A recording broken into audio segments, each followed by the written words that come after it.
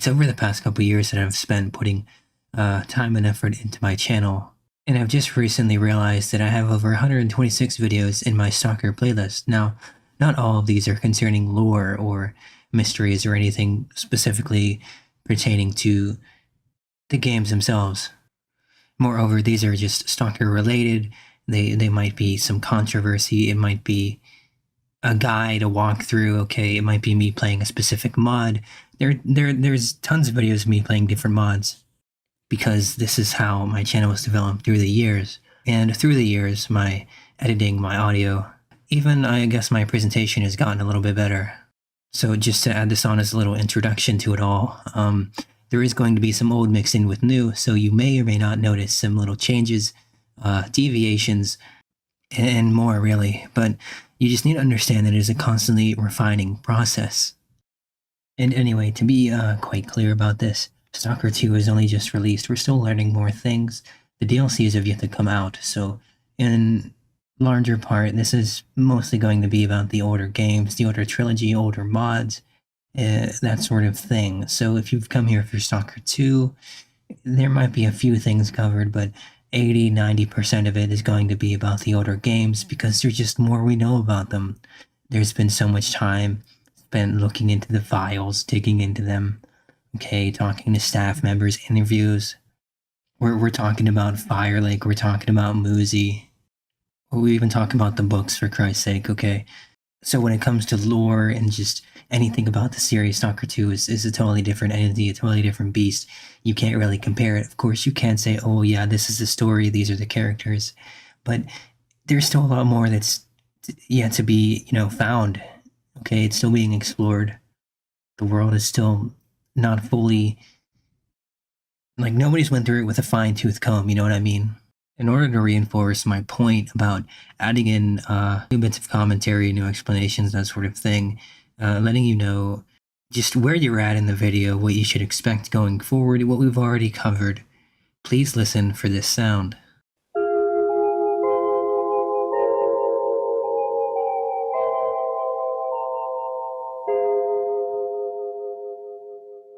If in fact you actually know what it is in the first place, kudos to you. That's really cool. I found it really unique, a really awesome little part of history. In any case, if you hear that, just pay a little bit more attention, as we'll be coming back from the videos and talking about them themselves. That means that every time there's going to be a bit of updated commentary, every time there might be something I specifically want to talk about, you're going to hear it. It's not going to be very often, it's actually going to be fairly sparse, but it will happen about every hour or so, maybe a little bit more or less, depending just on where I feel I should put it. Now that I've redone this a little bit, this is going to be my most comprehensive version, as far as it can go. In the past couple weeks, I've been digging for cut content, and I mean digging. And not all of it is going to make the cut, because not all of it is really in a form that I can just, like a graph or some shit or a flowchart. Like, I can't just show you that, you know what I mean? It has to be something interesting. It has to be of worthwhile substance. Anyway, I feel like I've gotten as close as I can to that for right now. Naturally, as time goes on, there's going to be more and more things of that nature that I find. Nobody's perfect, right? But for the sake of this video, there's plenty of background on the subject, both concerning the games and the culture around them. I feel like I've painted a good enough picture for the user to understand why and how the games came to be in the first place. And I mean this especially considering what came before them and what came after them, and what we may yet to see in the days ahead. But now that we've put that firmly to rest, let's get started here. I'm going to try and put this in a chronological order as best as I can, but it might not be exactly accurate. However, I'll do the best I can. We'll be starting with Oblivion Lost, which is, well, the very beginning of the Stalker series, before it was even known as Stalker, before anything nuclear was even considered, before Crimea was considered a nuclear disaster, anything. It all goes back to Oblivion Lost. Before it became the design, setting, and genre we love, Stalker was known under a different working title, Oblivion Lost. This was back in the early 2000s, which you can find out for yourself if you care to dig through build numbers you can discover online. It's truly astonishing to see the evolution from the rough early rendition to the trilogy we have today. The title went from Oblivion Lost for some time to Stalker Oblivion Lost to Stalker Shadow of Chornobyl in or around build 1935, which is one of the famous builds you hear about. There's a reason for that. Everyone knows what came after, but what came before? In the design documents, because none of this was ever fleshed out, there was a plot about alien planets, a sci-fi genre and vehicles, and so on. It sounds a lot like Halo, and like it would have never made much waves in video gaming. Of course, I could just be wrong, but this isn't as attention-grabbing and more cookie-cutter to me. Work on Oblivion Lost began in 2001. Little was known about this storyline. What is known is that it was set in the future, featured an odd technological mix, autonomous bipedal robots appearing side by side with single-rotor helicopters and real-life weapons in various environments from high-tech facilities to ancient Aztec temples. The player, based on build 1098, would control either a space marine of sorts named Jeffrey or a female soldier of the GOS apparently named Barbie. The two weapons we know about are the FN-2000 and the M134 minigun. The gameplay would feature vehicles including the Apachetka, a futuristic speedboat, and buggy. All of these would be armed and available to the player. I found a webpage that reads, Build 749 of Stalker Shadow of Chornobyl was compiled on April 19th, 2001, back when it was a sci-fi game called Oblivion Lost. This is an extremely bare-bones prototype that only has you, a gun, and a static level for you to explore. There is no inventory, no enemies, and no menu. The renderer is broken by default. If you boot up the prototype, you'll see that there is no loading screen, and when you get into the game, everything is black and the crosshair is there. If you fire the railgun, the texture used for hitting the wall is the skybox's texture. Thankfully, there are some fixes out there. The HUD consists of just a health and ammo readout. It uses the Comic Sans font and is a green color. Perhaps they were trying to get the reward for world's ugliest HUD. Crosshair. The crosshair looks similar to and behaves exactly like the one seen in the Serious Sam games. Hitting 2 in-game allows you to play in third-person view. Your character appears to be some sort of mushroom thing with fleshy-looking textures and a gun on top of it. Health and death. By default, you can take damage from high falls. If you die, you will be unable to move around, but you can still look around and fire your gun. Build 749 contains only one playable level, L1_day. This level takes place in an Aztec temple in the surrounding countryside. Past the temple is a lake and a tiny river. There are some mountains past the river and lake that you can't access. You start off in the temple in some sort of room with torches.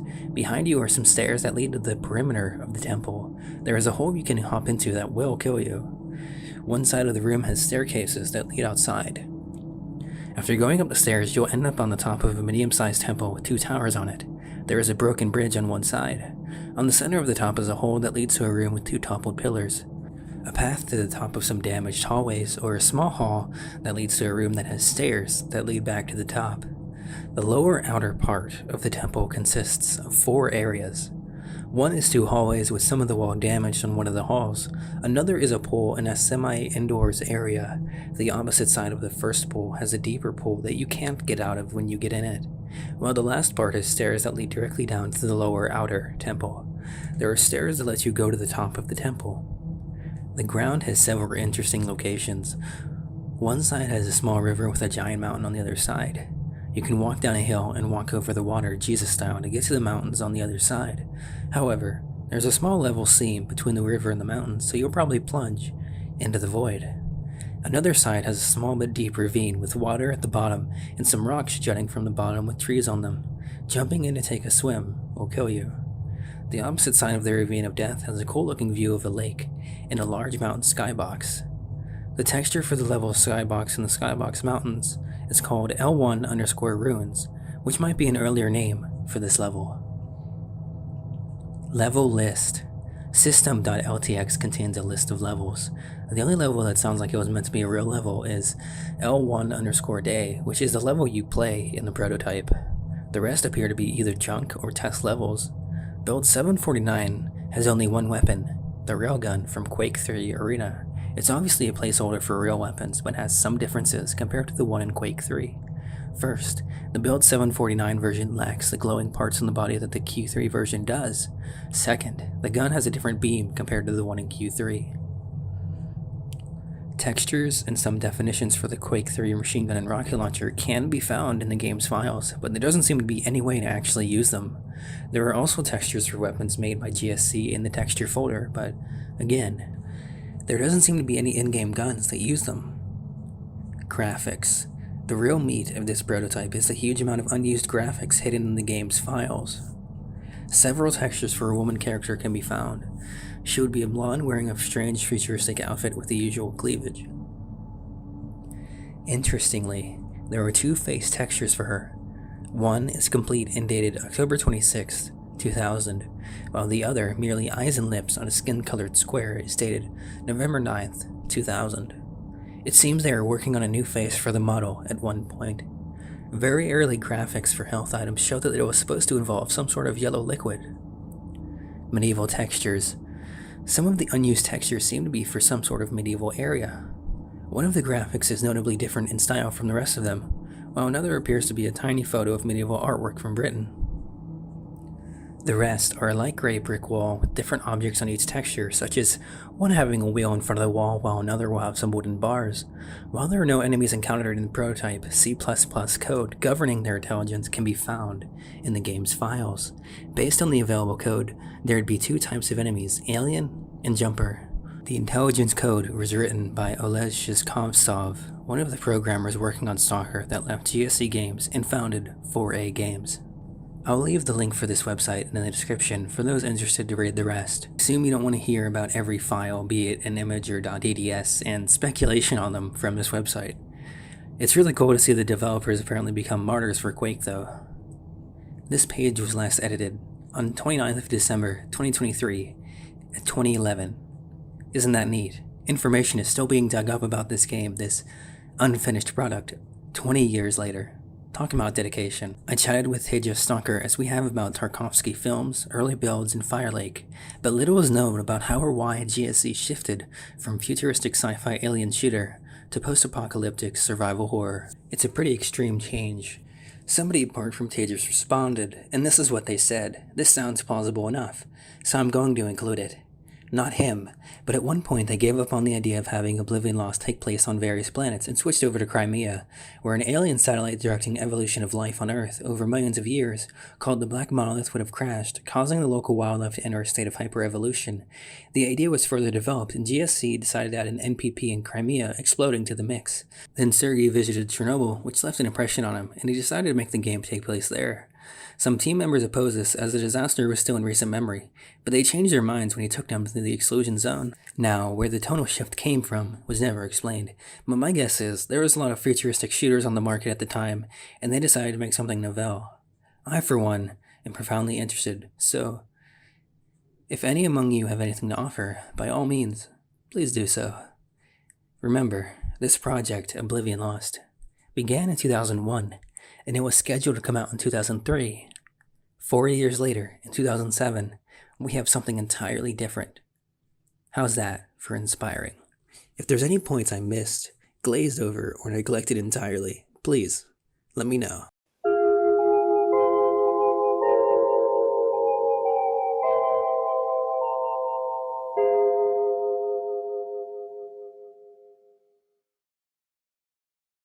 From this point, we'll be moving on from the initial beginning of the series that is Oblivion Lost to the actual series itself and talking about that a little bit more. That means everything about the series, from the beginning to the end, or what we thought was the end before Stalker 2 released.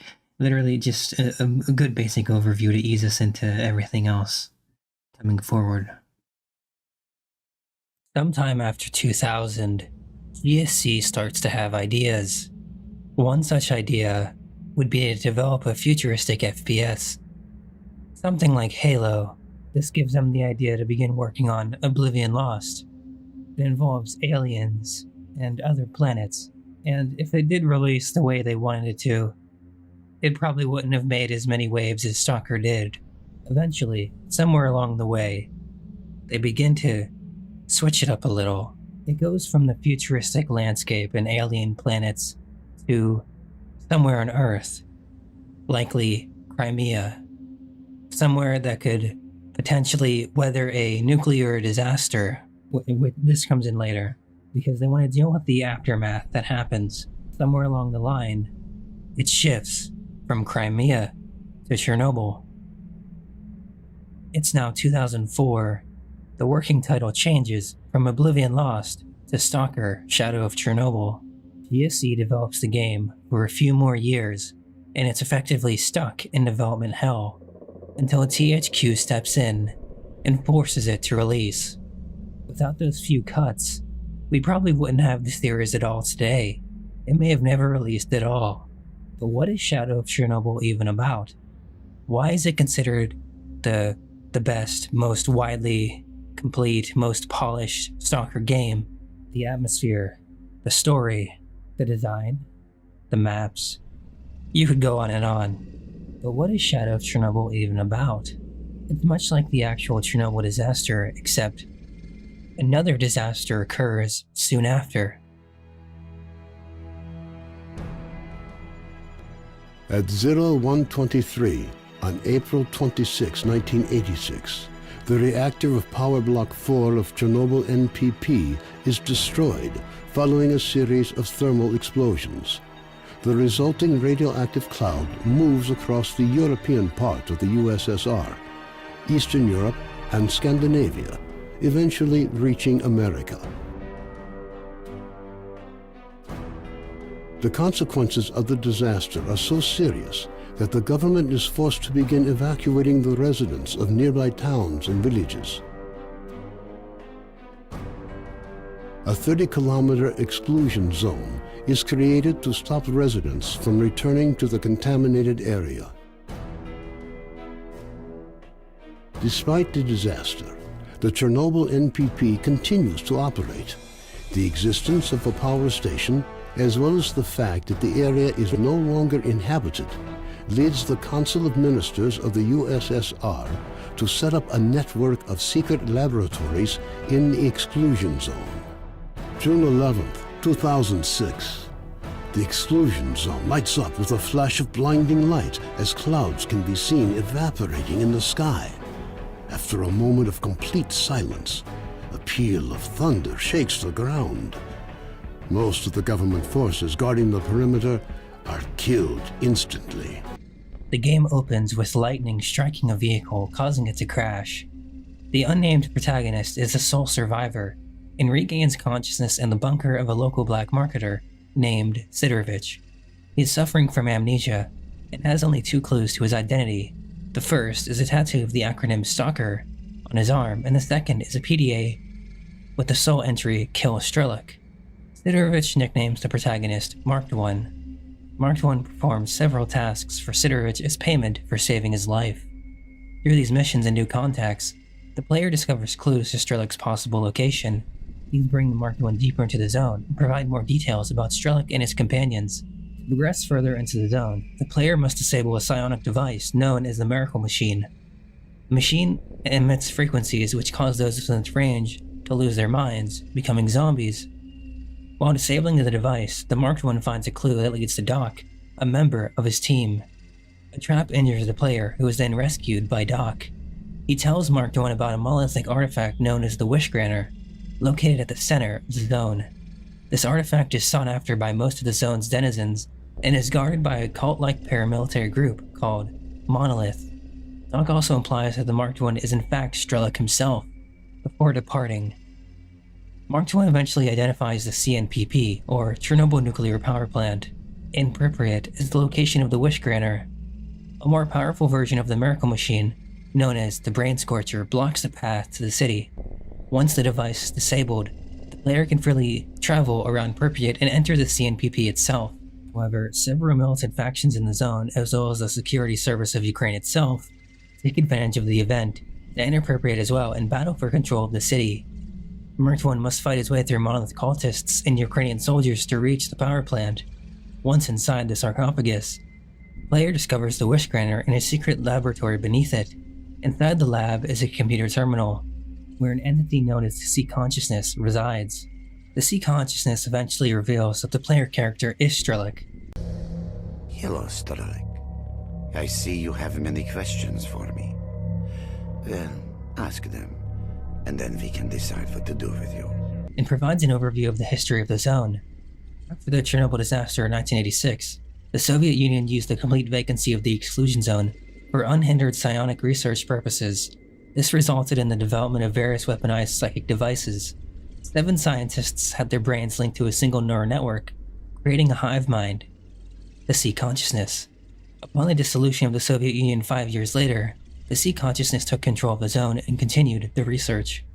The hive mind attempted to create world peace through global mind control. This attempt failed and caused the anomalies and reality warping nature of the zone. To protect itself, the sea consciousness set up the Miracle Machine, Brain Scorcher, and Wish Granter. The Wish Granter brainwashes those who reach it, turning them into monolith cultists programmed to defend the CNPP against further incursions. The sea consciousness offers Strelok the ability to link his consciousness to it and become part of the hive mind. The player can either accept this offer or attempt to stop the sea consciousness. If you reject the offer, the hive mind teleports him away. Strelok becomes determined to reach the physical location of the sea consciousness and destroy it. After fighting his way through large numbers of monolith gunmen and mutants, he stumbles upon the original 7 Soviet scientists. In a state of suspended animation, he kills them, eliminating the sea consciousness. Afterwards, Strelok rests on the ground outside the CNPP, unsure if he made the right choice, but relieved that his ordeal is finally over. I don't know whether I was right or wrong. I guess I'll never know. But I made it. And I guess I should be thankful for that.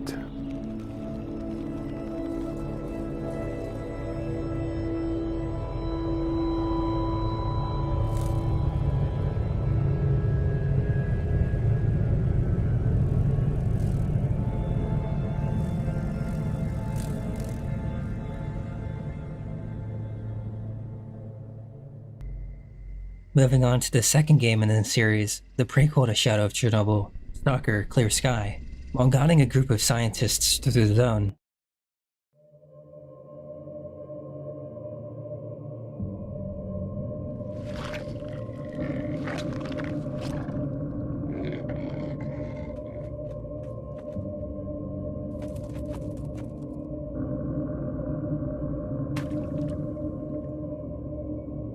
In actual fact, we have nothing to worry about.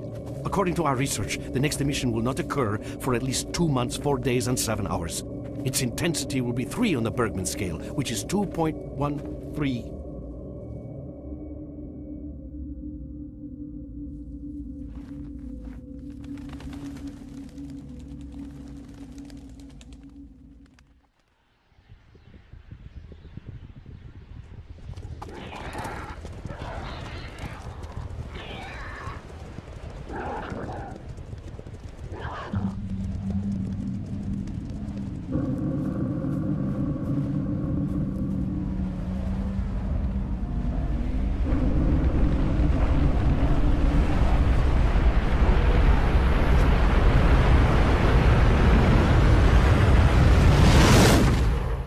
Scar faints during a high-energy emission.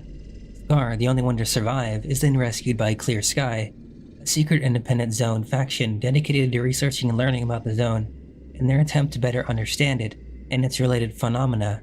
It is not known how Scar survived the emission, but it is noted he has suffered damage to his central nervous system and seems to exhibit other subtle physiological changes. The nature of these changes becomes clear shortly.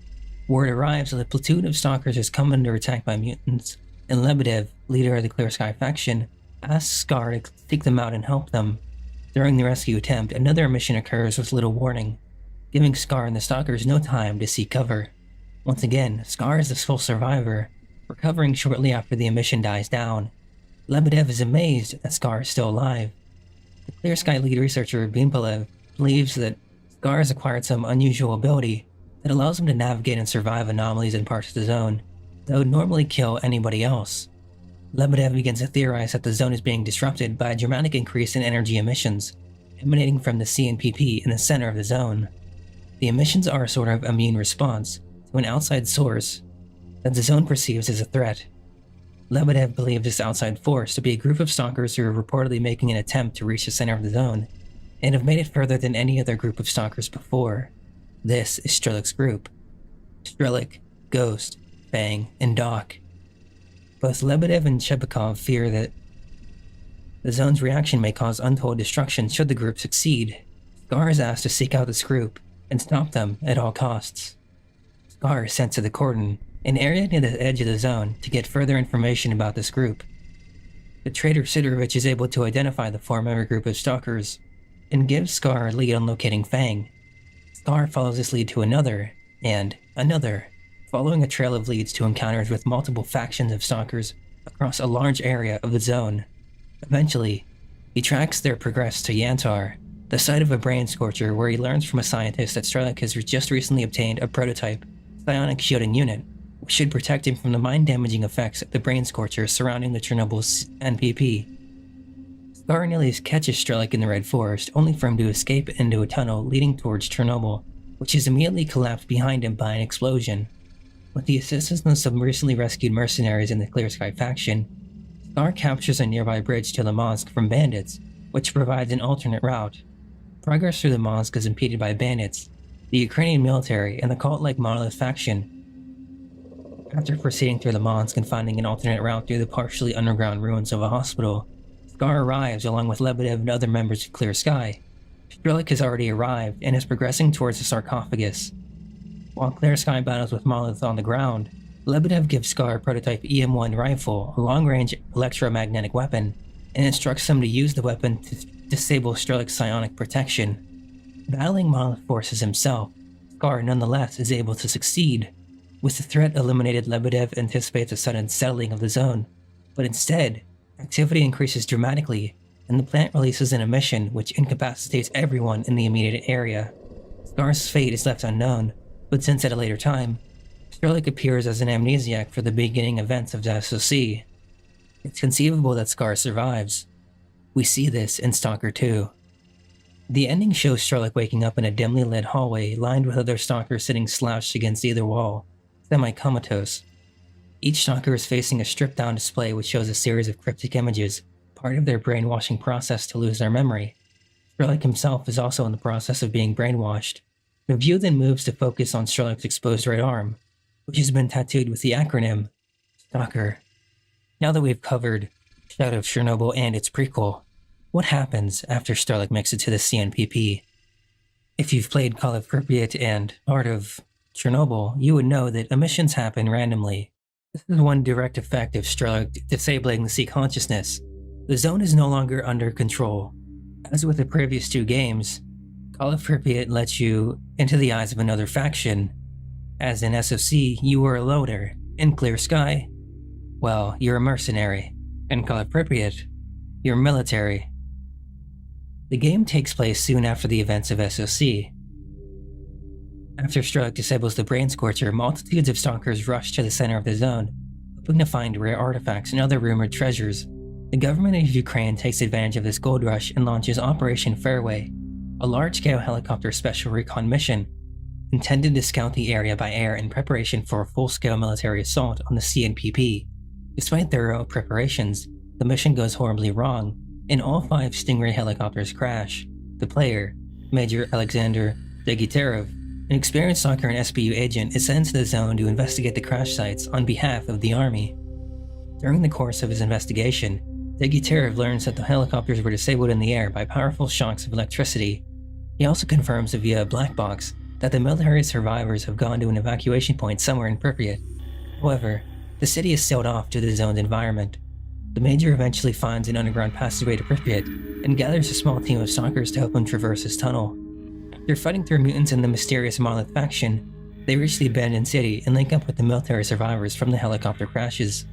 The player eventually meets the protagonist of SOC, Strelok, and learns of the secrets behind the zone, including how anomalies change position during and after the mission, explaining why the helicopters crashed in the first place. If you played either of those 2 previous games, you might have seen this one coming. The game concludes with the survivors, Strelok, and the player evacuating the zone while being attacked by hordes of enemies. Before boarding the rescue helicopters, the player is given the choice to leave the zone forever, or stay. If the player decides not to leave the zone, then the game enters into free play. During free play, the player can freely explore areas and finish side missions, while given the option to leave at any time through NPCs. The game's ending differs depending on the actions of the player during the game, a little like Fallout. How the player handles in-game missions and whether certain NPCs are alive or not by the end of the game directly affects the ending sequence. Despite different endings, one thing that remains the same is the belief that the zone is expanding and might actually encompass Ukraine and the rest of Europe. Now that we've gotten through those boring games that nobody cares about because it's 2024, what about Stalker 2? A lot of time passes, and you find yourself as Skiff, a veteran of the Ukrainian Marine Corps who has returned from a 3-year deployment in an unspecified conflict. In the opening, Skiff awakens to find his apartment destroyed by an anomaly that has mysteriously appeared outside of the zone, leaving an unknown artifact in its wake. Looking to earn money for a new home, he is smuggled into the zone by a scientist, Professor Herman, along with a new piece of technology called the Scanner that creates local anomalies and can apparently recharge depleted artifacts. Venturing into the zone, he finds his initial team he was to make contact with has been killed and sets out alone to use the scanner in special coordinates where it works. On the third and successful attempt, he is interrupted by an investigation from soldiers of the faction called Ward, dedicated to controlling the zone and stopping its expansion, a little like duty. The soldiers themselves are killed by an unknown third party, who steals Skiff's belongings and knock him unconscious.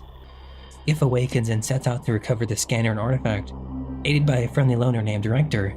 He finds himself on the trail of Sauter, who sold him and the scientists the coordinates of where to place the scanner, collaborating with either the local stalkers or the Ward in the process.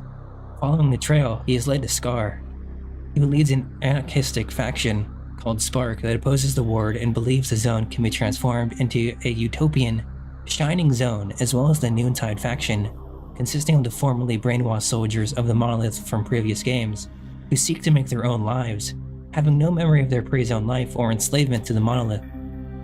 They are divided between Strider, who aims to make the zone a safer place, and Faust, who still preaches the original mindset of the Monolith. Skiff is led to Circa, a scientific base and benefactors of the Ward, who are now in control of the Wishgranner or Monolith itself, a powerful psychic anomaly that brainwashed the Monolith soldiers, which Circa aims to use to reshape the zone in their image. Regardless of whether Skiff collaborates with or conspires against Circa, the Wishgranner is ultimately reactivated, and all members of Noontide return to their brainwashed state.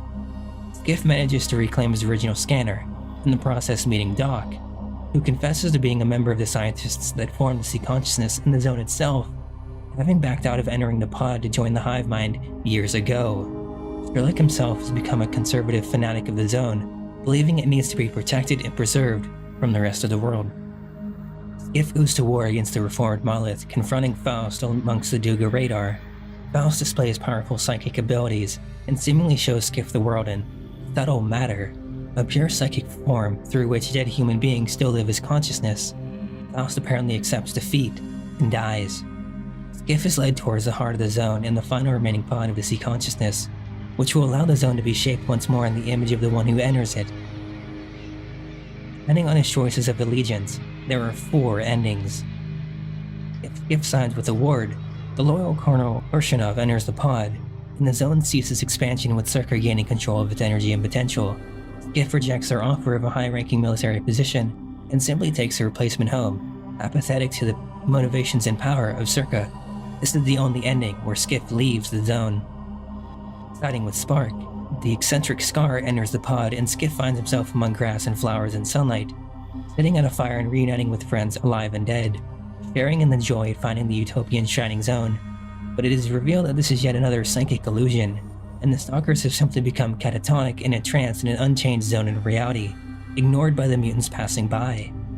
Siding with Strelok, he enters the pod and takes control of the Monolith, ordering them to stand down, and letting Skiff leave the area peacefully. The zone's expansion seems to stop, but a barrier has been created, preventing anyone from entering or leaving the zone, damning Skiff and all other stalkers to isolation and potential death. If Skiff follows the advice of Doc, Skiff enters the pod on his own, apparently free of corrupt motives. The zone is set free, an anomaly spread across the entirety of the planet, the zone now encompassing Earth. Doc himself appears to transform into Faust, who walks away into the zone, having accomplished his mission. And there you have it. There may have been some more or less finer details that you might not be aware of, but this is a pretty good summary of all the games so far.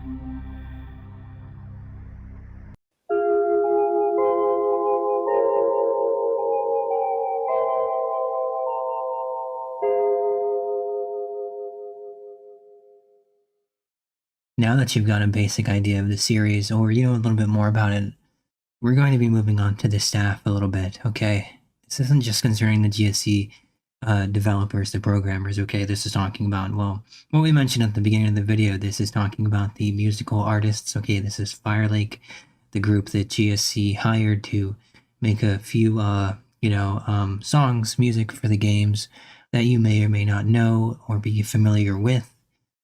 Dirge for the Planet for one, Fighting Unknown I think is another.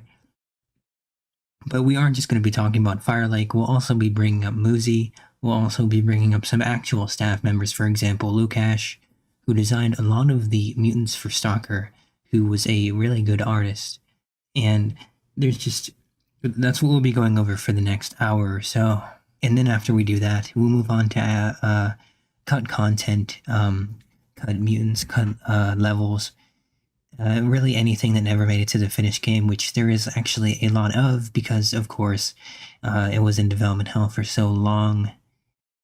At least Shadow of Chornobyl was. And then after we cover that, we'll be moving on to more general concepts. Really, I don't know, have a final word on the subject for the music behind Stalker. I really do wonder about Firelake, what they're doing, if they're still active. I don't know, man. Because I haven't heard from him in a while. MoozE, at least, is sort of saying that he's around here and there, so there is something there.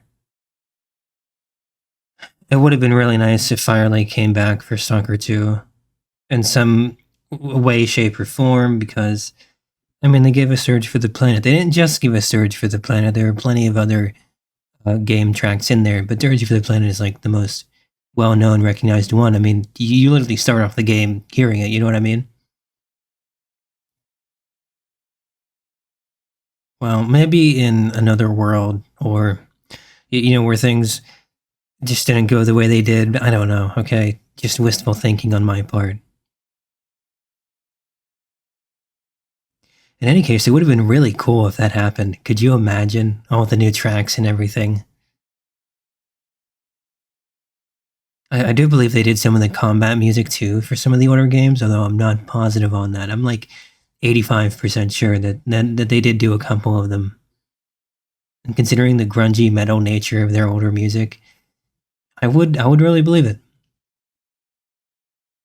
It's really great though, because you know MoozE does the ambience, maybe some of the underground bits, and Firelake comes in and does the other. You know, it was a great fucking formula, but we've lost it, you know, or just lost it to time.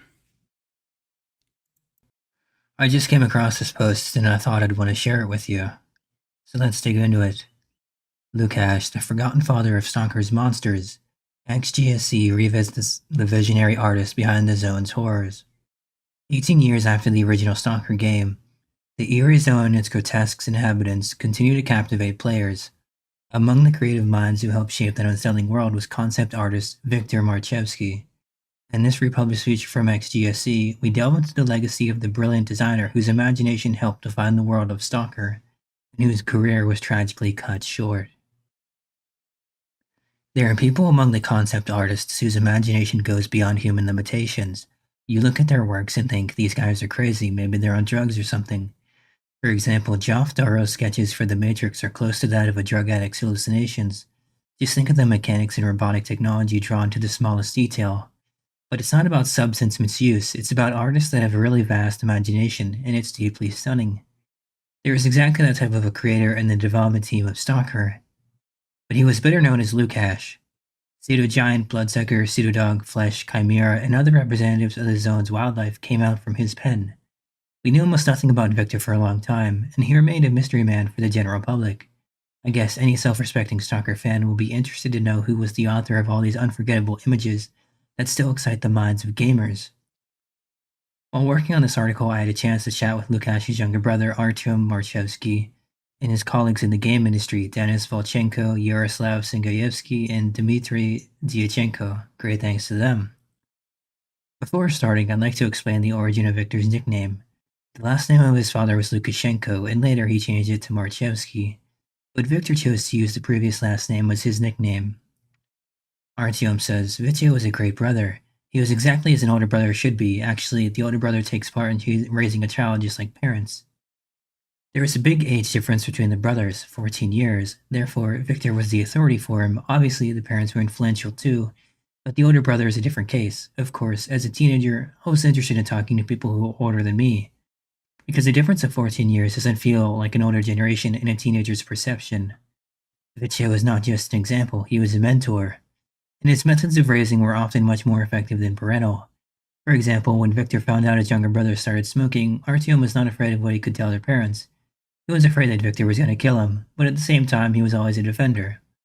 Next to him, you feel as safe as behind an impenetrable wall. Everyone in school knew that, so teenage disputes were rare. They were afraid. Vitya's relationships with parents were good too. He was proud of them. He could talk to mom about everything in the world, from art to everyday topics. He always consulted with father, considering him a wise and smart person. The easiest way to describe the relationship with parents: we lived in the same building, Vitya on the 9th floor in apartment 33, and me with parents on the 8th in apartment 32. Absolutely identical apartments, but with a mirror reflection of the layout. Vitya showed his talent as a child. No one ever taught him to draw, it was given to him. Just like that, this talent was given to him from above. Naturally, the parents noticed that and in every way encouraged him. Vitya's craving for art was shown not only in drawing. He was always interested in exploring philosophy, for example. Actually, Vitya was varied in many different topics. You could talk to him on any topic for hours. After graduating from school, Vitya enlisted in the army. During his time in the army, he learned tattooing and made a tattoo on his left hand. After leaving the army, Vitya brought home a hand-drawn icon. Dennis says, it's hard to talk about it, but Lukash really was a cool artist and friend. He wasn't a simple person. You should see and hear him to understand what kind of person he is. In 3 words: charismatic, cheerful, living. Dennis met Vitya in 1995 at training courses to get into the Academy of Arts. After graduating from the university, Dennis ended up at GSC in 2002 and recommended his friend as an artist for the studio. In fact, from this point, Lukash was part of the game dev industry. Vitya had worked at Deep Shadows, Action Forums, and with me on You Are Empty. It should be noted that Vitya made the first sketches for the game, which were an instrumental part in the successful launch of the project at the Russian Game Developers Conference. Also, he introduced me to Yaroslav Singayevsky, who later joined the development of You Are Empty as a writer and game designer. Yaroslav says, Lukash didn't work together with the team. He made concept arts in the pre-production and the beginning of production. Yaroslav and Vitya knew each other. Their fathers often interacted at work.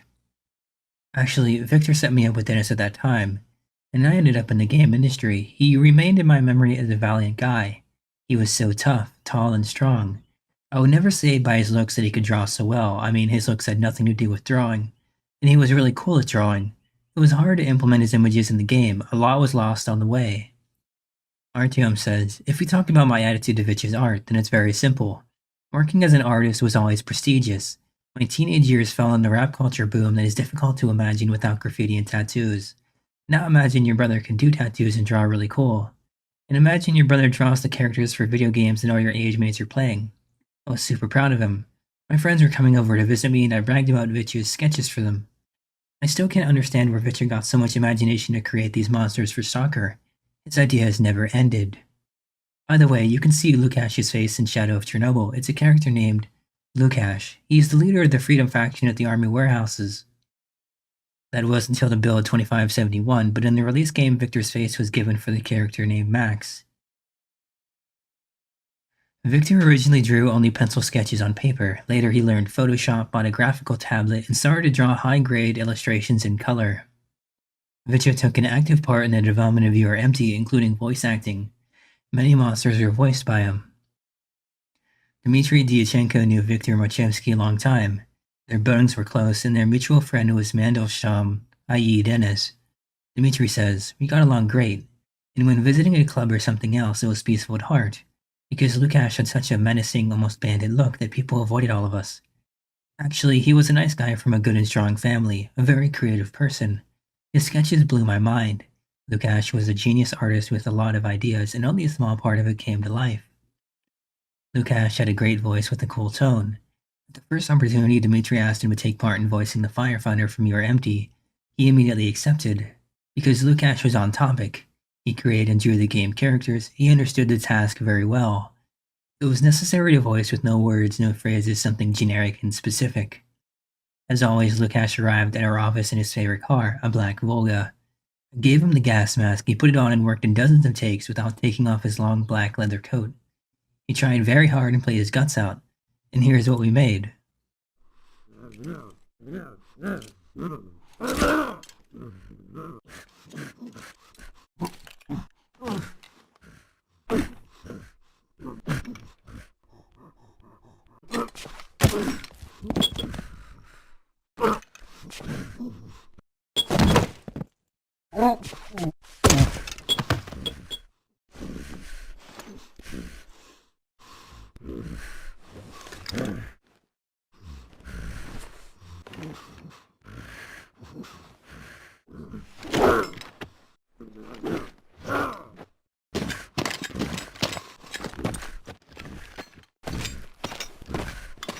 In the early development of You're Empty, Victor helped Dmitri to voice the first track for the game's soundtrack. It was a test task for the composer. For some time I was looking for a suitable scream. I chose different samples but none would fit, until I got the idea to ask Lukash. Several takes and we got just what we needed, a crazy scream the microphone barely withstood. I joined the Digital Spray Studios with this track and then the promotional teaser was created based on this theme. Vitya's looks absolutely didn't match his activity, he looked like some kind of bandit. There are a lot of different funny stories caused by his looks. Artyom says, we once went on vacation by car to Bulgaria. Just before this trip, Vitya changed his looks. He shaved his head and began growing his beard. He really looked like some kind of Islamist. Of course, the photo in his passport was different, with hair on the head and no beard. Bulgarian customs didn't want to pass him. They didn't find similarities with the photo in the passport, so Vitya had to shave his beard in the bathroom of the border checkpoint, and they allowed him to pass. Dmitri says, there's a funny thing from life. One day, Lukash gave a lift to a guy in his Volga. He was engaged in private transportation. The dude initially didn't want to get in the car, but Lukash smiled with a heart. Come on, get in, everything is fine. Lukash was dressed in the same black leather coat. It was his main outfit in winter. And the pistol was between the front seats. It was a gas pistol, if I'm not mistaken, and some amount of money under it. They were riding for 10 minutes. The dude was visibly nervous. As they got there, the dude handed him the money. Lukash turned on the light in the car to find change. Noticing the pistol, the dude realized he was in trouble. Perhaps he connected all the dots that were him on the way. Black Volga, the bandit in the leather coat, the driver's voice, and the golden bracelet on his arm. So he quickly got out of the car and said, no need for this. Keep the change, thank you. I guess he was happy that Lukash decided to keep him alive. Vitya was a person with a strong sense of justice by his nature. He had never accepted a lie. Money was never an influential argument for him in anything. Vitya always was the life and soul of the party. He had a special sense of humor, his jokes were never sick, even obviously hurtful things from his lips sounded absolutely not. He could beat any situation. Vitya always avoided conflicts. Even if he surpassed the aggressor in physical strength, he did everything to avoid a fight. Unfortunately, Vitya had a bad heart since childhood. Artyom says, by and large, I grew up when Vitya passed away. I was only 17 at the time of his death. He was very stubborn, and like any man, he didn't really like to take care of his health, always the health of loved ones, but not his own. July 31st, 2005, the day of his death, was scorching heat, about 35 degrees centigrade in the shade. Vitya felt bad all day. Me and my parents were outside the city. Mom talked on the phone with Vitya all the time. We wanted to come and take him to the dacha. Vitya said he had to finish the job. We agreed that we'll come in the morning. About 9 or 10 a.m., me and my father came for him, but it was too late. Medics said Vitya had a stroke and perhaps an infarction. His heart couldn't take the heat. Dmitri says, 6 months before Lukash's death, Mandelstrom gave him a digitizer, and I was lucky to see his works. He drew only with a pencil or pen before that. Great opportunities opened up for Lukash, and what I saw was something incredible. I sincerely expressed my admiration for Lukash. I can only imagine how he could draw right now. I heard that Lukash was offered to work in the USA, but he declined it. Who knows, maybe if he had taken an offer and went, perhaps all of this would not happen. I think he would have been saved. It's been 10 years since Viktor Marchevsky, aka Lukash, left our world, and it's really cool that he's still remembered. It's touching to hear kind words about You Are Empty, though the game is dedicated to Vitya and it was released a long time ago. I think he would be happy too. The original concept arts for the first Stalker drawn on paper by Victor, preserved for 23 years, still hangs on the walls of the GSC office. I'm glad that despite all the time and life's changes, they were preserved in safety. They are a great value for me and proof that it's possible to create a masterpiece with an ordinary pencil.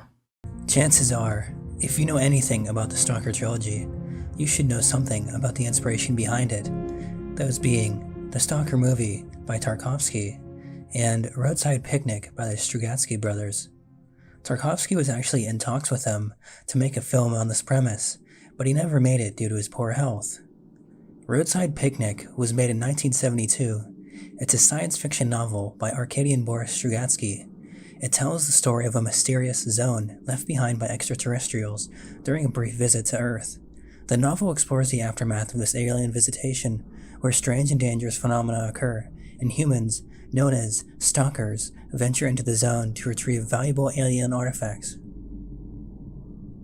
The plot follows Redrick Red Shoehart, a stalker who illegally enters the zone to scavenge these artifacts, despite the risks to his life and his family. The zone is filled with deadly traps and inexplicable forces that challenge human understanding.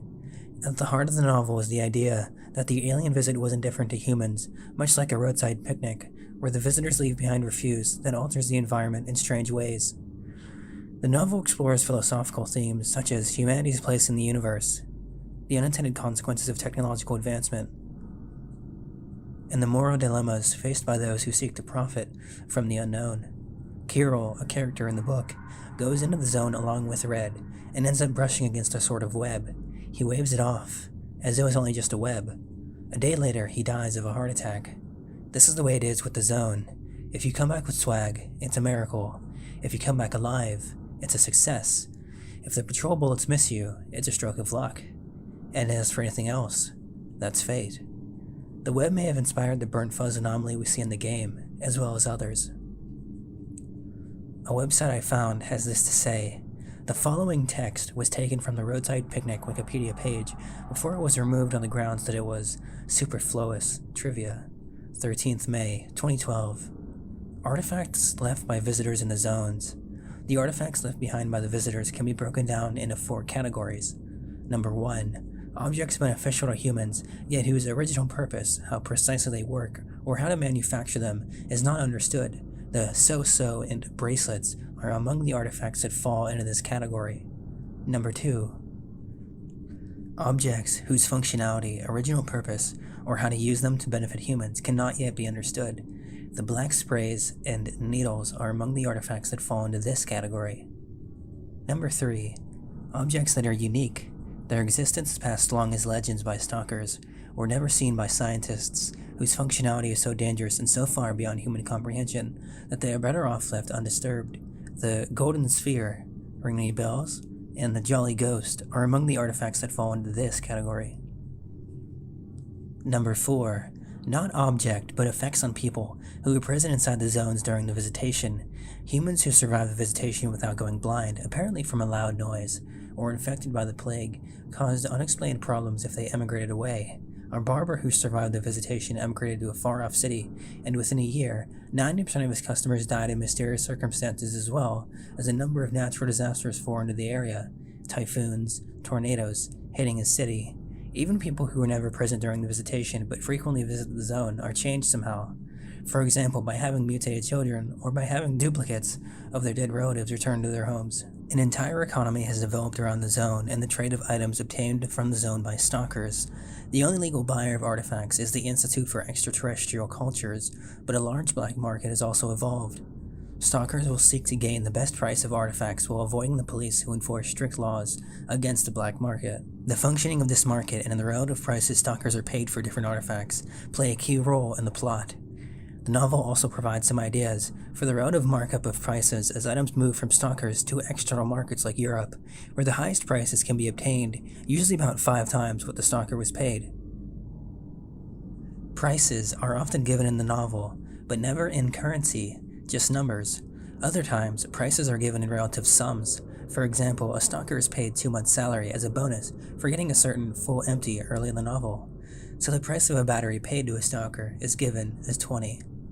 Artifacts. Batteries. A round black stick, also called so-so, that produced endless energy and could be used to power vehicles instead of an engine. Small, easily portable, and able to replicate through a process similar to cell division. Its power to propel vehicles appears to last indefinitely. A stalker is said to get 20 for on the market for a battery, while the price in Europe is 100. Death lamp. 8 years ago, a stalker by the name of Stefan Norman, nicknamed Four Eyes, brought out an apparatus from the zone that, as far as can be judged, was some kind of ray-emitting system fatal to Earth organisms. This Four Eyes offered the apparatus to the Institute. They did not agree on the price. Four Eyes re-entered the zone and never came out again. The present whereabouts of the apparatus is unknown. People at the Institute are still tearing their hair out over failing to buy it, and now are offering any amount for it that could be written on a check. Empties. 2 copper discs, the size of frisbees, about a 1/4 inch thick, which permanently maintain an empty space of 1.5 feet between each other. It is unknown how the 2 discs are attracted to each other, or what holds them in place. No force seems to be able to push them closer together, or pull them apart. It is possible to pass any object through the empty space between the 2 discs. The device seems to possess no other unusual properties, and has the mass of 2 copper discs of the appropriate size, possibly a type of a container. One unique specimen, the full empty, has been found, filled with blue liquid. The blue substance sifted cloudily in slow streams between the discs, like a glass jar with blue syrup inside. The full specimen was too heavy for one strong man to move, and almost too heavy for 2 men to move.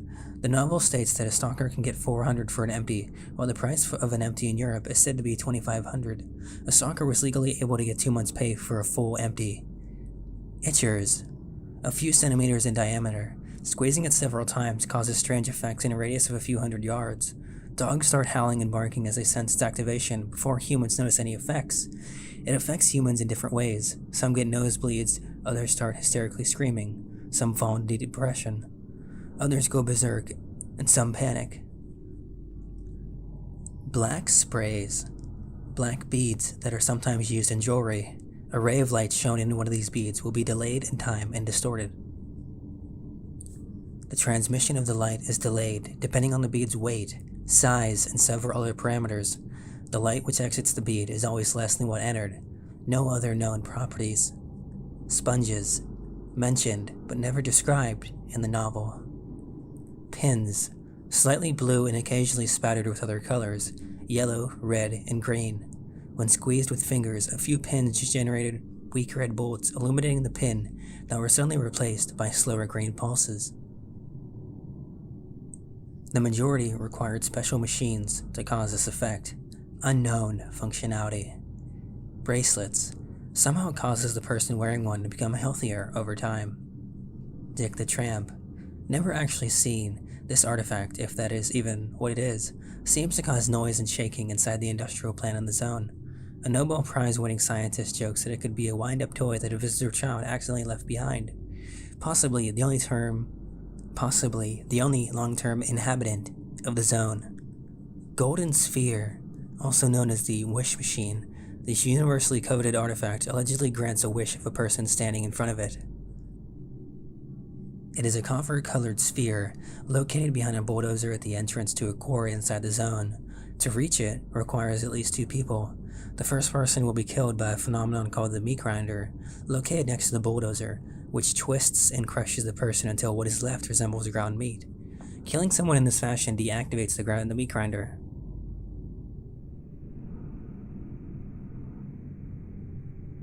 Killing someone in this fashion deactivates the meat grinder for some time.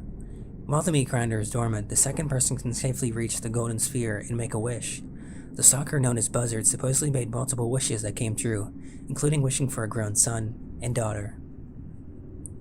Redrick describes his impression of the wish machine as, "It lay at the foot of the quarry's far wall, cosily resting amidst piles of rocks. It lay where it had fallen. Maybe it accidentally fell out of some monstrously huge pocket and got lost or rolled away during a game between giants. It had not been carefully placed here, it had been left behind, littering up the zone like all the empties, bracelets, batteries, and other rubbish remaining after the visitation. Lobster eyes. Unknown function. Very rare item. Rattling napkins.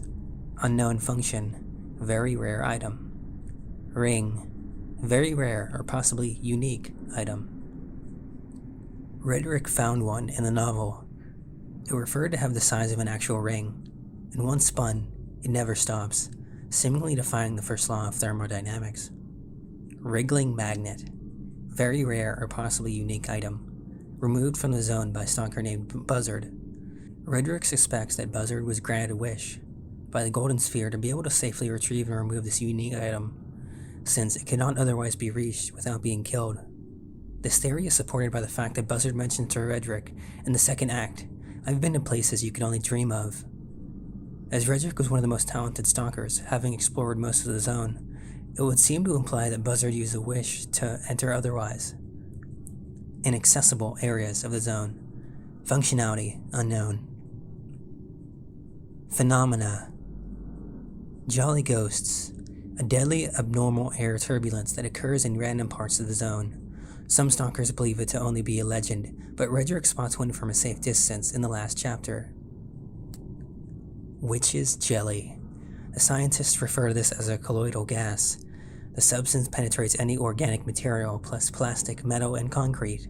Only special ceramic vessels seem to contain it. Almost everything that it touches transforms into more witch's jelly. It seems to collect in low-lying areas such as basements. At night, it looks like alcohol burning with blue tongues. Apparently volatile, as Redrick mentions it splashing out of the pit in the garage on its own. Burbage loses his legs to this in the second section. Greenie. A green-colored substance that slithers like a long, thick snake randomly on the surface of the zone, possibly dangerous to humans. Other properties unknown. Mosquito mange, called gravi concentrates by scientists, a spot within the zone which exhibits extremely strong gravity, capable of crushing a person into a pancake, or even pulling overhead helicopters violently to the ground. Stalkers search for mosquito manges by throwing small iron bolts ahead of them. If the bolt shoots into the ground at unnaturally high speed and great force, the spot is avoided. A stalker will use bolts to find a path around the mosquito mange. Replica. Autonomous replicas of people buried in cemeteries inside the zone before the visitation. The replicas slowly shuffle about, seemingly possessing no intelligence, but will return to the former residence of the deceased. Body parts of the replica are completely autonomous and continue to function even if cut off. They move in a clumsy, jerky fashion after long pauses, also known as moulage. Silver web, encountered in the first act, resembles a large spider web. It is invisible to some people. When the scientist Kirill backed into it, it made a crackling sound and vanished, but he didn't see anything. Despite a close examination, the web left no marks on him. Still, hours later, he died of a heart attack. Though it is implied that the web may have killed Kirill like so many other phenomena in the zone, it is impossible to establish for sure any connection. Spitting Devil's Cabbage. Never explained in the novel. Redrick mentions how the special suits are decent protection against it, so it may be inferred that this is some sort of hostile alien plant that spits a harmful substance at anything that gets too close. Black Bramble. The black bramble supposedly indicates the zone's border, so presumably this is another form of alien plant life. Cotton. Mysterious substance that tends to grow on metal, especially antennas. Some stalkers aboard a helicopter once tried to retrieve an antenna with cotton growing, using a hook on a cable. The cable started smoking and hissing poisonously, and the cotton started to grow up the cable. Burning fluff. Some kind of irritating white fluff. For some reason, the wind never blows it out of the zone. Redrick mentions how the special suits provide 100% protection against it, so it would seem to be much less threatening than some other zone phenomena. Shadows. In several areas in the zone, shadows are warped and twisted in the opposite direction of where they should be. Buzzard claims that this phenomenon is weird, but harmless. Exploding rainbows. Near the end of the novel, Redrick encounters a section of air that shimmers and undulates, with hundreds of tiny rainbows exploding and dying. The phenomena's other properties are never explored, but because most anomalies in the zone are dangerous, the party encountering it detours around it. Fire. An area of spontaneous combustion. It is unknown whether the spontaneous fires are triggered by the presence of people or not, but Redrick, the experienced stalker, prefers to move away from anomalous fires, believing more may occur if he stays. Lightning. A form of pseudo-sentient lightning that originates from purplish-red dots, found near the swamp leading to the quarry in the Golden Ball. Meat grinder. A deadly anomaly, outwardly almost invisible. Anything that enters into the meat grinder's target area instantly twists, deforms, and breaks into pieces, leaving behind only bloody smears. Only one stalker, Dixon, has ever survived the meat grinder, becoming a permanently deformed monstrosity. He always believed that Burbage saved him. The meat grinder is located across the only path leading to the Golden Sphere. After the meat grinder is triggered, it becomes inactive for a long time, allowing people walking behind the victim to safely pass through. The stalker Burbage lured unsuspecting companions to their deaths by the meat grinder to reach the Golden Sphere alone. Shimmer. Over the pile of old refuse, over broken glass and rags, crawled a shimmering, a trembling, sort of like hot air at noon over a tin roof.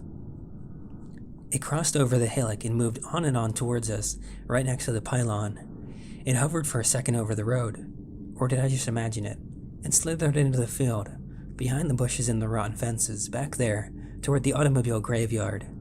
There are also a number of unexplained events or patterns associated with the zone. Some relate to the visitation itself. For example, on the night of the visitation, many people were blinded. They all reported being blinded by the sound of a thunderbolt, but no one person who was not blinded heard the thunderbolt. Also, Red reports that people near the zone suddenly lose the ability to control their own speaking in the zone. Though this may be nerves, or related to the zone itself. And this is where it ends. I would say that this is fairly comprehensive. It certainly gives one a feel for what was. And this was 50 years ago. It even mentions empties, one of the famous things in the book. You can't hear about Roadside Picnic without full empties. With the zone, stalkers, artifacts, and phenomena, it's no wonder this is what may have inspired the Stalker games, and Tarkovsky in some form. Chances are, if you've so much as played, looked at, or heard about Stalker, you may have heard of this music group as well. Interestingly enough, there is no English resource on them, only the Ukrainian Stalker wiki has an entry. And detailed it is, but after reading through the page, I expected there to be much more, but there really wasn't. At least a quarter to a third of it is band members leaving to personal reasons, complications, etc. Fire Lake started out in the late 90s, and worked on a few various things, eventually releasing an album in 2005 called The Temptation Journey. After this, they began to record the soundtrack to Stalker Shadow of Chornobyl in 2006, of course, along with MoozE. The wiki says that Fire Lake managed to put together 3 compositions, those being Dirge for the Planet, Fighting Unknown, and Against the Ionized Odds, respectively. The band's soundtrack is considered one of the best in the history of video games. They've had a few big breaks, but mostly, this group remains a cult classic, much like the games they assisted with. Since the wiki was a little lackluster, I decided to take a closer look. After inspecting it a little more, I found some archived web pages at the bottom with the help of the Wayback Machine, and came onto this. There's 2 versions of the site, one English and one Russian, with different sections. Thankfully, there's a more complete version of the history on their website. It really does look like a time capsule. But anyway, the band first got together in spring 1997 when 3 first-year students of Kiev Taras Shevchenko University realized during the class that listening to heavy music and desire to actually play it was their common interest. One of them happened to have an associate bearer of his stentorian growling skills, willing to vocalize his talent within a heavy band like ours. This is decided on the first line of the band. In 1997, we all tried our hands to put it better our strings for the first time. We were all keen on turning out something special and interesting, having all been exposed to massive influence of Swedish Wave, i.e. At the Gates, In Flames, Dark Tranquility. We chose to stay in the same line. It's worth mentioning that we were short of the instruments, 2 semi-acoustic guitars, or at least the way we called them. The same was with sound processors or distortion pedals, so we made use of unique capacity of the speakers, playing a major over peaks, which was a feeble resemblance of real distortion. Our team was another problem we were to face. 3 of us could play guitar, 1 was limited to vocals only. We had neither a bassist nor a drummer. One day, during this wonderful high-tech rehearsal, the guitarist's team was inflicted major damage. Andre and Alexei, rhythm, fell over with each other over some trifle, and Andre made up his mind to quit guitars and give drums a try. He was hopeless for the first time, but he seemed to have liked the kit. From that moment, we went to play in the following roles: Roman, vocals; Oleg, lead guitar; Alexei, rhythm guitar; and Andre, drums. We were playing every now and then, and our skills in music, strangely enough, were improving and expanding. In February 1998, Roman quit the band, and we were left without a vocalist. Early in spring of 1998, Firelake took their first performance on Kiev stage, a mini-gig of 5 rough songs played on 2 guitars and drums, in local metal bar Grave. Vocals were performed by renowned Kiev metal lover Alexei Bess. Then, we tried to keep on rehearsing in Grave, but due to a certain discord with Bess and soon closed down at the very Grave, we started to seek another studio and vocalist. Roman, the former growlman, introduced us to Dmitry, an acquaintance of his, also known in the Kiev scene as Lenin. Lenin helped us out with bass guitarist Roman to complete the band formation. Vehement rehearsals went on, compositions got polished bit by bit, and the overall style shaped up into melodic death metal with a wicked mix of Swedish Slav tunes. In half a year, namely in November 1998, our second concert took place in Kiev, this time in Korolyov House of Culture, where we played together with Disclaimer, our university buddies. In winter of 1999, there came another discord, this time with Lenin, resulting in his quitting the band and bass guitar Roman taking up vocals. More rehearsals and another gig followed up. In March of 1999, at Valon's Hut event teamed up Impact, Disclaimer, Camera Obscura, Tedium, Firelake, and Unerase. That session we see as probably the first mature band's performance with a full-fledged La Sainte Lutte program with keyboards and female vocals added. Though the first try is not always lucky, people say, that gig inspired us like never before. It was on the 23rd of April when we played together with Kiev-based Unerased and Blast from Kharkiv within the framework of the 5th The Great Commandment session in Kiev Russ Hall. That very performance must have been the top successful for us at the moment. Was it by fluke or by God? We had a splendid sound, this awfully important thing for a musician, you know. Straight after the gig, an interview for Ukraina Meloda newspaper followed up, along with an hour of chat on Radio Rock's Ukraine Live. Then it turned upside down and problems started. The first trouble was loss of our own rehearsal studio and lack of systematic rehearsals. Hard to fancy anything worse for a band, as a result. We also faced disagreement and strife within the band itself. Whatever hard the tries not to lose the attained level were, that could barely be evaded. Despite the loss in class, we still went on rehearsing at studios we managed to find now and then. On 26 November 1999, the 9th The Great Commandment session featured Firelake, Reflection, Egoism, and Unerase. As it is widely known, no pains, no gains. That's why we gained only further aggravated internal problems and discord out of that performance. A question to repeatedly pop up later on arose, to be or not to be, for the band. During the following half a year, indifference and silence reigned. But thereafter, the old yen for drum and distortion rave prevailed and made us get our hands on instruments again. In spring of 2000, we had several productive rehearsals, but these proved too little to prepare us for the gig we had been offered to play at. This time, it went all through the summer of 2000. From September on, Firelake went to rehearse in Irpin together with local Utopia. In fact, this upsurge turned out rather brief, and closer to winter these trips were off, so this was through such ups and downs that we created our music. Much has changed for us now. First off, it's the vision and stance on what we do. Sober providence and ability to weigh up the situation objectively has ousted childish recklessness. What has been unchanged through this time is our firm belief of our potential. We see it as Firelake rebirth and reckon listeners will see it the same as we do. A full demo album is now in progress. And that's where this page ends. As we go over to releases, it simply says, at the moment, we are recording our debut album. We pin our hopes on you getting your hands on it this spring. The photo page was quite disappointing aside from more numbers and dates. Some photos had some bites on them, which made me foolishly hope that something was there, but alas, there was not. Band was much the same, but it did provide more names. Friends, this is just linking them, well, friends. I came into this expecting a dead wiki, or nothing at all, so to have this much is truly an unforeseen boon. And at the bottom, naturally, it says 2002.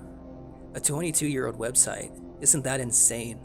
And to wonder what other iterations of this website there came to be. But this is the only one we get to see right now. The sparse information thus far should be enough to convince you that these guys are mostly unheard of. Now, What do others on the internet say or think about Firelake? One of the top posts I see come up is, will Firelake Band return to Stalker 2? With the reply being, it'd be cool to have another track, or have their old one return. Encyclopedia Metallum says they're still together, but last release was 2012. For all intents and purposes, it looks like Firelake is stagnant, especially for a decade plus. With all the turnover, it does make me wonder why. And if we take a further look, there are lots of these posts, so I'm not the only one who's curious about them. There's even memes. If you care to take a look, there were previous versions of their songs, and some sound totally different than the end product, with one in mind.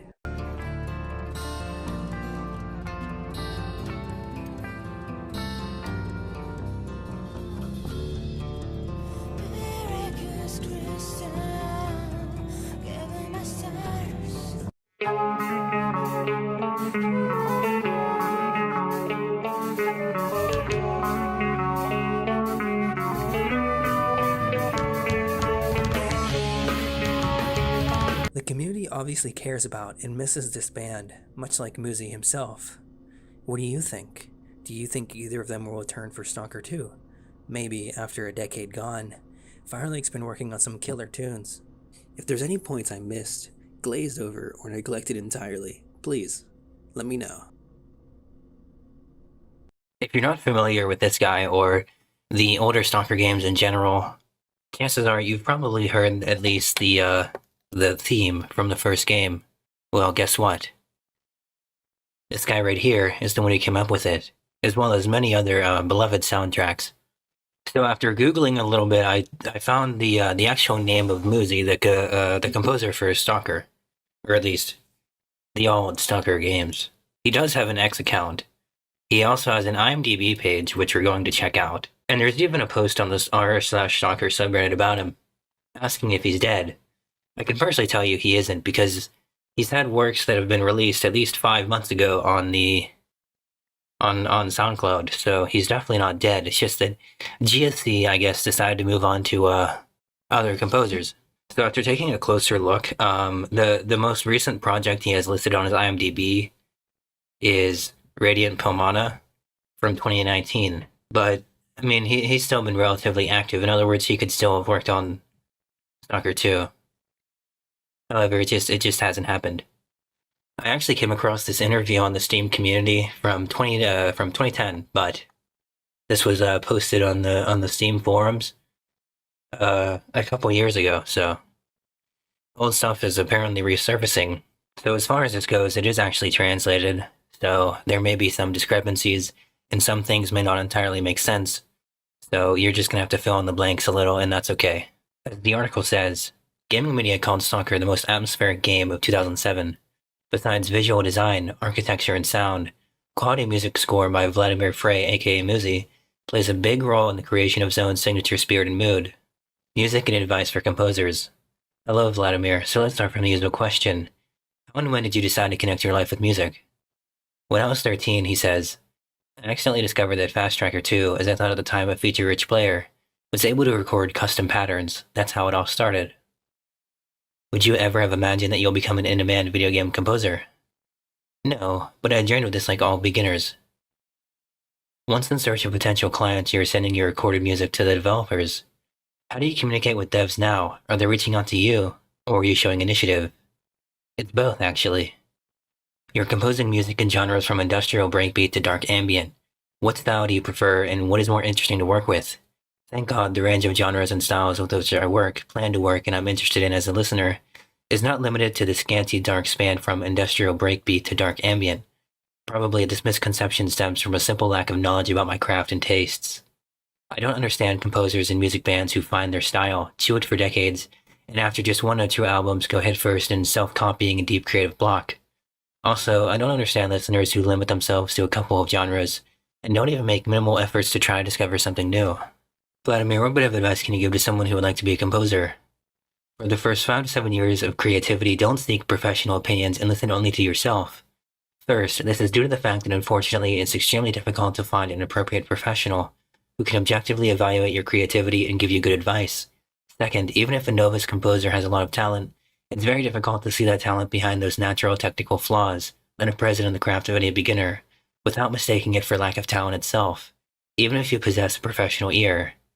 Third, given the subtlety of the matter that we're dealing with, it can be assumed that most novice composers accept any criticism, both helpful and non, and all kinds of advice too much to heart. In these first 5 to 7 years will help to form at least some of your own opinions and views on craft, and as such, one needs to develop the skill to choose which feedback is worth listening to and which should be ignored. Get out of your head one of the biggest myths in the modern world of music: a need to find your style and your tone. Can you imagine an actor who finally found his role and is ready to spend his life polishing it until it shines? That would be absurd, and we all know that any actor in his right mind will be glad for every new role that differs from his previous works. So why today, when technologies give us just colossal opportunities for working with sound and music, and I think those opportunities multiply every year, when you can find all information that you need on the music and sound theory, its history, and anything related to music online with a few clicks, instead of plowing these giant layers of limitless opportunities, composers find their style and are ready to stagnate for years and decades. In my opinion, it's just not interesting and deeply stupid, to put it mildly. Find your way, not to be confused with the style referred to above, the most comfortable and acceptable one specifically for you. You can go to get a classical education, or you can be self-taught or stop on an average between those two choices, and study only what you're interested in a way you're interested in, while resorting to the help of teachers or tutors from time to time when you need it. Develop a taste. Listen, read, study a variety of artworks in various genres and styles, various eras as much as possible. Study all that you're interested in, and even if it's not directly related to music. It's amazing how much useful information a composer can find, for example, in a good book about cinema, article about design, or philosophical work from an outstanding person. So in short, anything you pass through yourself forms your taste, and taste in turn is pretty much the highest power in working with the little things which constitute creativity. When once again you're ready to spend your savings on expensive cathodes and analog hardware, think carefully if you need it, or if it would better be spent as a tribute to the devs whose pirated demo software every novice composer uses. Trust me, with good software, good monitors, and a more or less powerful PC or laptop, you can move mountains. And purchase of a licensed software is also very useful because it's a powerful incentive for a deeper dive into the software's capabilities and features. Of course, all the above makes sense in an ideal situation where you can waste as much time as you want to compose only what you want. When working with soundtracks, or if you prefer production music, be prepared for the fact that sometimes you have to turn in at least some tracks because a deadline is coming and there is no way back. Keep in mind that unsuccessful pieces sometimes bring a lot more useful experience than easily and quickly composed ones. And with accumulated experience, you learn to cut corners well in extreme situations and make tracks that are very simple under the hood, but look epic on the outside. But only those won't get far. When GSC Game World, in recognition of your work on Firestarter, invited you to compose for the STALKER project, what were your first thoughts about the offer? Did you immediately want to join in? It wasn't like that at all, MoozE says. In 2003, I sent a lot of emails to GSC asking for a chance to compose for STALKER, and after finally receiving a reply, I made a test track after which they agreed to work with me. But while I was composing the first 3 tracks, ambient 1 to 3, it was clear that I have a lot of free time while waiting for replies from the dev and discussing one of the more recently finished tracks. It led me to my services for the Firestarter project as well. As a result, over the next 6 months, I composed 11 tracks for Firestarter, plus 1 more that he composed earlier for himself. And then in 2004, I returned to STALKER. Firestarter is a very dynamic and furious shooter. Music and pacing should be consistent with the style and atmosphere of the project. What helped you during the work on the soundtracks? The different media materials for the game, arts, screenshots, videos. When working on the soundtracks for STALKER, you had your personal view on which track should give a unique atmosphere to the game. Which of those were most justified? What were GSC's impressions after listening to the first results of your work? I tried to stumble as much as possible with as many different sources of inspiration on said topic as possible. It was difficult to work, as it is always the case when working with a new style, but also bloody interesting. I recorded a lot of different radio noises than just noises on an old tape cassette player, then digitized all the material and did some heavy editing, and sometimes didn't edit at all, in order to make it usable for music. I wanted to make it sound very, very dirty and vintage to create the impression that the soundtrack consisted of recordings made in the 80s or digitized from battered tape recordings of that time. Not all GSC devs who talked to me agreed with my idea, and I even had to fight for some of the tracks to be put into the game the way I made them. So for example, GSC never wanted to include mutation in the game, but according to statistics on Last.fm and feedback that I still get, I was right to insist on my vision. And I clearly remember the dev's impressions after listening to music in the game. Anton Bolshakov, a project manager, wrote to me at the time, The game's atmosphere improved by 400%. After Stalker, you decided not to compose for the next games in the franchise. What is the reason? Did you want to work in other areas?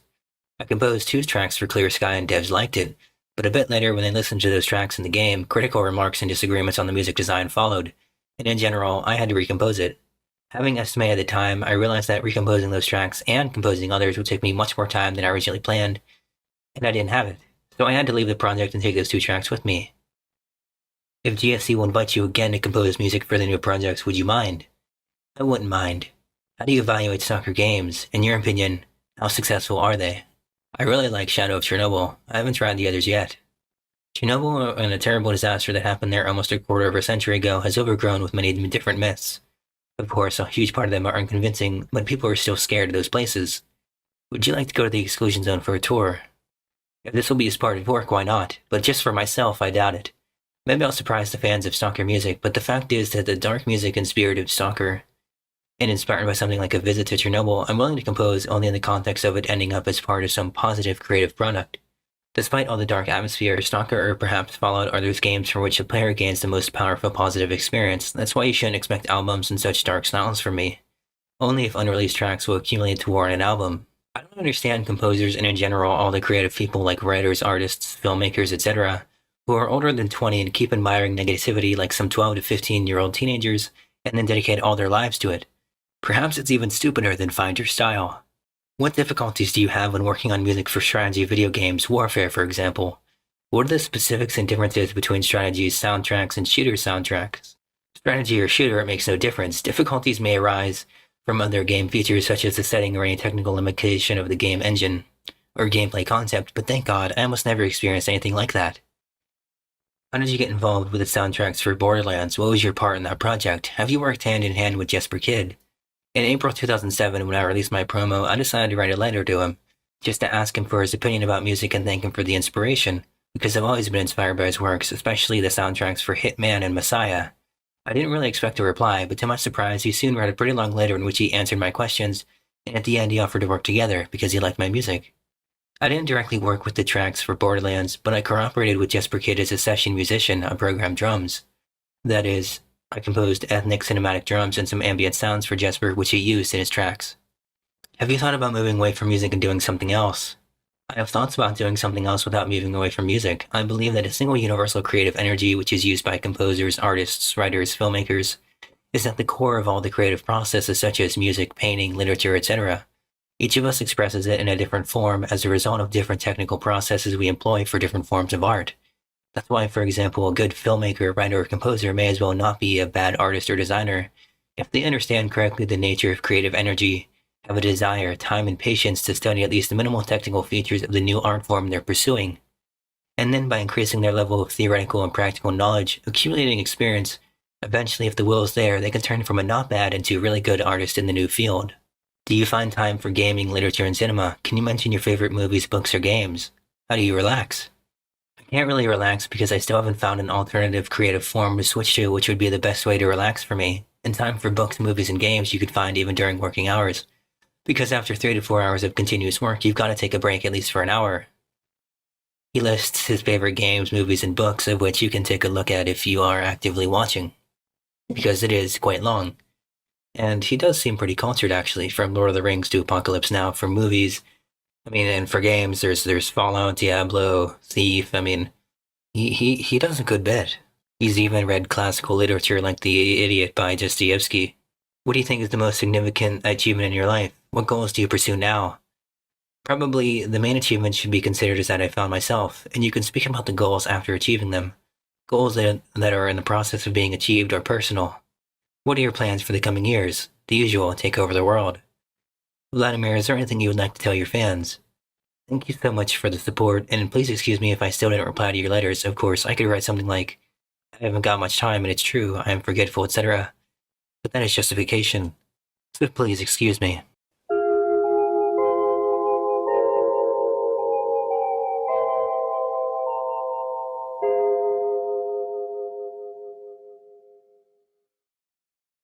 Now, I am directly including the Roadside Picnic video because it is only 16 minutes long and it does not read the entirety of Roadside Picnic. although it is quite short, because the rights to that are still, it's not public domain. I can't do that, but we still talk about it, read a couple excerpts from it. It's no big deal.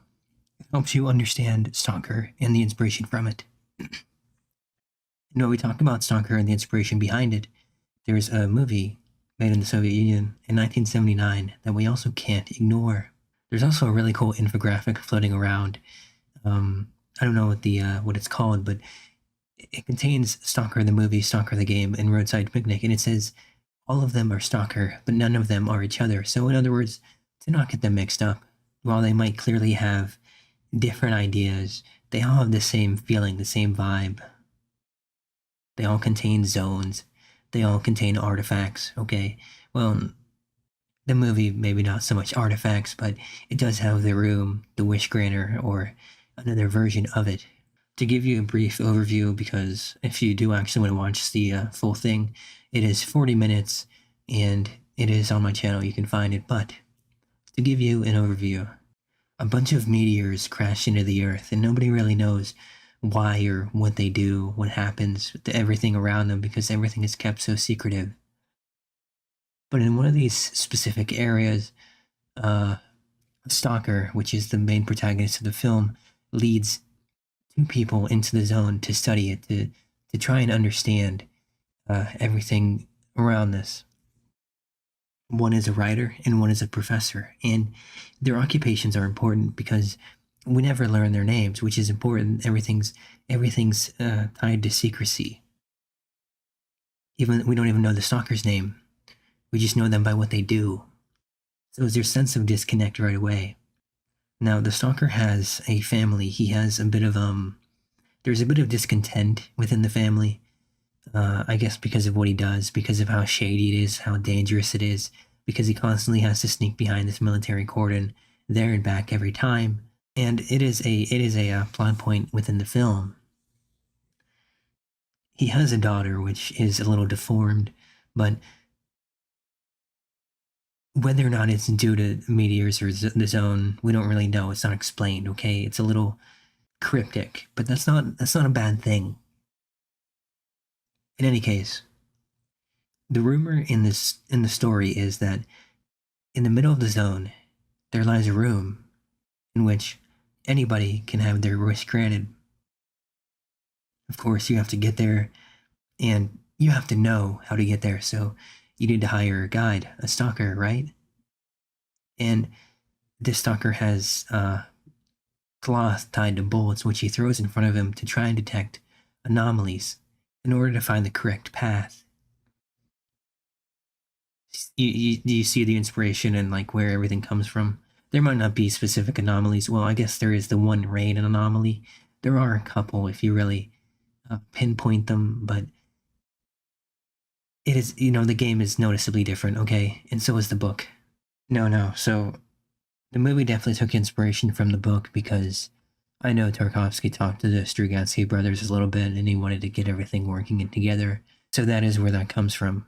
And of course, Tarkovsky himself has had a good bit of influence on gaming. So if you know about Tarkov, Escape from Tarkov, that's where that name comes from. That's where Stalker, at least in the inspiration, comes from, at least a little bit, okay? And if you really want to nitpick, you could say Metro itself comes from Tarkovsky and Stalker, because without Tarkovsky, we wouldn't have Stalker, and without the Stalker games, we wouldn't have Metro, because they wouldn't have split off from the horrible working conditions. See what I mean? Like a little butterfly effect type deal there. Really cool when you think about it. But along the way, Stalker leads writer and professor to the room, and they do make it to the room, but they end up not making their wish, and they go home. So the conclusion that everybody waits for is, well, not even really much of a climactic ending at all. They actually have a fight right outside the threshold, and they end up leaving. So we never really hear what happens. A lot of people say that the movie is quiet, it's slow, it's boring, that they've fallen asleep a million times to it, but maybe it's just not the action movie. It's not like the action-filled movie for them, okay? They might like Marvel or some blockbuster film, okay? This isn't that shit, okay? I've heard people describe Tarkovsky as an art house director, which maybe I guess he is, but there is definitely a magic and art behind his films, okay? And you might only need to watch them once or maybe multiple times to really understand what I'm talking about, because there is true passion, true dedication, true sacrifice, if you really want to say that, because you know how ironic as it is. One of his last films, A Sacrifice. But he's had to redo his movies multiple times because of just errors with film, okay? With production, even like in The Sacrifice. But I mean, there's actual work and fucking effort put in. Like in the country he was in, the restrictions, being able to see this shit in the first place is a fucking miracle in and of itself, okay? And I don't think anybody realizes that. I think very few people realize that. I think we take seeing his movies for granted in the first place. Because them being produced in the first place is nothing short of a miracle. Anyways, like I said, it would be hard to understand Stalker without everything else that preceded it. So we need to take a look and really focus and understand why it happened in the first place. If there was more information about the Strugatsky brothers, rest assured I'd be covering it, but anything I find about them is kind of sparse.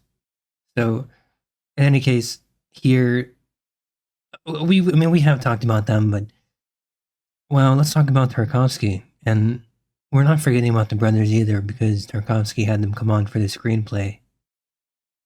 So we'll be talking about him for a little bit, and then we'll center into Stalker, because for him, I mean, it was the last movie he directed before he left the Soviet Union, and a lot of people attribute it to his death. So it was really the movie that killed him.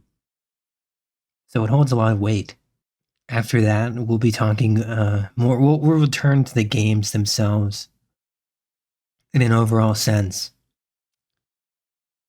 But for right now, we're gonna see that foundation. We're gonna literally get into everything that we can. Andrei Tarkovsky isn't exactly a household name, but not one you should scoff at either.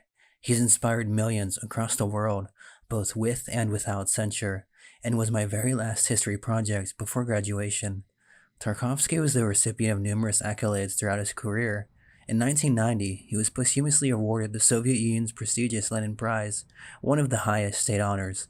3 of his films, Andrei Rublev, The Mirror, and Stalker, featured in Sight and Sound's 2012 poll of the 100 greatest films of all time.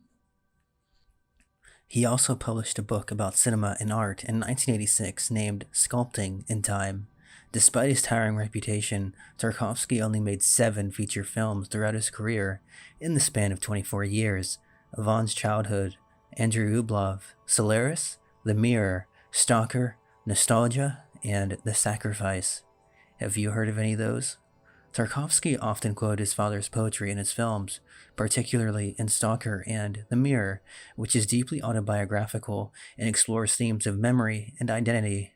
Many themes of his childhood, the evacuation, his mother and her 2 children, the withdrawn father, the time in the hospital, feature prominently in his film. In his school years, he was a troublemaker and a poor student.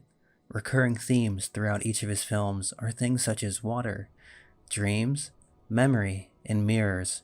He also participated in a year-long research expedition to the river Kurikia in the Krasnoyarsk province. During this time in the taiga, Tarkovsky decided to study film at the VGIK, or State Institute of Cinematography. The Khrushchev thaw relaxed Soviet social restrictions a bit and permitted a limited influx of European and North American literature, films, and music. This allowed Tarkovsky to see films of the Italian neorealists, French New Wave, and of various different directors. Another note here is the film Ashes and Diamonds, which influenced him, among others, as his teacher was supposedly open with his students. Tarkovsky's father, Arseny Tarkovsky, was a famous Russian poet. Tarkovsky drew deeply from his father's works, infusing a sense of personal history and Russian culture into his movies, like The Mirror and Stalker. Andre was an avid photographer and took many Polaroid photos during the production of his films. These photographs, often featuring natural landscapes and intimate moments, are artistic in their own right and have been published posthumously. He kept a detailed dream journal for years, and many of his films are inspired by these dreams. His films have a dreamlike quality, with blurred lines between reality and memory, reflecting the depth of his subconscious mind. He was not afraid to criticize his surroundings, targeting both Soviet and Western audiences. Despite working within the Soviet system, Tarkovsky's approach was highly individualistic. He was critical of Hollywood's emphasis on entertainment and spectacle, preferring films that provoked philosophical reflection. Before his feature films, Tarkovsky made several short films as a student. Films such as The Killers in 1956, based on a short story by Ernest Hemingway. If anybody ever mentions Tarkovsky, 90% of the time you will hear about Kubrick as well. Why are they compared so much? Because they are both considered visionary directors who pushed the boundaries of cinema, though their styles were vastly different. Kubrick's 2001: A Space Odyssey and Tarkovsky's Solaris are often juxtaposed as two of the most profound science fiction films, even though their approaches to storytelling and themes were quite different. Kubrick explored the darker sides of human nature, technology, and violence, while Tarkovsky's films often delved into the soul, memory, and metaphysical questions. This intellectual battle draws parallels between their works. Despite these similarities, the comparison often highlights their differences. Kubrick's work can feel cold, calculated, and cynical, while Tarkovsky's is emotional, spiritual, and poetic. Tarkovsky himself reportedly disliked 2001, calling it a film devoid of feeling, a notable critique that underlines the tension between their respective artistic visions and choices. While Kubrick is known for his meticulous, geometrically perfect compositions, Tarkovsky was famed for his long, meditative shots that evoke emotional and spiritual resonance. Stalker, for example, could make or break this for you, as it has some quite long pans, but nothing compared to the 9-minute unbroken shot in The Sacrifice. On the subject of Stalker, many cast and crew had health issues after filming, due to some chemicals from a plant nearby. This was caught and featured in the film itself, which is quite eerie afterwards. Tarkovsky is no stranger to illness. From November 1947 to spring 1948, he was in the hospital with tuberculosis. He is also no stranger to film difficulties, of which both Stalker had. He almost lost The Sacrifice when the house was burning, and almost lost a critical scene of it due to the camera malfunctioning, which turned into one of the most infamous incidents in his career. The Sacrifice, being the last work of Tarkovsky before dying to lung cancer, was one of his most impactful works. The film's climax involved an elaborate and meticulously staged sequence in which the protagonist's house burns down. This was a single-take shot requiring precision and timing, coordination of actors, and the camera's movement. Due to the complexities, everything had to go perfectly because the house, built specifically for this scene, would only be destroyed once. After filming the scene, they discovered that the camera had malfunctioned and the footage was unusable. Tarkovsky was devastated, but despite the massive cost and effort, he and the crew decided to rebuild the house from scratch and reshoot the entire scene. The second attempt was successful, and the shot was captured as intended, preserving one of the most iconic scenes in the film. This moment is often seen as emblematic of Tarkovsky's perfectionism and the extreme lengths he would go to achieve his artistic vision, even under difficult circumstances. Remember how Tarkovsky came to be? Tarkovsky comes from a society that deals strongly with censors and samizdat, the illegal copying of works just to spread them around because they were considered too politically sensitive. One of his first films, Andrei Rublev, was a deeply philosophical film about a medieval icon painter, which was also considered too religious and politically sensitive. It was heavily censored and banned for several years, only being released in full much later. This tension ultimately led him to leave to make his last two films, those being Nostalgia and The Sacrifice, in Italy and Sweden, respectively. Tarkovsky passed away in 1986 from lung cancer at the age of 54. Some believe that his illness, as well as the deaths of his wife Larissa and one of his favorite actors, Anatoly Solzhenitsyn, were linked to the hazardous conditions while filming Stalker near polluted industrial zones. While this connection is speculative, Tarkovsky's untimely death has added a layer of mystery and tragedy to his legacy. The Mirror is often regarded as his most personal work, blending his own memories with dreams, historical events, and his father's poetry. It's a non-linear film that reflects his childhood, his relationship with his mother, and the haunting presence of war. Because of its abstract structure, it wasn't well received by Soviet authorities, but it is now regarded as one of his finest achievements. Tarkovsky had worked on the screenplay for this film since 1967, under the consecutive titles Confession, White Day, and A White, White Day. From the beginning, the film was not well received by Soviet authorities due to its content and its perceived elitist nature. Soviet authorities placed the film in the third category, a severely limited distribution, and only allowed it to be shown in third-class cinemas and workers' clubs. Few prints were made, and the filmmakers received no returns. Third category films also placed the filmmakers in danger of being accused of wasting public funds, which could have serious effects on their future productivity.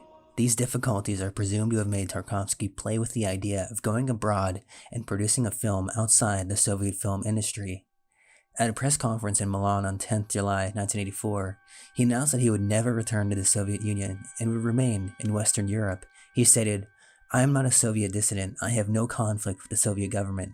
But if he returned home," he added, "I would be unemployed." At that time, his son Andryosha was still in the Soviet Union and not allowed to leave the country. On the 28th of August 1985, Tarkovsky was processed as a Soviet defector at a refugee camp in Latina, Italy, registered, and officially welcomed to the West. For much of 1984, he spent a lot of time preparing for the sacrifice, and finally shot it in 1985 in Sweden. While The Sacrifice is about an apocalypse and impending death, faith, and possible redemption, in the making of documentary named Directed by Andrei Tarkovsky, in a particularly poignant scene, the maker follows Tarkovsky on a walk as he expresses his sentiments on death. He claims himself to be immortal and has no fear of dying. Ironically, at the end of the year, he was diagnosed with terminal lung cancer. In January 1986, he began treatment in Paris and was joined there by his son, who was finally allowed to leave. What would be Tarkovsky's final film was dedicated to him. Tarkovsky was, according to fellow student Shavkat Abdussamov, fascinated by Japanese films. He was amazed by how every character on the screen is exceptional, and how everyday events such as a samurai cutting bread with a sword are elevated to something special and put into the limelight. Tarkovsky has also expressed interest in the art of haiku and its ability to create images in such a way that they mean nothing beyond themselves. He was also a deeply religious Orthodox Christian, and he believed that great art should have a higher spiritual purpose. He was a perfectionist not given to humor or humility. His signature style was ponderous and literary, having many characters that pondered over religious themes and issues regarding faith. In an atheistic society, it's a wonder any of his works got out at all. Tarkovsky perceived that the art of cinema has only truly been mastered by very few filmmakers, stating in a 1970 interview that they can be counted on the fingers of one hand. In 1972, he told film historian Leonid Kozlov his 10 favorite films. Care to guess any? With the exception of City Lights, the list does not contain any films of the early silent era. The reason is that Tarkovsky saw film as an art as only a relatively recent phenomenon, with the early filmmaking forming only a prelude. He said of Dushenko's Earth, "I have lived a lot among very simple farmers and met extraordinary people. They spread calmness, had such tact, they conveyed a feeling of dignity and displayed wisdom that I have seldom come across on such a scale." Dovzhenko had obviously understood wherein the sense of life resides. This trespassing of the border between nature and mankind is an ideal place for the existence of man. Dovzhenko understood this. Tarkovsky was also not a fan of blockbusters or science fiction, largely dismissing the latter for its comic book trappings and vulgar commercialism. However, in notable exceptions, Tarkovsky praised the James Cameron blockbuster film, Terminator, saying that its vision of the future and the relation between man and its destiny is pushing the frontier of cinema as an art. He was critical of the brutality and low acting skills, but was nevertheless impressed by the film. He equally liked George Lucas's Star Wars, according to his son, Andrei A. Tarkovsky. Before looking more into him, I had no idea he'd live to see Star Wars. I did, however, know about Terminator, as it's one of my favorite films too. In an interview done in 1962, he argued, "All art, of course, is intellectual, but for me, all the arts, and cinema even more so, must above all be emotional and act upon the heart." His films are characterized by metaphysical themes, extremely long takes, and images often considered by critics to be of exceptional beauty. Recurring motifs are dreams, memory, childhood, running water accompanied by fire, rain indoors, reflection, levitation, and characters reappearing in the foreground of long panning movements of the camera. He once said, "Juxtaposing a person with an environment that is boundless, collating him with a countless number of people passing by, close to him and far away, relating a person to the whole world, that is the meaning of cinema." Tarkovsky incorporated levitation scenes into several of his films, most notably Solaris. To him, these scenes possess great power and are used for their photogenic value and magical inexplicability. Water, clouds, and reflections were used by him for their surreal beauty and photogenic value, as well as their symbolism such as waves, or the forms of brooks or running water. Bells and candles are also frequent symbols. These are symbols of film, sight, and sound, and Tarkovsky's film frequently has themes of self-reflection. Tarkovsky developed a theory of cinema that he called sculpting in time. Remember that book? By this, he meant that the unique characteristic of cinema as a medium was to take our experience of time and alter it. Unedited movie footage transcribes time in real time. By using long takes and few cuts in his films, he aimed to give the viewers a sense of time passing, time lost, and the narration of one moment in time to another. Up to and including The Mirror, Tarkovsky focused his cinematic works on exploring this theory. After it, he announced that he would focus his work on exploring the dramatic unities proposed by Aristotle. A concentrated action happening in one place within the span of a single day. Several of Tarkovsky's films have color or black and white sequences. This first occurs in the otherwise monochrome Andrei Rublev, which features a color epilogue of Rublev's authentic religious icon paintings. All of his films afterward contain monochrome, and in Stalker's case, sepia sequences, while otherwise being in color. In 1966, in an interview conducted shortly after finishing Andrei Rublev, Tarkovsky dismissed color film as a commercial gimmick and cast doubt on the idea that contemporary films meaningfully use color. He claimed that, in everyday life, one does not consciously notice colors most of the time, and that color should therefore be used in film mainly to emphasize certain moments, but not all the time, as this distracts the viewer. To him, films in color were like moving paintings or photographs, which are too beautiful to be a realistic depiction of life. Tarkovsky's use of color and switching between is very jarring, noticeable though it is. One such example is Solaris. About a half hour in, I was so moved, I thought the entire thing would be in black and white, and so I was pleasantly surprised.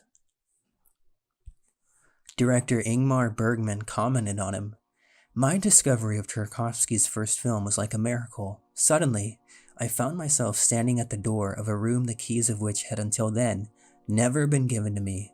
It was a room I had always wanted to enter, and where he was moving freely and fully at ease. I felt encountered and stimulated. Someone was expressing what I had always wanted to say without knowing how. Tarkovsky is for me the greatest, the one who invented a new language, true to the nature of film as it captures life as a reflection, life as a dream." Even the most unattached viewer says that Tarkovsky films are boring, long, and nothing happens in them. Despite this critical receiving, no one can deny the dreamlike quality. Sven Nykvist, a cinematographer who worked with him on The Sacrifice, Nykvist complained that Tarkovsky would frequently look through the camera and even direct actors through it, but ultimately stated that choosing to work with him was one of the best choices he had ever made. Tarkovsky was personally involved in writing the screenplays for all of his films, sometimes with a co-writer. He once said that a director who realizes somebody else's screenplay without being involved in it becomes a mere illustrator, resulting in dead and monotonous films. On his Wikipedia, there are 8 films about him, ironically one more than his entire collection, but who's counting? Under the influence of glasnost and perestroika, Tarkovsky was finally recognized in the Soviet Union in the autumn of 1986, shortly before his death, by a retrospective of his films in Moscow. After his death, an entire issue of the film magazine, Iskусство Kino, was devoted to Tarkovsky. In their obituaries, the Film Committee of the Council of Ministers of the Soviet Union and the Union of Soviet Filmmakers expressed their sorrow that he had to spend the last years of his life in exile. In 1989, the Andrei Tarkovsky Memorial Prize was established, with its first recipient being the Russian animator Yuri Norstein. In 3 consecutive events, the Moscow International Film Festival awarded the Andrei Tarkovsky Award in 1993, 1995, and 1997. In 1996, the Andrei Tarkovsky Museum opened in Yuryevets, his childhood town. A minor planet, 3345 Tarkovsky, discovered by Soviet astronomer Lyudmila Kurychkina in 1982, has been named after him. The Japanese filmmaker Akira Kurosawa remarked on his films as saying, "His unusual sensitivity is both overwhelming and astounding. It almost reaches a pathological intensity. Probably there is no equal among film directors alive now." He also commented, "I love all of Tarkovsky's films. I love his personality and all his works. Every cut from his films is a marvelous image in itself." But the finished image is nothing more than the imperfect accomplishment of his idea. His ideas are only realized in part, and he had to make do with it. The Iranian filmmaker Abbas Kiarostami remarked that Tarkovsky's works separate me completely from physical life and are the most spiritual films I have ever seen. The American filmmaker Stan Brakhage said that, "I personally think that the 3 greatest tasks for film in the 20th century are to make the epic, that is, to tell the tales of the tribes of the world, to keep it personal, because only in the eccentricities of our personal lives do we have any chances at the truth, to do the dream work, that is, to illuminate the borders of the unconscious. The only filmmaker I know that does all these 3 things equally in every film he makes is Andrei Tarkovsky, and that's why I think he's the greatest living narrative filmmaker." 2 film festivals have been named in his honor, those being the International Human Rights Film Festival STALKER, named after the film held annually in Moscow and regional centers since 1995, and the other being the International Film Festival Zerkalo, named after his movie The Mirror. The festival was organized by a committee headed by Mikhail Min, governor of Ivanovo Oblast. Sister of Andrei Tarkovsky, Marina Tarkovsky, was one of the co-founders and organizers. From 2010, the festival was directed by Pavel Lungin. In 2020, the president of the festival is Russian director Sergei Bodrov.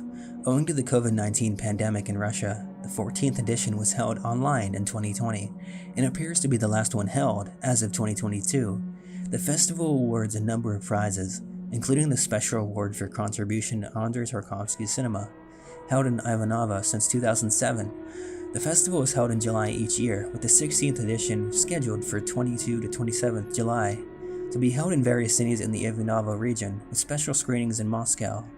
Films from France, India, Greece, Serbia, Colombia, Kazakhstan, and other countries were entered into the competition, and a gala night was dedicated to Tarkovsky's 90th birthday, on the main square of his hometown. As a commenter on Reddit says, "Stalker is easily my favorite, and I would argue the best entry point into his work. More on that later." On a superficial level, Tarkovsky made exactly the kind of movies the average viewer imagines when they hear the terms foreign and art house. They were not always unusually long, but they were quite slow and usually devoid of conventional plot or action.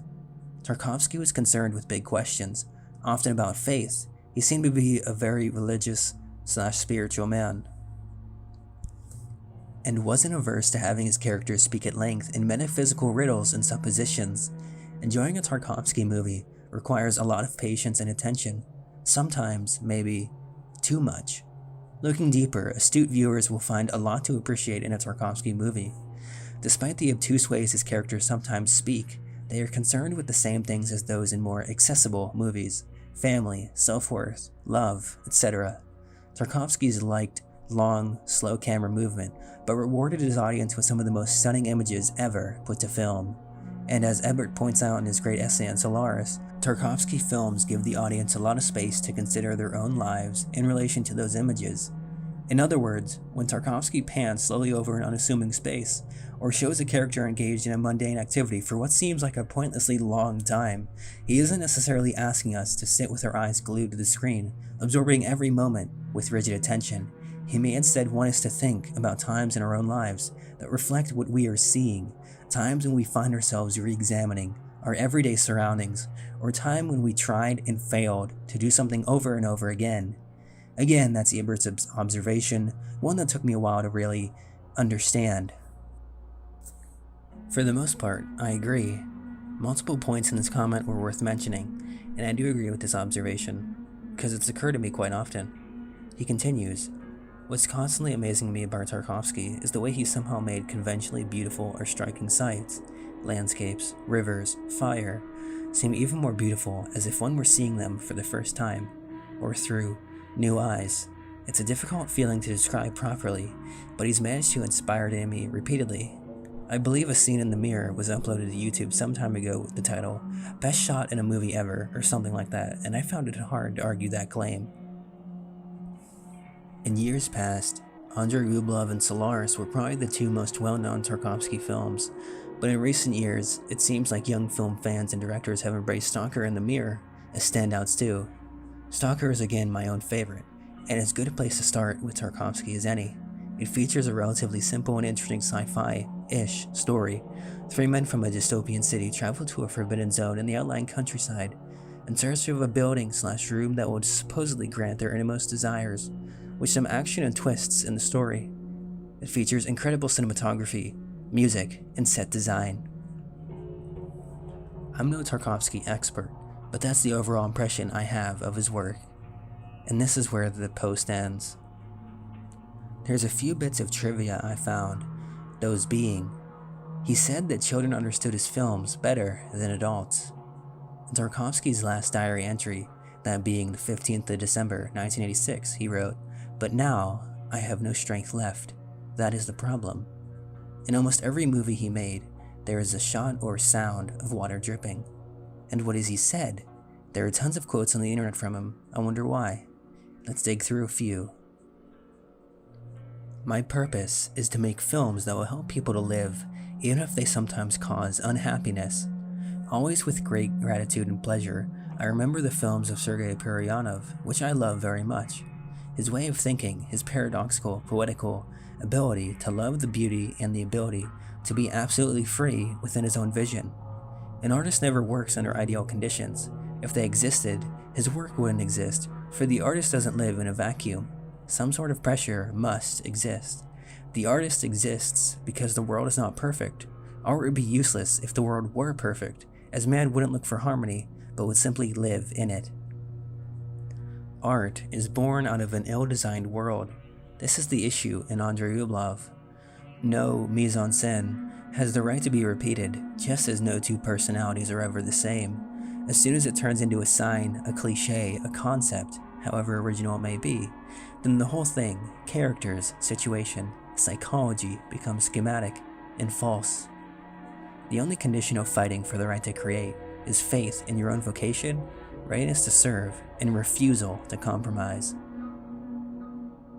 Instead of attempting to capture these nuances, most unpretentious, true-to-life films not only ignore them, but make a point of using sharp, overstated images, which at best can only make the picture seem far-fetched. And I am all for cinema being as close as possible to life, even if on occasion we have failed to see how beautiful life really is. So much, after all, remains in our thoughts and hearts as unrealized suggestion. I think, in fact, unless there is an organic link between the subjective impressions of the author and his objective representation of reality, he will not achieve even superficial credibility, let alone authenticity and inner truth. The director's task is to recreate life, its movement, its contradictions, its dynamic, and conflicts. It is his duty to reveal every iota of the truth he has seen, even if not everyone finds that truth acceptable.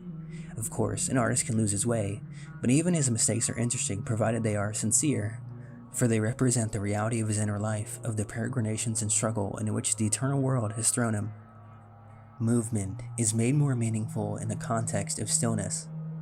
Andrei Rublev's art was a protest against the order that reigned at the time, against the blood, the betrayal, the oppression. Living at a terrifying time, he eventually arrives at the necessity of creating and carries through all of his life the idea of brotherhood, love for peace, a radiant worldview, and the idea of Russ's unification in the face of the Tartar's yoke. Cinema should capture life in the form of which it exists, and use images of life itself. It is the most realistic art form in terms of form. The form in which the cinematic shot exists should be a reflection of the forms of real life. The director has only to choose the moments he will capture and to construct a whole out of them. The artist has the right to any fiction. That's why he is an artist. He does not misrepresent his depiction as the truth of life. He battles only for the truth of the problem and the truth of the conclusions which he presents. And the fact that art is based on fiction is proven loudly by its entire history from its very sources. I think that by concealing the shadowy aspects of life, it is impossible to reveal deeply and fully what is beautiful in life. All the processes occurring in the world are born from the battle between old and new, between what has died and what is accumulating strength for life. And the cinema, like any other art, is mostly interested in this process, life and its movement. Hamlet hesitates because he cannot triumph. How should he be? What can he do? He can't do anything. This will always be the way. But he must still say his word, and the result is a pile of corpses, and 4 captains carry him out. This is the meaning of Hamlet, not to be or not to be. To live or die. Nonsense. It has nothing to do with life and death. It has to do with the life of the human spirit, about the ability or inability to become acclimatized, about the responsibility of a great man and intellect before society. Clearly, the hardest thing for the working artist is to create his own conception and follow it, unafraid of the strictures it imposes. However rigid these may be, I see it as the clearest evidence of genius when an artist follows his conception, his idea, his principle so unswervingly that he has this truth of his constantly in his control, never letting go of it even for the sake of his own enjoyment of his work. Perhaps cinema is the most personal art, the most intimate. In cinema, only the author's intimate truth will be convincing enough for the audience to accept. A poet is someone who can use a single image to send a universal message. Why do I feel this alone? Basically, because I've always been alone. I've always been alone, and alone I'll be. It's about time I become aware of it and never forget it. Man is born onto the trouble as the sparks fly upwards. In other words, suffering is germane to our existence. Indeed, how without it should we be able to fly upwards? These all come from his IMDb page. If any are incorrect, take it up with them. I've always seen ever so slight variations. In my research, I came across a website, Andrei.Tarkovsky.com. More text to come. Andrei Tarkovsky was the most spiritual and poetic director of all time. For him, cinematography was not entertainment. It was art in the best meaning of this word. He was one of the most educated directors. He studied music and painting. He was born into the family of a poet. Being a versatile artist, he was able to create a synthesis of art in his films. Film for him was not just a reflection of reality. It was more like a poem or a dream. For him, films were much more than a synthesis of art. As he wrote himself, he wanted to sculpt time and to reach into the inner truth of our existence. For me, film is a way to reach the truth, and I am trying to do it to the fullest extent of what I am capable of. I am profoundly convinced that the process of creating a film does not end after it was finally made ready for the movie theater. The act of creation takes place in the auditorium at the time of watching the film. Therefore, the viewer for me is neither my consumer or a judge, but a co-creator, co-author. From my point of view, Tarkovsky is one of the most underrated directors. His films are unknown for the majority of cinema goers, and one of the purposes of this site is to bring attention to this great director, to his film and ideas. Solaris, the brilliant interpretation by Tarkovsky no doubt, overshadowed the story by Stanislaw Lem, and full of profound ideas and beautifully filmed. Stanislaw Lem, who wrote Solaris, disliked the film and called it a crime and a punishment. However, these critiques can be considered a compliment, and we can nowadays call Tarkovsky as the Dostoevsky of cinematography. His films are deeply spiritual. In the entire history of cinema, there has never been a director who has made such a dramatic stand for the human spirit as did Andrei Tarkovsky. Today, when cinema seems to be reduced to a banality, the films by Tarkovsky are nearly forgotten. The new generation raised on popcorn does not know this great master. He was a one-of-a-kind genius, and he created his own language, his own world. He wrote, "It is so much easier to slip down than it is to rise one iota above your own narrow, opportunist motives. A true spiritual birth is extraordinarily hard to achieve. Nobody wants or can bring himself to look soberly into himself and accept that he is accountable for his own life and his own soul. The connection between man's behavior and his destiny has been destroyed. And this tragic breach is the cause of a sense of instability in the modern world. Man has arrived at the false and deadly assumption that he has no part to play in shaping his own fate. I am convinced that any attempt to restore harmony in the world can only rest on the renewal of personal responsibility. And there are other unique qualities which make Tarkovsky a great director and also a great human being. He had a strong belief that conscience is the most important thing, and wanted to make other filmmakers aware of the fact that the most convincing of the arts demands a special responsibility on the part of those who work in it. The methods by which cinema affect audiences can be used far more easily and rapidly for their moral decomposition, for the destruction of their spiritual defenses, than the means of the old, more traditional art forms. From Sculpting in Time. Art is born and takes hold wherever there is a timeless and insatiable longing for the spiritual, for the ideal, that longing which draws people to art. Modern art has taken a wrong turn in abandoning the search for the meaning of existence in order to affirm the value of the individual for his own sake. What purports to be art begins to look like an eccentric occupation for suspect characters who maintain that any personalized action is of intrinsic value simply as a display of self-will. But in an artistic creation, the personality does not assert itself, it serves another, higher and communal idea. The artist is always a servant and is perpetually trying to pay for the gift that has been given to him as if by a miracle. Modern man, however, does not want to make any sacrifice, even though true affirmation of the self can only be expressed in sacrifice. We are gradually forgetting about this, and at the same time, inevitably, losing all sense of human calling. Tarkovsky was a deep thinker who rejected the commercialized society and the Coca-Cola culture. It is interesting to read his notes about America. 1983. 22 November. San Gregorio in the past. Whenever I watched American films set in villages or small provincial towns, I was always getting the impression houses and street decorations were badly made. But when I saw those places with my own eyes, I concluded it was just the opposite. Entire America is a kind of Disneyland. Decorations. Houses are made from slats, planed boards, and plywood. A feeling of the lack of stability and solidity hangs above it all. Christoph Zanussi, with whom we were traveling, was explaining this by the American dynamism. Unwillingness to grow in any one place. Readiness to run across the country whenever a better job beckons. Hamlet, or at least a portion of it, should be filmed in Monument Valley. It's astonishing that in places like this, where one ought to talk to God, Americans make westerns like John Ford used to do. Quakers, village, super Quakers, girls in long skirts, vast spaces, roads on which it's impossible to get run over by a passing car. Emptiness, tiny towns in a wonderful prairie. Poor Americans with no soul, no roots, living in a land of spiritual riches, a land they don't know and don't appreciate. New York is terrible. From his diaries. Tarkovsky, regardless of how one should see his personal beliefs, tries to show us a world that is magical, supernatural, and ultimately beyond human comprehension.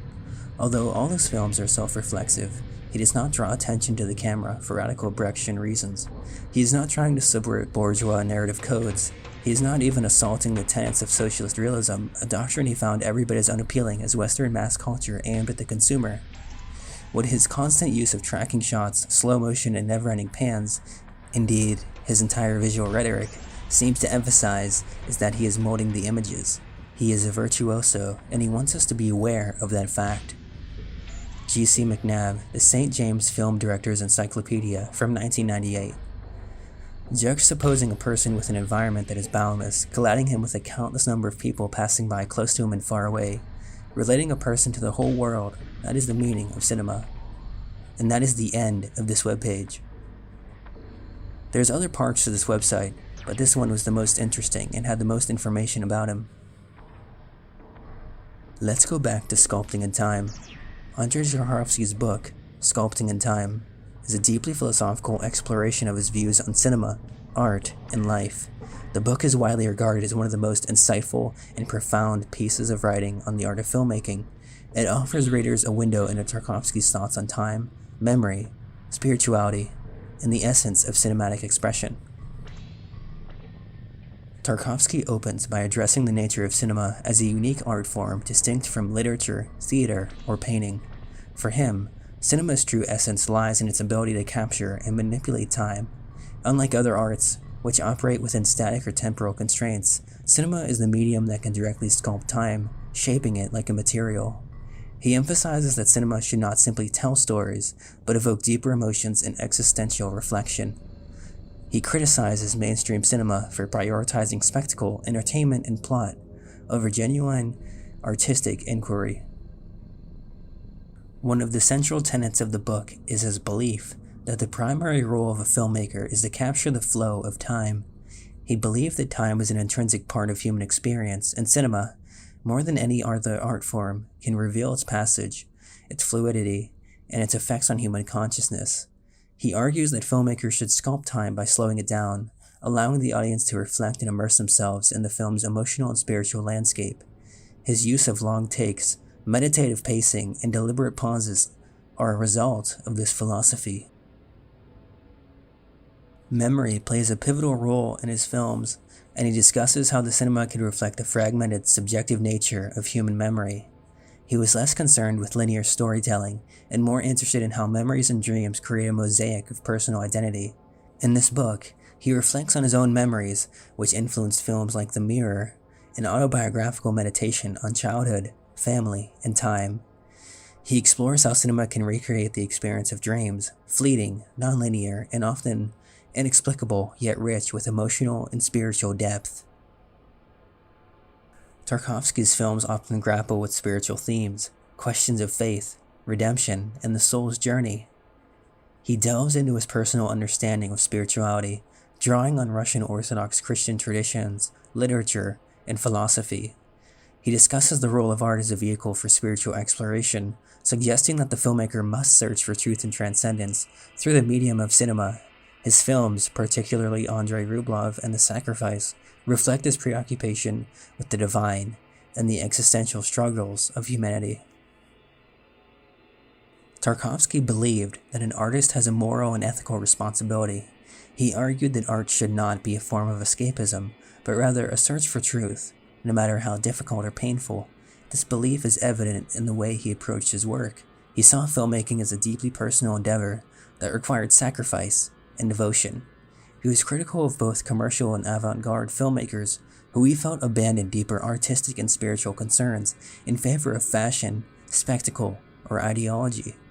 His own cinematic journey is an exploration of the artist's responsibility to pursue their vision with integrity. Tarkovsky devotes space to explaining his use of symbolism, particularly natural elements like water, fire, wind, and earth. For him, nature is not merely a backdrop, but a living, breathing force that interacts with the characters and their spiritual journeys. These symbols are often open to interpretation, but are always deeply tied to the emotional and thematic core of his films. Water, for instance, is one of his most frequently used motifs. It appears in various forms: rivers, rain, puddles, and reflections, and often signals moments of transformation, memory, or revelation. He writes about how he uses such elements to evoke the inner lives of his characters and the mysteries of existence. Water, as a constant change of form and as a symbol of life, interests me in connection with the theme of memory. Throughout Sculpting in Time, Tarkovsky critiques mainstream cinema's obsession with plot-driven narratives, spectacle, and commercial success. He particularly criticizes the Hollywood system for prioritizing entertainment over the genuine pursuit of truth and beauty in art. He argues that cinema should reach people on a human level, making them reflect on their own lives and experiences rather than simply confuse or shock them. Modern mass culture aimed at the consumer, the civilization of prosthetics, is crippling people's souls, setting up barriers between man and the crucial questions of his existence, his consciousness of himself as a spiritual being. He emphasizes the importance of the other arts, especially literature, in shaping his understanding of cinema. He frequently draws on works by Dostoevsky, Tolstoy, and Proust to underscore his belief that film, like literature, should strive for depth and complexity. Painting is another crucial influence for him, and he draws parallels between the composition of a cinematic frame and the work of visual artists. He cites Renaissance painters like Leonardo da Vinci, whose balance of form and spiritual depth inspired his own visual style. Music also plays a similarly profound role, not just as a soundtrack, but as a means of enhancing the film's emotional and spiritual resonance. Art, like science, is a means of assimilating the world, an instrument for knowing it in the course of man's journey toward what is called absolute truth. Along with his student film, The Killers, there Will Be No Leave Today, and The Steamroller and the Violin, which got picked up by MoozE Film and earned him his diploma. The film was well received and praised for its poetic style and humanistic approach, reflecting the themes Tarkovsky would continue to explore in his later works. His professors at VGIK, including Mikhail Rom, were impressed by the film, and it marked the beginning of his professional career as a filmmaker. The Steamroller and the Violin stood out for its lyrical storytelling and its portrayal of the emotional connection between the young boy and the steamroller driver, which showed his early mastery of visual storytelling and attention to the inner lives of his characters. The film's success at MoozE Film helped pave the way for Tarkovsky's first full-length feature film, Ivan's Childhood, which would establish him as a major voice in Soviet and international cinema. Tarkovsky's message to young people. His message to young people is one of his most enduring statements, reflecting his profound views on art, life, and the responsibilities of the individual. In his final years, Tarkovsky expressed this message in several interviews, particularly in one of his last public appearances,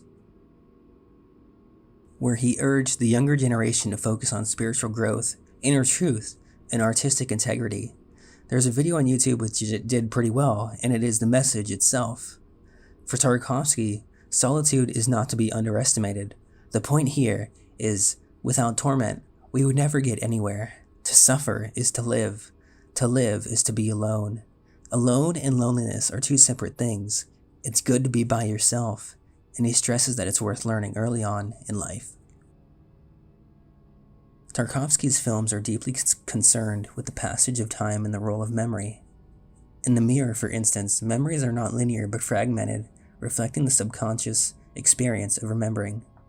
While Tarkovsky's films are often dominated by male protagonists, women play roles as well, though often not obvious why. There could be more to it.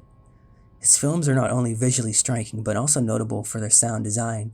His collaborations with composer Edward Artemiev produced haunting, otherworldly scores that complement the imagery. For those of you interested in Russian culture and yet to go down this rabbit hole, MoozE Film has a YouTube channel. They post amazing things almost if not every day, and they certainly haven't neglected Tarkovsky. His films are available to watch ad-free on YouTube, and have been for quite some time. Ingmar Bergman was quoted as saying, "Tarkovsky for me is the greatest of us all, the one who invented a new language, true to the nature of film." I've covered Tarkovsky before, doing a deep dive into everything I could find about him. Now, it's time to go further and enshroud ourselves in Eastern cinema and art.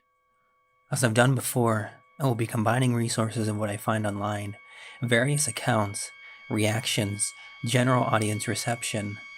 I will gather information about the film, the crew, Tarkovsky, as well as common interpretations and present it to you.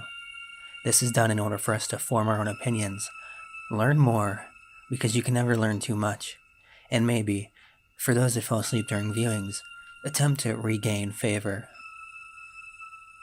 Along the way, I will sprinkle in my own collections, that is, my own thoughts, conclusions, speculations, musings, that sort of thing, but we will have a main idea to go for. This is about Tarkovsky's Stalker, and there are some notable things I'd like to mention before I begin. Tarkovsky plays with color in his films, and Stalker is no different. Before they get to the zone, everything is in black and white, sepia. Once they arrive, it is officially in color. He does everything for a reason, no matter what it may be. The Strugatsky brothers worked on the screenplay for Stalker, and as such, it actually features a meat grinder later on. Stalker and Roadside Picnic were a lot more involved together than I originally thought. Stalker was the final film Tarkovsky made in the Soviet Union. I transcended languages and began to search about this film in Russian. The Russian Wikipedia has a good deal more information than the English one, but the majority for us in the beginning will be the English one, and then we'll tackle everything else later on. Stalker is a 1979 Soviet science fiction film directed by Andrei Tarkovsky with a screenplay written by Arkady and Boris Strugatsky, loosely based on their 1972 novel Roadside Picnic. In 1973, while still working on The Mirror, Andrei Tarkovsky wrote in his diary that he was interested in the Strugatsky brothers' new story, Roadside Picnic. In 1974, he contacted the writers and said that he would like to film it. At that time, Tarkovsky was also hatching plans to film Dostoevsky, The Idiot, and Tolstoy, The Death of Ivan Ilyich, and had taken on writing a screenplay based on the novel Ariel. However, by the end of 1975, he had finally decided that he would work with the Strugatskys on a screenplay based on their story. In February 1976, Tarkovsky officially received the go-ahead for filming from the chairman of the USSR State Cinema Committee, Philip Yermash. At the same time, the writers completed the second version of the script with the working title, The Desire Machine, which did not satisfy the director. Tarkovsky called those first drafts too motley and in need of boring. Please note, this Wikipedia is automatically translated to English from Google Translate, so you might have to fill in some blanks yourself. The writers were patient with the endless reworking of the future script. "We are fortunate to work with a genius," we said to each other then. "This means we must apply all of our strength and abilities to create a script that would satisfy our genius as completely as possible," said by Boris Strugatsky. Although Tarkovsky was not credited as a screenwriter, he was considered one of 3 co-authors, and his role was mainly to discard material. Boris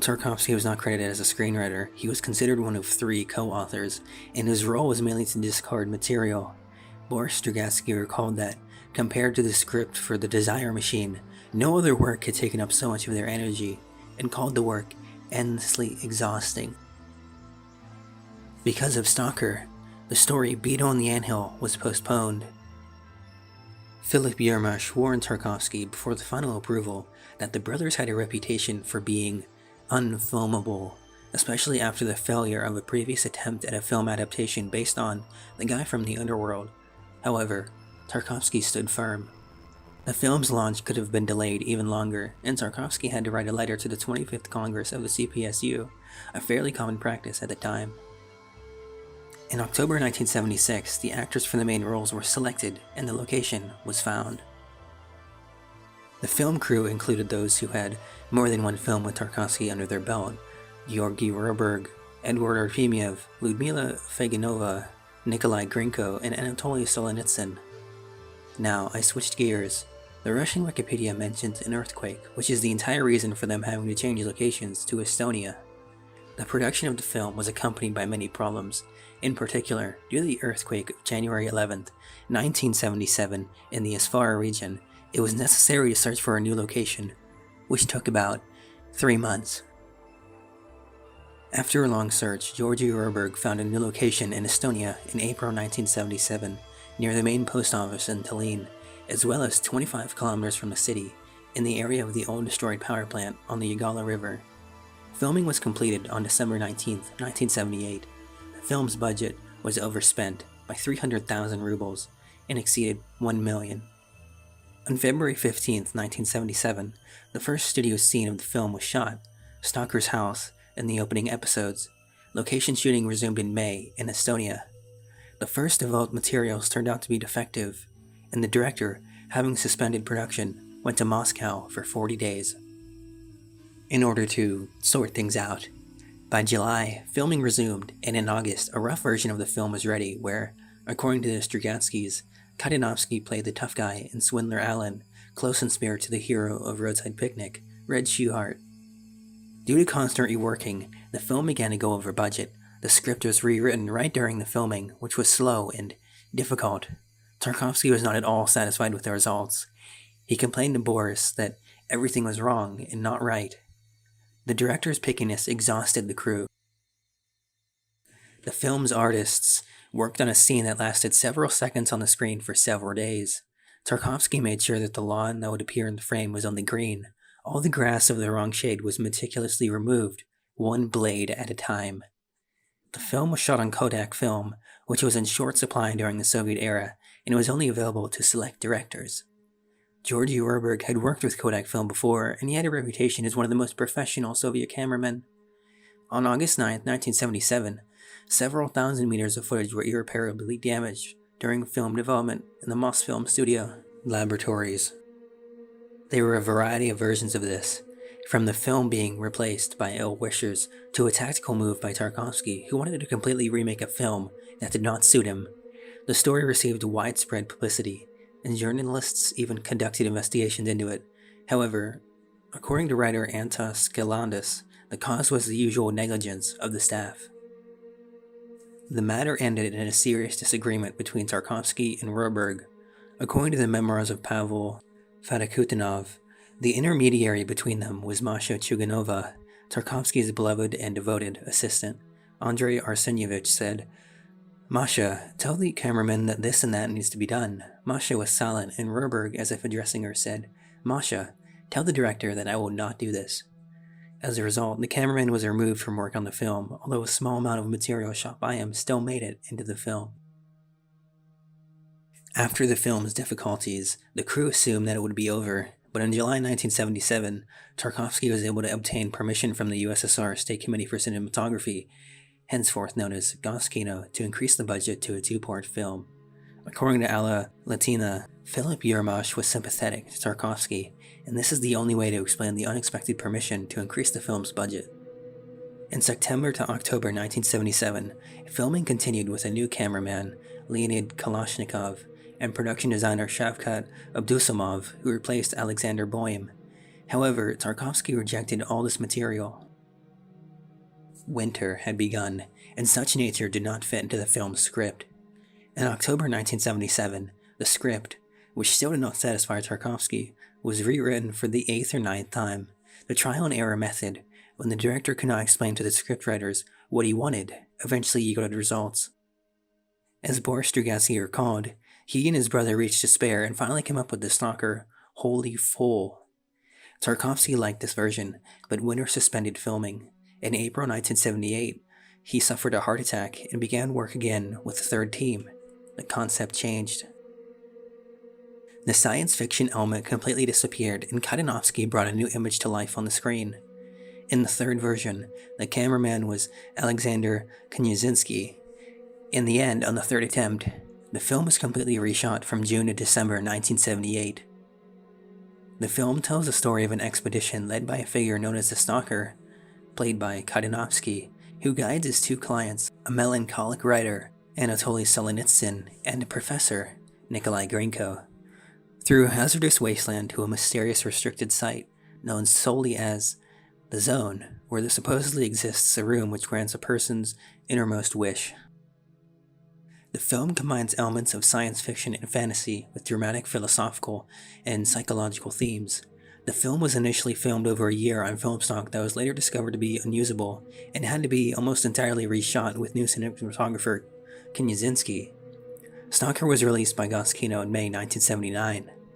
Upon release, the film garnered mixed reviews, but in subsequent years it has been recognized as one of the greatest films of all time, with the British Film Institute ranking it number 29 on its 2012 list of the 100 greatest films of all time. The film sold over 4 million tickets, mostly in the Soviet Union, against a budget of 1 million rubles. A man works in an unknown location as a stalker, leading people through the Zone, an area in which the normal laws of physics do not apply, and remnants of seemingly extraterrestrial activity lie undisturbed among its ruins. The area containing the Zone is shrouded in secrecy, sealed off by the government, and surrounded by ominous supernatural hazards. At home with his wife and daughter, the stalker's wife begs him not to go into the Zone, lest he risk another long prison sentence, but he dismissively rejects her pleas. In a rundown bar cafe, the stalker meets his next clients for a trip into the Zone, a writer and a professor. They evade the military blockade that guards the Zone by following a train inside the gate and ride into the heart of the Zone on a railway war car. The stalker tells his clients they must do exactly as he says to survive the dangers which lie ahead, and explains that the Zone must be respected, and the straightest path is not always the shortest path. The stalker tests for various traps by throwing metal nuts tied to strips of cloth ahead of them. He refers to a previous stalker named Porcupine, who entered the room and left, became very rich, and then hanged himself. The writer is skeptical of any real danger, but the professor generally follows the stalker's advice. As they travel, the three men discuss their reasons for wanting to visit the room. The writer expresses his fear of losing his inspiration. The professor seems less anxious, although he insists on carrying along a small backpack. The professor admits he hopes to win a Nobel Prize for scientific analysis of the zone.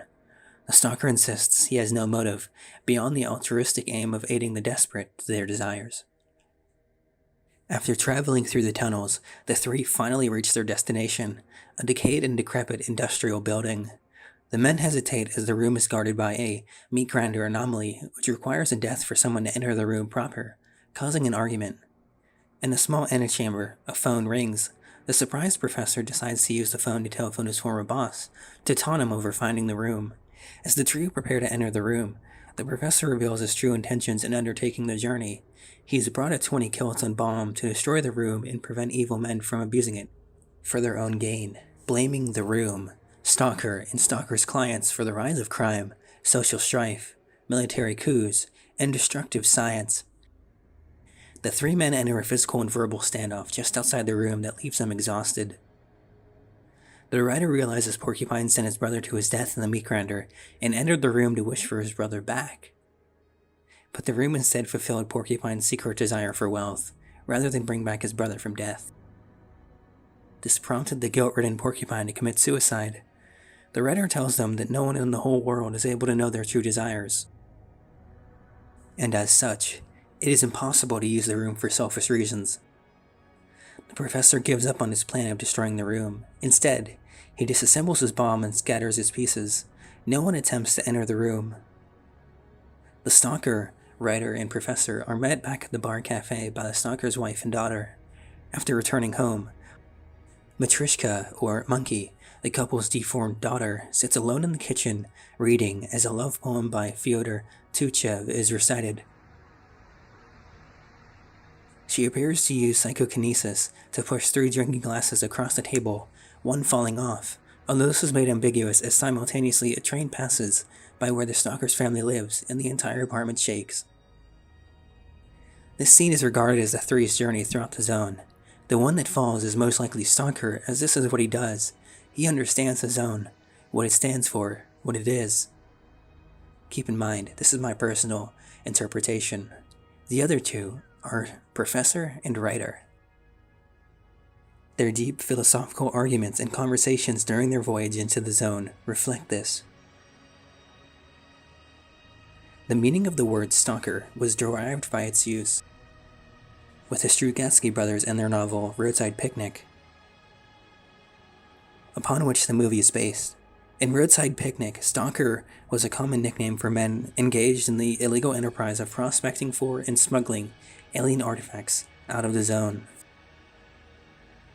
According to Boris, prospectors and trappers were potential word choices before stalker was decided on, which was at least partially inspired by Rudyard Kipling's character Stocky and his Stocky & Co. stories,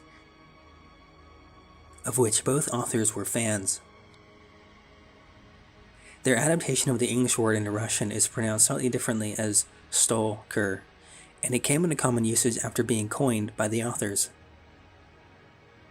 Tarkovsky also wrote stalkers from the word to stalk, to creep, in a 1976 diary entry. In the film, a stalker is a professional guide to the zone, someone having the ability and desire to cross the border into a dangerous and forbidden place with a specific goal. In a review in Slant magazine, critic Nick Shager described the film as a dense, complex, often contradictory, and endlessly pliable allegory about human consciousness, the necessity for faith in an increasingly secular, rational world, and the ugly, unpleasant dreams and desires that reside in the hearts of men, while conceding that the obliqueness of the imagery renders definitive interpretation both pointless and somewhat futile.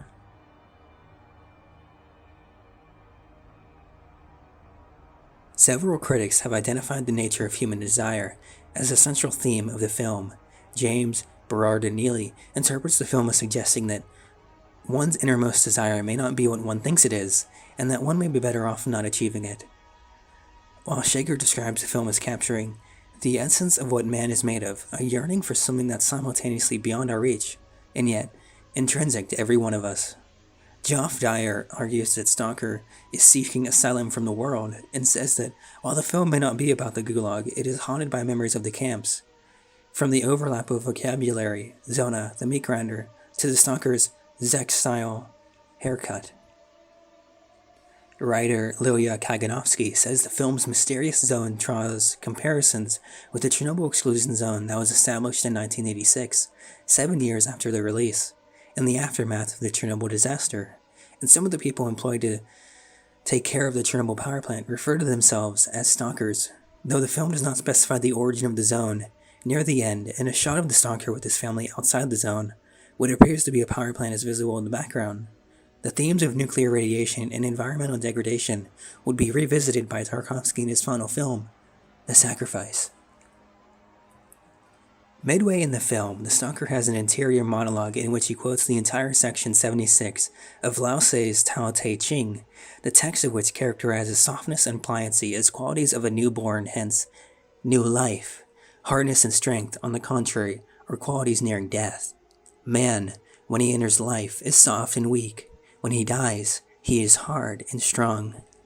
Slavistic Nils Ake Nilsson says that, in the context of the late Soviet stagnation, Tarkovsky makes a contrast between the oppressive dystopia of the outside world, marked by industrial decay, pollution, alienation, and political repression, and the zone, a realm of beauty and mystery. In conjunction with the room, they act as a representation of new possibilities, a utopia amidst the anti-utopian world of modern society, offering an escape from the constraints of the decaying society.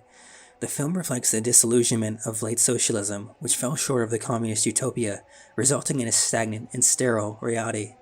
In this film, Tarkovsky wishes to emphasize two essentially human aspects, faith and love. He believes that faith cannot be dissolved or broken down. It forms like a crystal in the soul of each of us and constitutes its great worth. And that when humans feel there is no more hope in the world, love is what proves them otherwise. The writer feels as though the world has become mundane and ordinary, and has become cynical of it. He desires to be shaken by the unknown, that is, the zone. What ends up surprising him is not the zone, but instead, the stalker's wife and her faithfulness to the stalker even after all he's put her through. Her love and her devotion are that final miracle which can be set against the unbelief, cynicism, moral vacuum poisoning the modern world, of which both the writer and the scientist are victims. In Tarkovsky's films, he believes that it is his responsibility to make his viewers aware and reflect on their need to love and to give their love. Like Tarkovsky's other films, Stalker relies on long takes with slow, subtle camera movement, rejecting the use of rapid montage. The film contains 142 shots in 163 minutes, with an average shot length of more than 1 minute, and many shots lasting for more than 4. Almost all of the scenes not shot in the zone are in sepia or a similar high-contrast brown monochrome, with the exceptions of scenes featuring his daughter, shot in color. After reading the novel Roadside Picnic by Arkady and Boris Strugatsky, Tarkovsky initially recommended it to a friend, the film director Mikhail Kalatozov, thinking Kalatozov might be interested in adapting it into a film. Kalatozov abandoned the project when he could not obtain the rights to the novel. Tarkovsky then became very interested in adapting the novel and expanding its concepts. He hoped it would allow him to make a film which conformed to the classical Aristotelian unity, a single action on a single location within 24 hours, or a single point in time. Tarkovsky viewed the idea of the zone as a dramatic tool to draw out the personalities of the three protagonists, particularly the psychological damage from everything that happens to the idealistic views of the stalker, as he finds himself unable to make others happy. This, too, is what Stalker is about. The hero goes through moments of despair when his faith is shaken, but every time he comes to a renewed sense of his vocation to serve people who have lost their hopes and illusions. The film departs considerably from the novel. According to an interview with Tarkovsky in 1979, the film has basically nothing in common with the novel except for the two words stalker and zone. Yet, several similarities remain between the novel and the film. In both works, the zone is guarded by a police or military guard, apparently authorized to use deadly force. The stalker in both works tests the safety of his path by tossing nuts and bolts tied with scraps of cloth, verifying the gravity is working as usual. A character named Porcupine is a mentor to Stalker. In the novel, frequent visits to the zone increase the likelihood of abnormalities in the visitor's offspring. In the book, the Stalker's daughter has light hair all over her body, while in the film she is crippled and has psychokinetic abilities. The meat grinder, a particularly perilous location, is mentioned in both film and the book. Neither in the novel nor in the film do the women enter the zone. Indeed, the film features a female character who is introduced as wishing to enter the zone, but who is dismissed by the stalker prior to departure. Finally, the target of the expedition in both works is a wish-granting device. In Roadside Picnic, the site was specifically described as the site of alien visitation. The name of the novel derives from a metaphor proposed by a character who compares the visit to a roadside picnic. The closing monologue by the stalker's wife at the end of the film has no equivalent in the novel. An early draft of the screenplay was published as a novel titled Stalker, or The Wish Machine, that differs substantially from the finished film. In an interview on the MK2 DVD, the production designer Rashid Safiullin recalled that Tarkovsky spent a year shooting all the outdoor scenes. However, when the crew returned to Moscow, they found that the film had been improperly developed and their footage was unusable. The film had been shot on new Kodak 5247 stock, with which Soviet laboratories were not very familiar, even before the film stock problem was discovered. Relations between Tarkovsky and Stalker's first cinematographer, Georgy Roberg, had deteriorated. After seeing the poorly developed material, Tarkovsky fired him. Safiullin contends that Tarkovsky was so despondent at having to discard all the outdoor work that he wanted to abandon further work on the film. After the loss of the film stock, the Soviet film boards wanted to shut the film down, but Tarkovsky came up with a solution. He asked to be allowed to make a two-part film, which meant additional deadlines and more funds. Tarkovsky ended up reshooting almost all of the film with the new cinematographer, Knyazinski. According to Safiullin, the finished version of Stalker is completely different from the one Tarkovsky originally shot. The film was not released for quite a long time. However, unlike most of Tarkovsky's other films, Stalker was particularly not subject to censorship edits, and had a more or less successful distribution fate in the USSR. The documentary film Roberg and Tarkovsky, The Reverse Side of Stalker, by Igor Mayboroda, offers a different interpretation of the relationship between Roberg and Tarkovsky. Roberg felt that Tarkovsky was not ready for the script. He told Tarkovsky to rewrite the script in order to achieve a good result. Tarkovsky ignored him and continued shooting. After several arguments, he sent him home. Ultimately, Tarkovsky shot Stalker 3 times, consuming over 5,000 meters, or 16,000 feet, of film. People who have seen both the first version shot by Roberg as director of photography and the final theatrical release say that they are almost identical. Tarkovsky sent home other crew members in addition to Roberg, excluded them from the credits as well. Several people involved in the film production, and possibly Tarkovsky himself, died from causes that some crew members attributed to the film's long shooting schedule and toxic locations. Sound designer Vladimir Sharun recalled, "We were shooting near Tallinn in the area around the small river Yagala with a half-functioning hydroelectric station. Up the river was a chemical plant and it poured out poisonous liquids downstream. There was even this shot in Stalker, snow falling in the summer and white foam floating down the river. In fact, it was some horrible poison. Many women in our crew got allergic reactions on their faces. Tarkovsky died of cancer of the right bronchial tube, and Toya Solonitsyn too. That it was all connected to the location shooting for Stalker became clear to me when Larissa Tarkovskaya died from the same illness in Paris."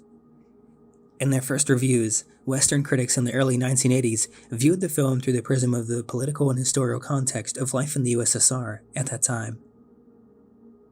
Another view was an attempt to attribute the film to the so-called ecological theme, which anticipated the history of Chernobyl. Later analysis revealed the multidimensional and deep philosophical context of the film.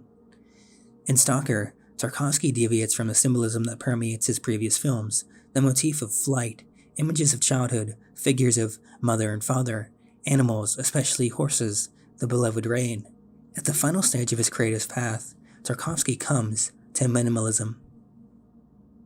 The film is more compressed and holistic, turning the viewer to the traditions of pure cinema. The aesthetic sequence of the plot, the direct perspective of the key frames, the color scheme using monochrome, everything is subordinated to one goal. The continuity of the action, unhurried, paradoxically endless, is emphasized by Stalker's words that in the zone, the direct path is not the shortest. The music of Eduard Artemiev, emphasizing the detached and otherworldly motive of the plot, became an important component of the essential action on the screen. The music of Eduard Artemiev, emphasizing the detached and otherworldly motive of the plot, became an important component of the existential action on the screen. The world of Stalker in its ordinariness, poverty, and achievement is brought to such a degree of unity and intensity that it almost ceases to be an external world and appears as a landscape of the soul after confession. It even seems that the complex of constant themes and pictorial motives that overwhelmed the director for many years, realized by him to the end, exhausted and given to the screen, has been subtracted from Stalker. Due to this, Stalker looks much more complete, more compressed and unified than The Mirror did. This was said by Maya Turovskaya. The first versions of the script had a nuclear explosion, a time loop, and a golden ball instead of a room. After working on the script for a long time, Tarkovsky consistently eliminated any science fiction elements from Roadside Picnic. The hero's journey through the zone changes from an adventure into a philosophical debate that turns into apocalyptic despair.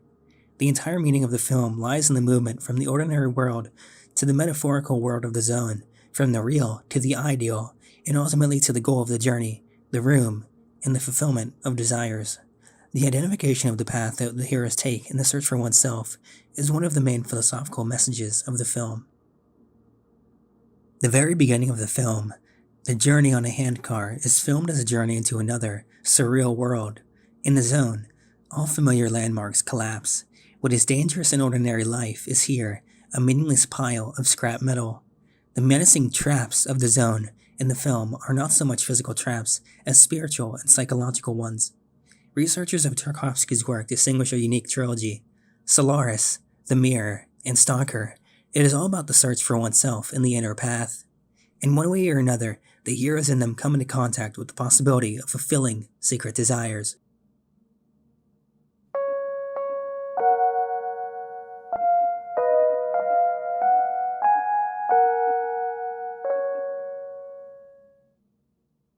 All these films explore the conflict between rationalism and science on the one hand and faith on the other. The image of Sartorius from Solaris is very close to the professor from Stalker, who seeks a rational explanation for the phenomena that he is forced to observe. Christian symbolism and spiritual motives, which Tarkovsky repeatedly resorted to, are also clearly evident in the plot of Stalker. In the scene that takes place after the heroes overcome the waterfall, film scholars Johnson and Petrie saw a clear reference to the Gospel of Luke, the events in Emmaus, where two apostles did not recognize Jesus when they met him. The heroes or the voiceover repeatedly quote biblical texts. In the scene of a long flight of the camera over stagnant water, the viewer can see a fragment of Van Eyck's Ghent altarpiece. However, Tarkovsky himself did not believe that the Christian theme and Christian origins were so important in the film. From his point of view, much more significant was the clash of the rational and the irrational, the material and the spiritual, which is clearly manifested in the conflict between Stalker and his two companions. The plot of the film mainly concentrates on three heroes, their arguments and actions. Each of their image carries its own philosophical origin: the professor, scientific materialism; the writer, the artist's worldview, degenerated into cynicism; the Stalker himself is faith. The faith of the three main heroes is subjected to a severe test, and they, stopping at this threshold of the room, do not withstand it. The Stalker returns from the zone to his wife and sick daughter, disappointed in people. The acting in the film is not so noticeable and fades into the background. The viewer is much more attracted by the visual component. In the film, Tarkovsky cast his favorite actors Grinko and Solzhenitsyn, but critics separately noted a new face, Alexander Kaidanovsky, who looks so convincing in the role of the holy fool, Stalker. Assistant director Yevgeny Simbal recalled that almost all the actors had to find a completely unnatural approach to the embodiment of the role, force themselves to become different. This was especially true for Kaidanovsky, who in life saw himself as a complete opposite of the image of Stalker, a consistent, integral, and tough person. As for the idea of stalker, it cannot be formulated verbally. I am telling you personally, this is the tragedy of a man who wants to believe, who wants to make himself and others believe in something. For this, he goes to the zone. Do you understand? In a completely pragmatic world, he wants to make someone believe in something, but he does not succeed. No one needs him. In this place, the zone, is also not needed by anyone. That is, the film is about the victory of materialism, Tarkovsky says. And in another interview, he described the main idea of the film as follows. It is important for me to establish in this film that specifically human, insoluble, indecomposable thing that crystallizes in the soul of each person and constitutes their value. After all, despite the fact that outwardly the heroes seem to suffer a fiasco, in fact, each of them gains something of value being more important. Faith, a sense of the most important thing in themselves. This is the most important thing that lives in each person. Candidate of psychological sciences Natalia Fedorova saw in the story and film the development of the traditional theme of wandering in Russian culture. In the image of Kadinovsky's hero, she saw a new stage in the development of this phenomenon as an attempt at physical survival in overcoming the extreme conditions of a hypothetical future, as well as the resolution of an internal crisis associated with an individual worldview. Stalker became an important milestone in Tarkovsky's creative path and significantly influenced the people with whom he worked together, the cinematic language, and laid down unique traditions. On the set of Stalker, future directors Yevgeny Simbol and Konstantin Lopushansky studied alongside Tarkovsky. The role of Stalker radically changed the life and creative destiny of Kadinovsky. After filming with Tarkovsky, he enrolled in courses for directors, but they are unable to work again in the future. The film, The Bodyguard, was shot as an obvious imitation of the theme of Stalker, and in many ways by the same team, but the idea was not fully realized. In 1981 to 1982, Arkady Strugatsky and Tarkovsky met several times and together wrote the script for the film Beware, Snakes, and hatched plans for a film adaptation of The Beetle in the Anthill. According to the biographer of the Strugatsky brothers, Anne Skalandis, the script for Tarkovsky's last film, The Sacrifice, is largely a joint work of Tarkovsky and Arkady Strugatsky. The Stalker film score is composed by Eduard Artemiev, who had also composed the scores for Tarkovsky's previous films, Solaris and The Mirror. For Stalker, Artemiev composed and recorded two different versions of the score. The first score was done with an orchestra alone, but was rejected by Tarkovsky. The second score that was used in the final film was created on the synthesizer along with traditional instruments that were manipulated using sound effects. In the final film score, the boundaries between music and sound were blurred, as natural sounds and music interact to the point where they are indistinguishable. In fact, many of the natural sounds were not production sounds, but were created by Artemiev on his synthesizer. For Tarkovsky, music was more than just a parallel illustration of the visual image. He believed that music distorts and changes the emotional tone of a visual image, while not changing the meaning. He also believed that in a film with complete theoretical consistency, music will have no place, and that instead, music is replaced by sounds. According to Tarkovsky, he aimed at this consistency and moved into this direction in Stalker and Nostalgia. In addition to the original monophonic soundtrack, the Russian Cinema Council, Rosiko, created an alternative 5.1 surround soundtrack for the 2001 DVD release. In addition to remixing the mono soundtrack, music and sound effects were removed and added in several scenes. Music was added to the scene where the three are traveling to the zone, on the rail. In the opening and the final scene, Beethoven's Ninth Symphony was removed, and in the opening scene in Stalker's house, ambient sounds were added, changing the original soundtrack, in which this scene was completely silent except for the sounds of a train. Initially, Tarkovsky had no clear understanding of the musical atmosphere of the final film, and only an approximate idea where, in the film, the music was to be. Even after he had shot all of the material, he continued his search for the ideal film score, wanting a combination of Oriental and Western music. In a conversation with Artemiev, he explained that he needed music that reflects the idea that although the East and the West can coexist, they are not able to understand each other. One of Tarkovsky's ideas was to perform Western music on Oriental instruments, or vice versa. Artemiev proposed to try this idea with the motet Polterima Rosa by an anonymous 14th century Italian composer dedicated to the Virgin Mary. In its original form, Tarkovsky did not perceive the motet as suitable for the film and asked Artemiev to give it an Oriental sound. Later, Tarkovsky proposed to invite musicians from Armenia and Azerbaijan and to let them improvise on the melody of the motet. A musician was invited from Azerbaijan who played the main melody on a tar based on Mugam, accompanied by orchestral background music written by Artemiev. Tarkovsky, who, unusually for him, attended the full recording session, rejected the final result, as this was not what he was looking for. Rethinking their approach, they finally found the solution in a theme that would create a state of inner calmness and inner satisfaction, or as Tarkovsky said, space frozen in a dynamic equilibrium. Artemiev knew about a musical piece from Indian classical music, where a prolonged and unchanged background tone is performed on a tanpura.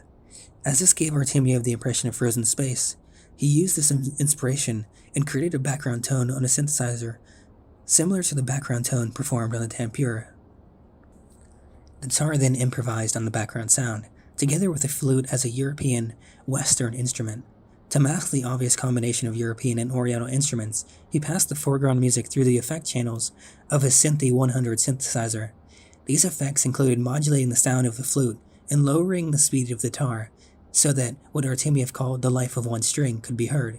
Tarkovsky was amazed by the result, especially liking the sound of the tar, and used the theme without any alterations in the film.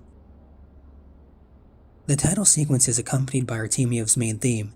The opening sequence of the film showing Stalker's room is mostly silent. Periodically one hears what could be a train. The sound becomes louder and clearer over the time, until the sound and vibrations of objects in the room give a sense of a train passing by, without the train being visible. This oral impression is quickly subverted by the muffled sound of Beethoven's Symphony No. 9. The source of this music is unclear, thus setting the tone for the blurring of reality in the film. For this part of the film, Tarkovsky was also considering music by Richard Wagner, or the Marseillaise.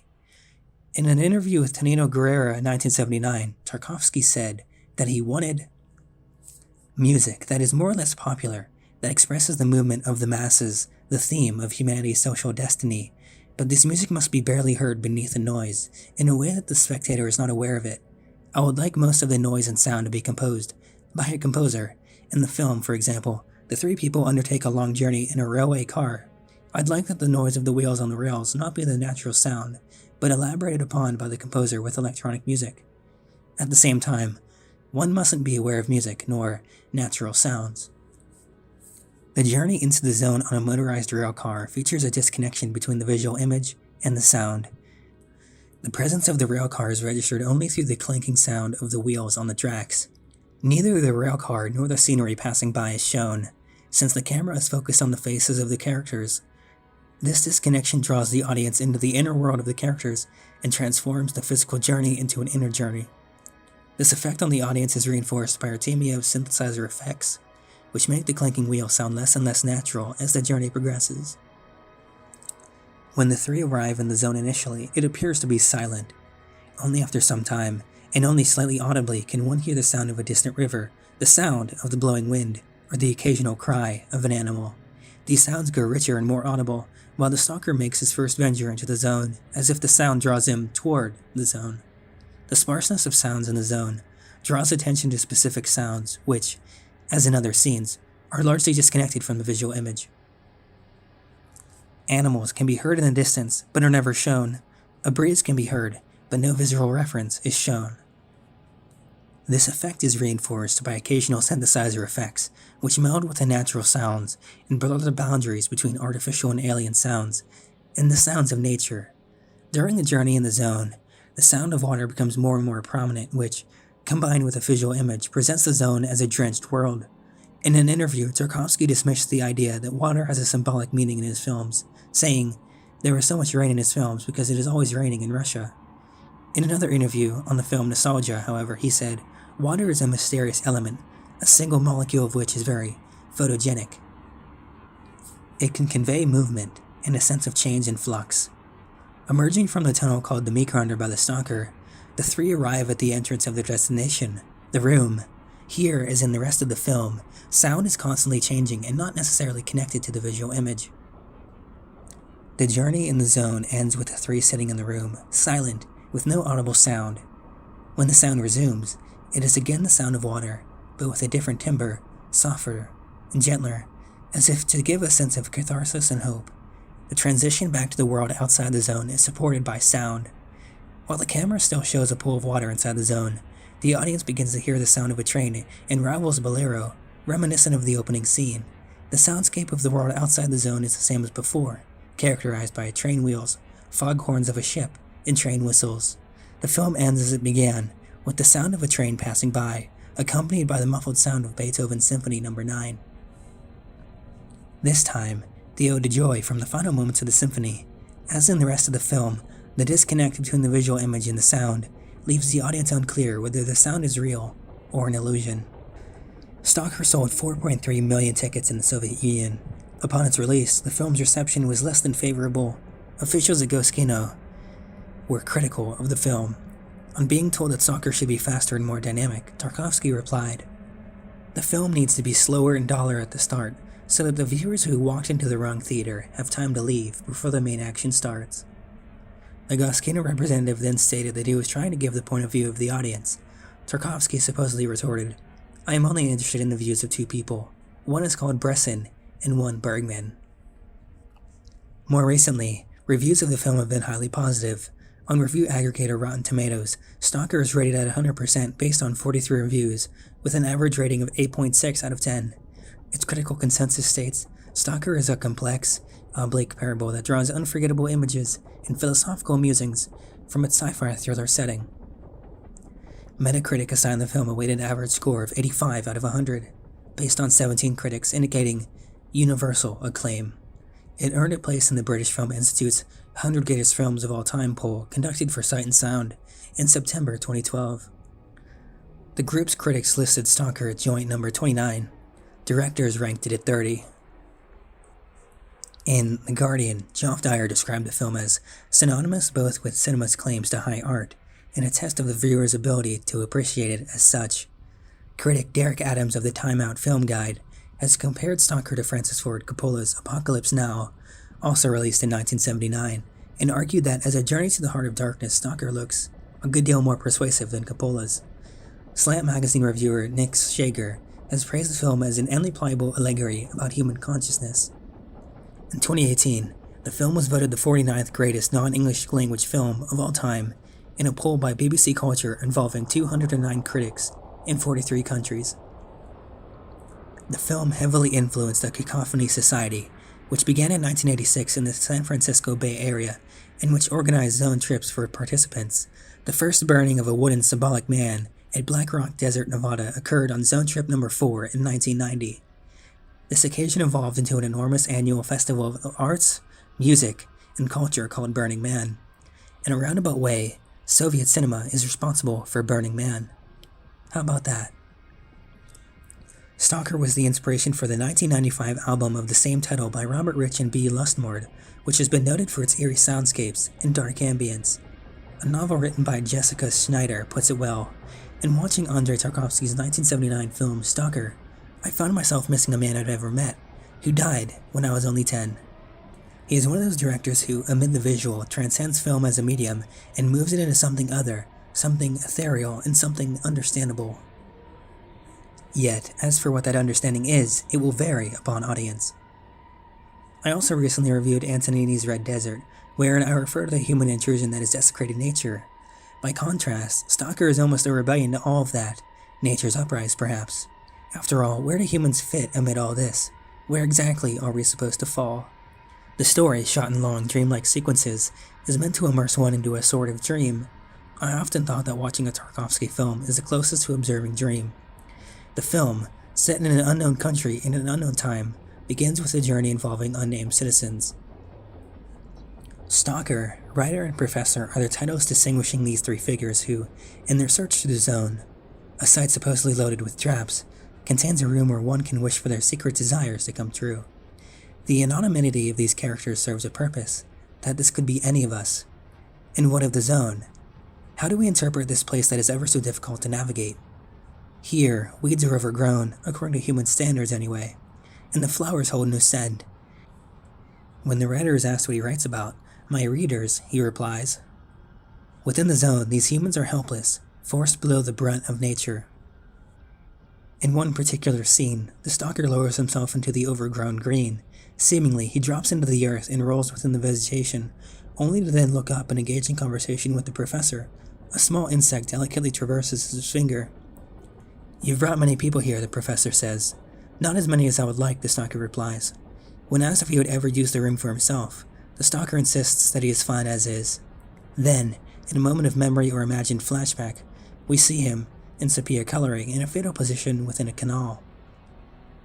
A black dog approaches, whom we witness a number of times. In one of the most haunting scenes, the dog sits alone on a slab of concrete. Amid the untamed vegetation, the dog then stands without any hint of command. It clearly is tamer than the weeds that surround. The stalker warns that the zone is filled with traps. He and his two companions attempt to detonate any potential dangers by tossing small cloths tied to metal rings. For much of the zone, the land is damp and murky, whilst chemical-filled waters grow impassable, too difficult to navigate. Much like the artist who is forced to navigate a world of social climbers, attention seekers, and corporate parasites, he will inevitably feel that he does not belong. A man writes because he is tormented, because he doubts, the stalker says. He needs to constantly prove himself that he is worth something. Tarkovsky once said that he believed the Book of Revelation to be the most beautiful piece of writing ever written. Then, in a slow child's whisper, we hear the biblical words accompany a long flow of imagery. We could either be above or below the waterline. Are those trees reflected from above, or are we witnessing them from below? Mechanical debris lingers from a bygone time. Within the zone, nature is indifferent, and it contains its own form of beautiful. Much like looking at images following the 1986 Chernobyl disaster, amid the chemical disease, apples still grow from trees. This is the world without human intrusion. I sometimes wonder if humans are only as worthy as memory. As noted in Tarkovsky's 1975 film, The Mirror, it is not what one remembers, but how one remembers that matters. The men discuss a previous stalker named Porcupine, who led his brother to the zone, which resulted in his brother's death. Then, upon arriving at the room, he was bestowed with a large sum of money, his secret wish. Rather than bringing his brother back, guilt-ridden, this resulted in his suicide. An argument among the three men ensues, wherein the notion that the room can be used for evil is addressed, and does anyone know his secret desires? Weakness is a great thing, and strength is nothing, the stalker mentions. When a man is just born, he is weak and flexible. When he dies, he is hard and insensitive. When a tree is growing, it's tender and pliant, but when it's dry and hard, it dies. Hardness and strength are death's companions. Or in other words, to think one knows all the answers, that he is indestructible, is to become ossified both in body and mind. The three men come to realize that there is no happiness to be found here, hence, they abandon the mission. Yet one must ask, were they really in search of it? It was Tarkovsky himself who said that the world wasn't created for man's happiness, but rather, we are here to fight so that good and evil can clash within us. I have often believed that my best work was created whilst I was most unhappy, and that it is this unhappiness that causes my conflict within. After all, without conflict there is no drama, and without drama, there is no narrative. Perhaps the success of creation is enough of a reward itself, but I, much like the characters within Stalker, will still long for this happiness nonetheless. Stalker is not sad, but it is melancholic. It is not idyllic. We witness these characters in their suffering, including the stalker's wife who drops to the floor in a mess of tears upon his departure, as well as their longing. We witness the stalker's telekinetic daughter. What results from their journey into the deeps of the zone? The unobservant would say nothing, but I argue they come to realize that one's desire, one's happiness, cannot be obtained simply by wish. The result would be too nebulous.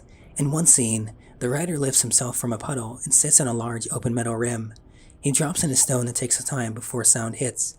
It reverberates. There is no such thing as facts, he says. Facts, after all, make one's mind rigid, hard. They can obstruct creativity. Instead, for the artist, one's mind must bend and be fluid. There is no single answer. This is where the article ends. Writer, in my opinion, came the closest to understanding, as in the scene with Monkey and the table. He went the furthest, aside from Stalker. And yet still came too short. Popular opinions are as follow. The ending is a question about faith posed to the audience. There are two ways to interpret the scene. She literally moved the glass with her mind. A passing train in the background is shaking the building, and that is what is moving the glass. It is also possibly implying she's deaf. The question then becomes, which is it? To choose scenario 1, to choose faith, and to believe that there is magic in the world, that it can live on in us as a part of our true nature. To choose scenario 2 is to reject faith, and to embrace the world as a miserable place, full of meaningless poverty, and the industrial rape of the natural world. The question of faith posed to the audience even has a crafty setup in the preceding scene. The shot opens on the daughter moving forward, but without seeing the lower half of her body, the film practically dares the audience to jump to the conclusion that the stalker's true wish was for a miracle to heal his daughter's leg affliction, and the room is granted it. Then we see she was just riding on her dad's shoulders nonchalantly. At the end of the film, we see Monkey, whom is outside of the zone, presented in full color. This creates a visual connection between her and the zone. We are told that stalkers will always have deformed children. What if the stalker's biggest desire was to have a child without a deformation? A child that is strong enough to have the ability to move? What if he entered the room and Monkey's telekinetic power was the manifestation of his desire? A desire that manifested in Monkey not being able to move herself, but being mentally strong enough to move other objects with her mind. What is all this art trying to communicate? At times, one might wonder whether Stalker is reliable and whether the dangers of the zone are real, or whether the room is just a superstitious fallacy. Skeptics might want to view the film rationally and scientifically, and explain the way the zone is the site of a nuclear accident like Chernobyl. Taken as a whole, especially in light of Tarkovsky's own rejection of a purely materialistic view of life, this poster is convinced the film wants us to accept that the threats in the zone are real, along with the room and the reward it promises to all who are prepared to complete the religious quest needed to reach it. This interpretation is supported by the fact that we see a wind arise when the professor tries taking a shortcut, and also the impact that the zone has had on Stalker's daughter and her apparently telekinetic powers. It's also supported by what happened with Porcupine, a previous stalker who committed suicide after obtaining his inner desires. Additional evidence in favor of this interpretation is the main premise of Roadside Picnic, the novel that the movie is based on. Reading a synopsis of the book's plot can be helpful to discard wrong interpretation of the film that were clearly not intended. So, even if there are parts of the film hard to explain, it seems clear that the character of Stalker needs to be accepted as a trustworthy character, and that what he says about the zone is true, even if Stalker's own journey of faith has flaws and imperfections. But what makes Tarkovsky's contribution to cinema all the more important for him personally are the religious themes that he works with. He has the same Russian Orthodox Church background as literary greats like Dostoevsky, so it should come as no surprise that he employs similar themes. Like Dostoevsky, Tarkovsky rejected the idea of a materialistic, disbelieving world, so it seems plausible to interpret the film with Stalker representing the holy fool that is a common motif in Russian literature. His role typifies the importance of following a spiritual guide, rather than following our own path, and the importance of viewing life through the eyes of faith. Navigating the zone is like a religious quest or trial that requires believing and following a guide. For me as a Christian, this suggests something about the essence of faith, where we are led by God's word and follow what he says. The writer and the professor are never named, and are presented as two intellectuals, possibly representing arts and science respectively. The professor is a skeptic and unbeliever, while the writer is an agnostic, and both struggle to accept the apparent powers and dangers of the zone. In the end, both end up following Stalker, who is a man of faith, but this is only after their own personal failures to accomplish what they came to do in the zone. This also explains the closing scenes, where Stalker laments humanity's loss of the faith needed for going through the zone, and for living the good life. In a world of increasing secularism, materialism, rationalism, and scientific thought, Tarkovsky wants us to hold on to the importance of faith and religious thinking. Another important theme is about human desire. While the room holds the promise of tremendous power, it is also very dangerous. An account of a previous stalker named Porcupine is offered as a cautionary tale in this regard. He took his brother into the zone, but sacrificed him at the meat grinder in order to enter the room himself. Porcupine later won the lottery and became very rich, but subsequently hanged himself. His stated desire might have been to restore his brother back to life, but what if his greatest secret desire was actually different from what he thought, and it was just a materialistic craving for money? Realizing this afterwards made Porcupine realize he wasn't a very good man, and brought him to suicide, perhaps in part to expiate himself for his guilt. What are we to make of the lengthy dream sequence, where we get a series of images of debris and flotsam and water, fish, a religious icon, money, a rusted gun, a lock, barbed wire, a spring, a human hand? And what is the significance of the dog that roams freely in the zone and follows the trio back out? At times the imagery is deeply religious, such as a moment when the writer has a crown of thorns on his head. But what does it all mean? Without an interpreter, I find myself baffled, but also intrigued and deeply curious. It's certainly a demanding film, and the fact that it is somewhat inaccessible, and that its meaning is somewhat hidden, is also somewhat frustrating. At the same time, we should be careful not to allegorize the film too quickly, and want to interpret all its details as symbols. Tarkovsky himself shied away from the concept of symbols and preferred to speak about metaphors. In interviews, he said that while a symbol contains within itself definite meaning, a metaphor is an image and is indefinite in meaning and cannot be fully deciphered. He wanted his films to be works of art, but not in the sense that everything can be explained, because he believed that there were aspects of his films that are abstractions, that transmit truth which can only be comprehended in one's own heart. If we're going to take his vision for his films seriously, we must be cautious to not analyze everything, but also allow the images to touch our soul. In other words, accept it for what it is. Don't overthink it. Allow it to wash over you, become part of you. That isn't to say you should disregard the image, the film, the message. One doesn't cancel out the other. As Tarkovsky says, the East and West may coexist. Here, they both may remain. Tarkovsky continues in the metaphorical symbol vein. He doesn't want his films to be interpreted as allegories. Another quote, "I never create allegories, I create my own world." The world does not signify anything unusual, it just exists. It has no other meaning. I think symbol and allegory rob the artist. Creator brings up images which express, reveal life the way it is. They are not Aesop's fables. This manner of working would be too primitive not only for the contemporary art, but for art of any era. Artistic image possesses an infinity of meanings, just like life carries an infinity of meanings. An image changed into a symbol cannot be analyzed. When I create my images, I use no symbolism of any kind. I want to create an image, not a symbol. That's why I don't believe in interpretations of supposed meanings of my pictures. I'm not interested in narrow political or social issues. I want to create images that would touch the viewer's soul to some degree. That's why in my films, I tell precisely those stories, and not the others. Some say that The Mirror is his best, his most approachable film, and others say they struggle with Solaris. I didn't mind Solaris, and I certainly didn't expect the station to have visitors, one such being your dead wife. In the autobiographical documentary Voyage in Time from 1983, Tarkovsky says he viewed Solaris as an artistic failure, because his film did not transcend genre, as he believed his film Stalker did.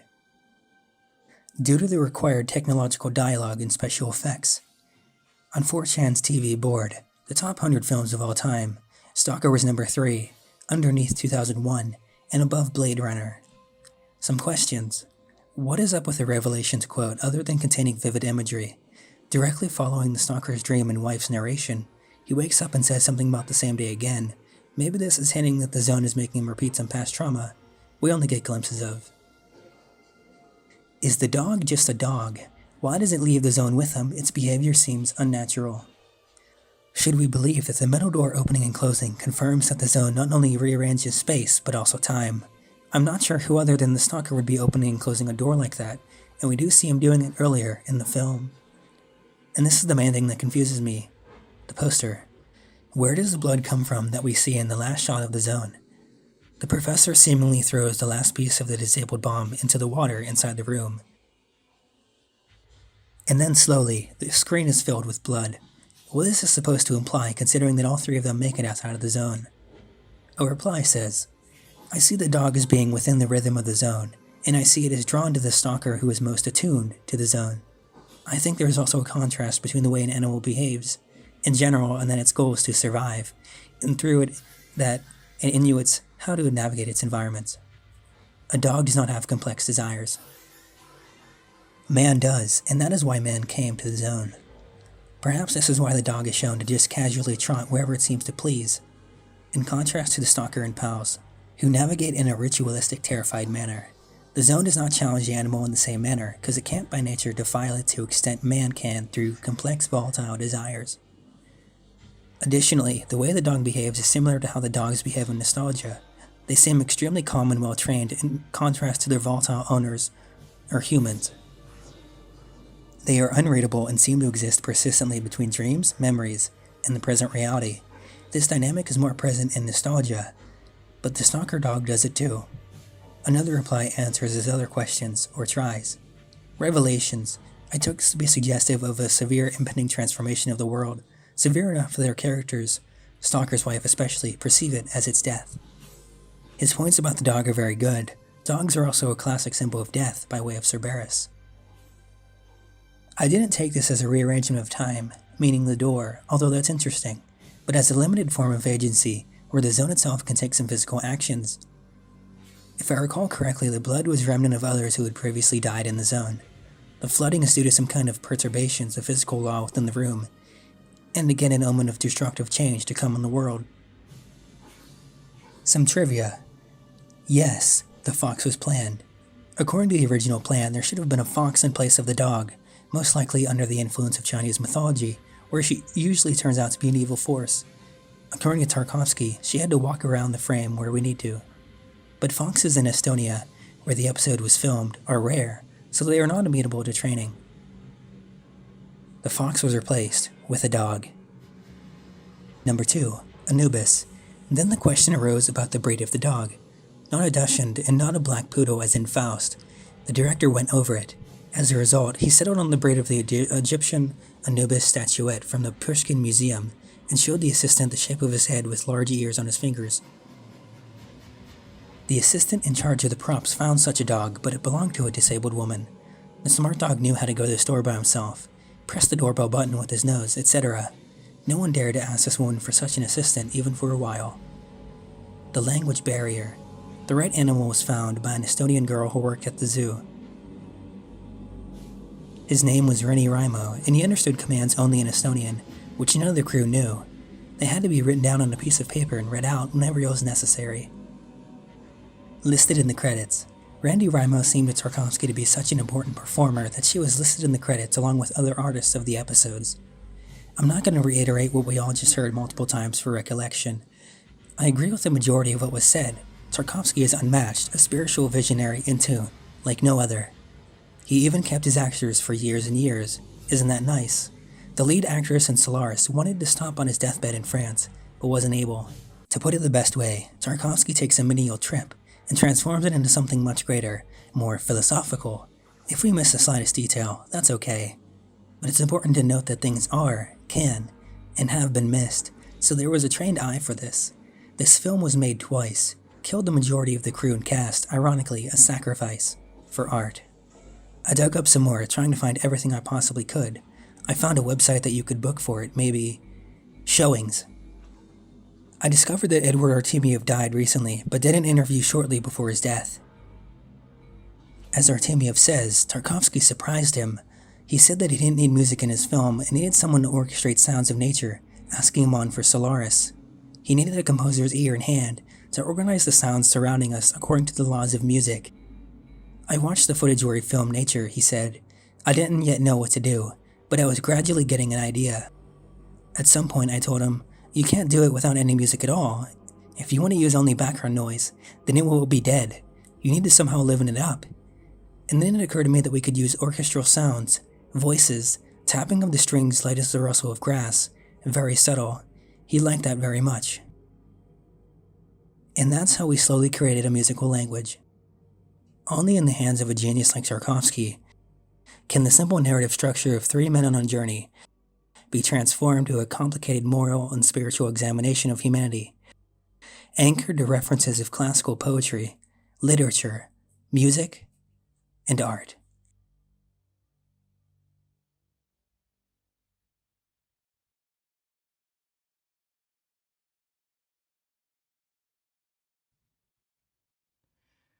I'm going to put this in as a little addendum to the rest of my cut content, or at least a bit of it I've been doing recently.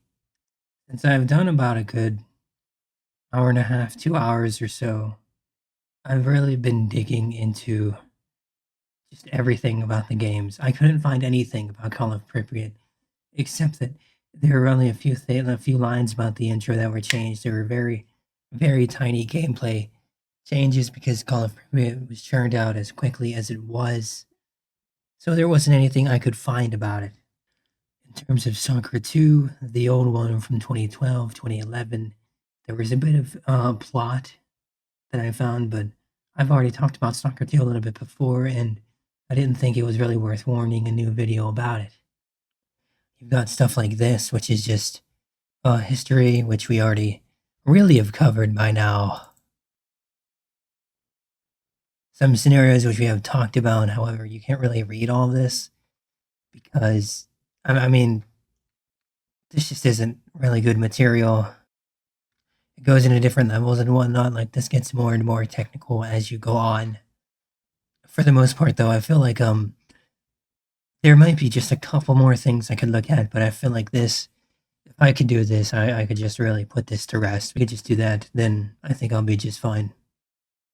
In any case, we'll have to use Yandex because I don't like Google Translate, and I feel like Yandex is the closest thing we have to really getting us as close as it can, and there is going to be some rough parts of it, which I will, of course, interpret for you. But if that's not good enough for you, then you obviously can read it yourself. So according to various resources, the author did die recently. However, they keep referring to this as a, let's see here, a script. And that he tried to pull a logical action onto an already partially existing framework. So I'm not sure exactly how this falls. I'm going to say it's probably very obscure, so I don't think anything's going to happen, but if anything does, then hey, whatever, man. The Vicious Square. A strange world is presented in this short novel. The first book consists of 3 parts, which correspond to the 3 parts of this world. In the first part, ordinary people struggle with the outside world called the Zone. The inner world is on the verge of ecological and genetic collapse. Mutants, strange flora, and fauna constantly attack this world. And maybe the last hope is outside help. And then there's this internal strife. The second part shows the outside world, the world of mutants. It turns out that such things are raging here, the same human passions. The mutants are preparing to meet an expedition from the inner world. But there is an even more outer world. The third part tells about the world that gave rise to the current state of things. A world covered in blistered exclusion zones. In addition to biological mutants, strange forms of half-biological, half-electronic creatures are involved in the struggle for a place under the sun. In the second book, all the characters meet after a few years, and time flowed differently in different zones. The main character must destroy the main component, the network. A conglomerate is a human with an implant-switching chip. The hero goes through all the zones, circles of hell, but first he needs to decide who and why he should destroy, and what is his true goal. The genre is science fiction, and the direction is cyberpunk. Book 1, 3 Circles of Hate. Part 1, A Vicious Circle. Chapter 1. It's about to start, Blake thought listlessly. As always, before a breakthrough, the left side of his face began to rapidly go numb. Blake ran his hand over his cheek. The stubble grew unevenly, in patches, crumpling the burned areas. The student fussed and chattered incessantly, the standard reaction of a novice. Blake cursed softly through his teeth and pulled the flamethrower closely so that it could be used at any moment. The corporal looked at the student with pewter eyes, and as always chewed something. How could he eat before a breakthrough? Blake spat and looked around for the other members, the sanitary control groups. The teacher settled down to the side. He held the flamethrower between his knees, closed his eyes, and only moved his lips soundlessly. Is he praying? Blake snorted. The last member of the group, the criminal Pin, who was attached for re-education, was clearly cowardly. He understood well how all this could end for him. More about this, except Blake was undoubtedly well known to the corporal, but he certainly didn't give a damn about anything, as long as he had time to eat. Shit. Blake closed his eyes for a moment, the left side of his face itching unbearably. It's time, he decided, and commanded softly. Get to your places. The student immediately shut up and started shaking slightly. The teacher shuddered and opened his eyes. And Pin, on the contrary, he closed it and hid himself. The re-educated were not supposed to have weapons. And besides, in order to protect the re-educated from unnecessary temptations, a neat but strong chain held him back at the place of re-education. The corporal finally stopped chewing and, wiping his hands on his trousers, climbed onto the tower. And then it started. The yellow jelly landed right at the student's feet, and of course he threw up. The corporal, who had not managed to climb the tower, crouched down onto the steps and slashed at the jelly with a flamethrower. The jelly cowered and screamed like a wounded rabbit. Blake shuddered, threw every time after. I thought I was definitely used to everything now. The blue whip spiraled in between the student and the Pin, but didn't have time to turn around. The teacher, slowly adjusting his glasses, methodically burned it, from the slightly forked tail to the tiny head with the creepy infrasound eye. Blake had time to think that he had clearly underestimated the teacher, but then the beauties came right out from under the wall. Their shells were blood red today, and there were suspicious nasty growths in the pseudo-belly area. Blake and the corporal intercepted the line, but the corporal's flamethrower jet jerked, drawing a line in the air. There was a fiery sector, and Blake let the right flank out of control. The handsome men began to surround the reformed Pin in a semicircle, who screamed no worse than tar jelly. The student finally got his bearings and hit the right flank. The beauties lost their pace, and the attack choked. And that's when it became clear what those growths were. Gale flyers. The growths burst, and about 24 creatures similar in appearance and function to disposable syringes attacked the inclement reformer. Pin darted and clogged on the chain, as if a balloon rushing into its first flight. If it wasn't for the teacher, the active re-education could have ended ahead of schedule. The corporal on the tower was still brandishing a flamethrower like a net, trying to drive away a flock of irons. Blake ran his hand over his burned face. The irons were especially large today. If only it wasn't a black blanket, Blake managed to think, as immediately a huge black shadow lay behind the ranks of the defeated beauties. Blake didn't have time to do anything, and then the student fired his flamethrower right into the center of the blanket. The black thin blade is instant. It spread in all directions, covering a huge area with a carpet, and capturing the area where the teacher was located. As always, everything happened completely soundlessly. The teacher, like a melted candle, spread out on the black carpet. For a moment, this terrible puddle kept the remains of human outlines, but now it has absorbed. The black veil tightened to a point and disappeared. The student threw up again, and the corporal finally flew off the steps of the tower. The largest iron still pinned him below the back, and it was over as suddenly as it had begun. Now only the corporal was shouting the choicest army curses, and swollen and covered with huge vulcanizing blisters was howling, for which the chance to reform began to become a reality. The student looked around crazily, saliva dripping from the corner of his limply open mouth. Shit, Blake thought, but he's probably a volunteer. Oh shit. The student caught Blake's hard gaze and stammered helplessly. I didn't mean to. I forgot. I didn't know. I didn't think that the teacher. Blake hit the slack jaw without a swing.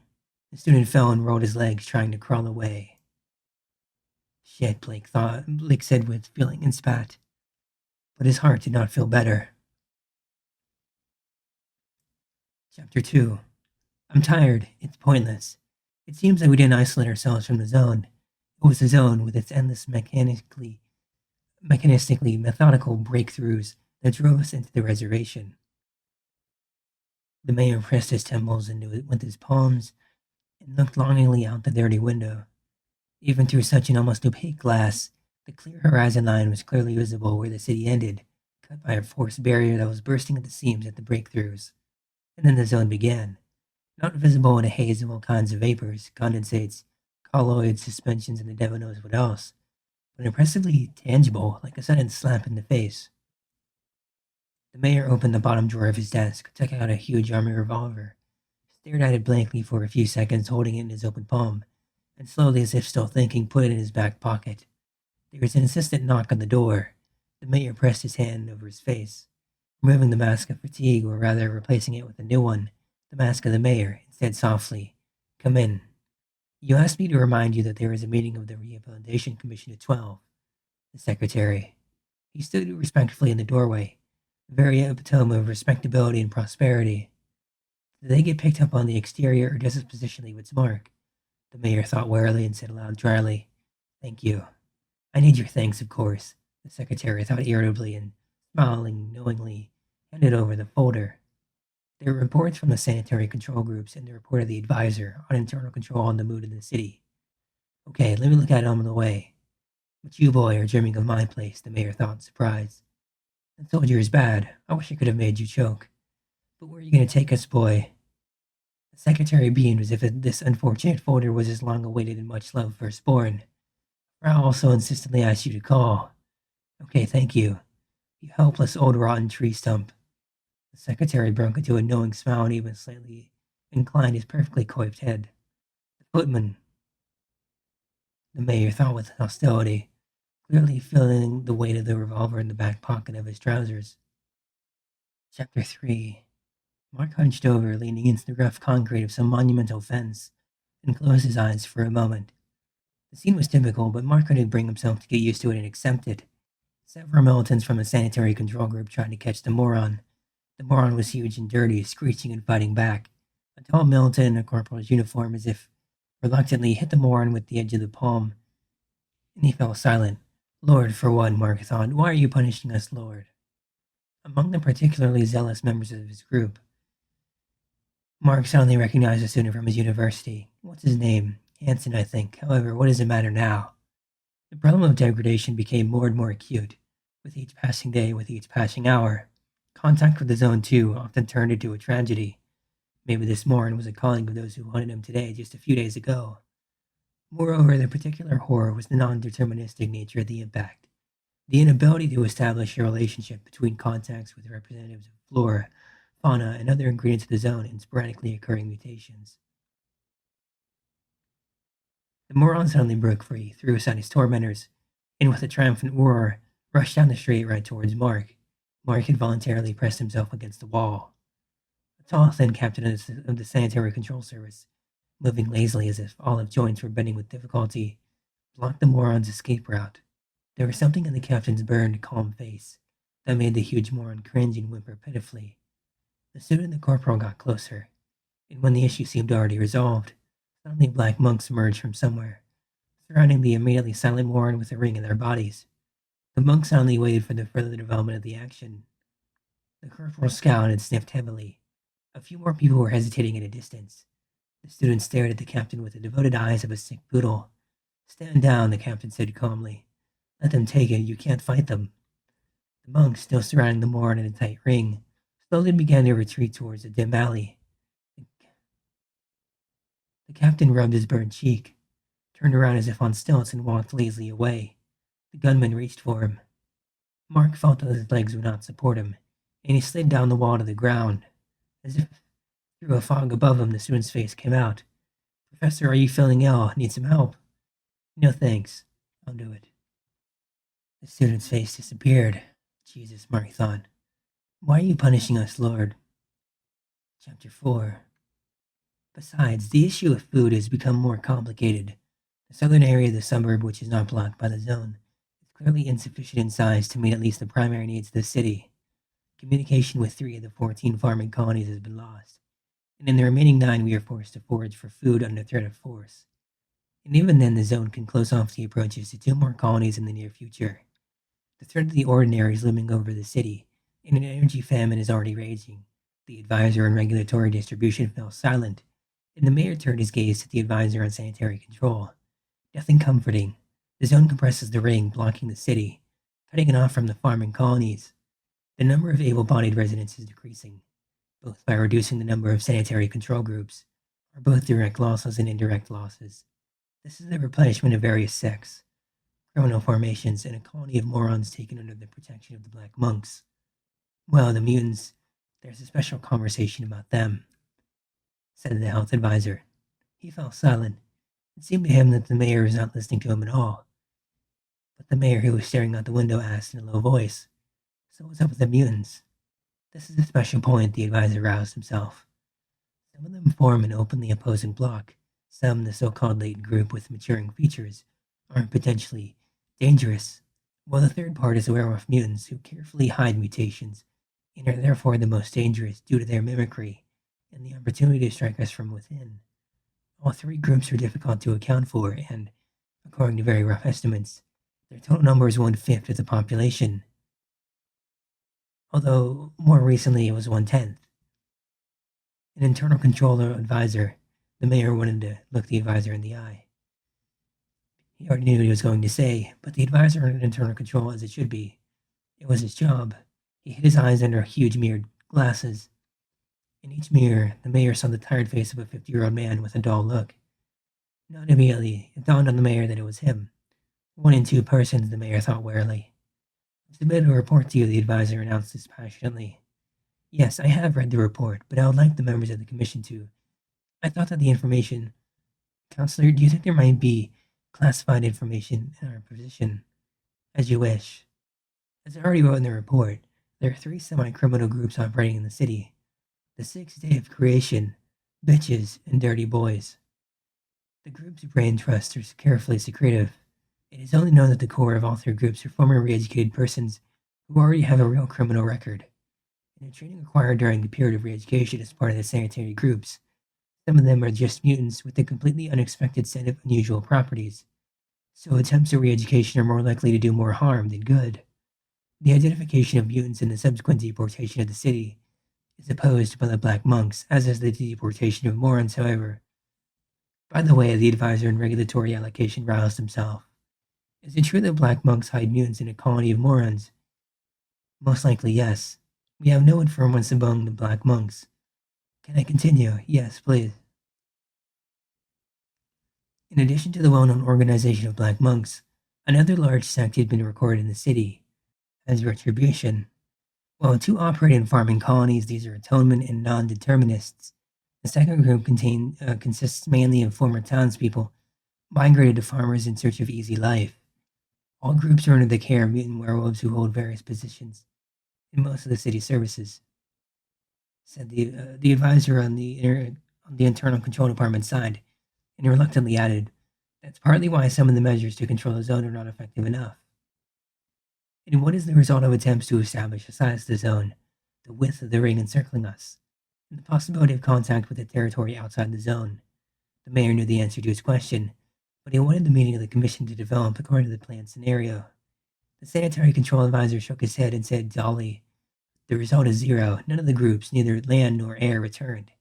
As a result, we lost 3 of the 4 helicopters at our disposal and 75 people, not counting 3 deserters."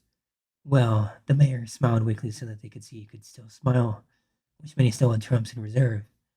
But the smile turned out to be fake, insincere, and the mayor dryly finished, Our guest, Professor Mark Slayton, is about to speak on this issue." Chapter 5. Look at the variety cabinet. Well, I'm stuck. Paint it? The secretary sneered contemptuously. These 2 were so puffed up and fussing that it was immediately obvious that both were completely green. Even the deliberately extravagant appearance, the shaved heads and faces down to the eyebrows, the exposed, lumpy skulls, all this caused pity rather than fear.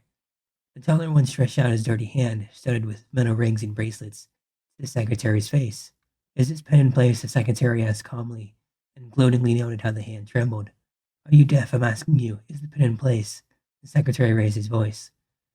The long one wilted, and the shorter one backed away and darted out of harm's way into the nearest alley. "Take me to him." The tall man nodded obediently, and forgetting the jargon in his fright, mumbled, "Let's go." "Please." There was a guard at the entrance to the underground utilities. "These are the old ones. They really are scum," the secretary thought as he was politely and professionally searched. "You're a handsome guy. Come on in. And you get out of here, Pimple." The head of the post grumbled reluctantly, and the overgrown young bastard was blown away by the wind. The secretary was blindfolded and almost dragged through a maze of underground passages. What kind of fool thought of laying these intricate corridors for all communications?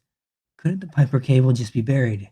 The secretary thought angrily, inflamed by his own helplessness. The blindfold had loosened slightly, got loose, and was sticking into his mouth. Let them also say thank you that the dungeon was chosen by the bitches and not the zone.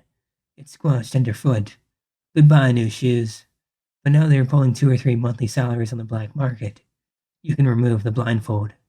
The secretary convulsively pulled off the disgusting rag, and unexpectedly falsely, he shouted, "Hello, Pin." "Hello, Fox." The spike was sitting in the darkest corner of the bunker, but even in the semi-darkness it was unbearable to look at it.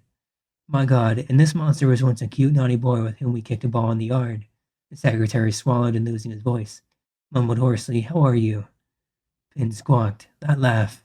I'm not getting used to it. And is it a joke? The secretary's mind flashed. What's going to happen to me, a mutant? You're the clean one. You have to take care that you don't pick up any kind of infection from the zone. And we are mutants. The zone only makes us fatter. Why aren't you in the zone but hold up here in the sewers? The secretary thought angrily, but muttered out loud conciliatingly. I have business with you. And I didn't think that you came to me just like that, out of old friendship. The mayor wants to send an expedition outside, through the zone. One less, one more. No one has returned from the zone yet. You shouldn't be so calm. If they establish contact with those who remain outside the zone, it's still unknown in which vivarium you'll be kept. You're being rude in vain. Pin fidgeted, and the secretary noticed with horror that the semblance of a man began to flicker with a poisonous green light in the semi-darkness. The damn mutant, the secretary trying to pull himself together, and as if nothing had happened, said, I'm worried about you. The expedition makes it. No one has passed through the zone yet. Professor Slayton promised to pick up people who supposedly have immunity. Immunity to the zone is nonsense. Remember the captain from the sanitary control group in which you underwent your education? Blake, he was just lucky. And if? Penn stopped glowing, but the secretary clearly felt a faint tingling of electrical discharges all over his skin. My God, it generates electricity too. Spike turned over in his corner again and growled hoarsely, Dick, Charlie, Fraser. 3 choice bitches silently emerged from a side branch and froze in the middle. The bunkers are in respectful silence. Professor Mark Slayton, Penn announced calmly, and after a pause he added, only this time without unnecessary advertising. The bastards grinned knowingly and departed as silently as they had appeared. The secretary hesitated and asked, does our agreement still stand? You know, Fox, that I'm not interested in your business. My empire is enough for me, and you're the big flying bird. Do you want a drink? No, thanks. The secretary involuntarily shuddered, imagining that he would drink from the same dishes that this one used. Then the audience is over. Hey, shut this gentleman out. He's stuffy here. He's not comfortable here. His aristocratic organs are exhausted from discomfort. The secretary managed to think when they blindfolded him again. Chapter 6. The mayor turned away and walked away from the window. Somewhere in the psychoanalytic wilds, either the soul or the subconscious, irritation boiled up. The city is my curse. The mayor poured an almost full glass of whiskey and drank it in small sips, with disgust, like medicine. You've been drinking too much lately, Elsa said sadly. I'm just tired. Something wrong with you, your secretary said. Don't listen to that fop. Elsa raised her eyebrows in surprise, and the mayor felt his irritation give way to a sense of guilt and impotence. I'm sorry, I don't understand what's happening to me. Elsa smiled sadly, went over, ruffled his hair. You're really tired, Ernst. Sometimes completely wild thoughts come into my head. Sometimes it seems to me that the zone has swallowed up our entire land, and the city is a pathetic island. All that remains of the wayward, but in its own way great races of people, and sometimes the thought suddenly comes that the zone and we are a garbage dump, a warehouse of toxic waste, and those behind the strip of the zone have simply fenced themselves off from us, as from an infection, and not only do not think about our salvation, but on the contrary, they are solely searching for means to prolong our isolation and agony, or even annihilation. Anyway, we are alone, and we can only rely on ourselves, but paradoxically, it is precisely that thought that makes one completely give up. Or maybe there has always been a zone. Is it really that bad? Elsa opened her sad eyes in fright. None of the expeditions returned to the zone. The mayor looked at Elsa, and a sharp feeling of pity flooded him. He smiled a little sadly but sincerely. Professor Slayton is going to form another one. Maybe they'll get lucky. Chapter 7. Blake sat on a bench in the park near the square. Stretching out his long, thin legs, Blake enjoyed idleness, sipped a warm beer from a can in boredom, and mechanically fixed anything that showed the slightest signs of life. The city looked wild, even more unnatural than at the border of sanitary control. Deserted streets in the diffused light, barely penetrating through the upper layers of the zone. They looked like scenery from German expressionist films. Blake took a sip of the jar, and out of the corner of his eye noticed a figure wrapped in a black cloak, with a hood pulled low. A black monk, what's he doing hanging around here? Blake squinted with interest without changing his relaxed posture. Wow, he's not alone. There's a second one, and a third. The monks were behaving strangely. They were undoubtedly tracking someone. Blake looked around the square carefully. Yeah, but I've seen this guy before. Oh, yes. It seems to be some kind of professor, an acquaintance. The student, the monks were waiting for him. Look how nervous they were. Blake set the jar aside intense, feeling the left side of his face tinkle. As before the breakthrough, they're not monks, they never touch weapons, they have a vow or something. Blake got up and with an indifferent look slowly walked towards the professor, who had an equally indifferent look. The monks perked up. Blake clearly didn't fit into their plans. It's late, my dears, I'll intercept him sooner, Blake grinned, calculating the distance to all the characters in the unfolding play. When he was 9 steps away from the professor, Blake lazily took a pack of cigarettes out of his breast pocket, knocked one out with a click on the bottom, deftly caught it in midair with his teeth and patted it. I've got my pockets full, so when their paths crossed with the professor, Blake calmly and naturally asked, Excuse me, do you have a light? The professor in turn patted his pockets in confusion, and Blake, without changing his position with the face of an interested dullard, admiring the further search, said, Professor, don't move. You're being watched. Go down this street 2 houses and turn into the entrance courtyard. Thanks for the light. Blake turned around and walked away calmly on his long legs stiff as stilts. Turning the corner, Blake slowly stubbed out a cigarette, and also slowly, easily jumped over a 2-meter fence and found himself in the next yard. I, Mark Slayton, a professor who graduated from 2 European universities, have to wander through some dirty alleys like in a cheap gangster movie. Mark looked back, but all I saw was a black monk walking slightly after me. This captain from the sanitary control service. What right does he actually have to me? Everything else happened so quickly that Mark didn't even have time to finally formulate his claims against the captain. Having received a soft but strong push in the back, Professor Slayton flew 10 meters forward, trying to somehow stay on his feet, but he couldn't resist. And when he got up moaning and groaning, it was all over. 3 black monks with 4 limbs spread out froze on the dirty asphalt, while the long captain of the sanitary control service methodically searched them. The bastards. What? Mark asked, stunned. They're not monks, the captain explained calmly. They're guys from a gang, the cute and cozy name of the Bastards. Lord, for what? Mark Slayton thought warily, although he had never been a believer even deep down. You're 8. Come in. The secretary raised his head and turned pale. In the doorway, smiling with a cold, fishy smile. With a smile, there was an advisor on internal control. Good afternoon, may I? The advisor asked, continuing to smile charmingly. Without waiting for an answer, he went straight to the desk where the secretary was sitting and threw a stack of photographs on the table. The black glasses on the advisor's face flashed, and the secretary, like a rodent fascinated by the snake's gaze, could not tear his hunted gaze away from them. Look at the photos, the counselor smiled even more radiantly. Really, there are some very funny ones. You should definitely be interested in them. The secretary stirred, and the counselor, still smiling, said softly, Just don't get so nervous. I just came to talk to you, otherwise, why would I come at all? And I'm giving you the photos. Thank you. The secretary smiled weakly through dry lips and hurriedly scooped up the photos on the table. His hand trembled treacherously. At the top was the photo where he was captured in the company of 2 bastards, already blindfolded in front of the entrance to the bunker. Pin. That's what I wanted to ask you, young man. The advisor took off his glasses and looked at the secretary with light yellow, expressionless eyes. After all, your childhood friend, he won't always be so lenient with you.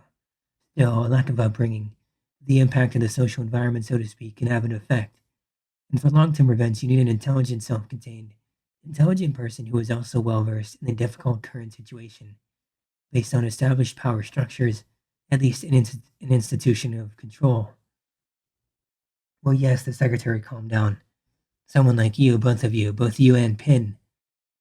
The spider's in the same bank as you, of course. It's easier to find a common language with an intelligent person, the secretary smiled broadly. Well, that's great, the advisor put his glasses back in place and smiled even wider, although it seemed that it was impossible to get wider. So we've agreed on everything. I'm glad I've found such a sympathetic companion in you. You're a puppy, I'm fine with that. I can twist you however I want. But the old man has become uncontrollable lately. He only prolongs the agony of the city, instead of using it wisely. The counselor headed for the door, but halfway there he turned around and threw over his shoulder. Yes, and you are aware that an attempt was planned on Professor Slayton, but a valiant captain from the sanitary control service by the name of Blake. Blake? Is this also a friend of your childhood? No, that's just me, so what were you talking about? About the gallant Captain Blake. The captain proved to be on top and captured the attackers of the professor. Unfortunately, these 3 bandits tried to escape from the internal control department, where the valiant captain escorted them. But of course they were killed. However, you probably don't care about them. I just want to say that Professor Slayton's experiments are not in a hurry yet. Of course, I'm doing what I can, but I'm not omnipotent either. I'm an advisor on internal control, not universal control. There is also sanitary beyond my control, but I'm not in control yet. The advisor smiled one last time, especially warmly, and left. Nothing, we'll see who's who, the secretary thought gloomily. And Stick needs to be notified. How did his guys make such a mistake? After all, we really didn't need all these expeditions. Chapter 9. How long will they keep Monsieur? The student exploded. But under the calm with faint interest gaze of Captain Blake's cold eyes, he merely fell silent. The corporal, who hadn't stopped chewing, said thoughtfully, "You should be happy. Maybe you'll probably get into the history of the city, at least, as a kind of guinea pig." The student flashed his glasses angrily, but said nothing, and the corporal persisted. "They've got you figured out, kid. And for the benefit of all, they will take from you the most valuable thing that you can give to science and society." "What's that?" The student snapped and made a fatal mistake. The corporal was obviously waiting for this remark, because he immediately blurted out, "The tests. And you, the student began to boil wit like mine." "Stop talking," Blake muttered listlessly. But then the door in front of which they were sitting opened and Professor Mark Slayton came out of the corridor. He stood helplessly for a moment, squinting, and then seeing Blake, visibly shuddered and hurriedly spoke. "Hello, you were invited because, in general, you will pass everything now. Exam, the fact is that, according to your statistical reports, the service, we have established that among the members of the sanitary control groups, of course, there are centenarians, that is, people who have been in contact with the zone for a long time, but who managed to get out of absolutely hopeless situations unharmed. We conducted a number of studies and found that all these people who have, one might say, some immunity to the zone, have specific features in the encephalogram data. Am I making myself clear?" "Quite," said the corporal and swallowed carefully. "So that said, what am I talking about?" "You said you were immune to the zone, Professor," the student interjected cheerfully. But Blake only glanced at him, and the student immediately became serious. "Unfortunately, 5 of the immune system holders we identified died." Professor Slayton glanced at the student, but didn't seem to see him. "They died, violent death on the territory of the city, under very mysterious circumstances. But this is a matter for the service internal control." The student chuckled, but glanced at Blake and said nothing. The corporal chewed on his face again. It was obvious he didn't give a damn about any of this, and Blake's face was always unreadable. Mark Slayton looked at them all in turn with a sad look, and after a short silence, continued. "Obviously, there was a leak of information at our institute, and our research is very much hindered by someone. Nevertheless, there is a decision to form an expedition from those who are immune to the zone. The zone immunity is nonsense," suddenly the corporal said clearly, having stopped even chewing for this purpose. The professor forced a smile. "I will not persistently dispute this, but nevertheless, people with the features we have identified in the encephalogram readings are not susceptible to mutations, at least for a long time. And if the zone can somehow cope with them, it is only to destroy them." "Fun prospect," the student happily responded again. "And you, Professor, are offering it to us." Mark looked into the student's eyes and said warily, "Of course it's a risk, even a very big risk. The risk will already be that you will undergo an examination. Those 5, but first of all, only volunteers will go in. Secondly, we will try to ensure secrecy, and most importantly, this is a chance. This may be the last chance for all those who stay here in the city. A chance to connect with the outside world." Blake stood up and quietly summed up. "Then why talk in vain? Go ahead, Professor. Check it out." Chapter 10. "Hello, is this the medical control service?" Suddenly heartily addressed, the mayor held the phone to his ear and stared blankly out the window. "Yes, it's urgent. Poisoning with a large dose of sleeping pills. Who's talking?" "The mayor. The mayor. The mayor, damn you." "It's too late. Oh, Elsa. The mayor came to the bed and took Elsa's hand. The hand was barely warm. "I'm tired. Probably even fatigue has its limits." The mayor heard the bell and automatically went to open it. The secretary and 2 others stood in the doorway wearing medical control uniforms. "In the bedroom," the mayor replied dully to the mere question. "What a misfortune," the secretary said sincerely. But the mayor no longer had the strength to answer. He staggered down the stairs, went outside, and wandered off. He no longer saw how the stretcher was taken out of the house. As the secretary pulled back the edge of the sheet and looked first at the woman's face, and then he looked at the senior from the medical control group. "It's too late," the elder said calmly, and the secretary nodded calmly. The mayor walked through the streets of the city, feeling anew how alien he had become, even hostile. "I probably don't have the right to be in my place. I hate this city." The mayor leaned against the wall. I saw some dirty peeling wall and felt something uncomfortable in my back pocket. A revolver. No, not now. It's still early. Just a little more. At least a little more. Chapter 11. What an honorable escort. We were escorted as... The student began looking around with a joyful look, but the corporal did not let him finish, as in the last journey. What did you have, Corporal? Your tongue is dead. Student, did you by any chance study philology? Blake suddenly intervened, but then the mayor appeared, and everyone respectively fell silent. The mayor took a dim look at the crowd and asked quietly, why so many guards? The sanitary control advisor calmly replied, it is possible to break through the zone during the passage of the group. Besides, the advisor hesitated. The mayor looked at him, but the counselor could have sworn that the mayor did not see him. Mark Slayton thought it best to step in. I reported to the Rehabilitation Commission that 5 of those who had immunity, out of those previously identified, died under mysterious... Here the advisor on internal control perked up. I was against it. It would have been better to conduct the whole event more secretly. The health control advisor frowned. It is better to protect yourself from accidents than to rely on secrecy, which does not exist. The advisor on internal control snorted. But the mayor said indifferently, let's leave it at that as they have done. So it will be. The mayor approached Professor Slayton. The final composition of the group, Professor. After all, only you know everyone. Mark shuddered and felt like an executioner, but he managed hoarsely. Captain Blake, the corporal, the student, Frost, the kid, the queen, and me. The mayor paused and asked dully, is the queen the only survivor of all previously identified immune holders? Mark nodded. The mayor also nodded in response and looked at each member of the group in turn. Captain and Corporal, you don't have to worry about these guys. The queen managed to survive here in the city, one of the 6. Frost from the Internal Control Service. These guys will survive anywhere. And the student are a bit frail. And the professor, he's all over the place.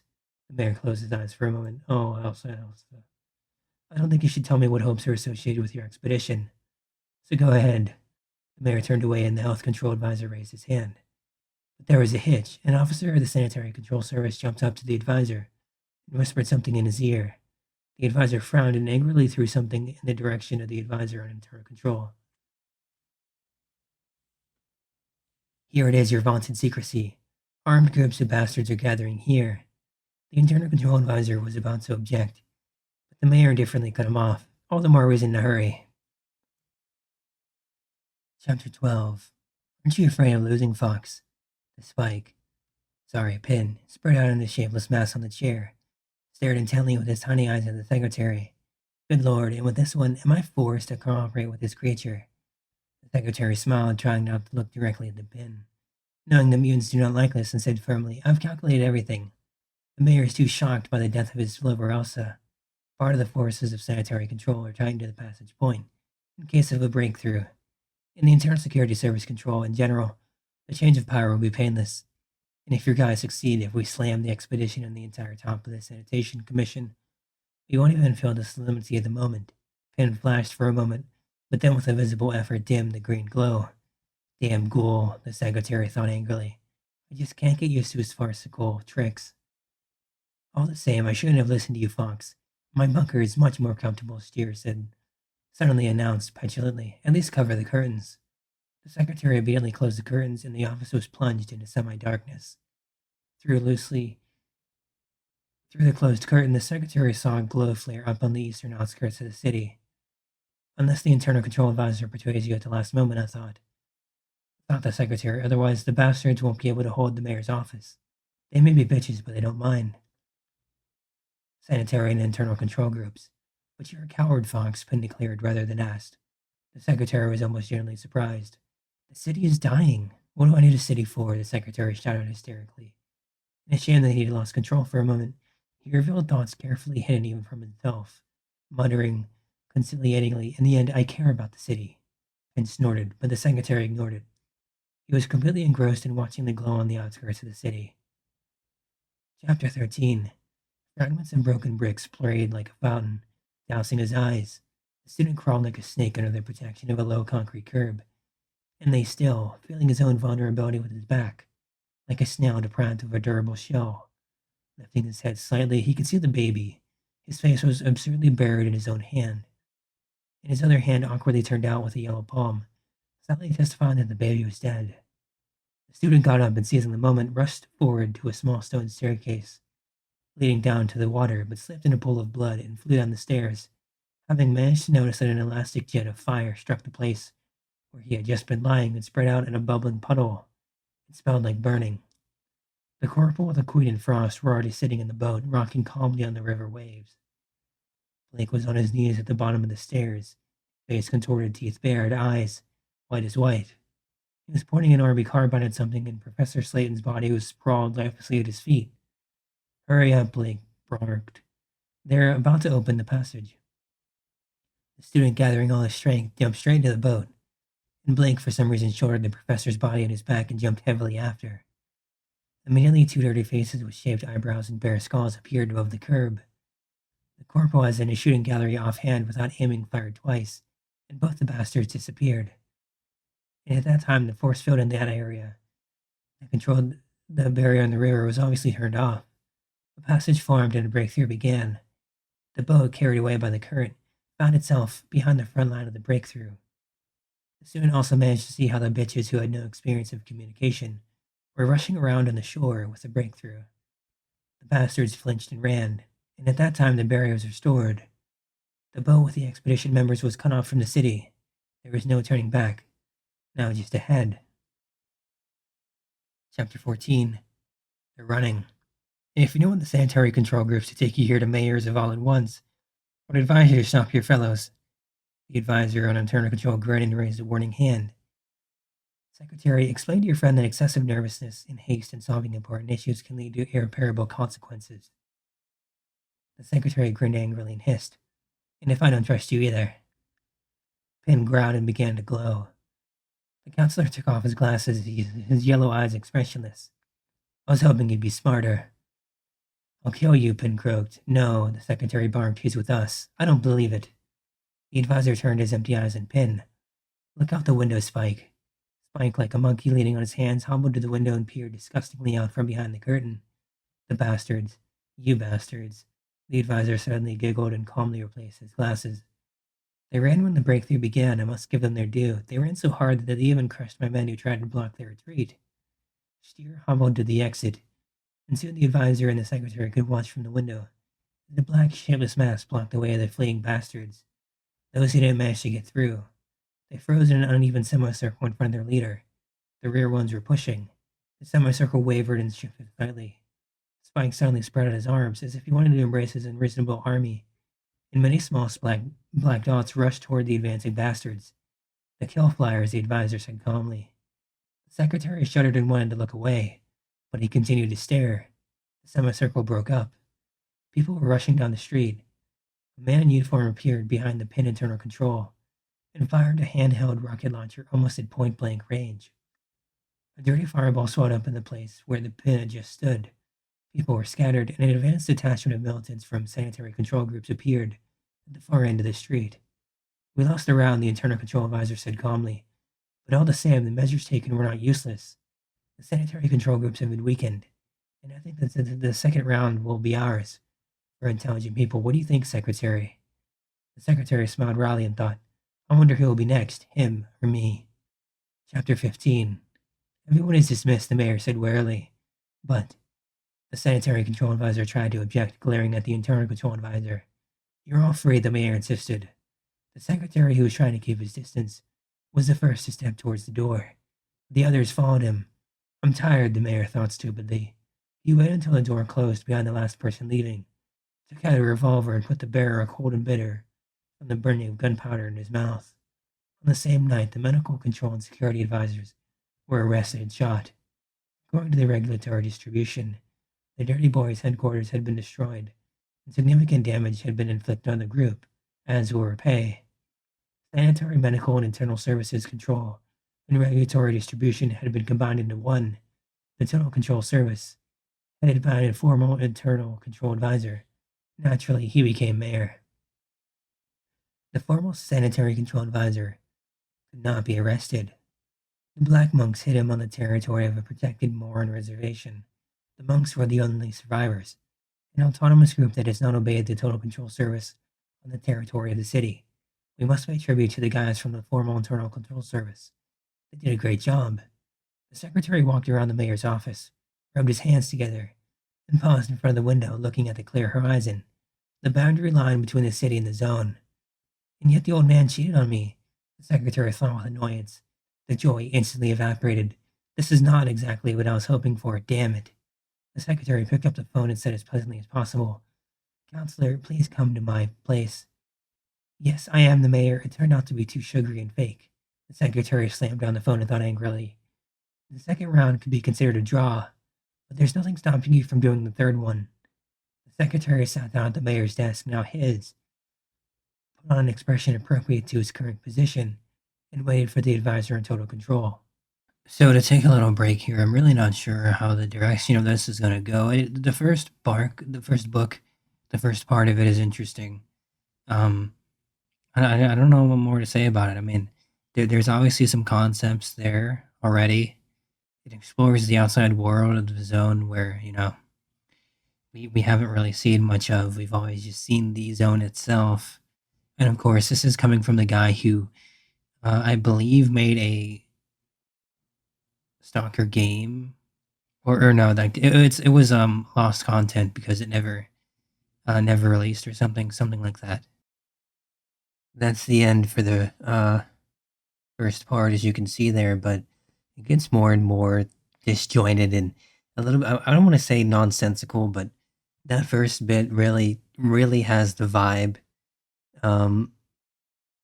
After that, it starts really going off tracks a little bit, but I figure this could fit somewhere. And having since already read it, I didn't want to just throw it away, you know what I mean? So, I mean, as having read it, I can see why it could be rejected, why nobody wanted to use it, whatever. But in the initial, like in the intro, there was definitely something there, something that could be used. It had the feel, it had the vibe, and that makes sense because the guy has obviously had some sort of work with Stalker before, which we know he did. That being said, though, I do believe the Stalker iceberg mentions this, so if you're counting, you can tick it off your list. In any case, let's move on. I did a video a few days ago about A Life in Stalker, considering the state of it in Stalker 2. Now, it's time to move on to other topics, such as the sea consciousness, or common consciousness. It's also known in Russian as Osoznание. It's the result of a secret project of the Clandestine Research Society, known simply as the Group. For the purposes of noosphere alteration, it's impossible to talk about the sea consciousness without also talking about the noosphere. The sea consciousness is ultimately responsible for the creation and expansion of the zone. They appear as the primary antagonists of Stalker Shadow of Chornobyl. They're also mentioned in Clear Sky and Call of Pripyat, but we actually see them in Shadow of Chornobyl. For some background, in the aftermath of the 1986 Chernobyl disaster, the Soviet Union decided to use the Chernobyl exclusion zone as a testing site for a variety of experiments starting in 1989. The location proved to be ideal, as it was recluse enough to avoid unwanted attention, and the Chernobyl NPP was still in operation and able to supply the researchers with plenty of energy for their experiments. As part of these research programs, an extensive network of research laboratories known as X-Labs were founded within the zone. If you've played the original trilogy, you've definitely explored these labs. The research they did mostly focused on mind control. Similar experiments were carried out in the city of Limansk, although it is unknown if they are related to the rest. When the Soviet Union fell apart in 1991, the new independent state of Ukraine was unable to put an end to the research, allowing the scientists' work to continue unhindered. The scientists' work led to the discovery of the noosphere, an invisible field of energy surrounding the Earth linked by, affected by, and affecting human minds and thoughts, which they would later prove by studying the distortion of signals. Soon, the scientific breakthroughs that began to take place influenced the researchers to find a way to influence humanity psychically on a global scale using the noosphere by removing negative factors such as cruelty or jealousy.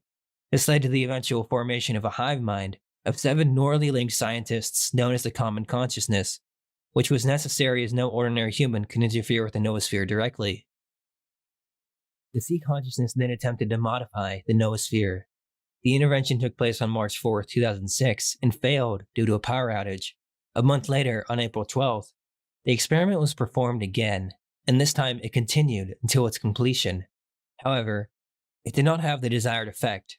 Instead, the experiment created a rift in the noosphere and allowed it to directly affect the biosphere, creating a large area where physical laws were outright broken, and mysterious phenomena not understood by modern science manifested themselves. The zone. In the aftermath of the experiment, the sea consciousness attempted to find a way to control the zone. The rift in the noosphere was expanding, and the sea consciousness was attempting to restrain it with their power, but their efforts were endangered by the outside world. In order to defend themselves against intruders, the sea consciousness used the powerful antenna array, informally known as the Brain Scorcher, to block access to the center of the zone, but also to control the minds of stalkers wandering too close to the center, allowing them to found a powerful armory capable of protecting the center of the zone against unwanted visitors, which we know as the Monolith. Some of their agents, however, were tasked with infiltrating stalker communities to carry out their orders. The Wishgrinder was also part of this scheme, being used by the scientists to lure stalkers within range of their antennas. This is the part where Strelok gets mixed up into. In 2011, the zone grew increasingly unstable as a result of his group's repeated incursions into the center. The stalkers were close to find out the truth about the zone, but were forced to retreat after encountering a code-locked door within the sarcophagus. This led the sea consciousness to send many assassins after Strelok, though none were successful. Ultimately, the Clear Sky faction apprehended Strelok in the vicinity of the Chernobyl NPP, but they were either knocked out or killed as a result of an emission. Strelok, who was knocked out by the emission, was captured by the sea consciousness and brainwashed into becoming an agent. Because of a fault in their systems, or his own amnesia, he was given the mission to assassinate himself to prevent further incursions into the heart of the zone. The death truck carrying the still unconscious Strelok later crashed in the cordon, leading to his discovery by Sidorovich and the beginning of Shadow of Chornobyl. The player can interact with the sea consciousness at the end of Shadow of Chornobyl, provided they speak with Doctor and retrieve the detector from the hotel in Pripyat beforehand. After destroying the Wishgrinder generators in the Monolith Control Center, they will encounter a hologram called the Sea Consciousness Representative, which will answer many of Strelok's questions regarding the zone and his past. Hello, Strelok. I see you have many questions for me. Well, ask them, and then we can decide what to do with you. We are the result of an experiment aimed at creating a super consciousness called Sea Consciousness. The consciousnesses of 7 volunteers were connected during the experiment, leading to the creation of the super consciousness that is us.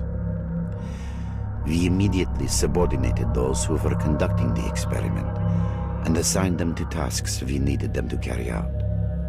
According to our calculations, Earth is surrounded by a specially informational field, the so-called noosphere. After the conversation, the player is given 2 choices: to join the sea consciousness or refuse.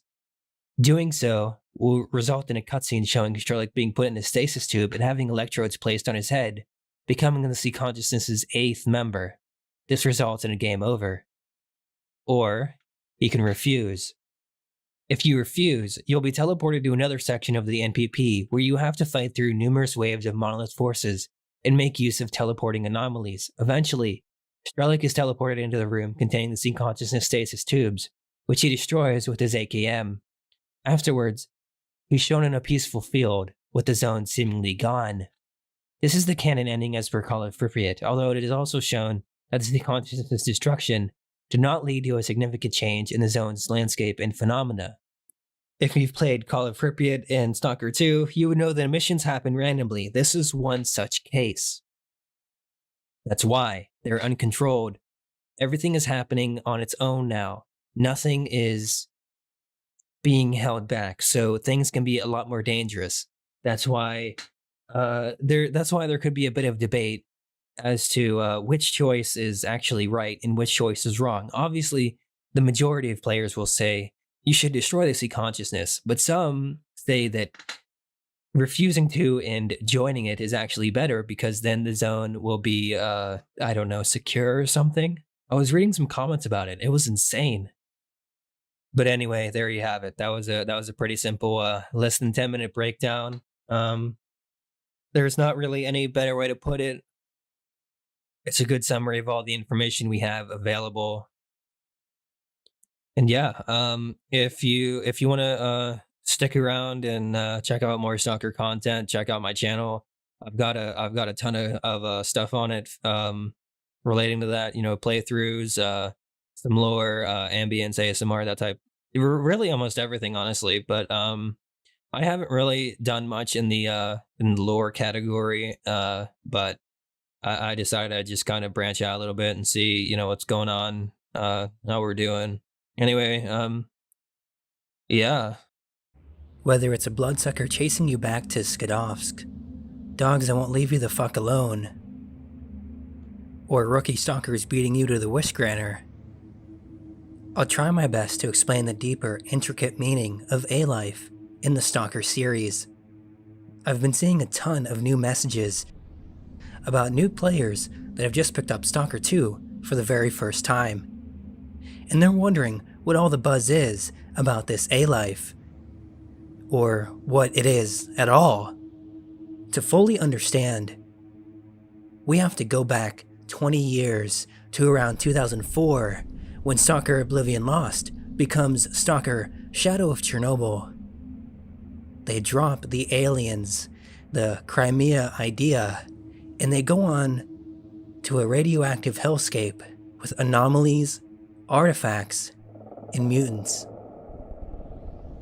Of course, with this being the GSC we know and love, they keep having these ideas.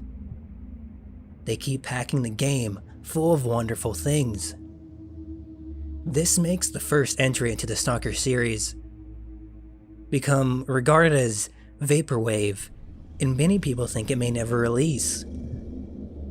In fact, there were actually leaks before the release, which is why so many mods came out early after it. GSC begins padding the world and adding AI to their game. This feature becomes known as A-Life. It works both online and offline, so if it's around the player, you can see it happening. It's online. If it's on another map, for example, if you're in Cordon and you hear about something in Garbage, that is offline. Because of the complexities of this system, A-Life is regarded as one of the cornerstones of Stalker. It's one of the main reasons why people played it. There's not many games out there that you can just follow an NPC around and have them basically live their own life, do their own tasks, whatever they want, have their own motivations, their own reasons. This kept going and going until eventually the other NPCs in the game were able to beat the game before the player. That, of course, couldn't happen, so it had to be lobotomized a bit in order to work. GSC, being the perfectionists that they are, kept going. So eventually, Dean Sharp comes in and forces the game to come out, making cuts, what have you, in order to have it release. This is how we have Stalker Shadow of Chornobyl come out. Since this is on the X-Ray engine, they can just more easily port it over to Clear Sky and Call of Pripyat, change a few things around, and call it a day. They, of course, were going to develop Stalker 2 back in 2011, but the studio closed soon after. There must have been too much Pepsi or too many Ferraris for the company to survive, and so they went bankrupt. A few years later, they reopened, and Stalker 2 is announced in 2018. The original Stalker 2 was meant to be developed on X-Ray. As for the new one we've received, it was developed on UE5. You might ask, why did they switch to the new engine? They might have thought it too costly or too time demanding to revamp X-Ray. They might not have wanted to deal with it. We can only guess, as None of us work at GSC, talk to any of the employees, or have any inside info. Now, being that we're now on an entirely different engine, Stalker 2 released without any A-Life at all. There was a bit of underhandedness removing the line about A-Life from the Steam description before the release. And this may have been deliberate, but maybe not. In any case, we didn't have any A-Life on release, and we still don't now. What's up to the team is the Herculean task of porting over A-Life from the original games or developing it anew. And that's not going to be easy. A 20-year-old legacy sits on their shoulders, which I'm sure they're going to feel every step of the way. To give you a better example, what we have in Stalker 2 is not the same. Having enemies spawn around you, reloading that save, and having none of those enemies persist, that is not A-Life. If they were to persist, go on and do different things, travel the map, trade with traders, hunt artifacts, die to anomalies, whatever the case may be. Another great example would be the Stalker ranking from Shadow of Chornobyl. You could keep track of named NPCs and discover their journey in the zone from your PDA. Whoever might have been in the top 20 when you first arrived may not even be alive after a few days in the zone. Or maybe they could have. In this way, every copy is personalized to the player, and thus, every playthrough. There's a reason it's so sought after, and a reason Stalker 2 feels so shallow compared to its prequels. With this being one of, if not the highly most requested feature, it's obviously going to take a lot of time and effort. So, if you're new to the game, new to the series, new to the community, keep in mind that the game you're playing and seeing now may be totally different months, maybe a year down the line, as they continue to refine and shape this product. In fact, if you're turned off by Stalker 2 right now, I would suggest playing the original trilogy, just to get a feel for what I'm talking about. And if you may not have enough time for all three, may not want to buy all three, I would absolutely suggest Shadow of Chornobyl, as it is the most polished, the most complete experience, and the one they spent the most time on, as the next two only took a couple years compared to the first. Besides, the order of release is the best way to play them. Playing them out of order might be a little confusing. If they look too dated, or don't feel the same, there's plenty of mods, but I wouldn't suggest that for your first vanilla playthrough. It's best to experience the world as GSC put it. Maybe it's time to click off of this video and experience the world as it was intended to be. It's time to Get out of here, Stalker.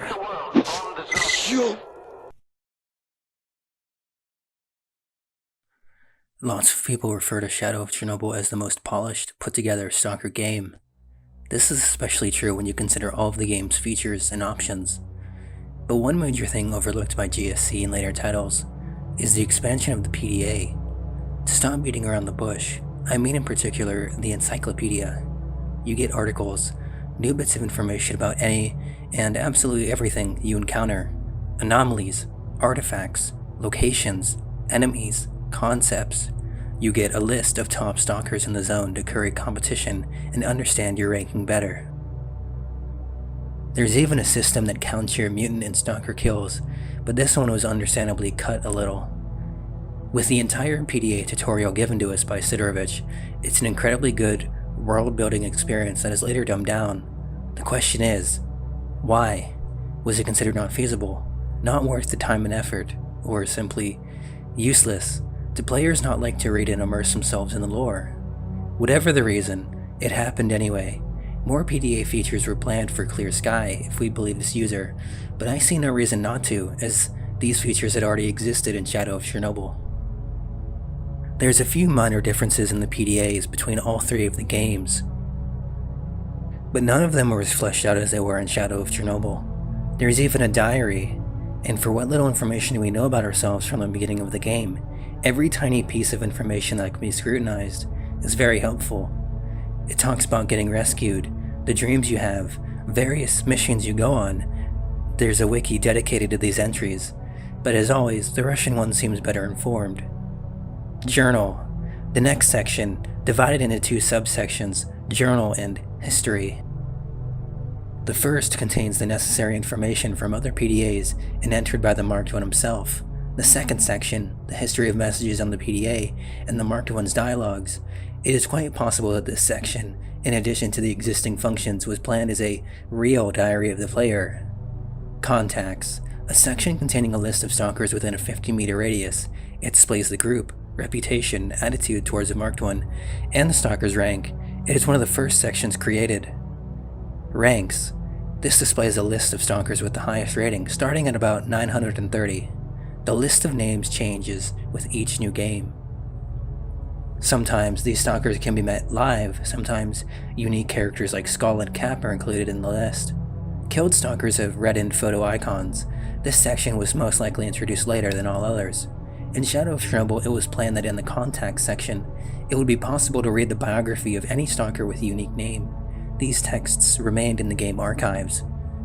For those newbies just now coming into the zone, why not try to take advantage of everything that we can? There was obviously a point to include everything that was written here. We, the new players, are meant to immerse ourselves in this new world that we find ourselves in. These new creatures and objects that we see. This alternate reality that we find ourselves embroiled in. In my opinion, this just goes down to the lack of development for Clear Sky and Call of Pripyat. Shadow of Chornobyl took the most time in development. It had the most things planned for it. It had the most years put into it.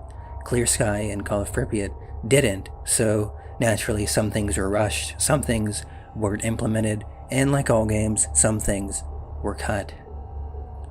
This isn't necessarily a bad thing, it's rather just me pining after what we lost.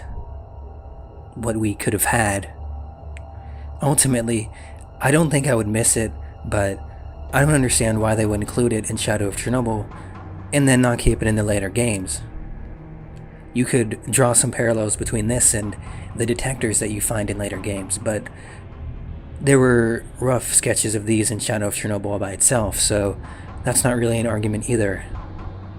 It doesn't take that long to write some entries, some basic information, a summary of what you may encounter, what things are really, for games. So I don't understand why they would remove this.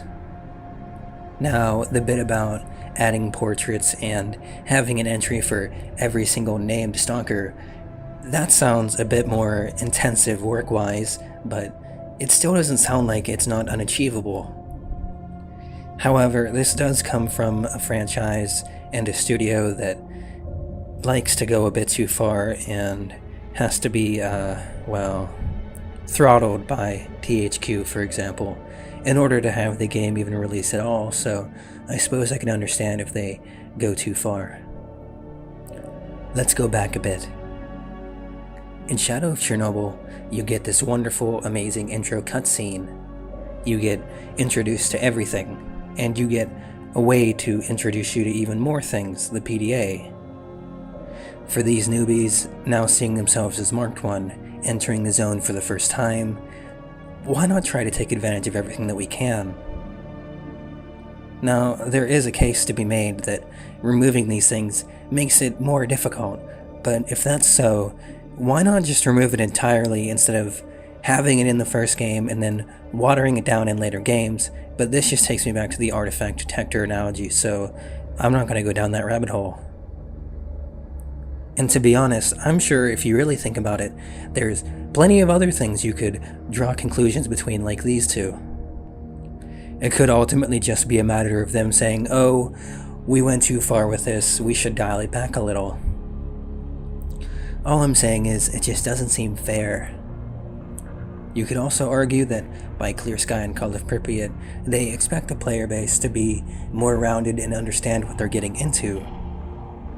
However, with modern audiences, I don't think this will really be the case.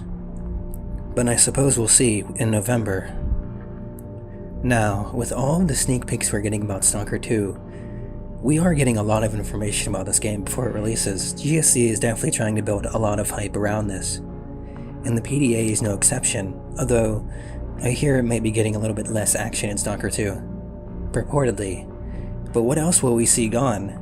There are already a few things mentioned, however.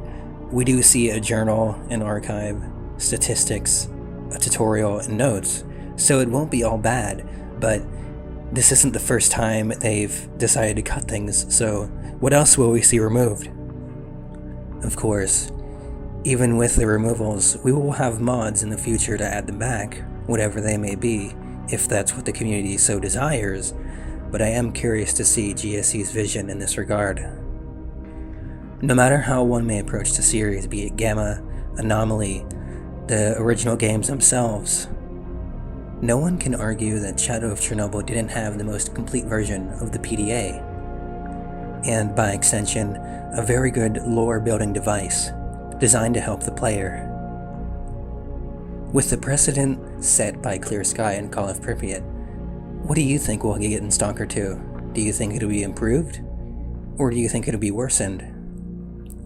As always, if I've missed, glanced over, or neglected something entirely, please, let me know. Be sure to like, comment, subscribe, and leave any comments below that you might like to do. Whether you might be a newbie yourself, an expert who just needs a little bit of summary, or you just want a little bit more explanation, don't worry. We'll cover the ranks in the zone, from rookie to master. Of the ranks encountered in the zone, rookies are the least experienced, usually equipped with low-tier weaponry and subpar armor. Almost every faction in the zone has rookies, and they recruit new ones often. Rookies are usually found on the outskirts of the zone. If you played Shadow of Chornobyl and ran to the bandits in Cordon, chances are you saved Tolek before the bridge on the left with a medkit. He lets everyone at the village know you're okay. Want another example? You saved Nimble not long after. Rookies in Shadow of Chornobyl are found primarily in the Cordon, but can be found as far as Agroprom and Rostok. The rookie village in Cordon is the first stop for new stalkers heading into the zone, and has a population of about 10 to 20 rookies at all times. The leader of the rookie village, Wolf, acts as a commander and trains new rookies for the zone. Rookies generally have low-end equipment, and are often killed by dogs and bandits. On the experience scale, rookies sit in between 0 to 299. You can more often than not tell them apart by their overall look and feel. If they're running around with that dull jacket in a PM, that's a rookie. On to experienced. Experienced stalkers make up the bulk of most stalkers encountered in the zone. They are generally found in areas like the Cordon, Garbage, Agroprom, Rostok, Dark Valley, Wild Territory, and Army warehouses. Most experienced stalkers are easily recognizable. Their choice of weapons are plentiful, and generally fielded by neither rookies nor higher veterans. There can be overlap with a professional rank, though. Experience generally sit in between 300 to 599 on the experience scale. Generally, experienced stalkers make use of low or mid-tier weapons, like CQB or close-quarter combat weapons. Generally, this might be the Viper 5, the TRS, the IL-86, combined with the Wind of Freedom suit, the PZS-9D worn by duty, the Stalker Sunrise suit, and others. Professional. Professional stalkers have a fair few months of experience and usually field medium to high-end weaponry and armor. Do note that this ranking exists only in Clear Sky and Call of Pripyat, and it does not have its own denomination, instead being labeled as Experience 2 in the game files from which NPCs are spawned. When I began to do research for this video, I wondered why the wiki listed 4 ranks, but mentioned 5. This is why. Professional is listed as varies to 649 on the experience scale. Now, like experienced stalkers, professional stalkers make up the bulk of most stalkers encountered in the zone. They are generally found in areas like the Garbage, Agroprom, Red Forest, Dark Valley, Yantar, the area around Jupiter, and army warehouses. Most professional stalkers are similar to their lesser experienced brethren. Their choice of weapons is quite varied, but on the higher end and generally superior to what lower-ranking stalkers use. Their armor, however, is usually similar to the lower experienced rank. A lot of earlier experienced weapons will also be used here, with a bit more variety in the suits, those being the Beryl 5M, the Radiation Suit, the Merc Suit, and of course, the experienced suits listed before. If you remember earlier, I mentioned there being a bit of overlap. This also pertains to the weapons and the suits, so it's not uncommon to see them being jumbled around. On to veterans. Veterans are skilled stalkers, better equipped than experienced, but still not as good as experts, usually equipped with medium to heavy gear and mid to high tier weaponry. These guys sit in the 600 to 899 rank. They may use AKMs, the AC-96, and other weapons previously said. Onto suits. The Monolith Scientific and regular Monolith suit, the PS5M Duty suit, Guardian of Freedom, the Trench Coat, and others. Onto Expert. Expert is the highest rank, being 900 plus on the scale. Experts are the best stalkers in the zone with years of experience and equipment better than most other stalkers. If you played Shadow of Chornobyl and you made it to the end, chances are you were in the expert rank. Expert stalkers can belong to any faction, although they more often than not appear in the Duty, Freedom, and Monolith factions. Experts use heavy armor such as exoskeletons, and tend to use rather exclusive weaponry including the Tundra S14, the RP-74, or the Vintar BC, for example. Experts in Shadow of Chornobyl are primarily found in the northernmost zones such as the Red Forest, Pripyat, their Chernobyl nuclear power plant, and the inner areas. This tracks if you understand that the more experienced a stalker is, the further north he goes. Duty experts can be seen guarding General Voronin's bunker, and it is possible to spot one at the entrance of the Wild Territory. Freedom experts can be seen at the faction's HQ in the army warehouses, and sometimes at the barrier. Monolith experts spawn throughout the zone, mostly in the sarcophagus. Pripyat is almost exclusively populated by experts. This all makes sense. In Clear Sky, experts appear by default in Limansk and the Limansk Hospital. As part of the Faction Wars game mechanic, experts will become much more common. Once a faction has gained a good amount of resource, which can be acquired by conquering territories, experts can be found in the faction's bases as well. In Call of Pripyat, experts will not spawn by default, and only spawn after the player has completed the Pripyat 1 main mission. Monolith and zombified stalkers experts will commonly spawn throughout the game by default, but experts from other factions will not appear unless the player has completed Pripyat 1. Now, outside of the 4 main ranks, along with the professional rank, I believe I've given a good summary, a fair overview of every rank there is to consider, as well as a general way to spot any of them if you so find yourself near them. Overall, with more time spent, more experience yourself, you will be able to tell them apart easily. As you yourself become more experienced and spend more time, so too will they. Did you enjoy this video? As always, if I've missed, glanced over, or neglected anything entirely, please let me know. Be sure to leave a like, comment, subscribe, and more. I'll see you In the next one, artifacts and anomalies have underwent a tremendous journey since Shadow of Chornobyl in 2007. It is no longer just walking around after an emission through the rain in hopes of finding them on the ground, though this does make for a wonderful contrast. Detectors act both as a Geiger counter and anomaly detector while in passive mode. However, one will need to draw out the actual detector to find artifacts in the middle of most anomaly fields. The accuracy, range, detectable artifact database, and ease of use of a detector depends on its model. The more advanced the detector is, the better it works in the field, but also, the less common and more expensive it is.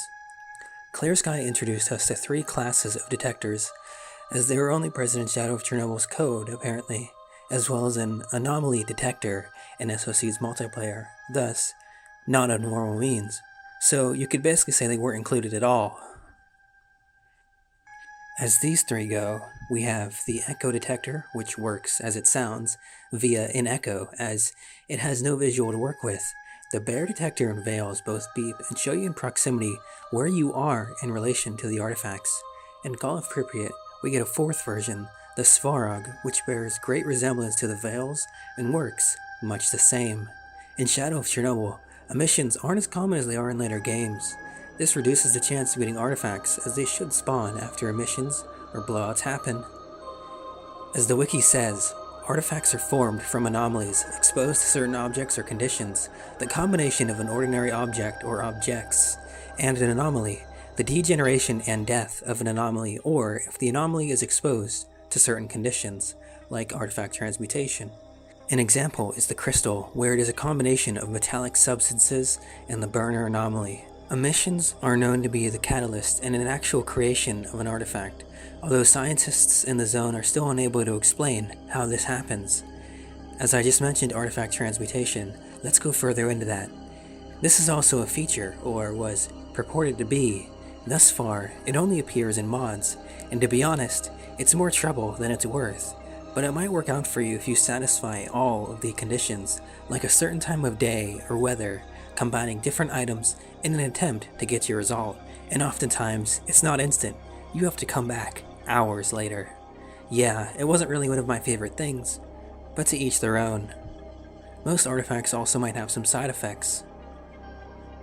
For example, the Moonlight artifact will increase one's endurance at the cost of one's resistance to electric anomalies. However, there are a handful of artifacts with no negative effects, which are both rare and expensive. In the later 2 games, radiation is the only downside, meaning anti-rad drugs, radiation-absorbing artifacts, or even vodka is sufficient to outweigh this shortcoming, which is indeed interesting. Certain artifacts also had their characteristics changed between the games, such as Moonlight, again, which went from being stamina improving to instead providing extra protection against psionic effects, or the Gravi. Instead of lessening rupture damage, it increases overall weight carried.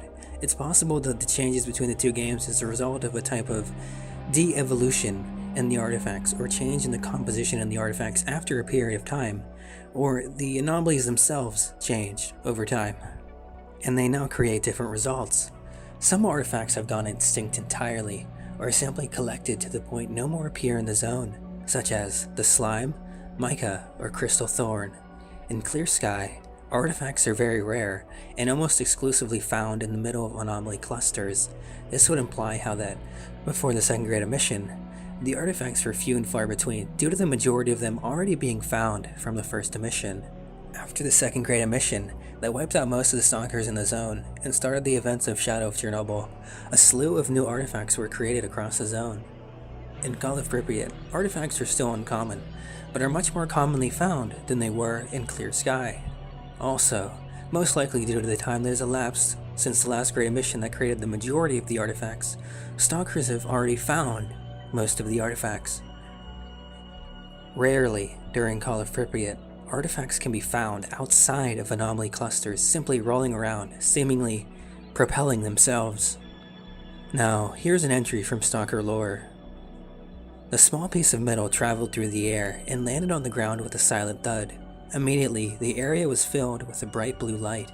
As small lighting bolts shot up into the air, a figure calmly watched the lights show and took a small device from his belt. After pressing some buttons, the device started to beep loudly. A grin formed on the man's face. An artifact was near. The person took some more iron bits from a small bag on his belt as he took a few steps back. He prepared quietly, as failure would result in painful death. A few seconds passed, and the stalker threw another piece of metal while starting to run. Swoosh! The lighting went off as the man sailed through the air, right over the glowing bolt. After landing, the man let out a small laugh and took out the beeping device. He started to slowly turn around, all the while listening for louder beeps. In one moment, he hit the jackpot. The device became louder. Every step forward, and the device went louder and louder, faster and faster, up to the moment when it turned into a non-stopping sound. At the moment, the man calmly extended his arm and grabbed for something. At first, there was nothing, but then a large rock-like thing appeared that seemed to glow from the inside. Our stalker turned around, made the jump over the anomaly again, and began his way back to the bar, all the while thinking about the uses of the money he'll get from the barkeep. Can you see the resemblance from the movie? Писатель, назад! Стойте, не двигайтесь!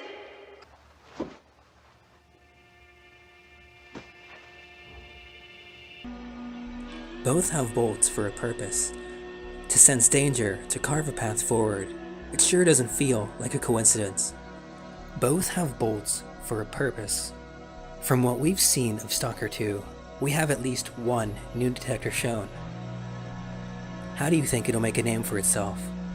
Maybe we were better off with the 4 from the previous games. Or maybe we should have more variety like this one shown here. Or you could be of the audience that says, we shouldn't have detectors at all, like in Shadow of Chornobyl. This was their original vision, and so they shouldn't have strayed from it. There's a variety of conclusions one could take from this, nonetheless that you already have. With all the changes GSC has made, would you say they've improved, or maybe worsened? Was Clear Sky the beginning of the end, including detectors, or the beginning of a new renaissance? If you want my personal opinion, I feel like the Svarg and the Veils are a bit too similar for my liking, but I'm sure they each have their own uses. It just seems that one is more expensive than the other, for almost no reason at all. Hopefully, the detectors we see in Stalker 2 have a bit more use to them. They certainly look different and unique. Not to mention the tons of new artifacts I'm sure we'll be able to see. Although, I do wonder how much things could be different now if we got the Stalker 2 we were promised in 2012. If there's any points I missed, glazed over, or neglected entirely, please let me know. In Shadow of Chornobyl, hard-coded into the game are 6 vehicles, this being one of them. These are disabled, but mods can make them available. The basic vehicle mod added these to call if appropriate. The UAZ-469 was the best overall vehicle. This comes from Tejas Stalker on the GSC Discord. Naturally, I was interested, so I looked more into it. I knew that Shadow of Chornobyl had vehicles implemented, but I didn't know that there were 6, or how well implemented they were. I found a post that reads, "Transport was planned for the Stalker series. It was cut out, but not completely."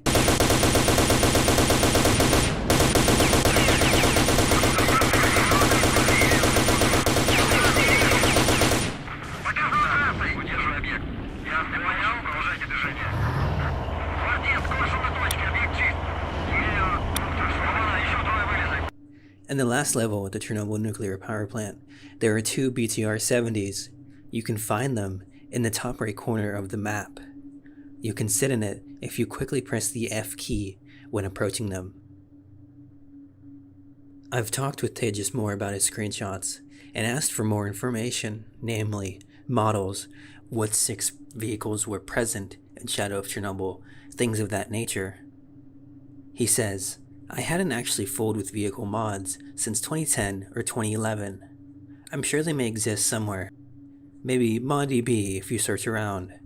One thing I did discover by accident, if I spawned, let's say 50 vehicles, all in the same spot and then shoot them, they would explode and fly in all directions.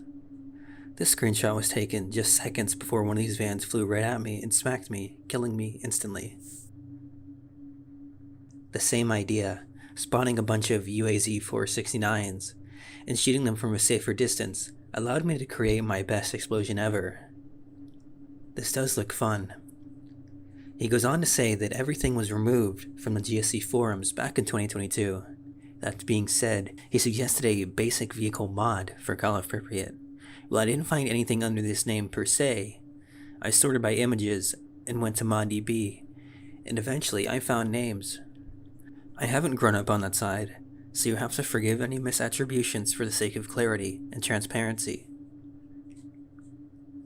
As a mod lists, probably all vehicles from Stalker except a tank and bulldozer contain BTR 70, 2 options, GAZ 52, GAZ 66, KAMAZ 2 options, CAV Z 685, Lada 2106, Laz, Moskovich, Neva, RAF, Tractor T40, the UAZ, the ZAZ, the ZIL, and the MI Hind. From my humble standpoint, at least a few big names stand out, those being the ZIL, UAZ, Lada, KAMAZ, and GAZ. I could also mention the BTR and the Hinds, but I was referring more to the drivable cars themselves. Funnily enough, this isn't even actually a Stalker mod. This comes from an add-on for Gary's mod on the Steam Workshop. However, it is quite successful. It has 1100 ratings in quite the comment section. Full of bugs and "this isn't working." Not exactly the best material, but anything I found Stalker related never listed models like this, and valuably so. Nevertheless, you can sometimes find quality mods and add-ons from here. It doesn't necessarily matter where or how, because we've seen, recognize, and know these vehicles from before. The Reddit thread I found from earlier lists some console commands and controls somehow figured out in-game in order to run the BTR. A reply says something along the lines of, "Wow, if everything still works, albeit mostly as a workaround, then GSC was much closer to adding vehicles than we thought. It's a shame that they didn't. We would more than likely receive a fairly different product, with Darkscape probably being in the batch as well, as without it, vehicles are a hard sell. Just driving around in OLR 3.0 and dying a million times in anomalies is enough to paint this picture." I searched for vehicles in Stalker, and a particularly poignant question came up. What do you think about vehicles in Stalker? The post reads, "It doesn't have to be cars. It would make sense that cars would consume more gasoline, would consume more fuel overall. I'm thinking scooters, motorbikes, even bicycles, maybe a snowmobile if you want to complete that winter mod." The top replies go, "A big part of Stalker's atmosphere for me comes from the fact that everyone is on foot.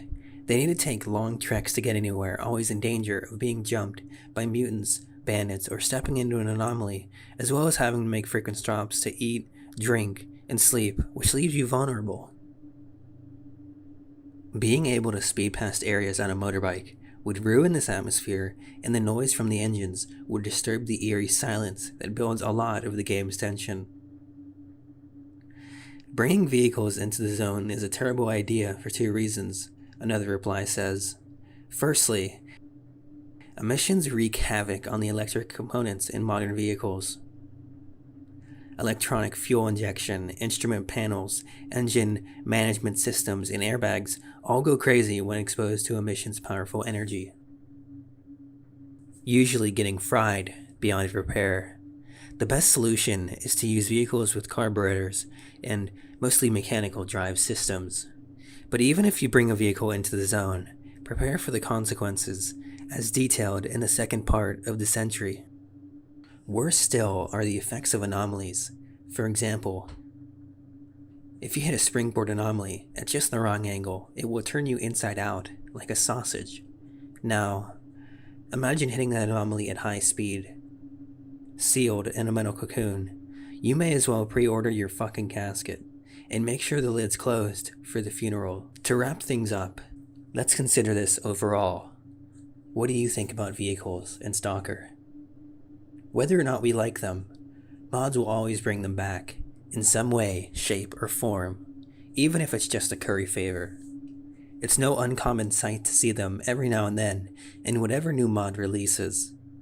If cars were maybe less buggy, were somehow able to navigate around so many anomalies, all these dangers, if they were implementable, they would be a wonderful, useful feature, but ultimately game-breaking. As I said before, it's understandable why GSC removed them and removed the maps associated with them. Vehicles ruin the pacing and flow of the games. But I can't help but wonder how drastically different this one change could or would have made it all. If there's any points I missed, glazed over, or neglected entirely, please let me know.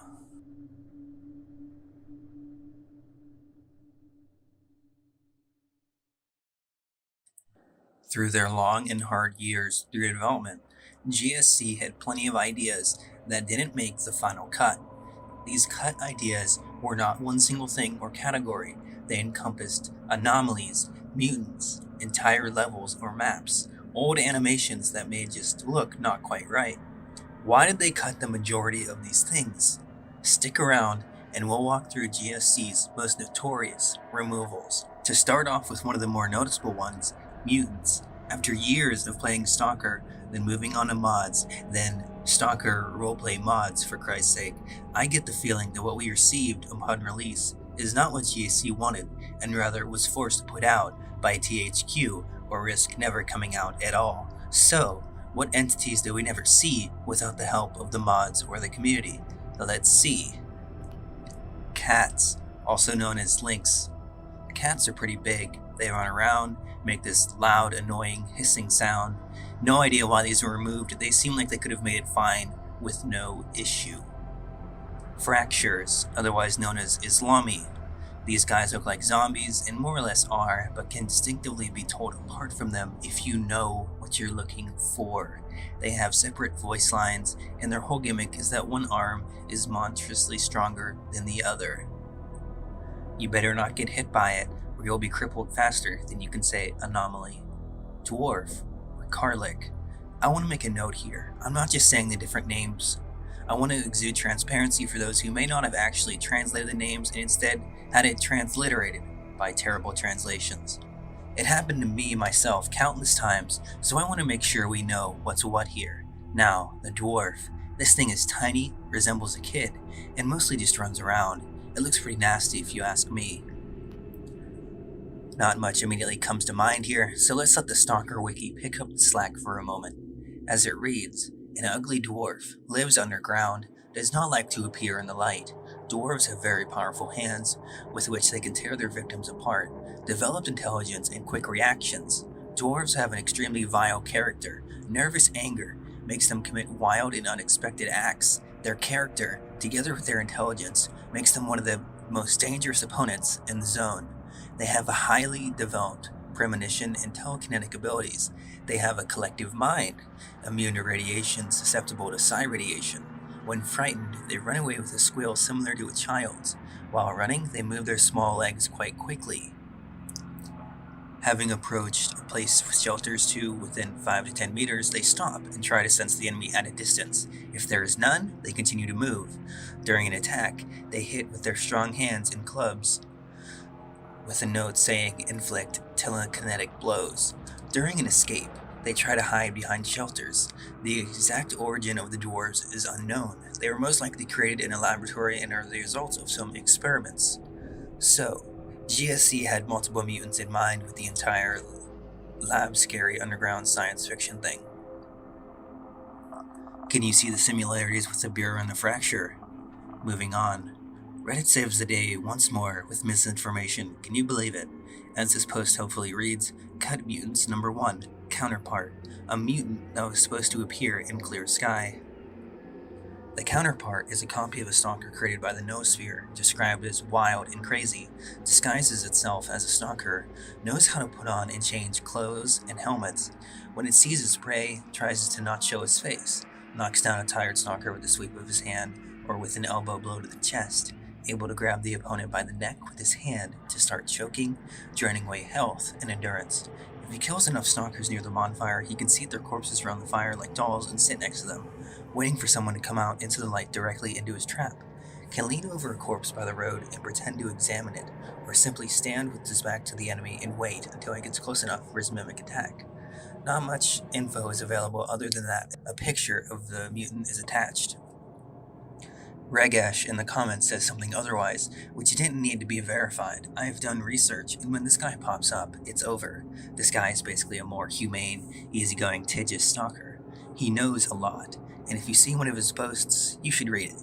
Now, as he says, that description doesn't belong to Counterpart, but to the Mimic, a mutant which was planned during the cancelled Stalker 2 development. Not much is known about it. As for the Counterpart, you can find more info in design documents from Anarchy's Cell. Counterparts were copies of stalkers who got caught in the large emission, and possibly the following emissions as well. It's said that they were created by the Noosphere energy. Noosphere itself was supposed to become a thinking, sentient entity in Anarchy's Cell. That image was actually created as a concept art for zombies in 2002, so it's likely just a placeholder used by the devs in that design document. It could also indicate that they would degrade over time and start to resemble zombies, since there are mentions of counterparts becoming mindless, wild, and crazy. Here's a fun fact. Clear Sky originally was supposed to have Scar cloned at the beginning of the game. The original was supposed to be helping Strelok, and the clone was the player trying to stop Strelok.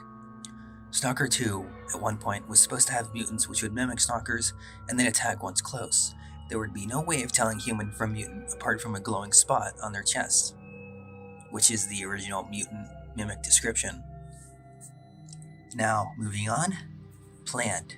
A stalker infected by a mutant plant. In battle, the plant manipulates the stalker like a puppet. Shooting the stalker's limbs or the head simply makes the affected part dangle lifelessly, while the body continues to be supported by the plant. It is necessary to shoot all the branches that have penetrated the stalker. Then he will fall to the ground, revealing the vulnerable spot of the plant. The art attached is fake, according to Regesh, who saves us once more, saying, "It's unknown how that creature was supposed to look. It's labeled as boss in the leaked design document from which the description of it comes from. The idea of how the encounter with it could look is also described. A stalker got merged with the mutant plant as a variant, united with a pseudo-giant, or is simply strongly mutated. He still does not understand what happened to him. He believes that he's badly injured and therefore cannot move. If you explain what happened to him, he asks to finish him off. If you attack him, the savage entity takes over and the fight begins." Pseudo-bear. A huge mutated bear, a hefty colossus of muscle, highly protected from pretty much everything. Has no special abilities except for tremendous strength, endurance, and speed. Able to chase the victim through any obstacles, destroying the light ones, and climbing over the heavy ones. Like the ones before, this one is also cut content from Stalker 2, 2012. Morlock. I can't find much of a description on this one. It says that they are former soldiers, and they can be found underground. It's easy to see GSC taking after Fallout's super mutants here. Tark. The mutant form of a horse that would have appeared in SOC, but instead GSC replaced the Tark with the Snork as reward for the Monster Ball winner. Isn't that funny? We were this close to never seeing Snorks. Pig. A little self-explanatory, but let's dig in. As it reads, the obedient farm animal did not die during the release of anomalous energy, but lost its own consciousness and will. Now its control center is somewhere in a torn, rotting belly. Looking outward from the huge hole, the internal parasitic being senses the pig as its own body and tries to control it. It moves with great difficulty as it considers the side of the pig to be its front. Seeing the enemy, the creature tries to attack him. It begins to screech wildly, fiddle with thin paws, with small underdeveloped hooves, facing the player with the disfigured side, fiddling with 5 twisted legs and constantly stumbling. At the same time, the pig's head drags limply along the ground. By the way, this was also supposed to debut in Stalker 2 2012. The Tyler. A mutant boss that lives in a room with small tiles on the floor. A Hellhound moves under the floor, raising the tiles. During the attack, an invisible tentacle rises from under the tile, on which several tiles raised by it are fixed. Pinned tiles are either vulnerabilities in themselves or weaknesses that they hide. The Sylvan.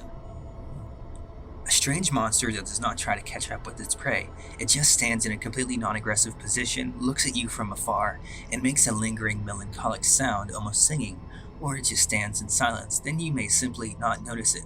You will walk through the forest, feel the usual fatigue, lie down on the leaves, fall asleep, and never wake up again. As planned, in the game, you had to go to the forest, track down the Sylvan, get close to its dwelling, and before it notices and lulls you pretend to be asleep, it will come up, take you in its arms, and carry you to its lair, a blackened wooden hut.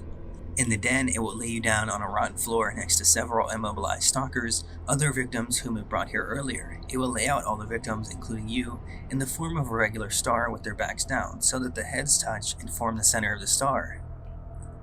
After that, the hunched-over sad monster will get down on all fours, forming an arch with its body over the star of stalkers. Its body will begin to crack and change shape. The cracks between the fragments of the tree bark covering the body will begin to diverge and expose the vulnerable insides. At this moment, you must grab your weapon and shoot at Sylvan, right to its insides. Sylvan itself is having dinner at this moment. It feeds on the anomalous energy of the noosphere, the only resource that can support life of this ridiculous creature. Sylvan uses a combination of the nervous systems of its victims as a one-time conductor, through which energy is transmitted from the noosphere to the creature. During this section, stalkers die, and Sylvan is gaining strength in full and can continue to wander through the forest, singing his songs. The log. A damp, half-rotten log, inside which is a fragment of a human face with one eye and an upper jaw. The body is devoid of hair, epidermis, muscles, and tendons are exposed. The muscle tissue is partially torn and hangs from the monster's body like tow. No traces of sepsis are observed. It has apparently 4 limbs used as legs, 2 more presumably for attack. Also has a number of underdeveloped auxiliary limbs. Fragments of bark of considerable size are attached to the 4 supporting snags by means of connective tissue, with the help of which the log is masked. When calm, is in a folded state with an open eye. At the moment of the attack, it unfolds and with the first 4 limbs tries to overtake the enemy, and with the other 2 to attack. Swamp lion. A mutant plant that lives underwater in swamps. Having found a prey, begins to actively draw in water, creating a swirl. Disfigured bodies of digested prey will subsequently emerge from the depth. The stalker can hardly escape from the funnel by throwing a grenade into the funnel. In this case, a part of the plant may emerge from under the water, the seaweed artifact. Screamer. A big bat that lost its ability to fly. It has both melee and ranged attacks, moves very well on any surfaces, floor, ceiling, walls, mainly on 4 limbs, with jumping flights. Can make a powerful deafening sound. In addition to the slight stunning effect, like from a grenade, the player begins to distinguish sounds poorly for some time. They become deaf. Can be tamed by a Bureau. Bureau covers the screamer with a shield or object, swiftly moves him to the side from danger, throws him up for an attack from above. The screamer, sitting on the Bureau's hump, watches what's happening behind the owner, and in case of danger, warns him with a cry. Leech. A large leech is 30 to 40 centimeters long and 15 to 20 inches in diameter, moves slowly on the ground but swims very well, lives in small reservoirs, and attacks animals passing nearby. Can be dangerous if there are many in one place, and it poisons victims with acid while biting. Illusionist. Most likely some kind of controller that creates the illusionary walls or floors, which reveal its nature by shimmering just before physical contact.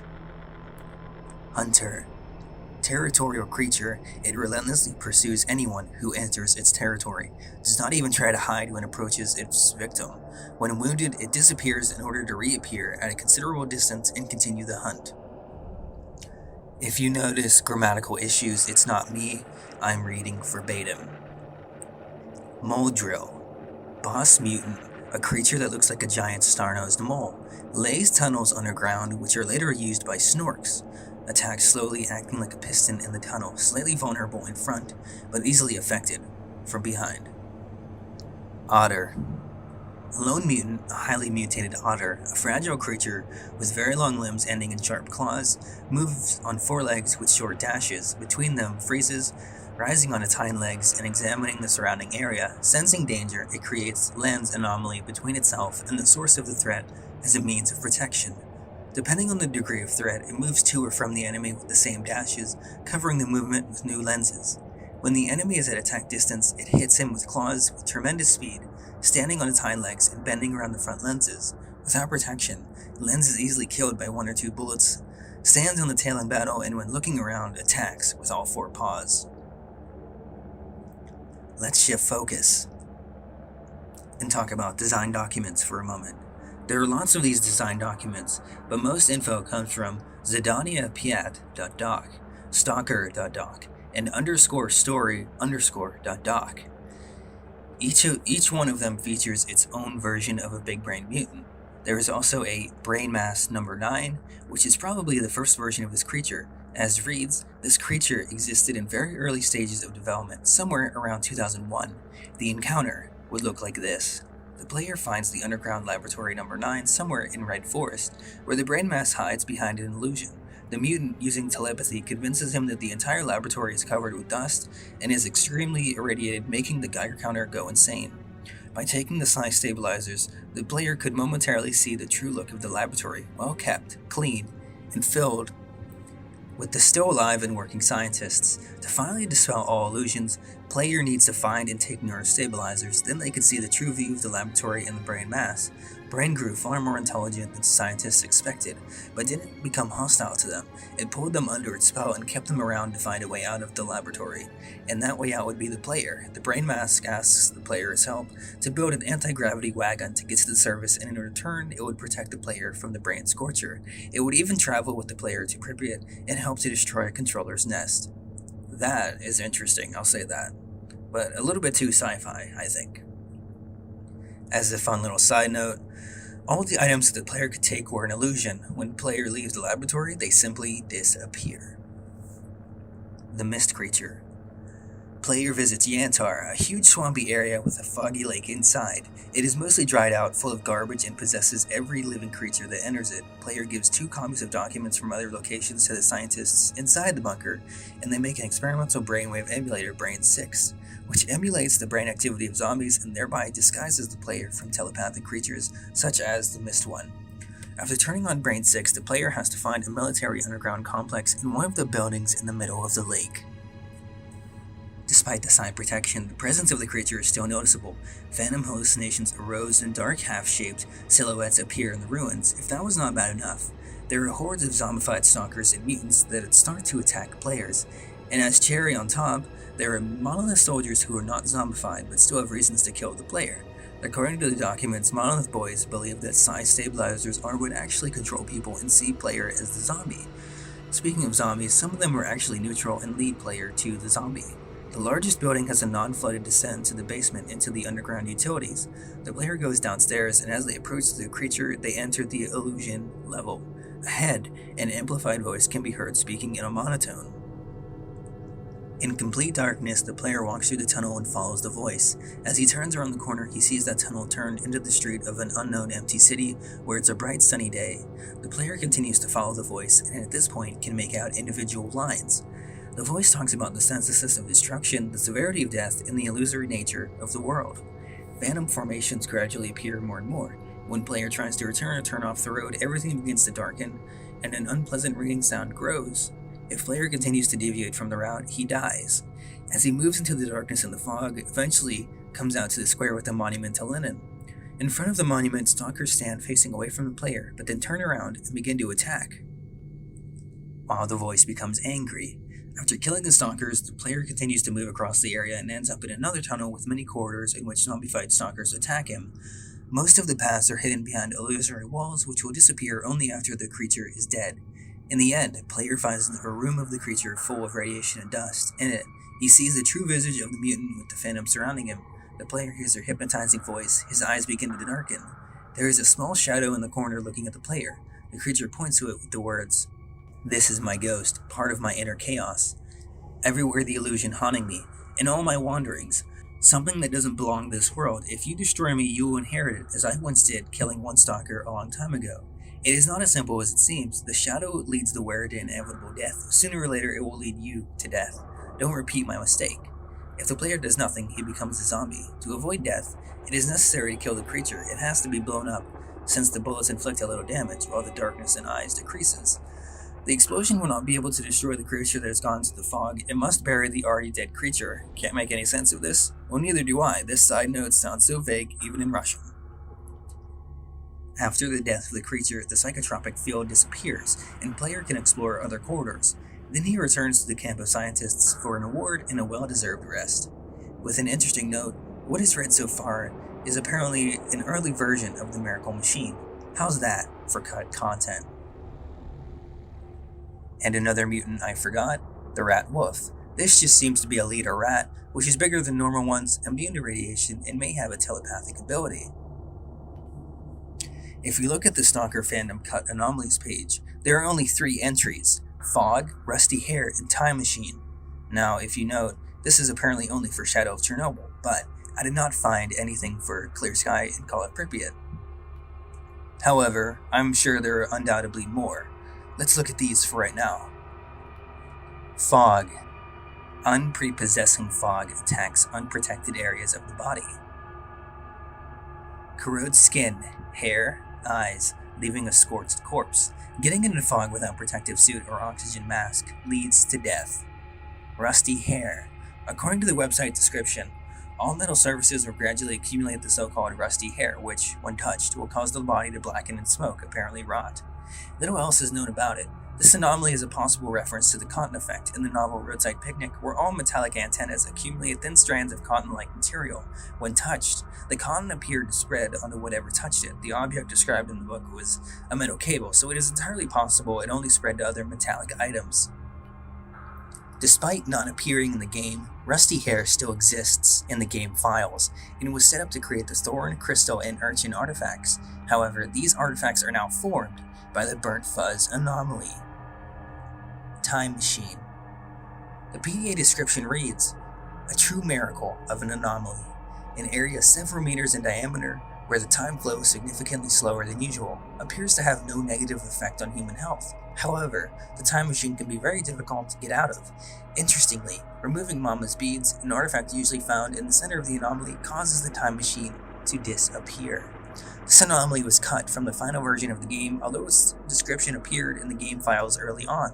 It has never been implemented into the game or its builds proper, and its only remnant is its description. Its associated artifact, Mama's Beads, still appears in all games of the series. Now, is there anything I've missed? Is there any points you'd like to comment on? Please leave a dislike, leave a like, comment below, whatever you'd like. I covered the more popular mutants separately, but plan to do so with other things. One such item being locations, of which there are many cut. For those of you that haven't sullied yourselves with mods, can you think of any examples of cut levels? Have you seen, talked about, or heard any? Everybody knows about Truck Cemetery and Darkscape, right? But we'll get to those later. Dead City. The city is split into 2 locations. We're on the Merc side. To the south beyond the square is where the bandits are.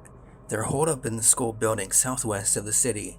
In between the bases, there is a rundown 5-floor building and a few relatively intact ones. If it hits the fan, you can sit it out there. There are also some garages and a couple of small houses around that area.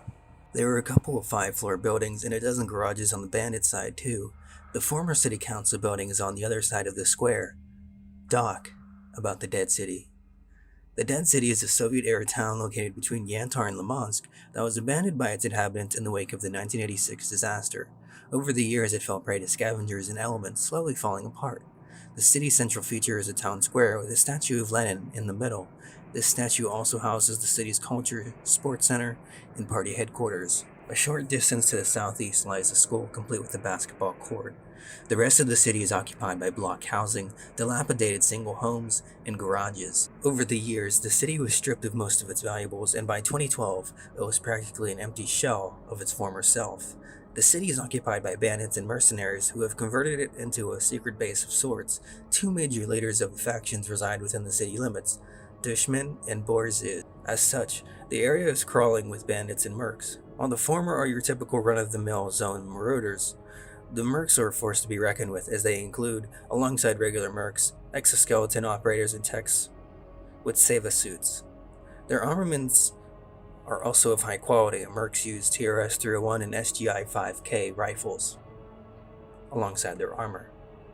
Dead City can be located in earlier builds of SOC, most notably build 1935, where it has a fair amount of detail and is explorable. In Build 1935, the Dead City is a very active area containing many zombies as well as bloodsuckers, boars, flesh, blind dogs, pseudo-dogs, and a fair amount of stalkers. Obviously, this was not how Dead City was going to appear in the final game. Dead City was supposed to be shared between mercenaries and bandits.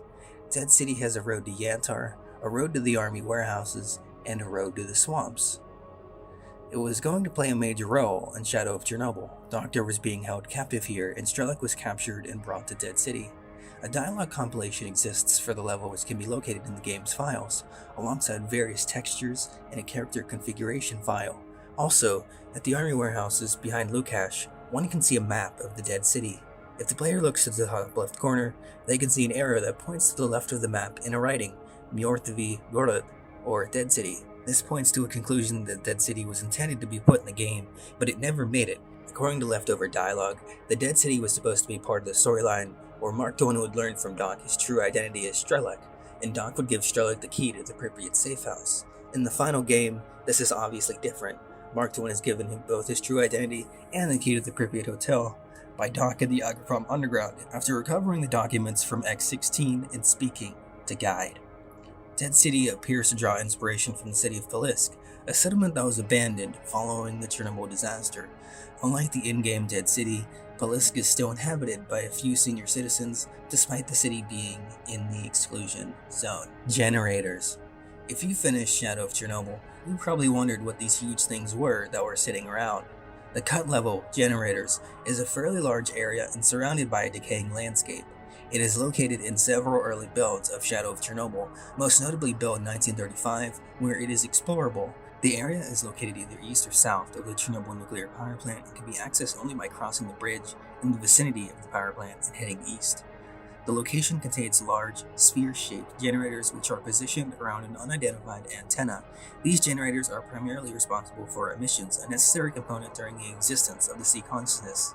Each generator is positioned right in front of what appears to be an anomaly field, although anomalies are not present in any of these fields. This level also contains the entrance to the Monolith War Lab, which appears in Call of Pripyat under the name X8, and was moved to Pripyat. The location itself consists of a wide open field. The area itself is generally desolate, with few signs of life. Powerful mutants such as the pseudo-giant can be found here, and the occasional intemperate stalker. There are a few anomalies in the area, mainly electro-anomalies, and a few gravitational ones. Darkscape. A narrow valley shaped roughly like a crescent moon. It connects the southern edge of Dark Valley with the abandoned tunnel in the cordon. Roads lead out of the area south and east, although where they exactly lead is unknown. It is a densely forested area with few landmarks, however, several of them stand out.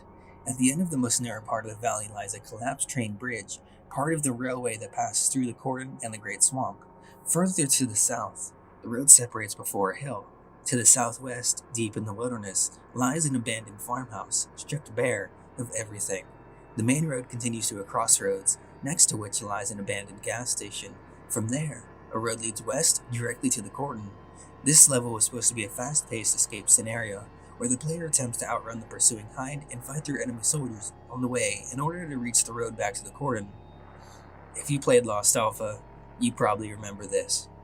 Groups of Ukrainian soldiers would attack the player on the way, blocking the way with makeshift roadblocks and attempting to take out the vehicle, likely a UAZ, with RPG launchers. On the way, the player would be able to switch vehicles if their current one became too damaged. You would have to fight 6 different classes of bandits. Also, some zombie stalkers were supposed to be hanging around in the petrol station and around it. The level is available in build 2571, but it disappeared from the game when vehicles were cut, although it can still be clearly seen on the overhead map of the zone in Shadow of Chornobyl. In fact, when exiting the Dead Valley, the player is immediately placed in cordon, although relative to the exit from the valley, it's a completely different location. One can simply assume that they travel through it off-screen.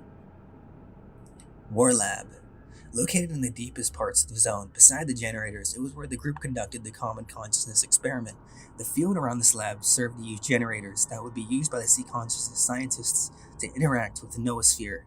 The experiment failed and created a large rift within the noosphere, with the zone as a direct consequence.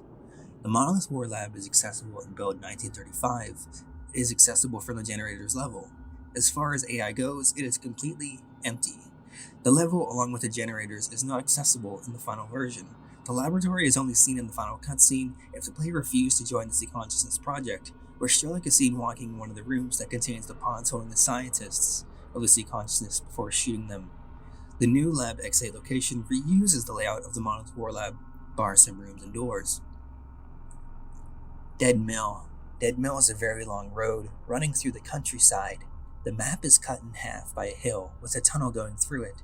The map was supposed to be a connector map between Dead City and military warehouses. It was supposed to be traversed by car because of the sheer length, since cars were, as you know, scrapped. The map followed. For Milrad, the whole level was a long road running through a forest. The terrain is reddish, and the road itself has been a few times, rather than being a perfect straight. Internally named KO3_Milrad, it was a vehicle test map to see how vehicles behaved on turns and straights. As one can imagine, the map itself would be a connecting level between military warehouses and radar. Swamp. This marsh is located to the west of the Dead City and northwest of the Yantar area.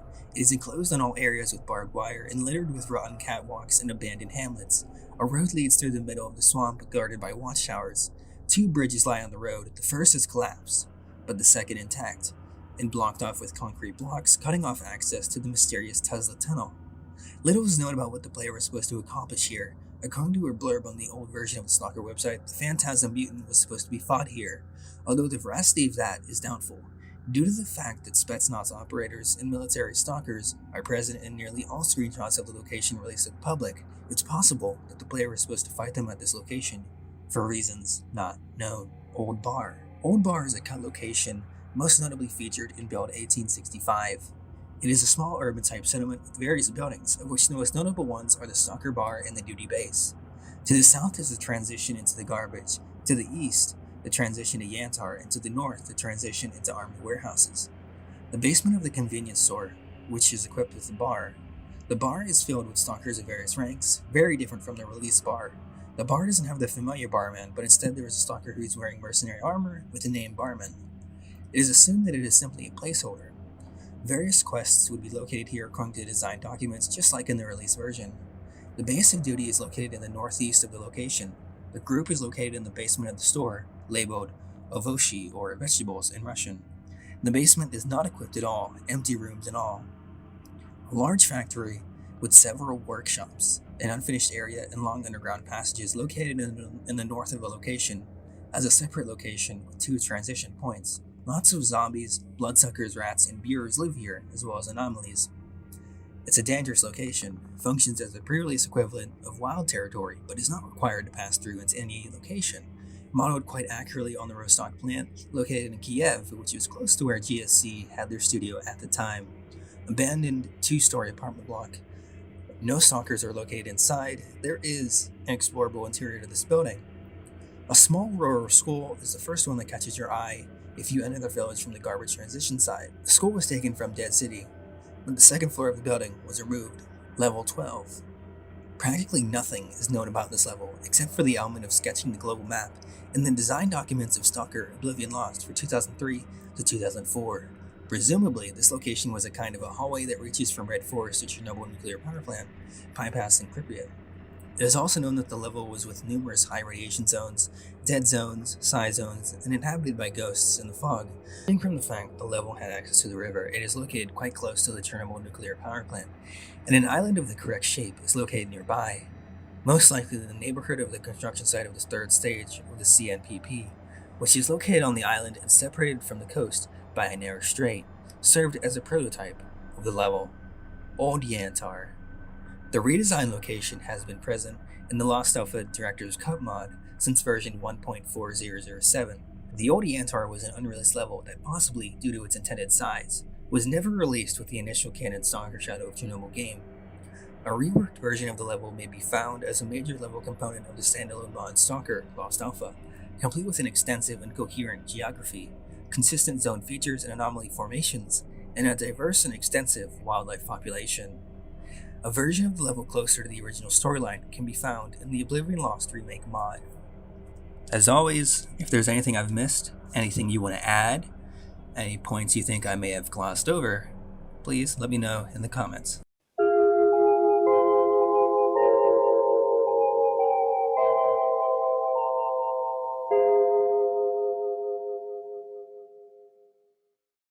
now that we've talked about the content, pretty extensively, we'll be moving on to lesser known topics. Maybe things like the books, the canceled TV show, Stalker Mobile even, and we'll talk about why things happen in the game, why missions happen, some lesser known things about Stalker, talking anomalies, for example, mods that have actually charged people money or at the very least really tried to, talking about how NPCs have changed throughout the games. One such example would be Toad into Sidorovich as we now know him, as well as general gameplay concepts, and actually also how the cutscenes were made, where studios were outsourced to, that sort of thing. But as it stands now, we're actually halfway through it. If you were that was a little bit of a vague explanation for you, let's just put it a little bit more plainly. We're going to be moving away from background things and talk more about the games themselves. Okay, so we'll be talking about Stalker 2. We'll be talking about the old Stalker 2. My bad. We'll be talking about Clear Sky and Anarchy Cell and how it transforms from Anarchy Cell to Clear Sky, the differences, some similarities between it, that sort of thing. I don't mean to present this like it's a very complete account, at least when it comes to the content and lore that way, but I mean, I feel like I've hit all the major bases here, considering the fact that we read the first part of Vicious Circle, which is, I don't even know what you'd call it, honestly. But there was a bit of involvement in Stalker there. And then there was Roadside Picnic, and then Stalker the movie. But everything just comes around and forms this enigma. Oh, and we'll also be talking about development overall, but you probably could have guessed that. Before the 2010s, GSC had a lot of projects they worked on. After the release of Call of Pripyat, Sergey let his younger brother take the reins for Stalker 2. But what is known about Stalker 2 from 2012, the cancelled one that we never saw? Well, GSC went bankrupt. I heard things about a Stalker movie or show, that staff were being underpaid, that Stalker 2 was finished and shown to him, and it was not the one he envisioned, much like another Shadow of Chornobyl. Grigorovich got a product akin to Clear Sky, another faction war shooter, and wasn't satisfied with it. After this, GSC went bankrupt. Most of the employees were fired and went to Vostok Games, which should ring a bell if you are well versed in this, according to Tejas Stalker at least. As it stands, Stalker 2 would have been a sequel to the third installment, Call of Pripyat. It was supposed to continue in a new version of GSC's game engine, X-Ray 2.0. Very little details were revealed about the game, other than it would be a multi-platform release, and that it would feature a new engine made from scratch. The game closure post reads, "Stalkers, while most of you are angry and upset, which we understand, please know that since December 2011, the entire Stalker team, myself included, was working without pay on Stalker 2 while new investors were scouted. That is our dedication. Sadly, we could not gain legal rights to the franchise. We are still the same team working now at Vostok Games and on Servarium." Remember Servarium? That didn't do well, huh? It was announced in early 2012 that the game would resume development provided GSC would get the required funding. Ultimately, on April 25th, 2012, the game's development was officially frozen. There are many rumors why, such as Grigorovich not being happy with the game's progress, a lack of investment into the game's development, internal conflicts inside GSC, or GSC running into severe financial problems. Officially, it was stated to have resulted from dispute between investors, staff, and the original IP rights owner. GSC closed in 2012 and reopened back in 2014. However, there was no mention regarding the Stalker series, and the company was working on different unrelated projects. This is when Sergey's younger brother begins to take over more, as he himself takes up other things. Stalker 2, as we know it, announced in 2018, planned for a release in 2021, and was ultimately delayed. We don't see this game 6 years later in 2024. Very little was known about the original concept. It was supposed to continue the story of the first 3 games as a new chapter, and it was to take place in the Zone. It was to support DirectX 11. CryEngine 3 had been in consideration. Among the confirmed features as stated in the official interviews is that it was planned to feature new mutants, new areas, new uses for artifacts, and female stalkers. It was also confirmed that the main protagonist of the series was supposed to be Strelok, and that the game's level layout should have featured a large single-area game world to eliminate loading times. It had been confirmed that the game was to have been set in a triangle between both areas of the Chernobyl nuclear power plant and Pripyat. GSCFan.com, a GSC fan site, managed to acquire never-before-seen renders and concept art of some of the proposed mutants for the original concept of Stalker 2. This is where lots of cut mutants and art came from, as we would have never seen any of this otherwise. This is why you might see that watermark on some of those images. That's where that came from. It was weirdly close too. The developers came in for a meeting. Pizza, Pepsi, and all at the ready. Big GSC man himself, the Griga, comes in and says, "Yeah, we're done, goodbye," and left. And that was it. Griga even later admitted that he regretted closing the company and considers it to be his biggest mistake. It was a really weird situation. And what about that movie idea? The idea about creating a film adaptation of the Stalker series has been around since 2008. At Igro Mir video game exhibition in 2008, former GSC PR manager Oleg Yavorsky talked about it in an interview, mentioning that the actor Gosha Kutsenko, who attended the event in a stalker costume, could play a major role in such a movie. There was even a photo shoot of the actor in the suit made. However, work on the actual thing started sometime in late 2009 or early 2010, when it was decided to create a TV series first. Soon after, the idea was changed to create a TV series instead. The plot would be an original story set in the universe based on the games. Some characters from the trilogy were supposed to appear in it, as mentioned in a later interview with Yavorsky. Originally, it was planned to film in Pripyat, but the production moved to Odessa instead, where sewer systems and abandoned factories were used as scenery. Initial idea assumed 26 episodes, but only a pilot episode was created. In November of 2010, a dedicated webpage of the series was launched, which doesn't work properly anymore. An official trailer was also released. Some photos from the set have been published on the website. However, the whole thing was ultimately cancelled soon afterwards. The CEO of GSC, Sergei, wasn't pleased with the outcome and decided to cancel the project in favor of a full-length movie that was planned to be released in 2012.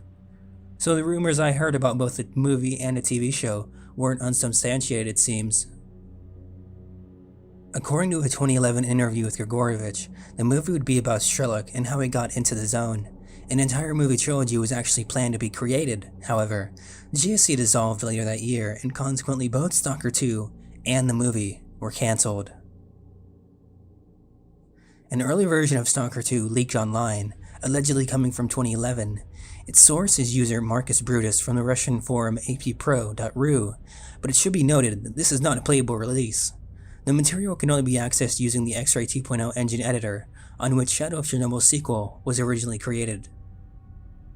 Files made available by Marcus Brutus contain various resources, including locations and models of characters and weapons, but also scripts. Internet users have even managed to create a gameplay based on this version of the game, although, of course, it is rather raw. The same can be said of almost all the leaked materials. Some internet users point to this as proof of how badly the development of the second Stalker was going, before the temporary dissolution of GSC Game World. The other thing is that the sequel was supposed to be released only in 2012, according to the announcement from 2010, and the Ukrainian team is not famous for punctuality. It's probably an early test version, so it's hard to expect it to look like a finished product. What do you think we could have gotten from this cancelled game, this cancelled Stalker 2? Or what about the movie or the TV show? Do you think what we will receive in November will be anything like this original idea, more than a decade later from the original product? Of course, this is a series almost 25 years in the making, so I'm sure they know what they're doing. If there's any points I missed, glazed over, or neglected entirely, please, let me know. Did you know there's a such thing as Stalker Mobile? Stalker Mobile is a game developed by Qplays that features Stalker in mobile phones, although the phone must be capable of supporting Java 2 applications. In-game, it plays out much like the Stalker series: fight enemies, trade items, get missions, and get gear. Most of the equipment and artifacts featured in the mobile version are the same ones featured in the game, although, unlike the PC series, this does not have a real storyline, and it deviates from the series' feature of no-level systems, as now one can upgrade their accuracy, health, strength, and anomalous/bullet resistance by leveling. In combat, enemies are marked with a downward triangle, which serves as their health counter and changes color as they continue to take damage. Health and armor are now depicted more as lives rather than protection or a bar. The health bar is located at the top left of the screen, while the ammunition bar is located at the bottom left. The player could also enter codes to enable cheats throughout missions. This is merely the official version. There was a port done with some success years back of the level Cordon all by itself. It was quite janky, but as a Stalker fan, you should be well versed in jank. After the player moves on and attempts to leave Cordon, the game ends or is unfinished. Actually, I believe this was known as Project Stalker, but I can't be 100%. A further glance into the topic has this to say from Regash. I believe it was abandoned in 2017. Apparently, they had some issues related to copyrights, and they wouldn't be able to distribute the game in a proper way. Also, versions which they have released only contain the storyline in Cordon, so you wouldn't be able to get past it even if you knew Russian. So, there you have it. 7 years ago, we lost the closest rendition we had. A Reddit post, some months ago, announces a remake of Stalker Mobile, porting it back to PC. The post goes, "Hey Stalkers, I've got great news for ya. The first version of my Stalker Mobile remake is here. If you don't understand what it is, look at this post. I hope I've fixed all critical bugs, cause long-term development can blind my eyes and I could miss something, but I hope everything is okay." The basic gameplay is close to the original Java game, but with a PC manner. Of course, the game is not ideal, but I like it. It's like a dream come true. There's a link, download, and controls in the description, as well as specifications. If you tire of every mod that's released nowadays, maybe thinking about giving this a go, and with the Steam Deck, Asus ROG, and others, maybe it's much closer to being mobile than we ever imagined. A fan plays through the original Java version and has this to say: I decided to play some Stalker Mobile since it has been in my mind for some time. I played it many years ago on a Java emulator, and since now I stalk this subreddit, I have decided to document and comment my gameplay. This way, I would relieve you of the pain of playing it yourselves. Let's start clicking. The main menu is simple as a bolt. No cool background here. As far as I know, another version has a background. Doesn't matter, let's explore the menu. Credit where it is due, this game was made by Qplays in 2008, if I'm not mistaken. The trailer on YouTube uses the beta version, which was downgraded when released.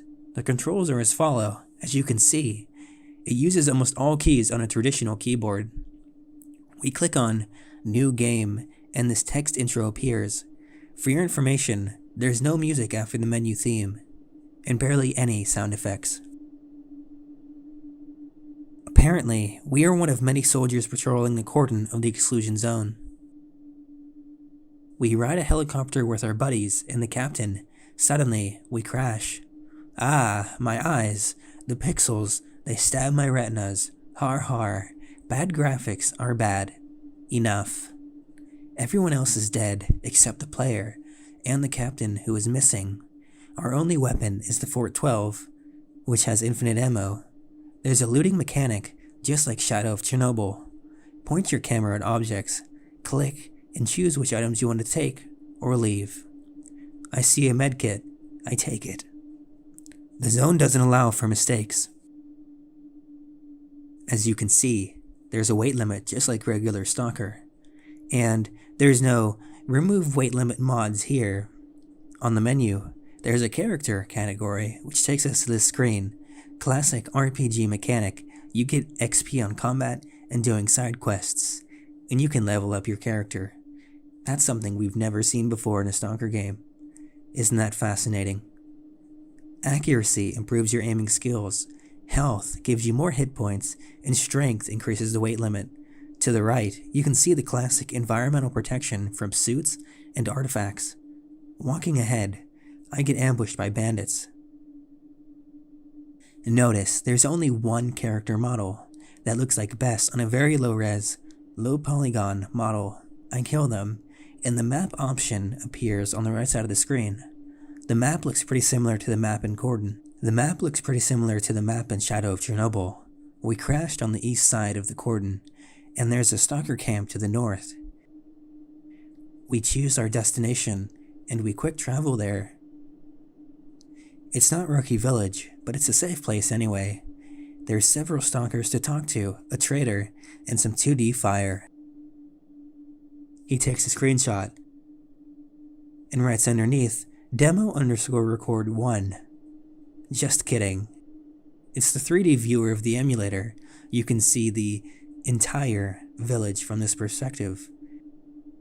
From left to right, Galish, Rusty, and Fence.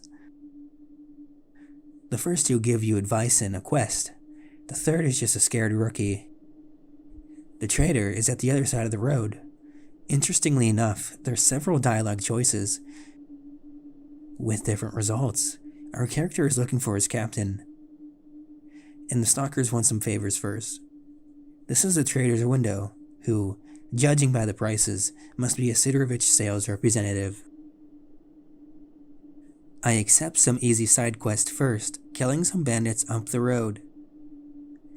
I'll be posting more gameplay as I play. That's all for today. Hope you found this interesting, or at least mildly entertaining. And there it ends. A glimpse into the past, before smartphones were big, this officially licensed game was not a huge hit, but it will forever remain with us in our hearts. Have you personally downloaded and played Stalker Mobile? Or know anything about it? If you do, please let us know.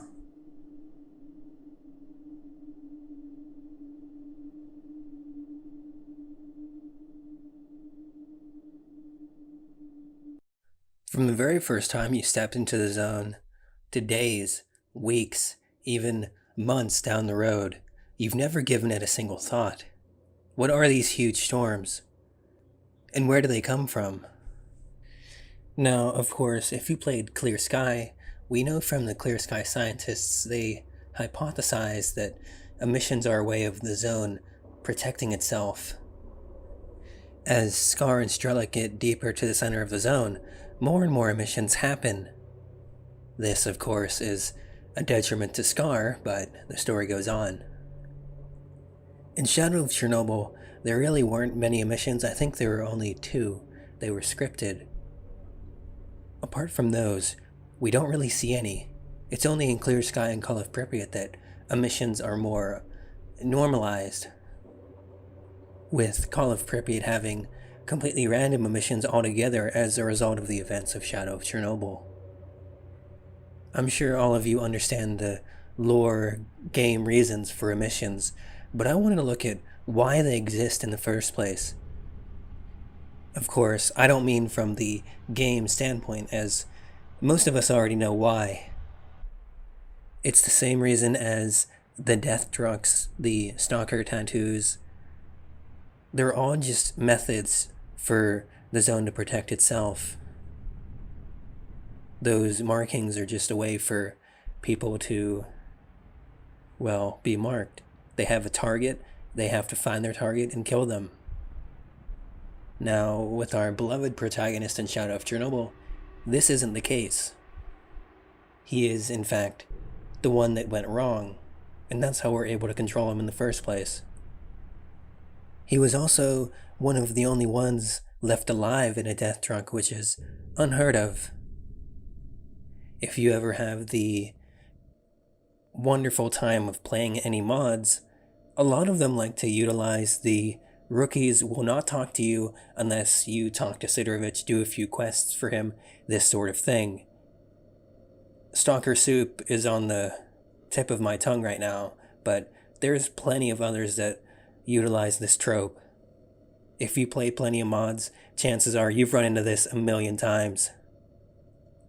The stalkers in Rookie Village will not talk to you because they don't trust you, because they see you come out of the death truck and say, oh, this has never happened before, there must be something wrong here. There's just a negative connotation around it in general, and so they distrust you. If we go back to Stalker Oblivion Lost from 2002, and even before, it was only known as Oblivion Lost for maybe a year or so, even longer. And then it dropped Oblivion Lost and became Stalker Oblivion Lost. And then it dropped the Oblivion Lost and became Stalker Shadow of Chornobyl a little later. This is as the game furthers itself. Ideas become more solid and grounded. There's more of a foundation for the game. And naturally, GSC gets more and more into development hell, but we won't talk about that. There's not a concrete answer for why emissions exist. I can only theorize. We go from Oblivion Lost having a futuristic mindset, an alien planet, alien vehicles, alien enemies, a sci-fi shooter basically. The Halo we never got. GSC decides they no longer want to go with this, and so they shift it to be something more earthly. For some reason, they think of Crimea, and they begin to work on that for a while. After the Crimea idea was formulated, the basic gist was to use a nuclear power plant explosion. It still keeps the sci-fi theme, like how you see in many comic books. You know, you get the classic radiation, mutants, all that. And they began to build upon and build upon and build upon and got more and more out of it. What happens next? After this, what do we do? What do the players do? How do people interact with each other? How does the environment interact with each other? Great, we have animals. Okay, we have anomalies. What is an anomaly? They keep going and going. Now, what is the most recent nuclear accident, we'll say, that happened?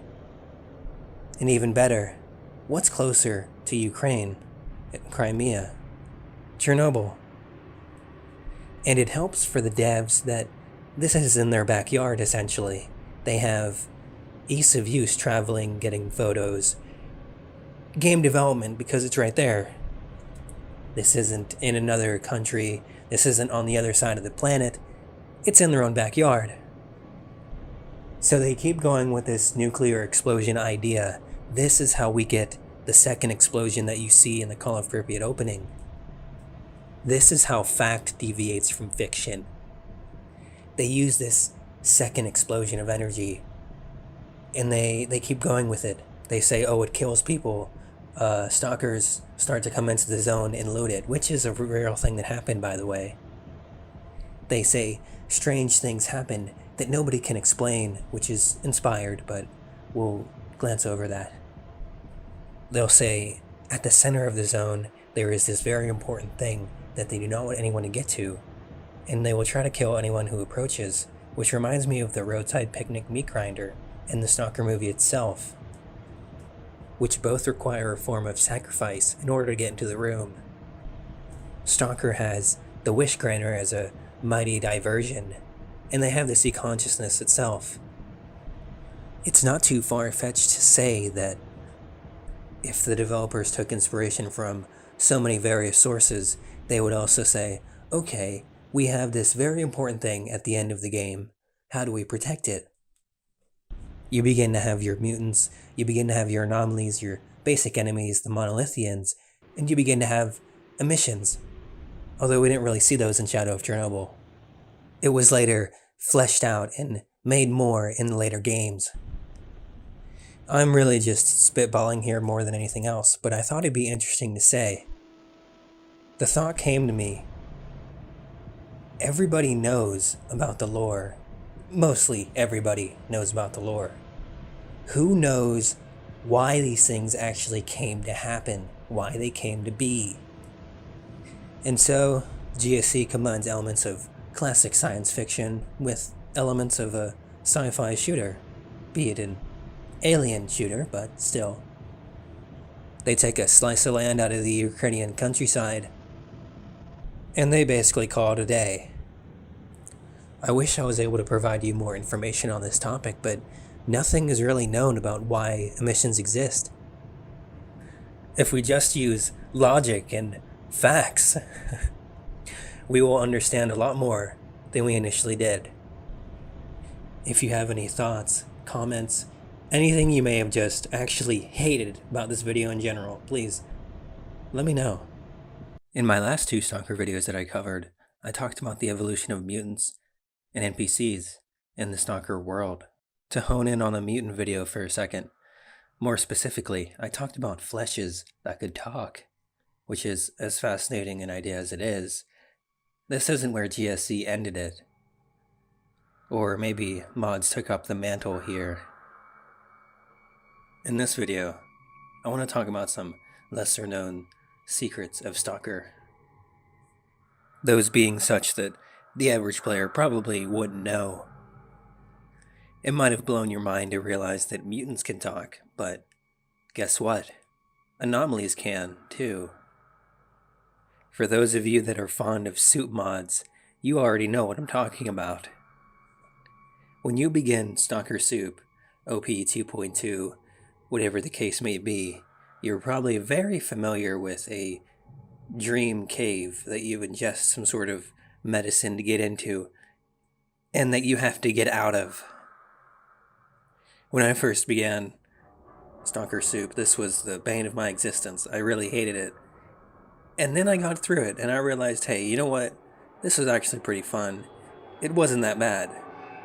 But when I was struggling with it, I fucking hated it. Anyway, I've tried to do some research on this specific anomaly, but I wasn't able to find much, if anything, about it. It may be inspired from Roadside Picnic, but I'm not 100%.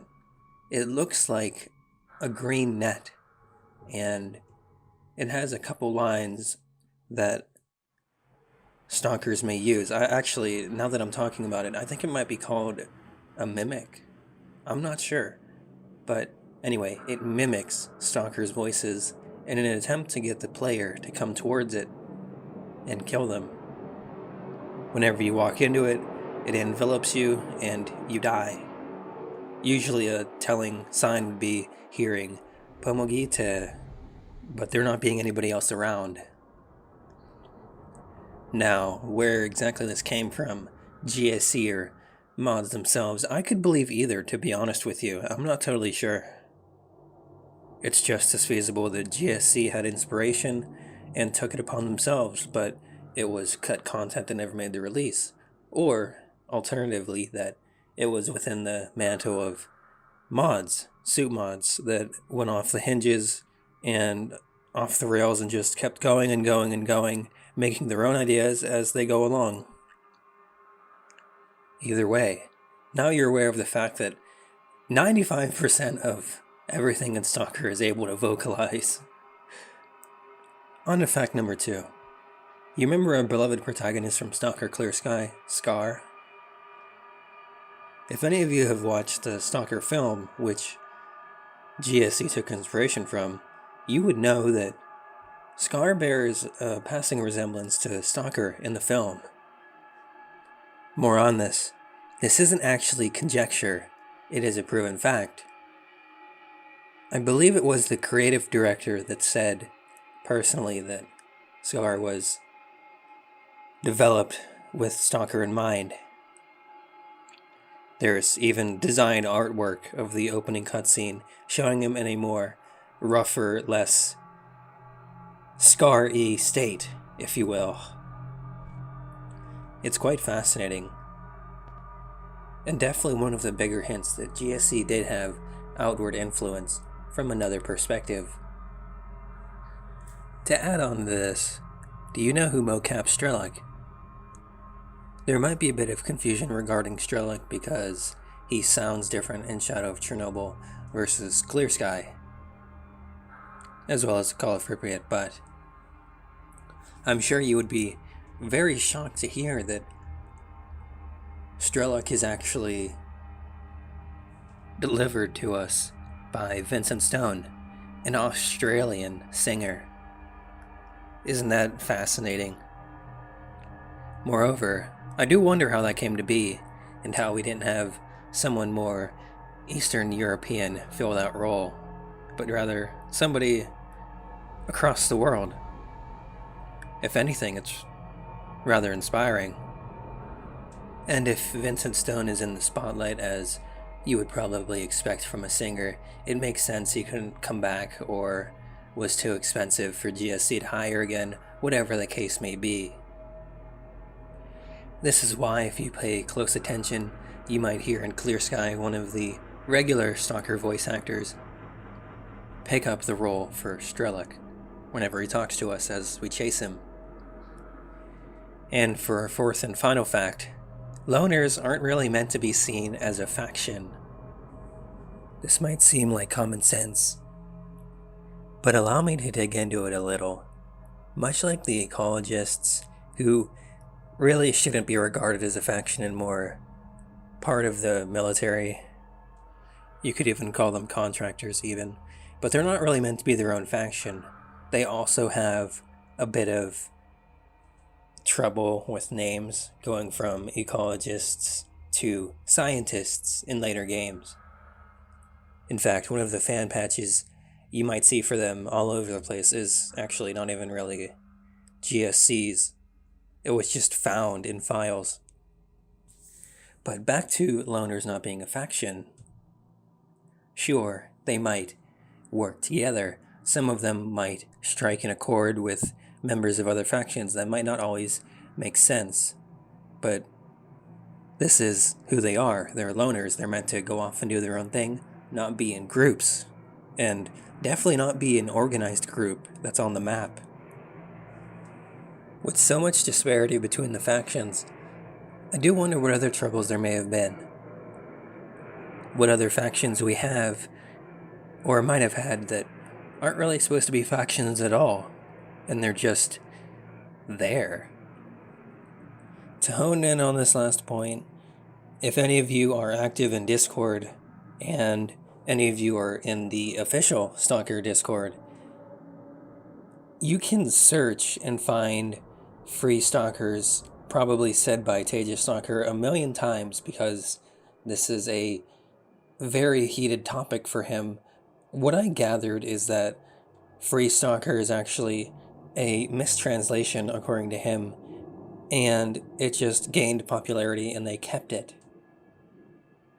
Tejas Stalker does, however, agree that loners aren't supposed to be a faction. That's why they're... After all, that's why they're called loners. They're alone.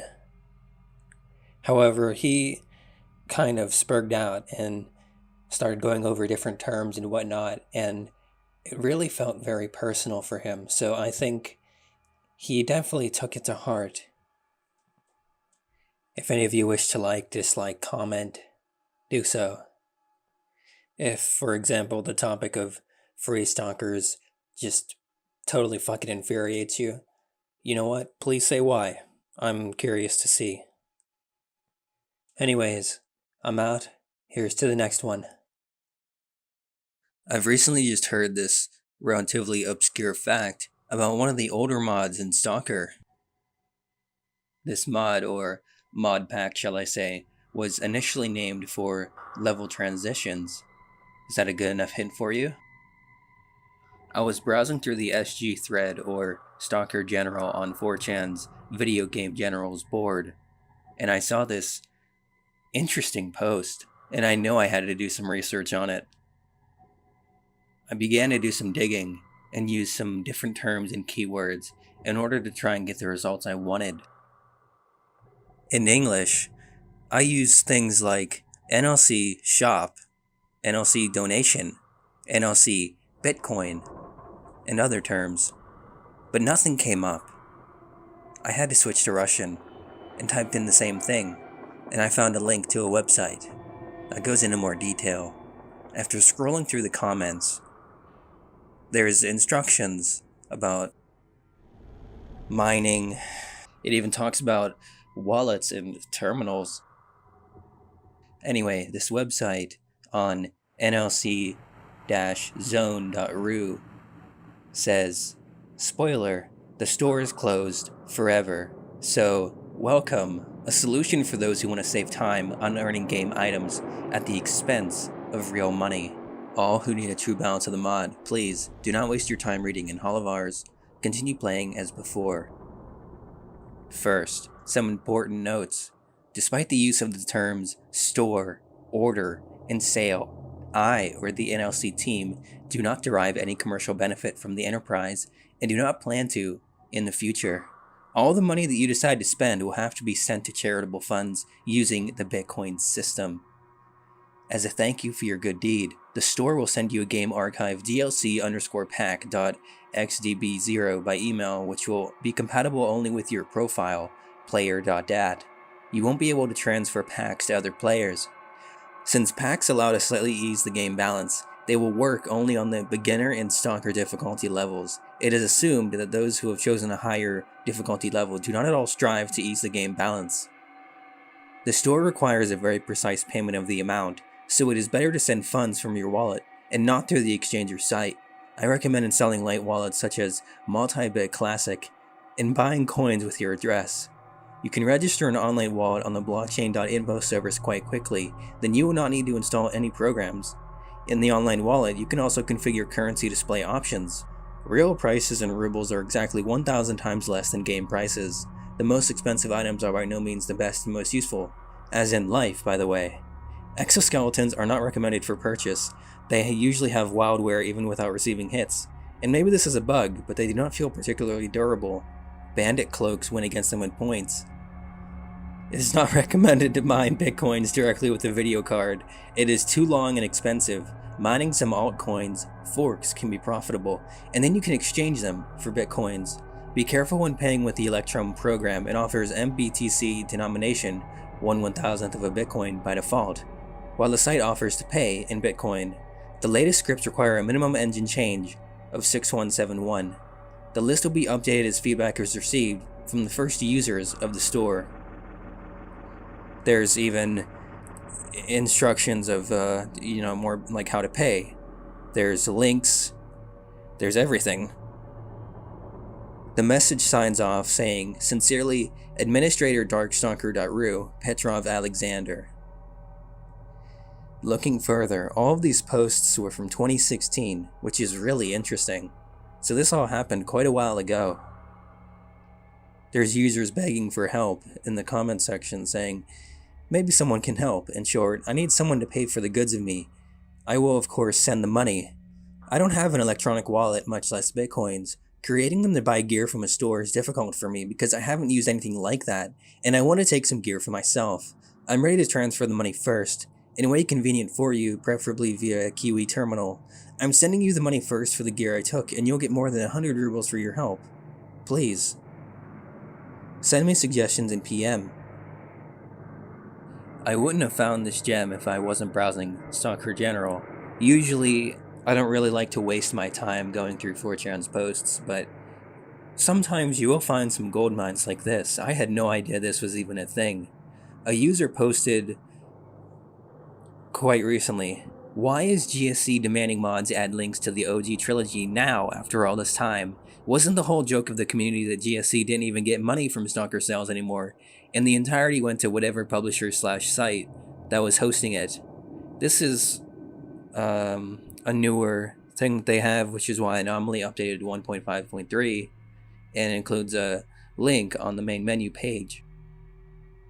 Of course, thanks to GSC being as generous as they have been, they naturally want the community to know, hey, you know what?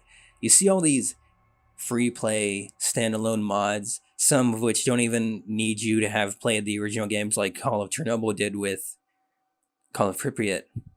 Well, we want you to know that these games are what this came from. We want links. We want representation, basically. 2 users responded to this post saying, gee, I wonder if it has anything to do with free play mods, including game assets in themselves, while being standalone and launchable without owning a single game in the series, the rights owners being active again, and million-view eCeleb videos advertising the fact you can basically pirate Stalker assets to play some wannabe extraction shooter slop. The second poster says, wasn't the whole joke of the community that GSC didn't even get money from Stalker sales anymore, and the entirety of it went to whatever publisher/site was hosting it? No. What fever dream did you find that in? Where/when did Stalker become not their GSC's IP anymore? Yeah, it's definitely absurd, he replies, but I get why people would think so. GSC really didn't give a damn about copyright back then. I mean, some modders were going so far as to set up an online shop where you could buy in-game items for real money to lighten their mod's bullshit difficulty, and no one gave a fuck even when people tried to report it to the company. Yeah, they continue. Early days NLC devs did that, and I thought it was the scummiest shit ever. I've hated them ever since. I thought it was quite hilarious, both the idea of selling digital diet sausages and Makarov rounds for bitcoins, and seeing how some people were actually dumb enough to buy stuff there. NLC really was something else, wasn't it? There were hardcore mods out there, but NLC took it to a whole new level where the hardcore began even before starting the game. That whole thing when you had to beg the dev to allow you to play his masterpiece by sending him your game profile that he then personally signs and sends back to you. And without all of this, it was impossible to go beyond Cordon. And that profile was also tied to UPC specs, so if you changed anything with your hardware, your game would straight up break. Those were the times. They just go on to say that it's actually a donation, as other people have said, so I guess people were fighting about it. But since it's because it's a donation, it's not really selling anything, so it's a loophole, but it's still scummy. I'm sorry I can't provide you with any prices, but this was, after all, 8 years ago. And I think I'm pretty lucky to have found the webpage itself, because this was something to go after. Going to the page the user Alpet links from the shop is, there's just a bunch of ads, so I think it's safe to assume this is dead and buried. Well, in the end, it was quite fun to go down this Stalker rabbit hole, and I had no idea such a big mod like NLC was actually charging players to play their game. Isn't that insane? Anyway, here's to the next dark chapter of Stalker lore we might never find. A lot of people are familiar with the Stalker franchise. They're even familiar with the film, the book Roadside Picnic. But have you heard of the Stalker books? They're officially licensed, but many say they're of poor quality and not really worth it, save for maybe being collector's items. I've always seen a number of these fan-made books, but often only just the cover of them. They take art, throw the Stalker name on, and that's basically it. A lot of these books were made, and lots of them had trouble, not to mention translation issues, stereotypes, and overall quality decline. The Stalker Wiki has an entry on these books, though it isn't much. Here it is. There is a whole book series based on the novel Roadside Picnic and the Stalker game franchise. So far, they are only available in Russian.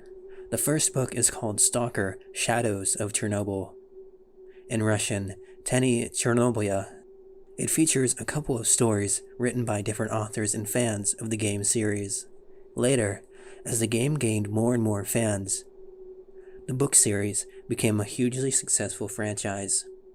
However, most of the novelization doesn't follow the game's storyline, as neither of the books are connected to each other. The success of the series has resulted in a decline in quality, as some of the stories became rather stereotype novelizations, applying the same cliches. Before Stalker Shadow of Chornobyl was launched in 2007, GSC teamed up with fantasy author Burned Friends to produce German books.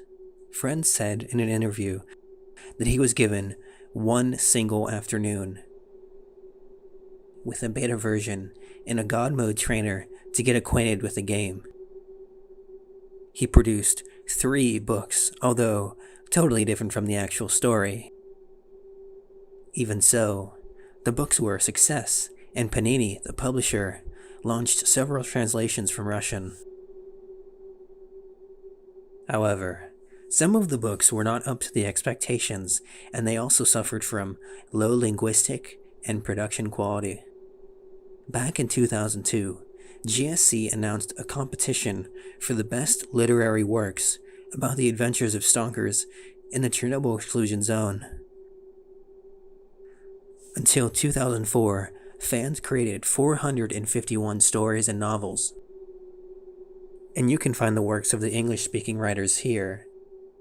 I'll provide that link in the description. And at the end, of course, is the gallery, full of colorful photos for literature. But this is all the Stalker Wiki has. Stalker fans, however, say it's a mixed bag. Are these worth checking out? I've been struggling debating getting into the Stalker books, but wasn't sure where to start. OP says, I vaguely remember reading them all and liked some over the others, but all were worth the read as long as you're into it anyways.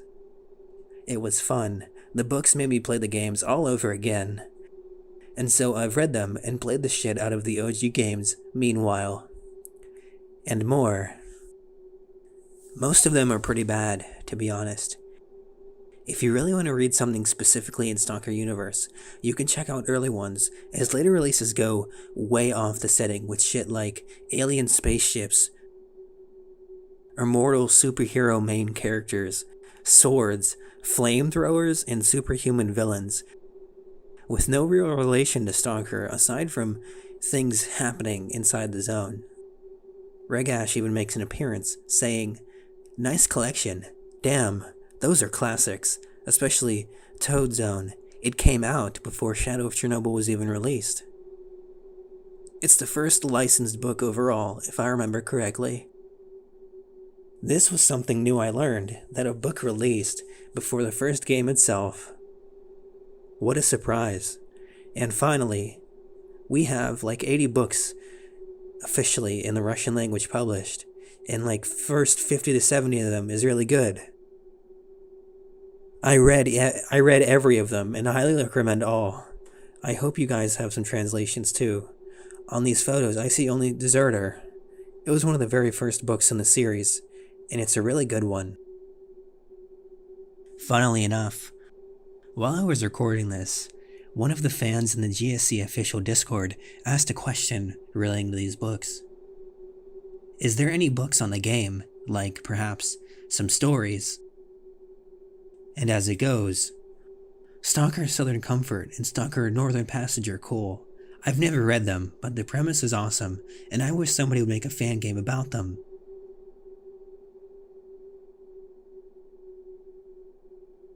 They are some of the worst literature I have ever read, on account of them being fanfiction. The discussion devolved into arguing about whether or not fanfiction was actual literature. But the overall opinion was that the books themselves, save for these few, was overall bad. A commenter goes on to say, back then, GSC had a Creative Commons license for their IP to be used in books. Thus, you have a whole lot of books published under Stalker brand that didn't have connection to GSC. One of these is Northern and Southern Comfort. GSC revoked this license a year after these two books' release. He goes on to say, "I believe these were so bad, GSC pulled out." Licensed Fanfic Chapter 2. Taking cover behind a rock, the protagonist used a bandage, and then he used a medkit, and then he threw a grenade. This, in large part, is conjecture, but I don't think I'm ever going to familiarize myself enough with these books to really care. All I know is their reputation precedes them. To be quite clear, the only book I ever heard anything remotely good about was Southern Comfort, and I really don't think I'm going to read any of these books ever. They seem like too much of a gimmick for my liking. And 80 books. That is a lot of reading. Maybe it would be a good reading exercise, but that's for in the future. Have you ever bought, heard about, or read any of these books? Let us know.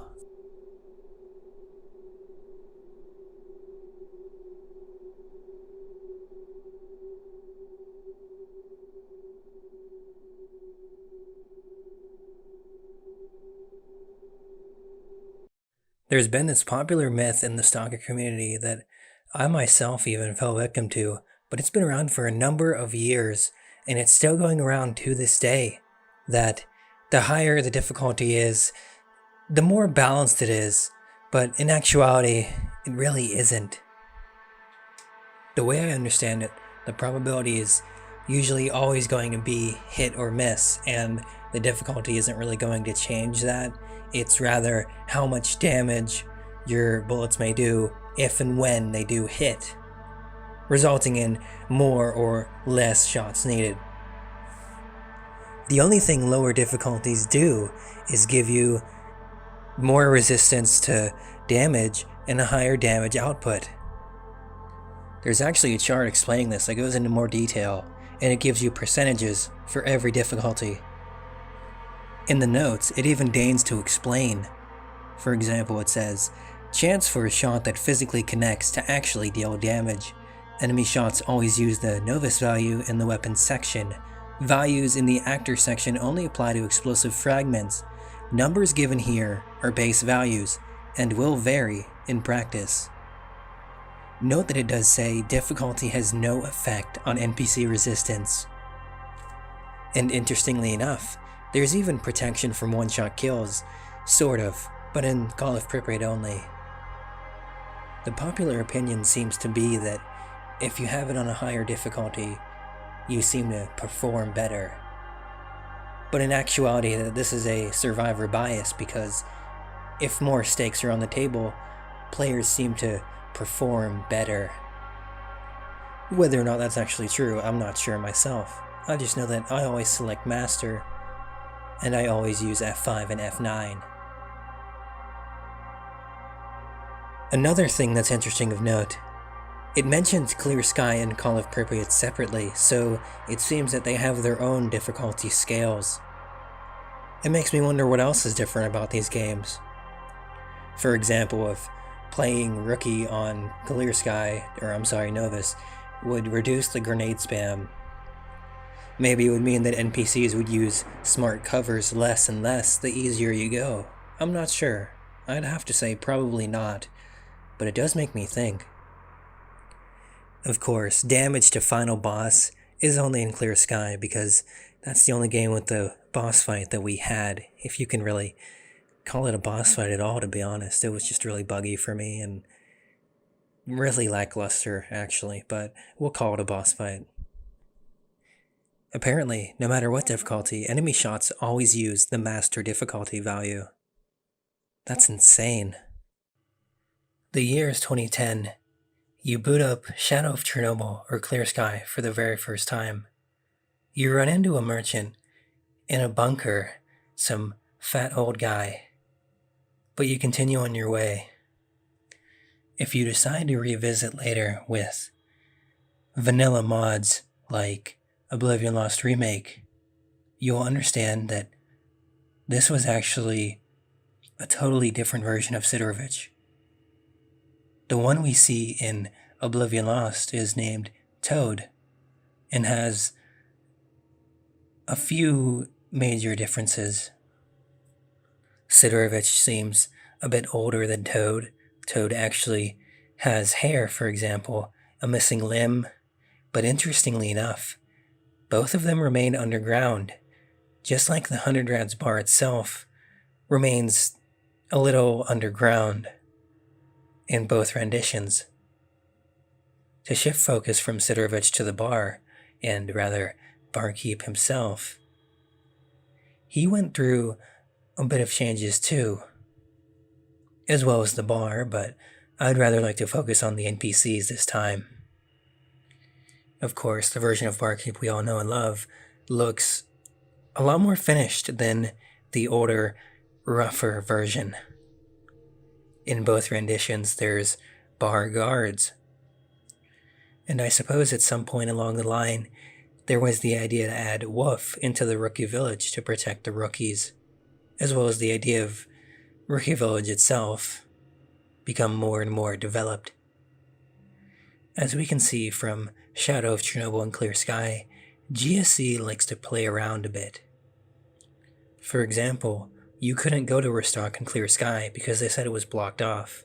That's the most notable thing I can give you right now, but there's a ton of these. To put it better into perspective would be to say that everything is more fluid and subject to change. If you care to take a closer look at the NPCs in all of the games, you might find yourself asking the question, who is or who are the NPCs that make it through all three games? And you'll be surprised to find that there are actually quite a few. Of all those present, I would say Nimble is the most recognizable, the most famous. And going back to the GSC playing around thing, they like to introduce character development throughout these years. They like to switch NPCs from different factions as the game goes on. For example, Nimble being in Clear Sky, then he becomes a loner, and then he becomes a merchant in Call of Pripyat selling goods to you, having his own market. This kind of piggybacks off of the idea that they never have the same player character be in the same faction. It's always, you're a loner in this game, you're a merc in this game, and you're military in this game, which makes me wonder what will be in Stalker 2. The point is, they honor variety. They want flexibility, diversity. So naturally, you'll see this come across through character development. Sometimes it might be more subjective than objective, but we will still see some major physical changes, like Sidorovich and Toad, and Barkeep, those being the more recognizable famous examples. If you go back to the original Oblivion Lost from 2002 for a moment, we actually started from 2 NPCs all by themselves. Not even NPCs, actually. They were controllable, so they weren't NPCs, but they were supposed to be a male and female character that the player could control. There was a handful of guns, a handful of enemies, but we went on from there. To now, we have factions, we have groups within those factions, and we have named characters. One of the living legends, shall we say, Tejas Stalker, weighed in on this a little. He too noticed that GSC plays around with their NPCs a little. In particular, the named ones, the ones that stick out, that have odd names. He notes that in between games, GSC will have them do things, go to different areas, be different people, really. So, it's not just the merchants, it's not just Nimble, Sidorovich, Barkeep. It's almost every named stalker that sticks out that isn't just RNG, shall we say, like the first name, last name. If their name is usually an adjective or a noun, or it just sticks out to you a little bit, chances are they had something to do with it. And whatever the reason may be, they continue having something to do with it, changing the majority of these characters throughout their games, even if the player themselves doesn't really notice or care. It's only really visible to the long-term players, again, like Tejas, who notices stuff like this because he maps out dog routes and sits in the back of a truck for fucking weeks on end. It's an attention to detail that is astounding. A level of care that is almost unmatched. If you were to say, oh, well, why would they do this? What is the point? It would again go back to character development. They want to flesh out these named characters. They can't do so for the regular stalkers. They don't have actual names because those are just meant to run around and die and become part of the game.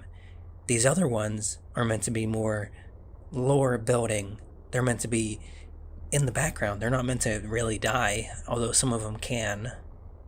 But for the most part, they like to keep them, shuffle them around. They like to keep them as part of the atmosphere, as part of the world. It's important to note that this happens for just about everyone. Every entity that isn't an NPC, every entity that is named and not RNG, they will try to work with. It's very interesting to consider everything that comes into this. I haven't really heard much about Call of Pripyat, but to go back to the bar in Sidorovich's bunker for the millionth time, they knew that they wanted these places as sort of bunkers for some reason. They had a rough sketch of what they wanted, and they worked on it until it became something more feasible. Stuff like this is just so amazing, so entertaining to me that I feel like I have to mention it. And from the little cutscenes in Stalker 2 that we've seen so far, it seems that GSC is just going to go further with their characters. Here's hoping they do. If I missed anything, if there's anything you wish to comment on, add to the story, please do so. You might have just started Stalker for the very first time, whether it be enhanced or original, or you might have been playing it for at least 20 years. But one question that might have stood in your mind: what exactly was that truck that was carrying us at the beginning of the game? What is a death truck? And why does it matter? To be fully and totally transparent on the matter, I am using two different Wikipedias, okay? It's not just one different source, because if you take a look here, there isn't much going on. Now, if we take a look at, let's see, oh, I also discovered Zone Chronicles, but it didn't have anything for death trucks. However, let's take a look here.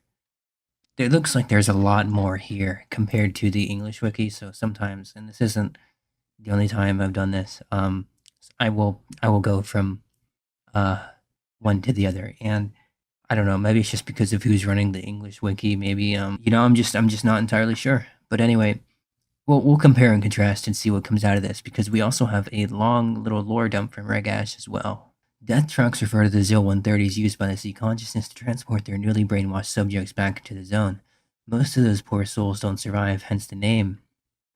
At the beginning of the game, Marked One was being sent away in one of these trucks. The trip is cut short when the truck is struck by lightning, making the truck explode and crash.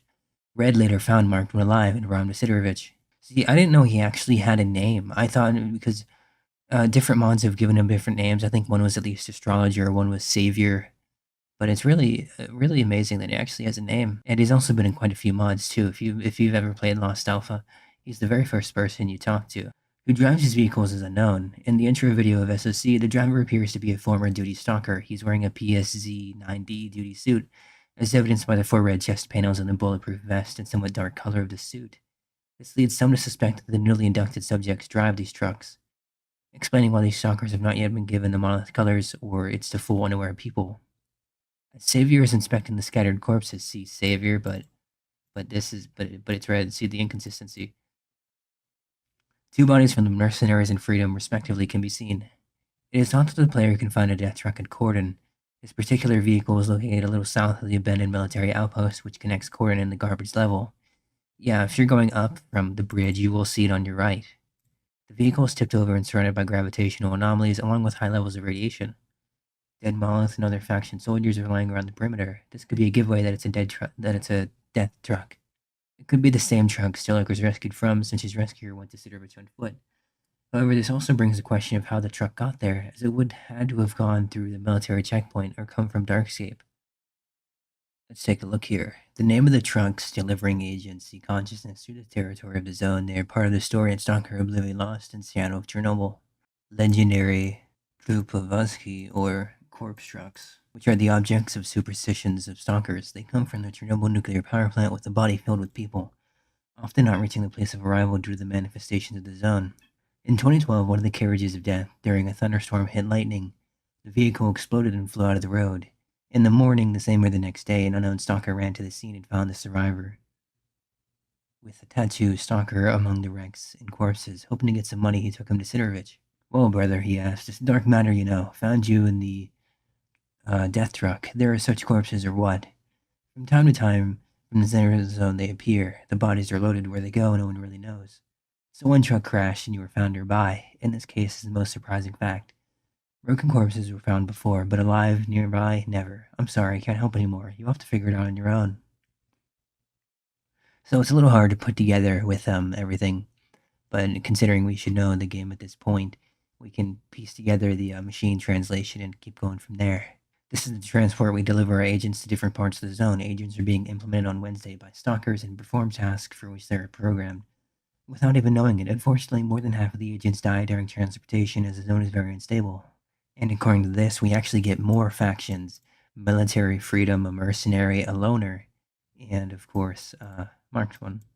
Most likely, according to the developers, this is the same truck in which Mission A was found, since the player is in some sense directed there. The issuance of the hidden things cache located just next to the car. But in the introductory video, the train is not like Cordon. This is due to the fact it was created before the approval of the final crash site. According to the concept art, death trucks go at high speed without a driver. When Mission A arrives at Agroprom, rumors about new zombies from the here we go, death truck. One of the endings of the game could be that Mission A was again taken by a truck, but closer to the checkpoint in Cordon. Described in the short story, the story short on Doc. Trucks of death took away from the Chernobyl nuclear power plant only the corpses of stalkers who did not survive the influence of Monolith. Described in the passage of the first 3 levels. We definitely know this. We aren't allowed to go into camp because we're found in the death truck. If you've played any mods, I think at least Lost Alpha does this. They don't let you until you do a task. Why can't I go to camp? You have to be a complete idiot to put a man from a death truck into camp. First, prove that you can be trusted. What is a truck of death? I don't remember anything. I don't know much, but it's something very, very bad. In general, I will not talk about this topic, especially with you. You can call it superstition, so it's better to get off.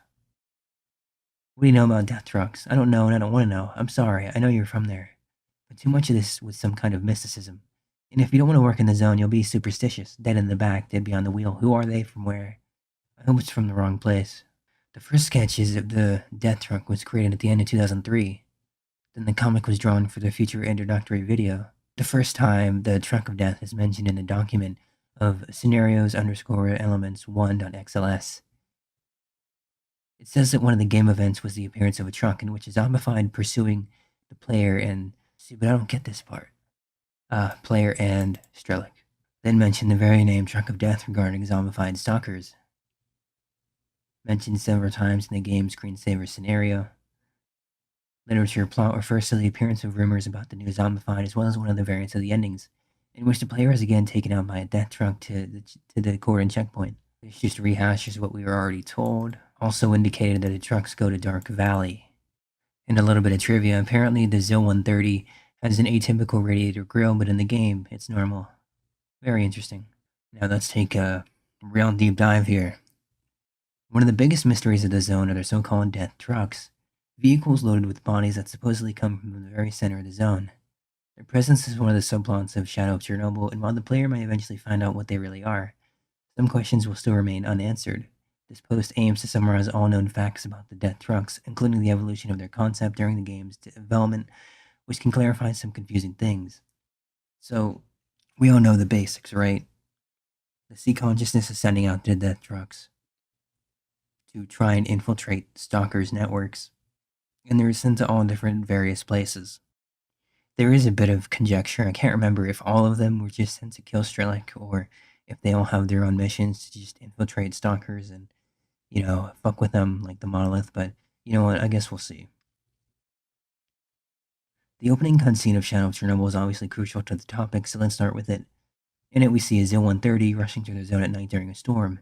Then the camera shows its interior, and here the first mystery appears. The driver, wearing a duty suit.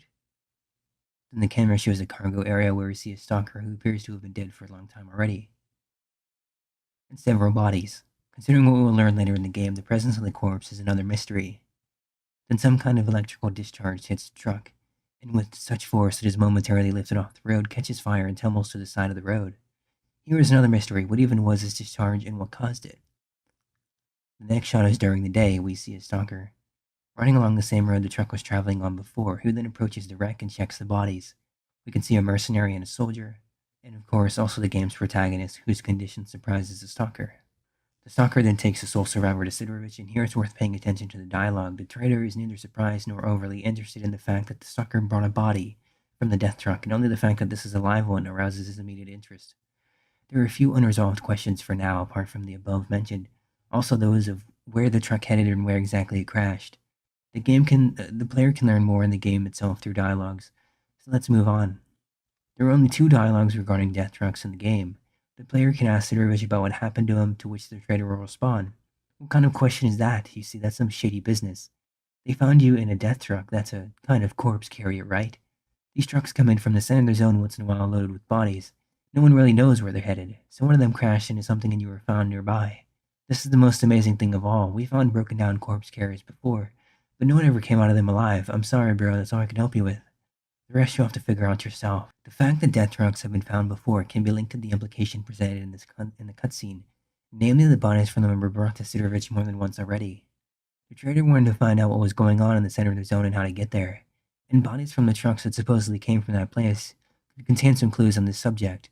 That's most likely why he had the passengers brought to him.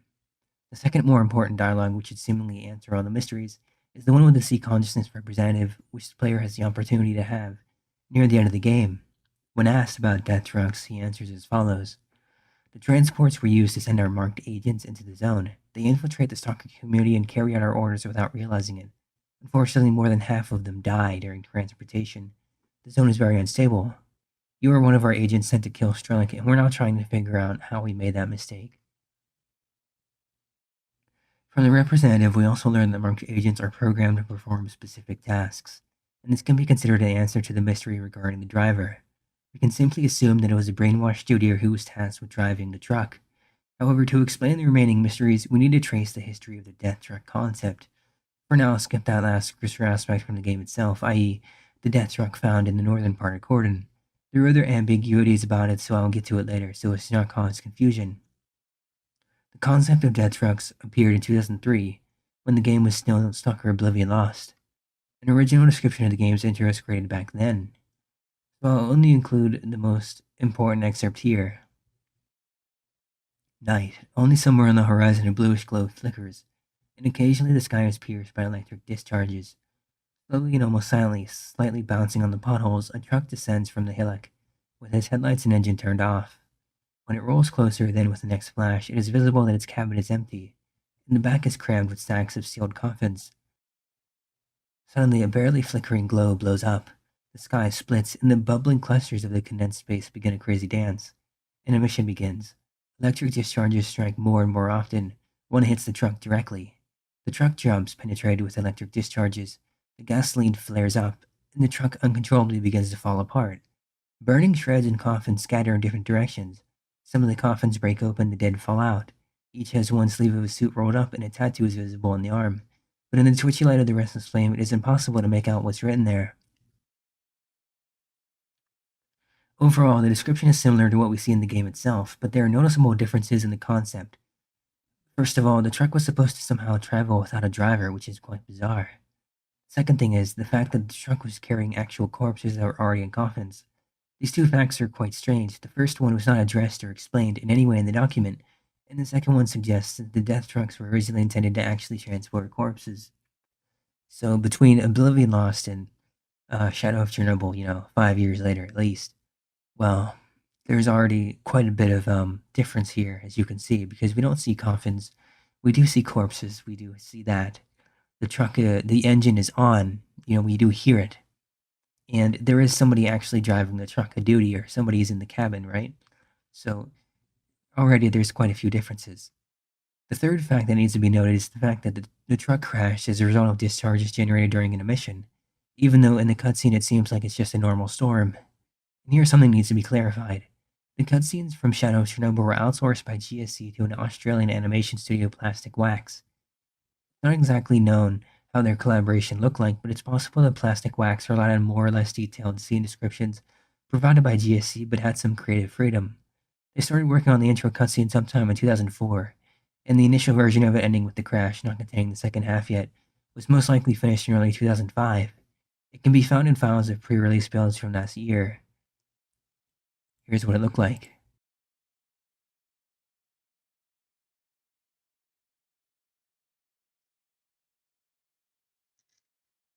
So just from this video, I took a little glance at it.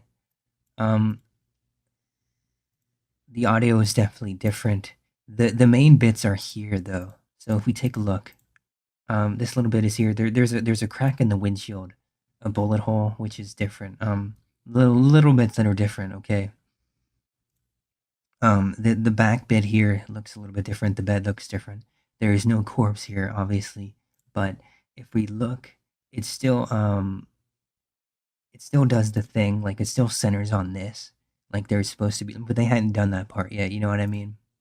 But it's all there in place, and the truck still goes on.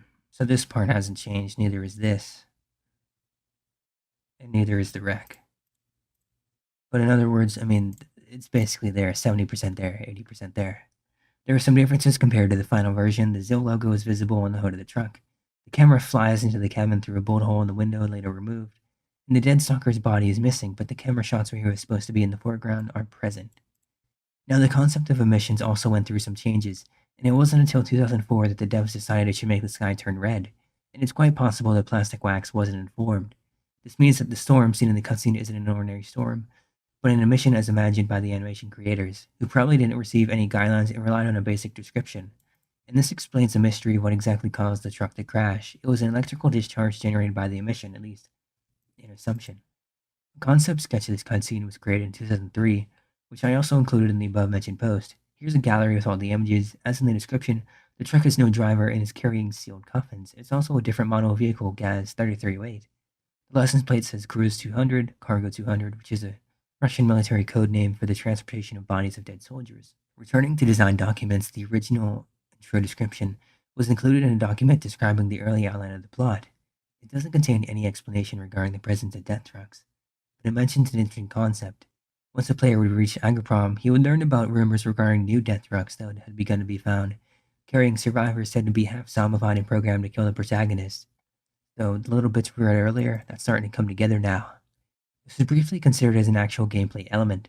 The player would come across zombified killers who would be looking for him, which is also mentioned in other documents from that year. I don't know if this refers to as like the actual killer faction. Regardless, let's move on. Moving deeper into the zone, we follow the path that Strelok took. We stumble upon traces of his activities, gradually finding out what interested him, where he went, what he asked about. Lastly, we learn about the Black Monolith, and in our footsteps follow zombies from death trucks akin to us. That's crazy, man. This is back when Toad was still a thing. Wow, look at that. Earlier documents indicate that it was considered to be just a single event. Moving on to design documents from 2004, the death truck concept has evolved. The storyline description from this year included a concept of the Black Monolith, which was supposed to be a self-formed energy source resulting from the sea consciousness experiment, originating from some substance under the sarcophagus. Discharges of its energy would cause hallucinations and zombification, and it would be used by the sea consciousness as a protective measure. The Black Monolith was supposed to affect different people in different ways. One possible outcome of its influence was death, and that was what the trucks were used for. The monolith affects people differently. Some die. They're taken away from the center of their zone in death trucks. Others completely lose their memory. For people who have undergone the zombification process only partially and who are easily controlled, special squads of zombie defenders are formed. The most resilient ones are sent to eliminate unwanted people, both in the zone and beyond. This zombification procedure has the codename STALKER. The protagonist would have fallen under the monolith's influence prior to the events of the game, but due to a mistake he was treated as if he had fallen into every category at once. He was programmed to perform a task, which happened to be eliminating himself, and at the same time he was presumed dead, so he was put in a death truck. The concept of death trucks being used to transport those who died during recruitment was even close to being included in the game, but more on that later. Another document from 2004 includes an idea that the player would initially be treated with distrust by stalkers in the village of the corner due to being a survivor from the death truck. And it's also mentioned that the crash truck itself would be located in the garbage area. More on that later as well, because this applies to the concept of builds. In 2005, the concept changed again, and death trucks were to have a new purpose, closer to what is known from the actual game. According to design documents, they were supposed to transport agents of the Stalker program to the Dark Valley, from where they were dispersed and perform their programmed tasks, even outside of the zone. Corpses near death trucks in the Dark Valley. The remaining PDAs contain a bunch of orders to eliminate certain people and perform certain incomprehensible tasks in the outside world. This concept is described in greater detail in later documents from that year. The valley is the place where the most persistent of the zombified stalkers are taken from the monolith. The death trucks go here. Here is the easiest exit from the zone to the outside world, and it is here that the sea consciousness sends its assassins and executors to work in the outside world. Lots of trucks and corpses. In the PDA there are various tasks. In Kiev, kill Yushchenko, Komarov, Sidorov, etc. It's worth mentioning that a base in the Monolith faction was also originally supposed to be located in the Dark Valley, which can be seen in builds from 2005. Death trucks were never implemented there, though. In the documents, it's also mentioned that Sidorovich would task the player with finding the remains of the truck that was carrying him, and that the Sea Consciousness representative would explain what the death trucks were at the end of the game. This tracks because, well, it happens. The former idea is also described in another document. The carrier would contact the player once he reached garbage. I'd like to know, of course, what happened to you before the death truck. Don't you remember by any chance? By the way, don't you want to look at the truck that's yours? It's lying in the garbage area. I'll send you the coordinates just in case. And that's it for the most important information from the documents. Now let's move on to pre-release builds and some cut content from the game itself. I've already mentioned the cutscene in its development. It appeared in 2005. And in one of the builds from that year, a supposed death truck wreck also appears for the first and only time. In build 2205, there's a ZIL 130 on the side of the road, in the southern part of garbage. Note that this is an old version of the location, significantly different from the one known from the final version. It may seem unfounded to assume that this vehicle is meant to represent a death truck, but this theory is based on the fact that on the garbage location scheme from 2005, the area on the edge of where this particular ZIL is located is indicated as the location of the death truck wreck, which we can see here. Of course, this is not a concrete confirmation, and this wreck may just in fact be a random wreck, but who knows? Garbage was later completely reworked, and subsequent builds include the version known from the actual game, but here comes another interesting fact. In build 2232, an unused sound file appeared in the files. It's a draft version of Sidorovich's message about the death truck that the player was supposed to hear after entering the garbage, which was mentioned in the design documents. It was never implemented or removed from the files that can also be found in the final version of the game. As I mentioned, in 2004, it was planned that stalkers from the rookie camp would be distrustful of the protagonist, which we know, and this was also introduced in the gameplay. In builds from 2005 and 6, one of the stalkers will tell the player that he cannot enter, and only after Mark 1 proves himself by working for Sidorovich, i.e. performing a task of bringing an artifact, which was later cut, will he be granted access. So, in a few different mods, build mods, OLR, I think, Lost Alpha, some of them for sure, you do definitely do this, but Lost Alpha gives you the cave as well, the minor cave, which is kind of a pain in the ass for the very first time. And if you've just been thrown into it, it's also very nerve-wracking too. If the player leaves Sidorovich's bunker using a glitch or a mod before talking to him and accepting the first task, the following conversation will be possible with stalkers in the village. Wait, Marked One, no one at the camp is going to talk to you right now. Why? What kind of idiot would chat with a former passenger of the death truck? First you gotta prove you're okay to deal with. What death truck? What are you talking about? Hell only knows what it really is, but whatever it is, it's bad. It's about as bad as it gets. Why am I talking to you about this anyway? Maybe I'm just superstitious, but you, Marked One, should really take a hike before something happens to you. Moreover, the game files also contain some unused wolf dialogues. It was planned for the player to be able to ask him a few questions about the zone, but it was cut. One of these questions concerned death trucks. And, well, we already read the majority of this anyway. There is also the matter of dialogue with the C consciousness representative. The earliest version of it can be found in Bill 2571 from 2006, but the dialogue scene does not appear in the build itself. In a subsequent bill in 2588, the conversation can already be held, and here's what the original answer to the question about what the death trucks was. Almost all activities involve waste production, especially if it involves a new uncharted path. Fortunately, at least half of the stalkers die during recruitment, apparently some kind of natural selection. The rejection specimens are taken away. We consider that you cannot stand the recruitment process, which is why you were considered selected for a rejection. Now we are trying to figure out where a mistake lay. And for comparison, here's the earlier version. In any production, there is waste. About half of stalkers die during recruitment. We perceive it as natural selection. Those who could not withstand are taken away. Someone thought you could not withstand recruitment, and you were assigned to one of the trucks. But you turned out to be stronger. So as I mentioned, the idea from 2004 documents, according to which death trucks were used to transport the corpses of people for whom the programming or recruitment process ended in death, was supposed to appear in the game. And the idea that they are transporting undercover agents, although it appeared in 2005 documents, was introduced to the game itself very late, at the end of 2006. And this is why an actual corpse is visible in the opening cutscene. At the developmental stage during which the cutscene was created, it was assumed that death trucks are literal corpse carriers. And the fact that Mark II is the only known case of a living passenger is not because most of them die due to the instability of the zone, but because all people who were loaded onto them are already dead, and the protagonist ended up in one by accident. I suspect that this concept was ultimately abandoned because it simply makes little sense. It shouldn't be difficult to hide or destroy bodies in the zone. The C consciousness would have no reason to organize their transported trucks to the outskirts of it, which would surely arouse suspicions and speculations among stalkers. Yeah, it definitely would, but with the cutscene being the way it is in the corpse, this definitely makes a lot more sense now. And that's it for the development history.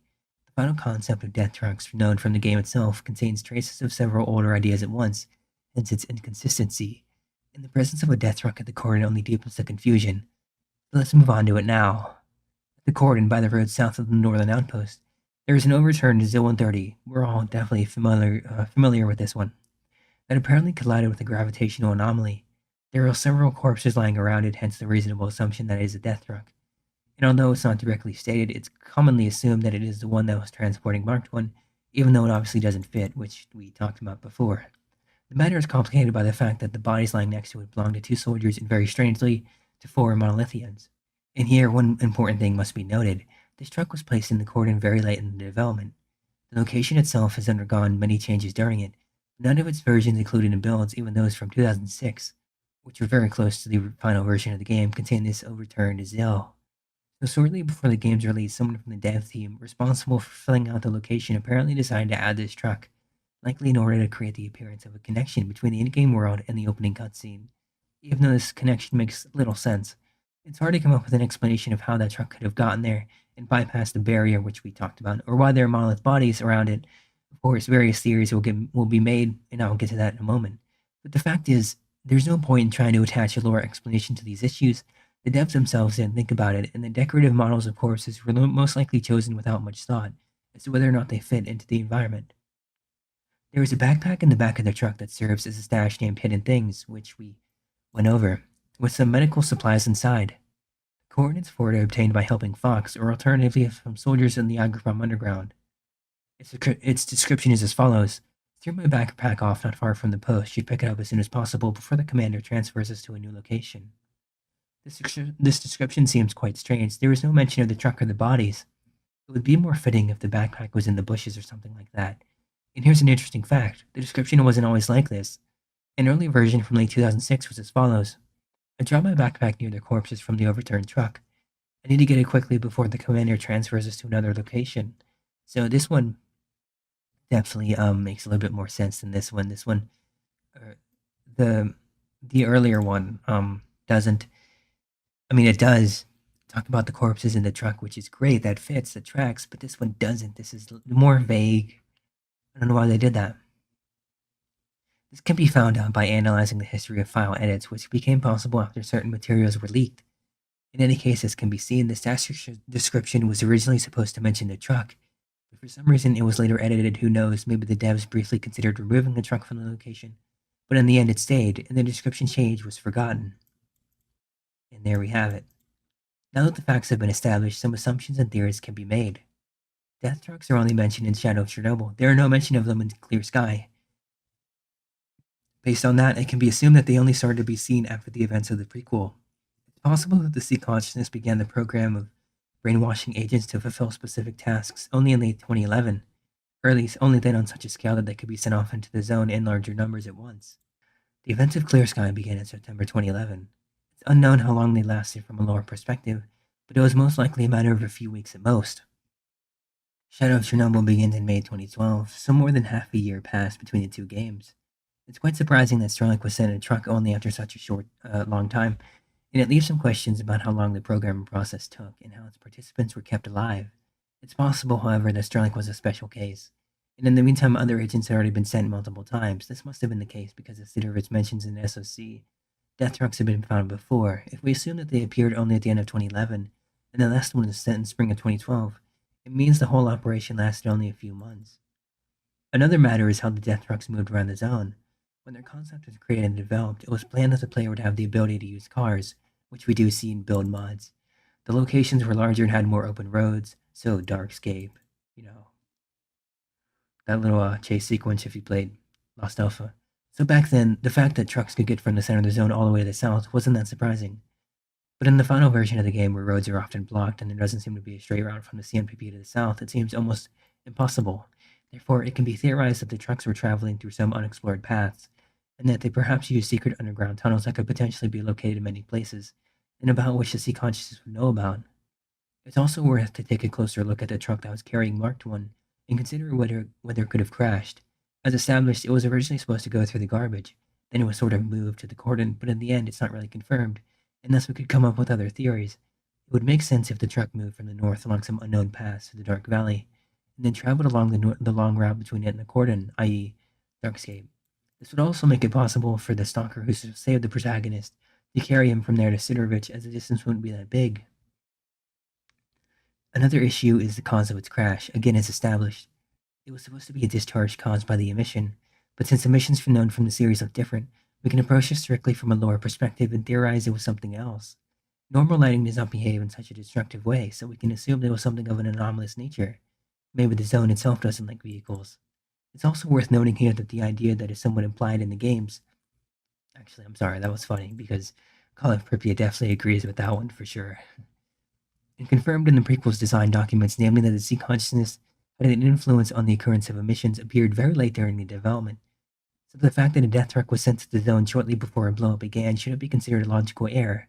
At the same time, it's entirely possible that the sea consciousness wasn't heavily involved in micromanaging the entire Stalker operation, which would explain how the Strelok mistake could have occurred, or why so many agents die.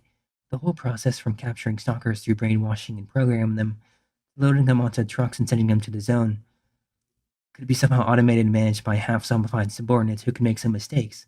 This could even explain why, in addition to the agents, there were also some dead stalkers in the trucks. Finally, we could also consider the option that the Koran death truck wasn't a death truck at all, but something like a military transport of captured monolithians, which due to their behavior went wrong and ended with the vehicle driving into an anomaly. But as I mentioned, creating theories about the presence of monolith corpses is an over-analysis of something that the devs themselves did not think about. However, it seems that those devs who worked on the cancelled sequel from 2011 possibly did want to explain it. Let's move on to the last topic. Surprisingly, in design documents of the old sequel, there is a mention of death trucks. It's included in a document that has a list of various ideas considered by the devs during the development, more precisely in the unsorted category. Among other concepts for which they had no specific plans. There are no details about it. It could have just been a brief thought of one of the devs, and since it was never considered that monolithians are transported in death trucks before, it's possible that this idea was based solely on the Koran death truck from SOC. Anyway, that's about it. The concept of corpse carriers has changed over the years, and traces of these changes can be seen in the game.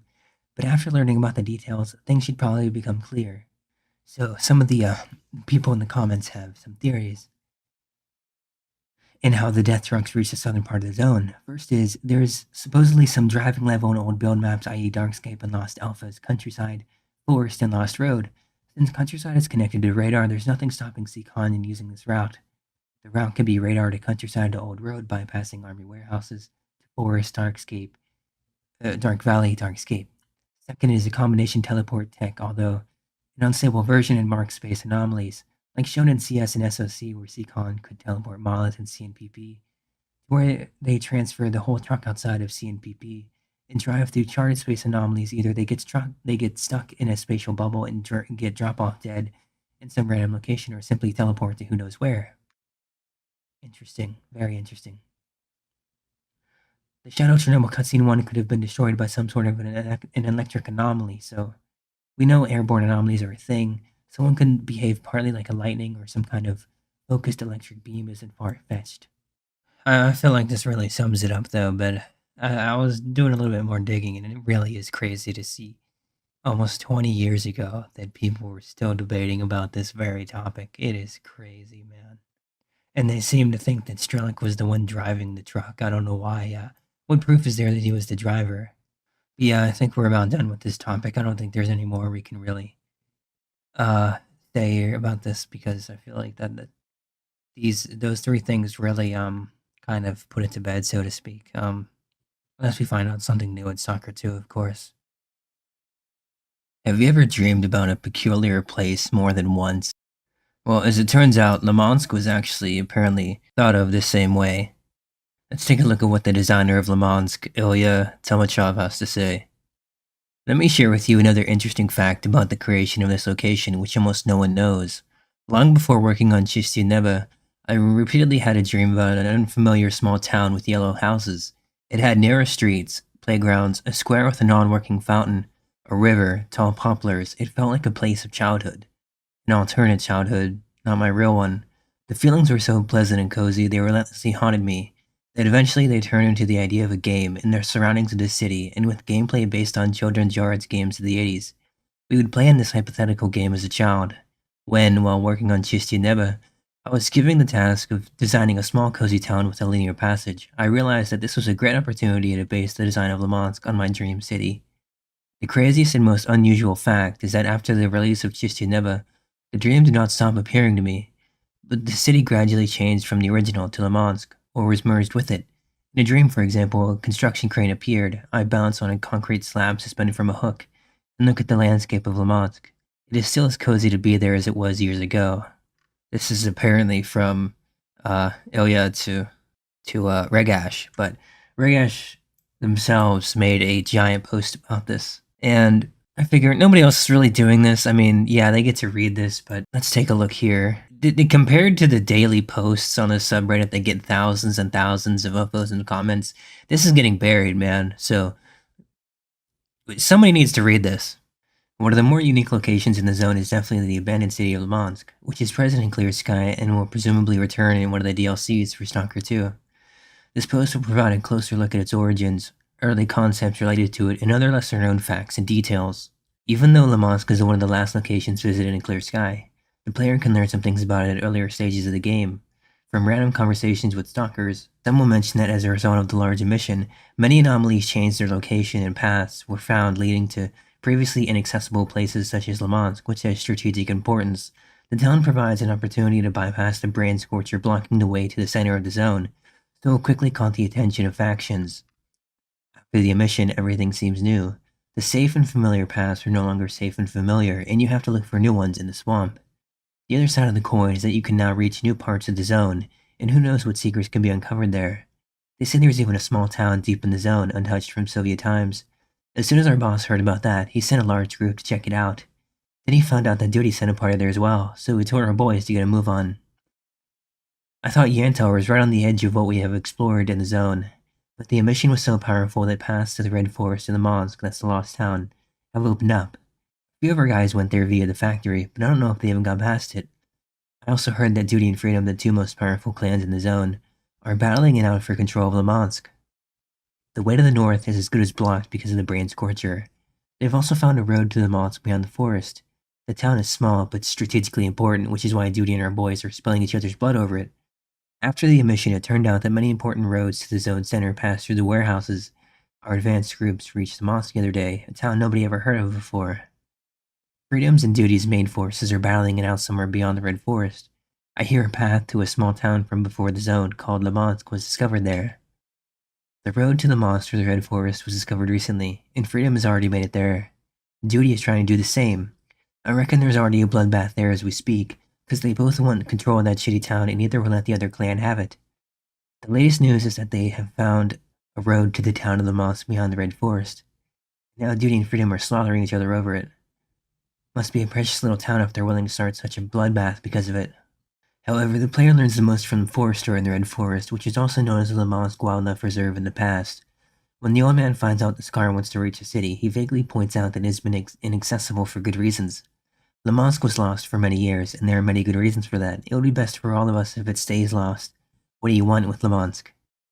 He then explains that the main road leading to the mosque, i.e. the drawbridge over the river flowing between the city and the forest, has been raised by the factions that have reached it. Getting into the mosque is not easy. The shortest road to the city is the bridge, but it's been raised. However, and this came as a surprise to me, it's not the only road that leads there. Freedom and Duty raised the bridge right after the large mission, yet the bandits appeared on the other shore a couple of days ago and captured the bridge. That means there's at least one other way of getting across. The player then has the opportunity to ask Forrester for additional information about Lemansk, and he will tell about its history. For a long time, no one heard anything about that town. Many folks don't believe Lemansk ever existed, only they're lying. The town exists. I saw it with my own eyes before the first disaster. You see, there was a closed institute there, a real big one, with houses built specifically for scientists and their servants. It was a research institute with some fancy names, something like Radio Wave. They put up a huge antenna too, the size of a 5-story building. Real intellectuals, these fellows, only there was never any peace in the mosque. Its residents were always cagey, suspicious of strangers, always muttering something under their noses and praising the Soviet regime, even when we had provision shortages. We country folks used to go around the mosque, the people weren't exactly hardy, and the town kinda made your head hurt. Must have been the antenna.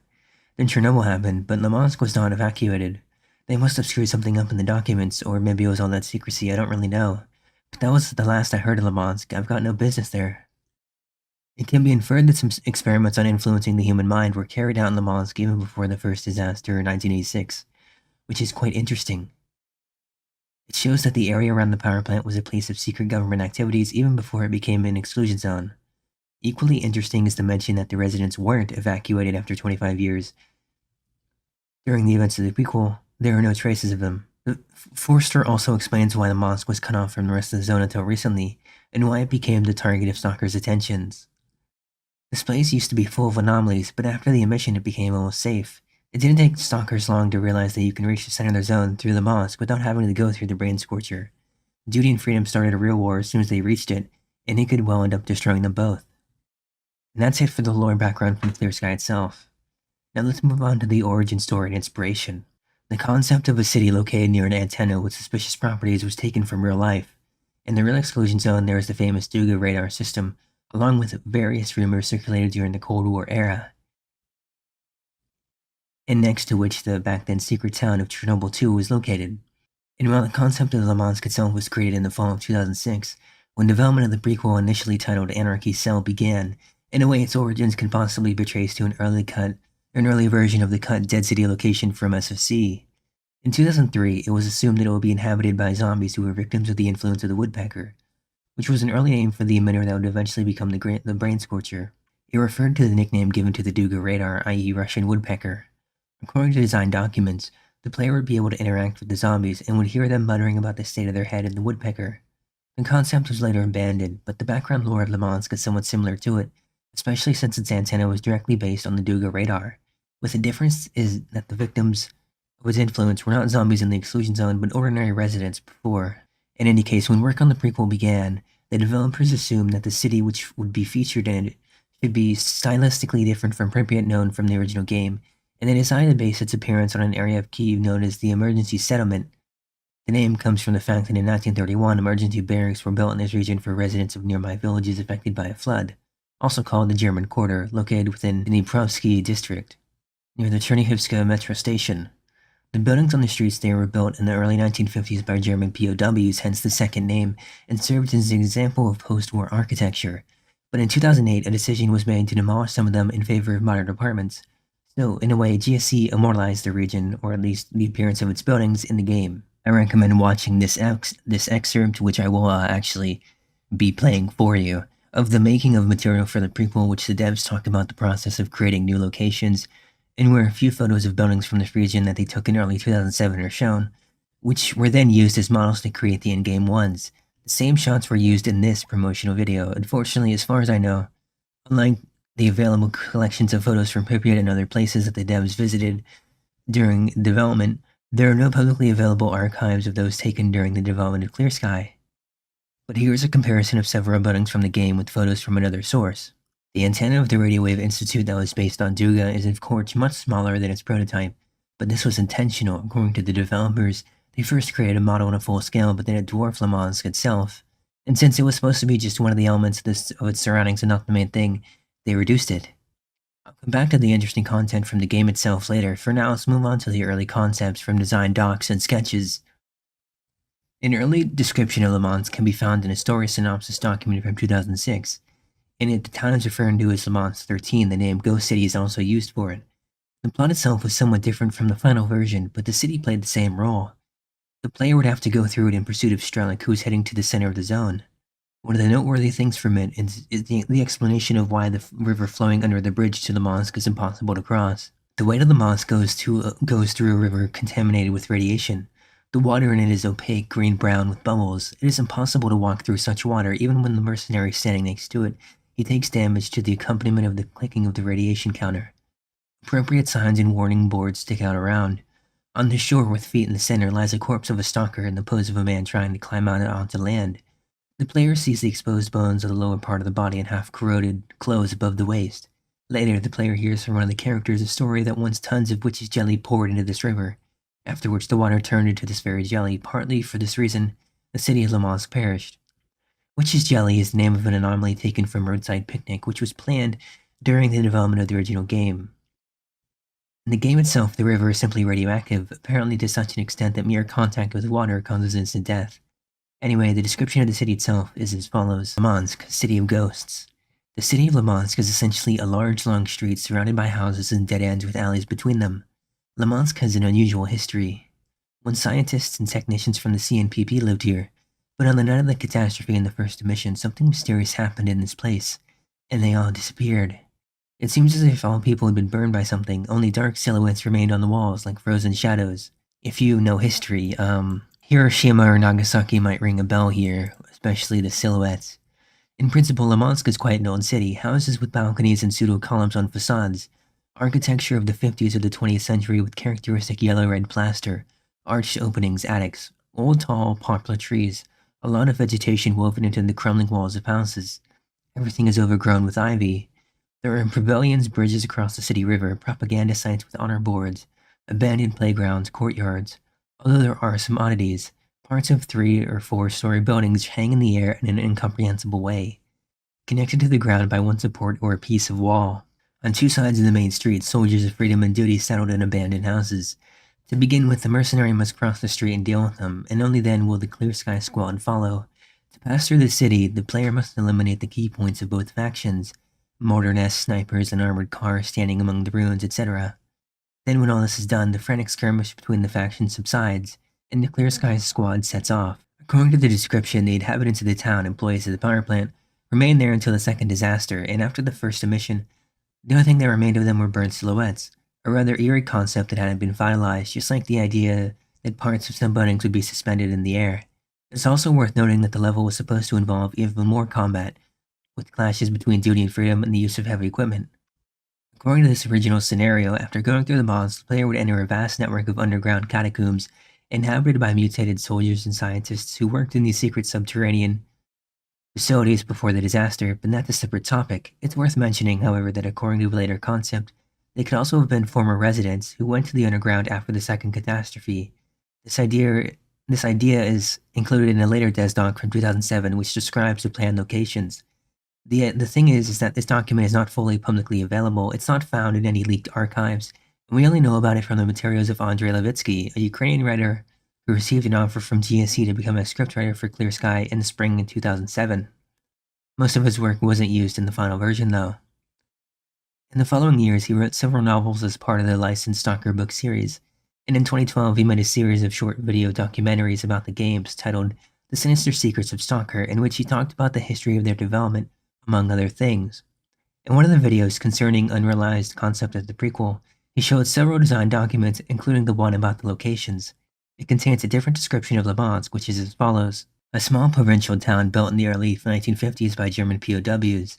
Like Pripyat, Lubansk has long been abandoned by its residents. The houses are overgrown with wild grapes. The roofs have sagged and collapsed. Trees have grown through the fragile adobe walls. Lubansk has a characteristic recognizable landscape. Low houses with yellow plaster, semicircular balconies with wrought iron railings, gable roofs with chimneys and slanted television antennas. Once upon a time, it was a very cozy town. During a trip around Lubansk, the player will see empty courtyards with garages, homemade tables for playing dominoes, and T-shaped structures for drying clothes, a small city park with a mosaic statue fountain and benches, a playground with a rocket slide, a cockerel, and a giraffe, reproduced with realistic accuracy. Lubansk is not like Pripyat. It does not have wide squares and boulevards. Its streets are narrow and uneven. The houses are quite close to each other and at different heights. The city is located on a hilly terrain and in some places resembles the old districts of Kiev.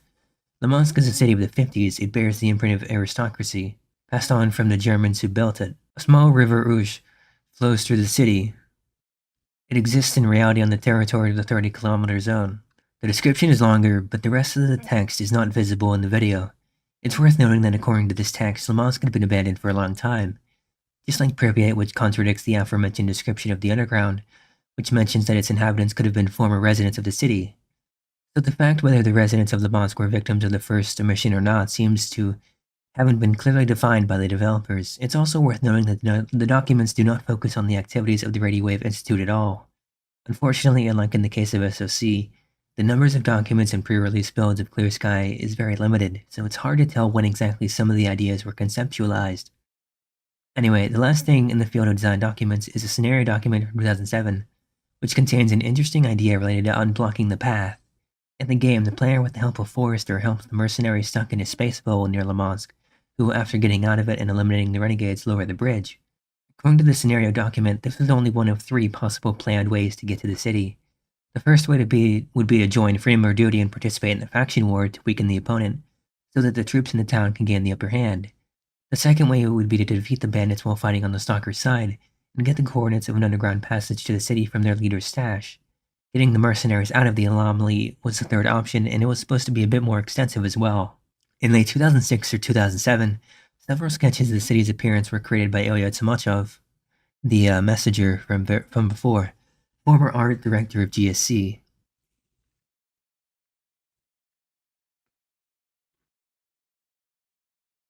There's also an early concept of the location's map. The outline of the location is noticeably smaller than the final version. In the summer of 2007, a more detailed version was created faithful to what is seen in the game.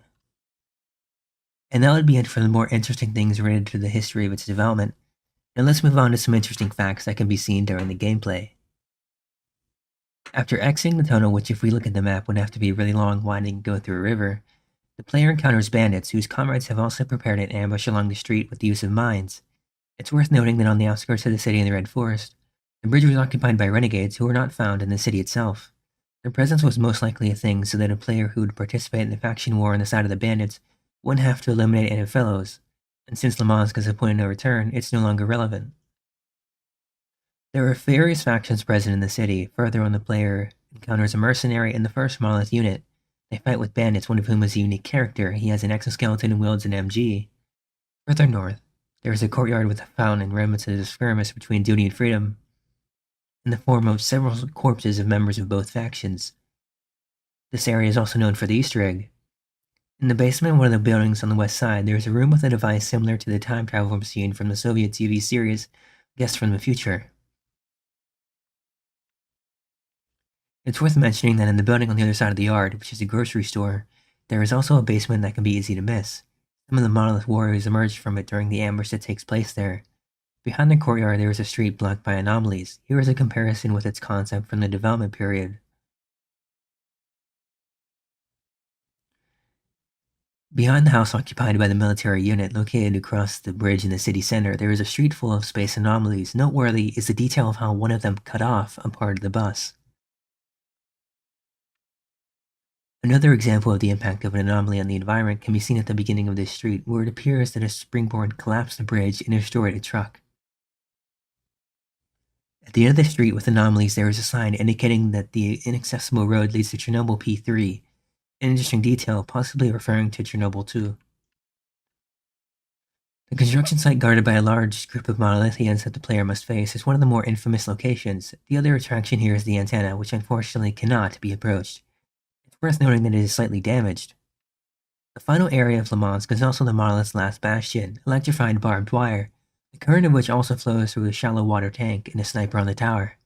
Come to think of it, it's quite interesting that the monolithians managed to construct such a defensive structure. Once the threat is eliminated, the main Clear Sky unit, consisting of 10, will arrive from the construction site. It's worth noting that, contrary to what some players might believe, Clear Sky was not such a huge force that sent a very large number of people to the center of the zone. We can only count about 24 of them in the city. In the Limansk, the player can find 13 statues, the descriptions of which refer to the experiences of their former owners who arrived in the city earlier. For instance, the description of Carpetbag and Attic, a stash located in the building south of the Institute, implies that fights in the city can last for days. We spent 2 days fighting off attacks. By the end of it, they made us retreat up to the roof, but that's when our reinforcements arrived. I spotted a case in the attic, but forgot to take it with me. As for other interesting facts, there is a detail that can only be seen on Limansk at night. Near the courtyard with the fountain and at the construction site, signal flares are periodically fired into the sky to illuminate the area. Finally, it's worth mentioning the music that plays in the location. The Limansk theme, Ghost City, was composed by Alexei Molchuk, and it includes elements such as children's laughter or piano noises that can be possibly interpreted as subtle sounds from the past of the ghost town. Here are some other extra facts related to Limansk. In the game, above Van's workbench in the corner Stalker base, in Sakara's bunker, and in Forrester's tower, there are calendars from Limansk dating back to 1985. In certain collector's editions of Clear Sky, this calendar was included as a poster. The subtitle reads, Posjetite nash Solnechny Gorod, or Visit Our Sunny Town, along with 1985 and, of course, Limansk. The artwork was done by Ivan Kivrenko, an artist who created many of the series' promotional arts, together with the aforementioned Tomachov. Interestingly, the texture of the calendar in the game was originally different and looked like this. So there is a bit of difference there. The texture was changed in the first patch for the game to match the poster. Unfortunately, as far as I know, there is no high-quality version of the original available. The Anomaly's calendar can also be seen in one of the iconic color-appropriate promotional artworks made by Kivrenko on the right above the Stalker. Yeah, I guess so. That is a good eye. Check that out. As I mentioned at the beginning, the player can hear about Limansk from stalkers in several locations, and it was planned that Sidorovich would also mention the city. In the game files, there were several unused dialogues of the traitor, one of which refers to the effects of the large emission and how the path to Limansk has suddenly appeared. Man, that was one heck of an emission. Stronger than I can remember, that's for sure. It hit us so hard glass was bursting in my bunker, and it's right on the edge of the damn zone. I don't know why it happened, but it sure as hell changed something. The word on the grapevine is that they found a road that leads to the old town of Limansk. Imagine that. Stalkers spent years wandering the woods looking for a way through the walls of anomalies, and then one day it just appears out of nowhere. There's not even any radiation anywhere along the road. It's the same with the swamps. It used to be that you could only get there by military chopper, but these days you can even walk there if you're not afraid of getting your feet wet. In the subsequent cut dialogue, he also briefly mentioned the conflict of duty and freedom in the city. War is the same anywhere you go, and the zone is no exception. Sure, folks will always find reasons to fight, be it loot or beliefs, but there was always order and everyone knew its place. It's different now after the emission. While duty and freedom were fighting over Limansk like two hungry dogs over a bone, the bandits became real cocky and started squeezing stalkers pretty damn hard. In the multiplayer mode of Clear Sky and Call of Pripyat, there's a map based on Limansk. Its description is as follows. A small district of the enigmatic city of Limansk, abandoned apartment blocks and one half-constructed building between them. When several expensive artifacts were found here, the news spread all over the zone all too quickly. A few roads were open to Limansk, and the shooting hasn't stopped for a minute ever since. Like all multiplayer maps, it is playable in all 4 game modes. In the ending of Call of Pripyat, in the segment regarding Lieutenant Sokolov, if he survives the events of the game, it would be mentioned that he was shot down over Limansk by mercenaries. Senior Lieutenant Sokolov continued to take part in flying missions over the zone, During one such recon flight over Le Mans, his aircraft was shot down by mercs. 2 weeks later, he was picked up by a patrol near the cordon. Within a month of his rescue, Sokolov had left the Air Force, joining a civil airline instead. In the segment regarding information about psi installations obtained by Digiterov, a photo of the Le Mans's antenna together with the brain scorcher is shown. This might imply that it was indeed used in some early research regarding the use of psi emissions. Finally, moving on to the sequel, the outskirts of Le Mans can be seen across the raised bridge at the edge of the Red Forest.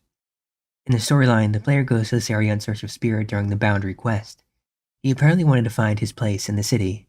Anyway, on the tower at the checkpoint, which is now much more damaged, there is a dead Spark member who has a PDA with a content called Orzurski's Chat with the Sparker. We've been picking up an odd signal coming from Le Mans lately, time to figure out what's going on there. Head to the coordinates, find some high ground, and record whatever you hear. I have filed the request for equipment with the warehouse. It'll be ready for pickup whenever you need it. The equipment in question, a radio receiver, can be found at the top of the tower, and after interacting with it, the player will hear this strange signal. It sounds like human screams mixed with some unidentified noises. We can only guess the meaning and origin of it, but it's safe to assume it's a DLC teaser of sorts. In the leaked build of the game, the scene with the radio was presented differently.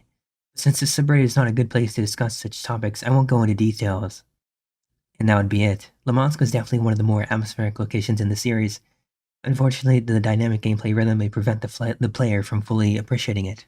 And let's see if we can get some more information out of the comments. Thank you so much for this, commenter says. I always get so giddy when I see your lore posts, never mind when it's one of my favorite topics. Although that makes me wonder how the leaked scene of the radio was presented. Well, in the build, there was a stalker on the tower, placeholder for a scientist, who asked the player for food because he set out to conduct an experiment but miscalculated about the supplies. The player could ask him about the experiment, and he would reply that radio signals resembling a whisper among the static are being received from Le Mans, and he's trying to find their source, and that this tower is the only place where the signal can be picked up. He would also offer to exchange medicine for food. The signal itself was not implemented. Overall, the released version is more interesting and intriguing, in Regash's opinion. And to head this off with kind of the link from the beginning, Le Mans, the concept of which he was responsible for, Tomachov, was partly inspired by the city he had dreamed of more than once that evokes some non-existing childhood memories. When he was commissioned to design the location, this dream city was in a way utilized as a basis.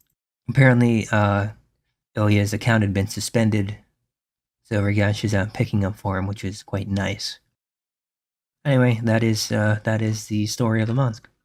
If you have any sort of discontent with the way Stalker 2 runs, you might want to add more visible patches, have mutant loots, or whatever the case may be, you'll probably find yourself heading off to Nexus pretty fairly often. However, in the past day or so, some of these add-ons may not be what you think they are, and may have a malicious intent. This add-on, simply known as Stalker 2 Multiplayer, is one such shining example that you shouldn't download or touch everything you see.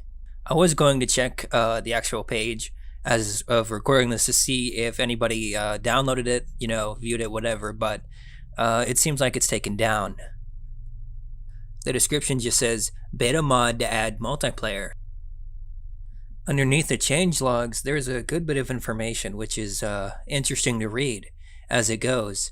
Maximum number of simultaneous connections test set to 100. Commands for chat /fly enables flight mode. Known error in which the player cannot spawn in other players when in the air. Helps re-entry to the stream zone on foot. /TP111 teleports the player to the specified coordinates. How to launch correctly. Run s2mplauncher.exe in the open window. Open the game by the path, and then it gives you the actual path.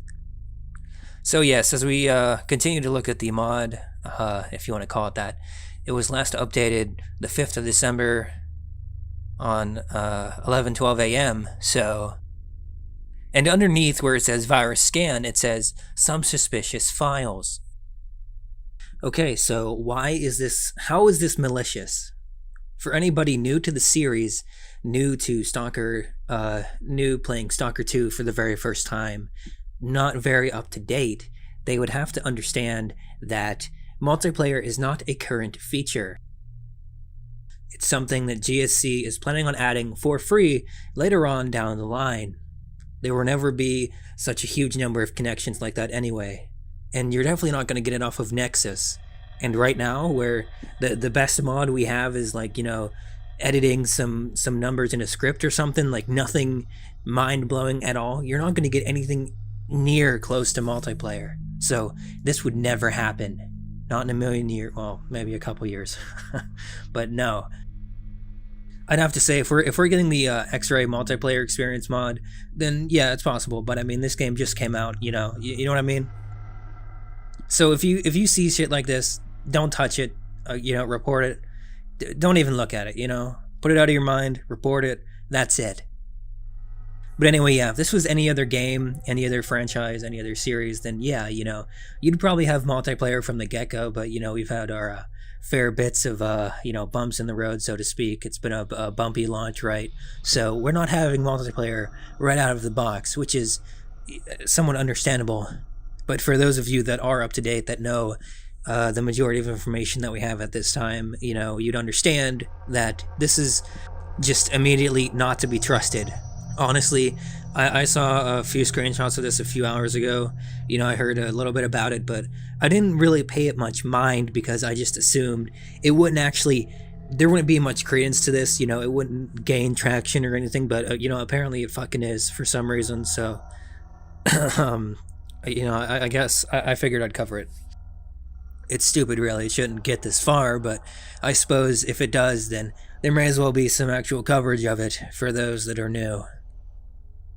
And for the actual multiplayer that GSC will be giving us, it will be fairly basic game modes. For example, deathmatch, team deathmatch, you know, team-based modes like a 5v5, 6v6, something like that. Really, really basic 2000s shooters, okay? Nothing insane like 64v64, 32v32, you know, none of that shit, okay? They don't feel like that's the way they're supposed to go. I guess they just want to carry on that tradition of the earlier Stalker games, having that basic, those basic modes. They don't want to deviate from that formula, so hey, you know, more power to them. That's understandable. It would have been nice to have like a multiplayer PvP arena, you know, actually use the arena and have people fighting each other. That was a very cool fucking feature that somebody thought of and commented, and I was like, hey, you know what? Yeah, that sounds pretty cool, but you know, I really don't think we're gonna get anything like that. And if we do, it's not gonna be anything official from GSC. So we're just sticking to the basic modes, our basic bread and butter, you know, vanilla. Nothing game breaking like that. So to put it simply, the best way I can, we're gonna have basic mods for a good while, okay? GSC has said that they will support modders, mod makers, you know, whatever you want to call them, which is good for a company to do that, for there to be modding support as the game releases. That's always good. You know, we could have an uphill battle the entire time, but no, we're not, okay? They said they're going to work with modders, they're going to work with the community, it's going to be good. But it's only been like, what, 2-3 weeks since the game was released, so we're just now releasing, right? There's only been 3 or 4 updates since the game's launch. It's quite honestly just baby steps from here.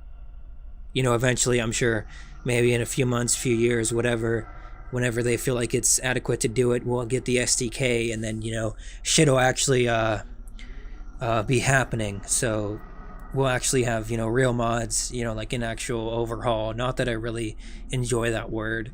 They use overhaul and dynamic way too fucking much. If you've ever spent years of your life downloading these mods, there's a few buzzwords you'll pick up on, and I hate seeing that fucking shit, because it's just, oh man, just come up with something new, okay? But anyway, we're gonna have to be waiting for a long time for this, most likely.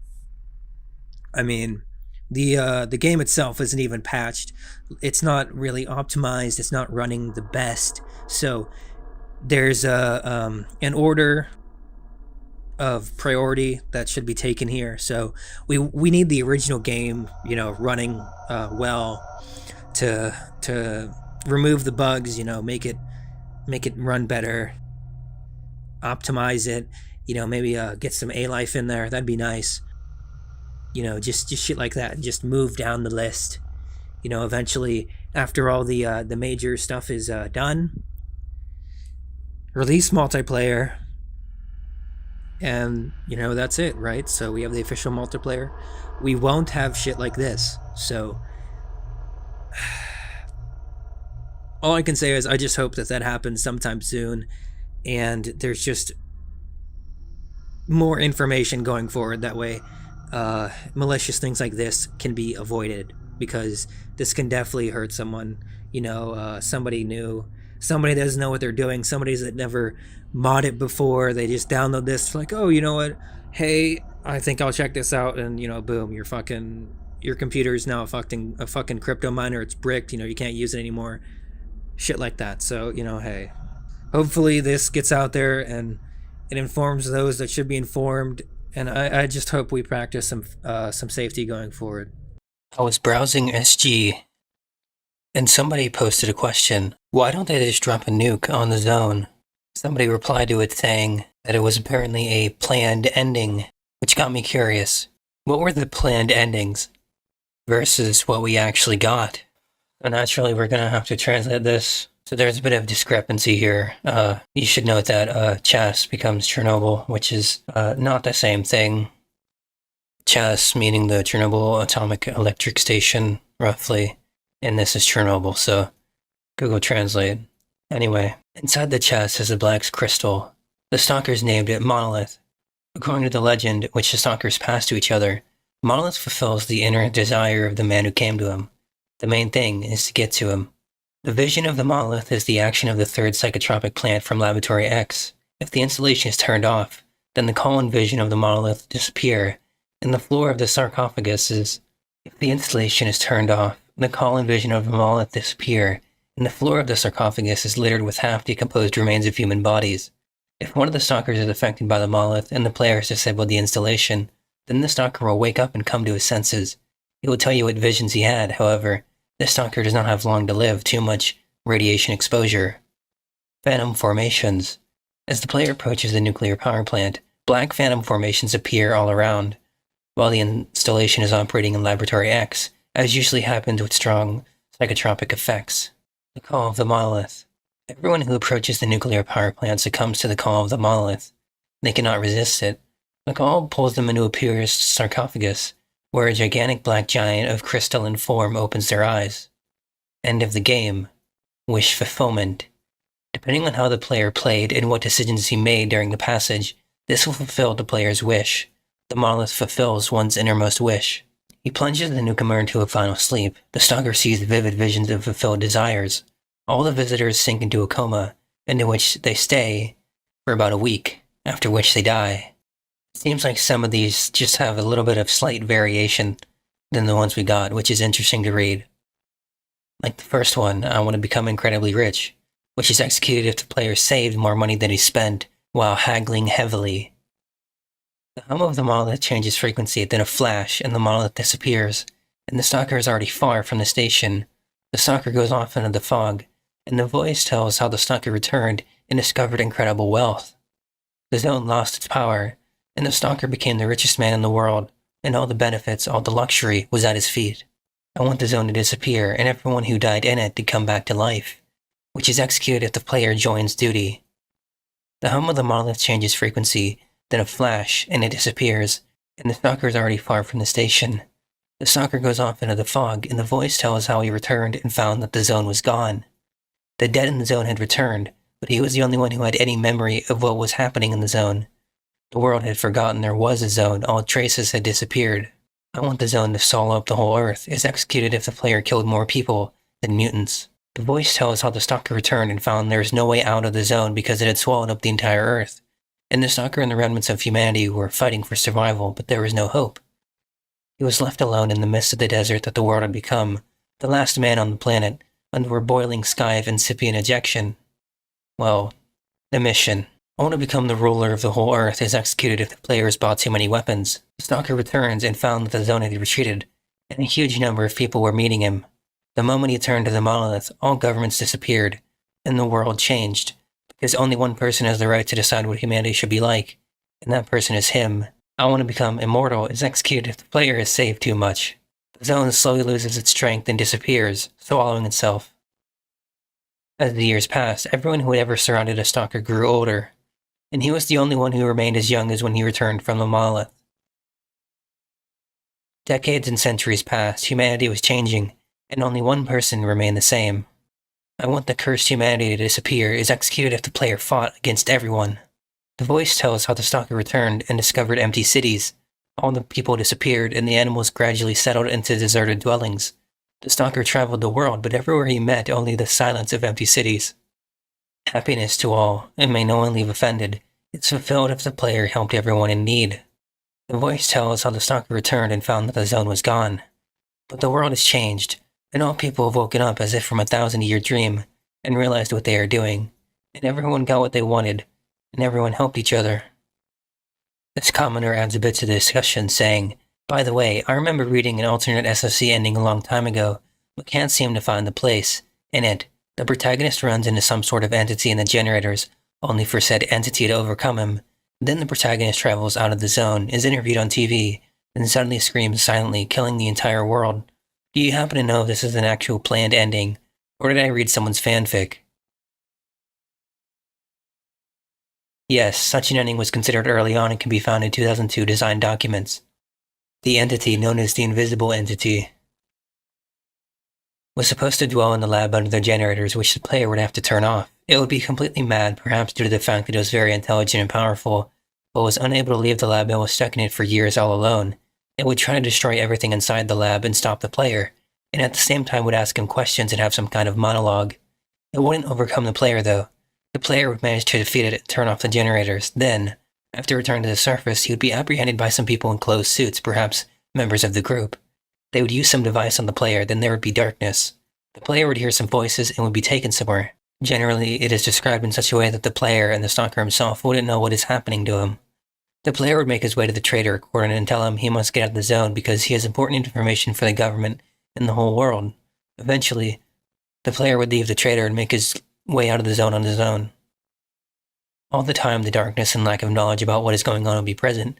The player would hear some kind of inhuman scream and then would find himself at a military checkpoint, with dead soldiers all around whom have been killed by it. Then the player would be apprehended again by military and some scientists, who perhaps also belong to the group. And again, some kind of device would be used on the Stalker. The description of the ending itself looks like this. The Stalker is brought into a special television audience. Hundreds of cameras are directed at him. His unconscious body is being carried by 3 scientists. They bring him into a transparent metal plastic cylinder in the middle of the hall, inject something, then close the cylinder, completely cutting him off from the outside world. Flashlights illuminate his awakening, not yet regaining consciousness. He examines the world around him, not understanding what is around him and who he is. Millions of spectators, presidents of countries, military councils, government officials, representatives of various organizations, are anxiously awaiting the awakening of the Stalker. The danger that has hung over the world in recent days has gathered viewers in a crazy teleconference, the world and the Stalker. The Stalker brought information that will answer the question of whether humanity will be in tomorrow. The Stalker looks through the transparent glass at the world around him. Voices appear again. They increase, flooding his darkening consciousness in waves, then again. An incredibly loud, sharp, inhuman half-scream, half-creak. Behind the glass, the Stalker rages. He throws himself at the glass. His mouth is unbelievably open in a wild scream that goes on and on. The dead bodies of millions of spectators, presidents of countries, military councils, government officials lie. They lie with their ears covered, their mouths open in a scream. The message of the Chernobyl zone reached their ears. The story from the checkpoint was repeated on a global scale. And over the dead cities, clouds began to boil. The zone increases its territory. We know about the cut mutants from Stalker 2 that never made it. We know about the cut mutants from earlier games. But one thing nobody ever really focuses on is what happens to the mutants that we see now? What about the mutants that did make it into the games? What happened to them? What changed them over the course of development? Because there were changes over the course of the development. Things were altered, things were changed. Ideas were gradually differed as time goes on. Let me paint you a picture. I'm not 100% on this. Say, it's Lost Alpha. 2015. You decide to play it for the very first time, and you're so excited. A flesh comes up to see you. Just like any other game, any other mod, it's a flesh. Suddenly, it begins speaking to you. This is another common trope that mods like to use in Stalker. because in earlier renditions, fleshes were supposed to be able to talk, to be able to, I don't know, frighten the player, to make them uneased. Naturally, this was cut for some reason or other, but nonetheless, flesh were supposed to be able to vocalize. They were supposed to say, "Oh, help, help, I'm dying," to the player, and attack them at the same time. Just to name another mod that does this off of the top of my mind, I'm pretty sure True Stalker also does this. Maybe Gold Sphere does as well. A lot of them do it. Surprisingly, OLR didn't, but OLR did have another version of the Bloodsuckers. I'm not positive on this. It's more conjecture than the flesh thing, but the Bloodsuckers in OLR sounded a lot different. The gasping, wheezing sound really frightened and unnerved me as I played. The first few times I saw a Bloodsucker, I ran away. And to mention, I've read comments from people that say, "Oh, if you see a Bloodsucker in OLR, you will more than likely die. They wipe out squads, they're tanks, like chimeras. If you see a Bloodsucker, it's instant death, more or less." So I tried to stay away from the Bloodsuckers in OLR. Now, as to why GSC removed a lot of Bloodsuckers' health and made them sound different, that's really unknown. Just one of the various things they did during development. Of course, OLR is inspired. It's not totally 100% deriven from design documents, early 2000s stuff. It in large part is, but it also takes liberties per se on a few select items. But it does well. I just want to mention some things in it, because I believe these are not too far off the mark, because GSC did remove, alter, and change a lot of items. This is natural as a video game's development progresses. It's inevitable, really. Chimeras were also supposed to make the cut. We only see them in the later games. Why? Because they weren't developed long enough to be fully stable. They also went through a few palette color differences too, which is interesting to see. So, we have the wheezing, tanky Bloodsucker, the talking flesh. What else is there? GSC was still nailing down concepts for a pseudo-dog, and eventually we got what we have today. But they had several different ideas of what it could be, what it should do, with the name Pseudo-Dog. There's plenty that you could do with it, just like how with Stalker 2 there were a lot of cut mutants that disguised themselves, became part of the environment, that sort of thing. So they've had this idea for a long time. It's a shame we didn't get to see it in the Stalker 2 that we never got, but maybe we'll see a few of those in the Stalker 2 that we will be getting.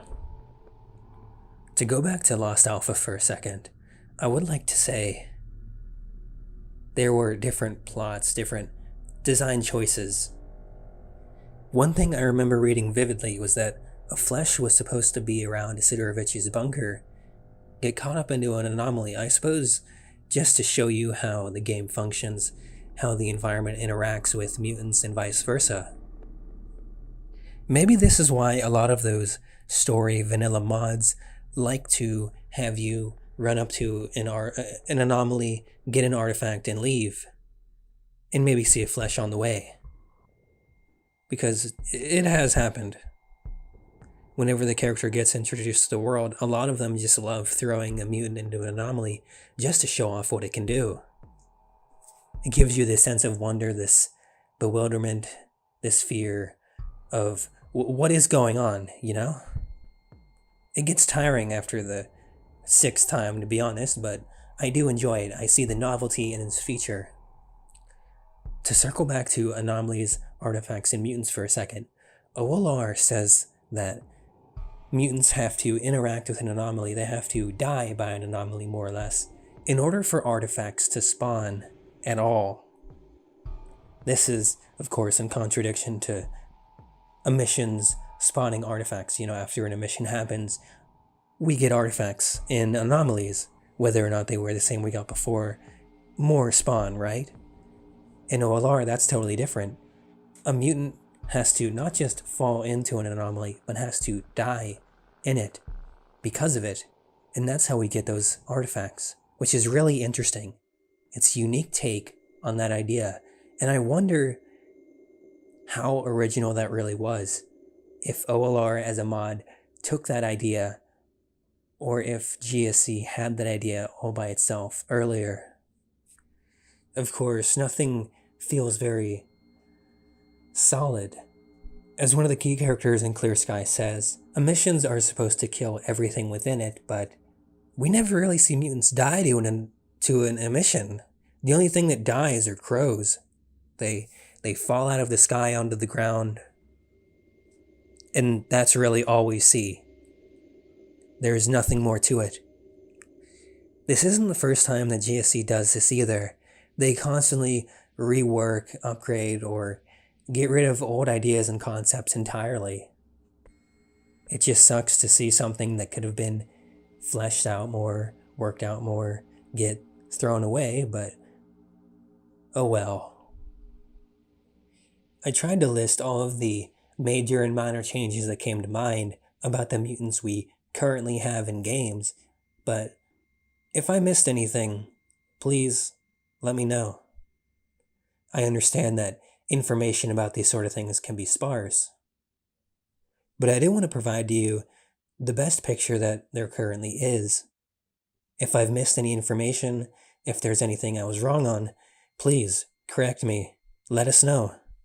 In order to fully understand the story of Stalker, we have to go back to where it all began. This does not mean the first game, but even before that to Oblivion Lost, and study where things changed. Of course, factions and enemies did not carry over to the retail version, which we all got, and so quite a few things have changed. But for now, we have some different materials to get us started. According to my most recent community post, I asked what you guys would like to see as a little special bit for videos coming up as I reach 2,000 subs. And the majority want more Stalker content, which really isn't a surprise. However, if you also want to see more of that, consider subscribing. Let's begin. In Stalker, player performs the role of artifact hunter, Stalker who explores the changing world of his own, an immense territory covered with deadly anomalous areas populated with sapient mutant creatures. Player travels through the huge world of the zone, compound of 20 levels, averagely sized 1 by 1 kilometer. All the levels are joined into one global map player moves over, thus, he may choose any route to his liking and will not be limited in passing from one level to another. The plot of the game is non-linear and has two absolutely different endings. A player may freely explore the zone while performing scenario-imposed tasks now and then. Apart from scenario, the game implies a strong economic component, based on the player earning money by selling zone artifacts and creatures to purchase gimmicks, weapons, and protective suits, which allows them to enter previously inaccessible areas. The zone world is made of derelict factories, cities, quarries, various constructions, semi-destroyed underground passageways, tunnels, railroad, bogs, woods, and even a graveyard with a crematory. The zone territory is covered with black marsh ulcers, scorched earth, poisonous fogs, deadly anomalous zones sometimes visible but more frequently detected with special scanners only. This world is banked with industrial trash, machinery, inhabited by a variety of mutant creatures stalkers have to fight with. The game objective is to reach a black monolith, Chernobyl Zone epicenter, located in multi-dimensional space, and therefore invisible to creatures with three-dimensional sight. When entering the monolith through portal, Stalker will choose one of the two endings, either to destroy the monolith or protect it from demolition. So right away from the get-go here, we can already see why and how this carries over to the first game with the endings there, the two main endings at least. After the second time that the Black Chernobyl erupted open a zone, a new horror of all mankind. It was at that moment that hundreds of people turned into wordless toys of invisible forces, insane toys with erased personalities, and there were futile attempts of the army to cope with the new plague of the planet, at least to prevent its development and spread, while groups of scientists and the military disappeared in an ever bigger zone. Only rare people resistant to influence and control of invisible forces Dare to set off for the zone to procure evidence of weird and uncanny changes around the Chernobyl atomic facility. Only a handful returned, bringing strange objects and stories of deadly traps and eerie animal mutants. They got known as stalkers, those who leave for the changing world of the zone to explore it and find artifacts. Those who cross the immense zone covered with all sorts of black lakes, scorched earth, poisonous fogs, deadly anomalous zones, populated by sapient animal mutants. The army cordoned off all the entrances to the zone and let in only small clusters of scientists. But stalkers kept infiltrating the zone and brought artifacts to subsequently sell them to paywillers. 20 years later, one of the stalking newbies, the player, makes his first steps into the zone. He is to learn much of the zone and what lies in its hub. Many stalkers and scientists came to a conclusion that there is something to control the zone's spread, something to manage a huge army of zombies, transformed animals, uncanny creatures, and God knows what other beings in the zone epicenter straight in the center of the destroyed Chernobyl atomic plant. That substance takes army units under control, turns neighboring civilians into zombies, and forces large numbers of squads to attack army posts. That substance is a damaged black monolith created billions of years ago by an unknown ancient race on Earth orbit.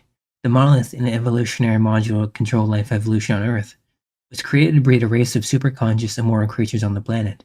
The monolith was formed long before the first bacteria appeared in billowing oceans of the Earth.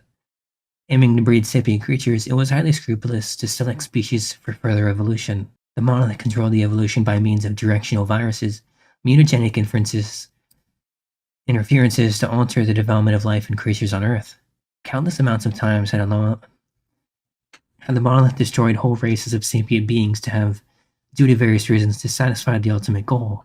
It sent pestilence, floods, flared conflagrations, earthquakes, meteor falls, comets, and asteroids until the first humans showed up on the planet. 1,000 years ago, the monolith got damaged, remained on orbit for a long time until finally descending onto the Earth to collapse in the previously prepared derelict spot on the territory of the Chernobyl atomic plant. When falling, the monolith generated an anomalous zone for 10 kilometers around. The monolith is in multidimensional space, so it is absolutely invisible to beings with three-dimensional sight. The monolith is damaged, its work balancing on the verge of normal and abnormal introductions into the mankind evolution. All the animals within the zone get subjected to hyper-evolution, changing from generation to generation into transformed mutant creatures. Colossal energy and unbelievably strong intellect of the monolith generate awful jams over a long distance around.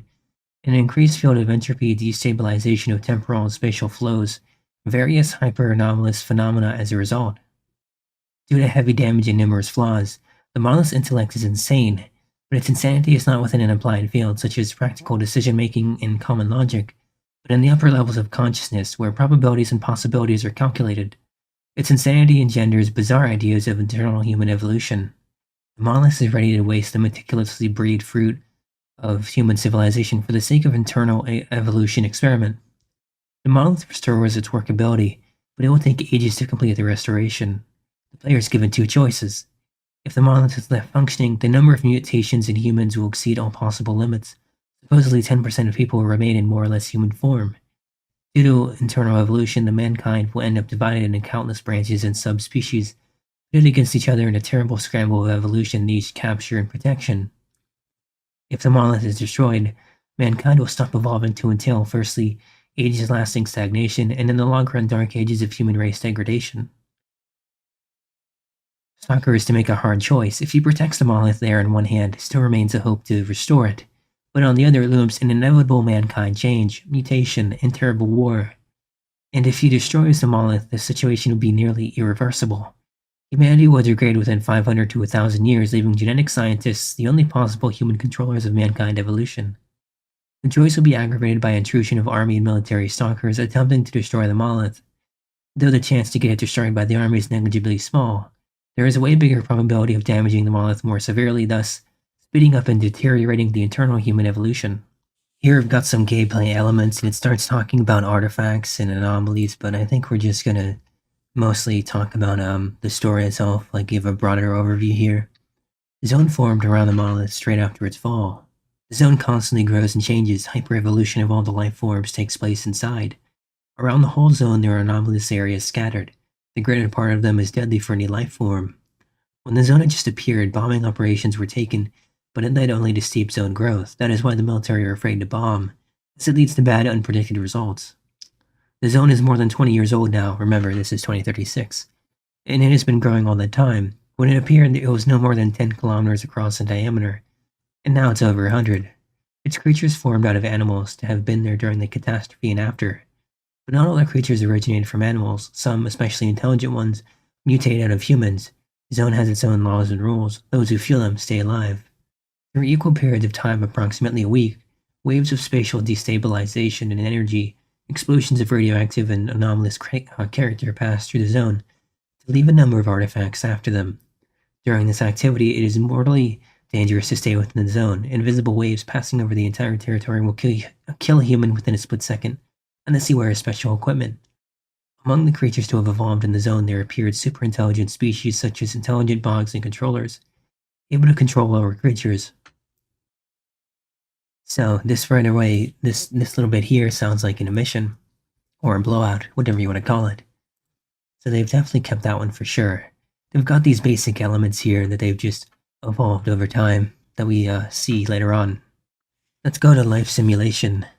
The zone population constantly travels and combats. Animals change their pastures. Clans migrate. Stalkers ransack the zone seeking artifacts, and scientists research the zone by regularly outfitting expeditions. By scenario, the enmity between different groups, clans, and species of creatures will be limned. During the game, stalkers will repeatedly observe military conflicts between mutants. On most of the levels after the full cleanup, groups of mutants will be generated, and these are going to be not just crowds of creatures scattered around the level, but in an interesting way, scenario-tied groups of creatures are harmoniously inhabited and render the level habitable. Besides, these creatures will logically live together with creatures on the nearest levels, and plot may develop depending on how one creature treats the others. Stalkers constantly circulate the zone in search of artifacts and performing tasks. There are 3 groups of stalkers to constantly conflict with each other. These are stalker explorers, stalker bandits, and military stalkers. You can come across with the stalker virtually in any open area or building. You will rarely encounter them in underground passageways, and these will be scenario-based. Stalkers are divided into 4 groups: masters, veterans, rookies, and military. At the zone beginning, you almost frequently meet rookies, the poorest and least prepared. Often when setting off for a task, you may bump into stalkers performing the same task. So, right away we've got a little bit of rank being talked about here, and we have 3 different groups here: bandits, explorers, and military. So right away you can see the little bits of factions being fleshed out, the ranks, like I said. And if you know anything about A-Life, stalkers performing the same task. Very interesting. On to scientists. You can come across with scientists on levels located near their camp. They do not go deep into the zone. The military are patrolling entrances and exits from the zone.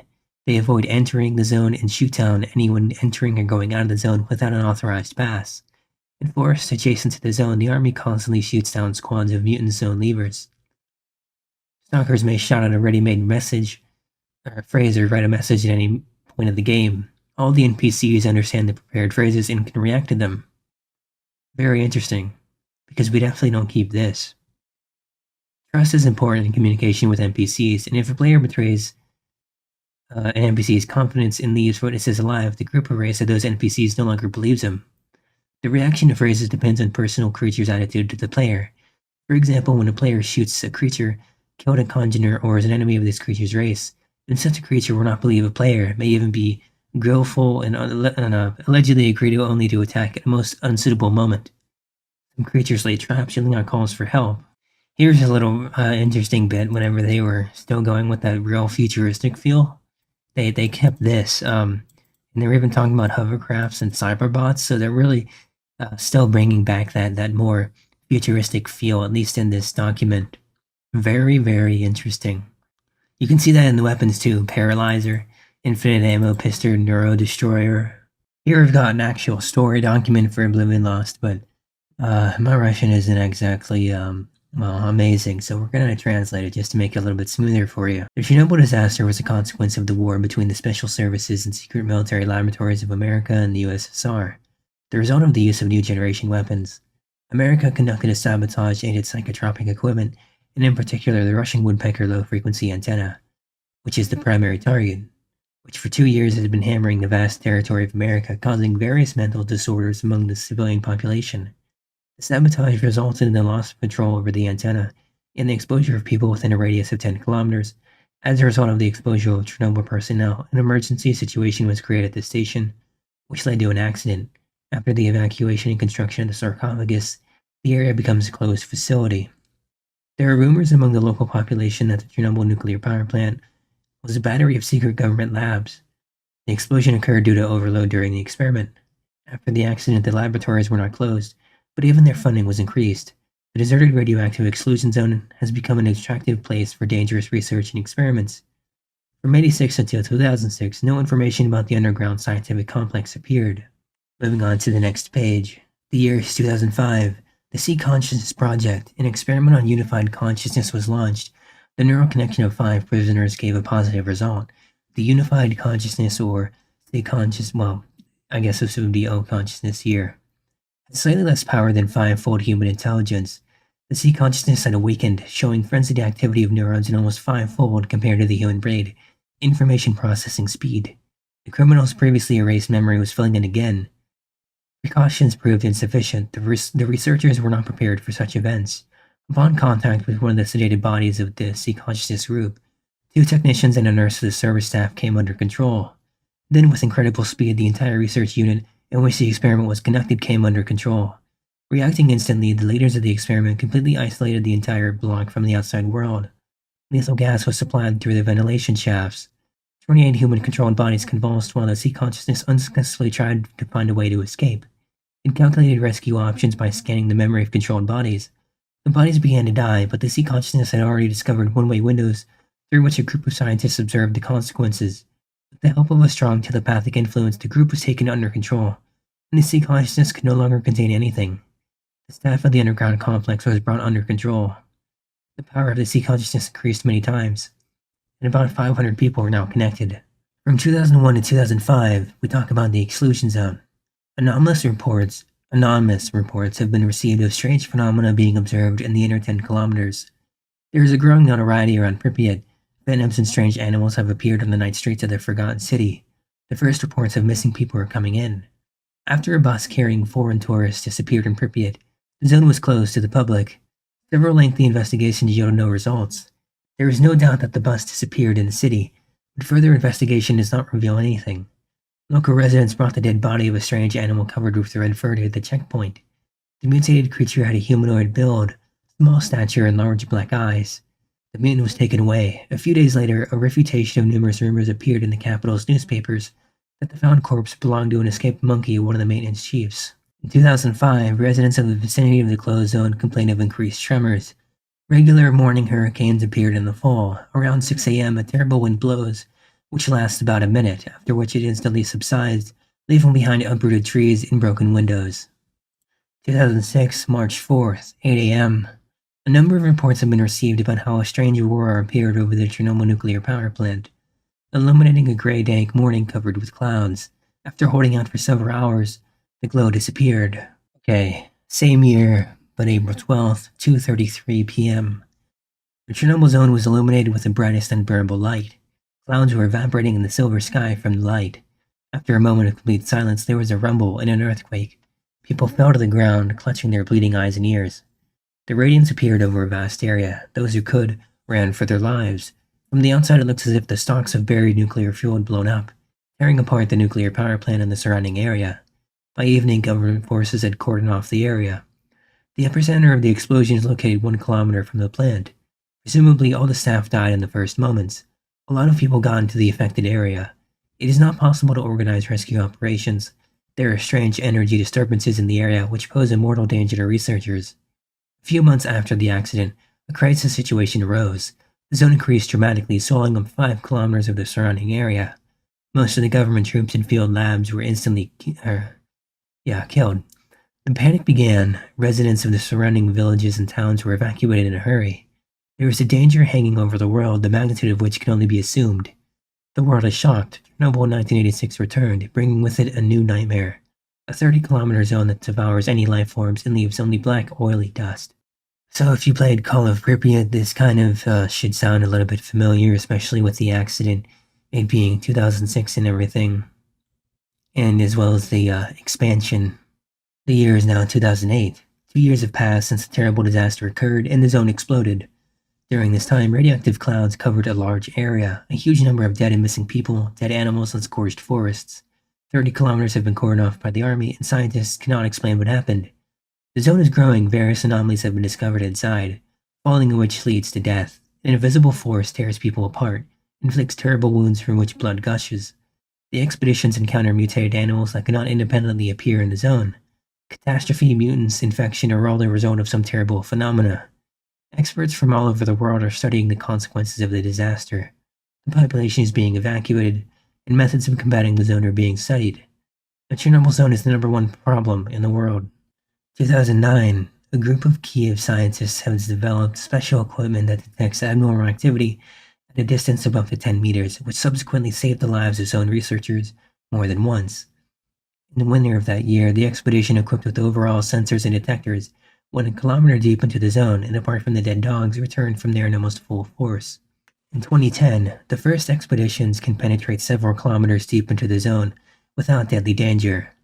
One of the expeditions found traces of human presence inside the zone. It was the abandoned camp of the first stalker. It remains unknown what he was doing in the zone and whether he's still alive. Without equipment, relying only on his gut, this man traveled through the zone, trying to move during the daytime. Scientists have discovered strange formations emitting abnormal types of radiation. These objects were called zone artifacts, and they began to be carefully examined and extracted from the zone. A year passed, and one day one of the local old-timers came to the lab and offered to buy 5 artifacts, 2 of which of unknown type. The lab bought all the artifacts, and the old stalker stayed to work for the scientists, bringing more and more artifacts from the zone. A large group of scientists died while studying the abnormal activity. The group went 3 kilometers deep into the area where they were covered by an outburst, a terrible abnormal phenomenon where a person dies in a matter of seconds in the open air. They were afraid to send a rescue expedition and began to count the dead as missing. 2011, amateur researchers, looters, and poachers who call themselves stalkers appear in the zone. They travel through the zone in search of various anomalous formations, artifacts, for which they can be well paid. Summer 2011. According to estimates by independent experts, there are about 30 stalkers working in the zone. The real figure is much higher, about 100 to 150. One of the army patrols found an empty dugout through which artifacts were sold. It is not known where they went after the sale. The army's reinforced cordons and patrols have flooded the surrounding area. Around 70 poaching stalkers were caught, and about 10 underground dealers were caught. Poachers have become more cautious, and cases of bribery and recruitment of employees have become more frequent in army units. More and more serious organizations became customers, and stalkers went to the zone better armed and equipped. Autumn. A major military skirmish occurred between an army unit and a returning stalker squad. Both sides suffered losses. Hard times began for stalkers. Army units were given permission to shoot to kill stalkers found in a closed area. There are rumors that all access from the zone will be blocked soon and stalkers will be caught in the zone. Spring 2012. 2 novice stalkers went to the zone. Once at the peak of the anomaly, one of them dies. The detectors went wild, readings jumped from minimum to maximum. It felt like the world had turned inside out. The surviving stalker left the ruins in fear. He makes his way to the merchant to wait out the abnormal storm. We've got this really big section to read here, but after this, it starts talking about locations. So, I think we'll just skip the locations and just really focus on the stories, because this just seems to be listing maps. So we already know about Rostok. Okay, we already know about the maps. All right, Yantar, Lake Yantar, surprisingly enough, but we already know about this, right? The player in the role of a novice stalker returns from the zone. When he gets to the merchant, he learns the necessary information about the cycles of abnormal activity of the zone. While the abnormal activity is falling, the merchant gives a task to rescue the missing squad leader, with whom he is clandestinely connected. The player discovers a telepathic mutant which has infiltrated, controlling the minds of the missing soldiers and the squad leader. After destroying the telepath, the player takes out the squad leader. The merchant is grateful to the player. The latter, having purchased equipment, goes to the zone to bury his dead friend and get the Toad's Eye artifact, which they then went after. Upon reaching the skeleton of the blackened building, the player discovers the blackened body of his partner inside on the light sand. It was completely overgrown with waving black thorns. Rivulets of thorns sprout out from the body to the walls. Before burying the body, the player cleans it of thorns. Last time, he and his partner got to the peak of the anomaly, when the whole zone was raging. His partner was licked off by an invisible force, and he fell to the floor without a sound. The player miraculously escaped. He buries his friend, buries the corpse, put a cross with the name of the deceased, and says the last words for a dead stalker. After that, the player gets close to the Toad's Eye artifact. Only during the decline of the anomaly is it possible to stay here. Last time they didn't calculate and a tragedy occurred. A meat grinder trap is waiting for the player near the Toad's Eye. Looks like it was her who destroyed a friend last time. The player discharges the accumulated discharge by throwing a brick inside an invisible meat grinder. Taking the Toad's Eye, the player wanders around the area a bit, avoiding abnormal areas, but the detector is too weak. It's too dangerous. The player returns to the merchant with the Toad's Eye. I wonder if this has any connection to Sidorovich being named Toad. This little bit here. After making his way through the portals, the player goes down to the basement to the merchant. We still keep the basement detail. The merchant pays good money for the Toad's Eye. He invites the player to explore the rat tunnels where stalkers often disappeared, and which are infamous for missing expeditions. The reason for the danger is the increased swarms of rats, but recently they have not been seen or heard. Most likely having lost their food, the rats left the dungeons. One of the last missing groups had a black box artifact, which the merchant had been looking after for a long time. He promised the owner a lot of money, powerful weapons, expensive equipment, but it was all in vain. But here the case allows you to lay your hands on the lost goods. In addition, according to rumors, the tunnels lead far into the zone, leading to strange underground rooms filled with interesting and very valuable objects. Once equipped, the player sets off to explore the infamous rat dungeons. The player's misgivings and the greedy words of the merchant are parting words.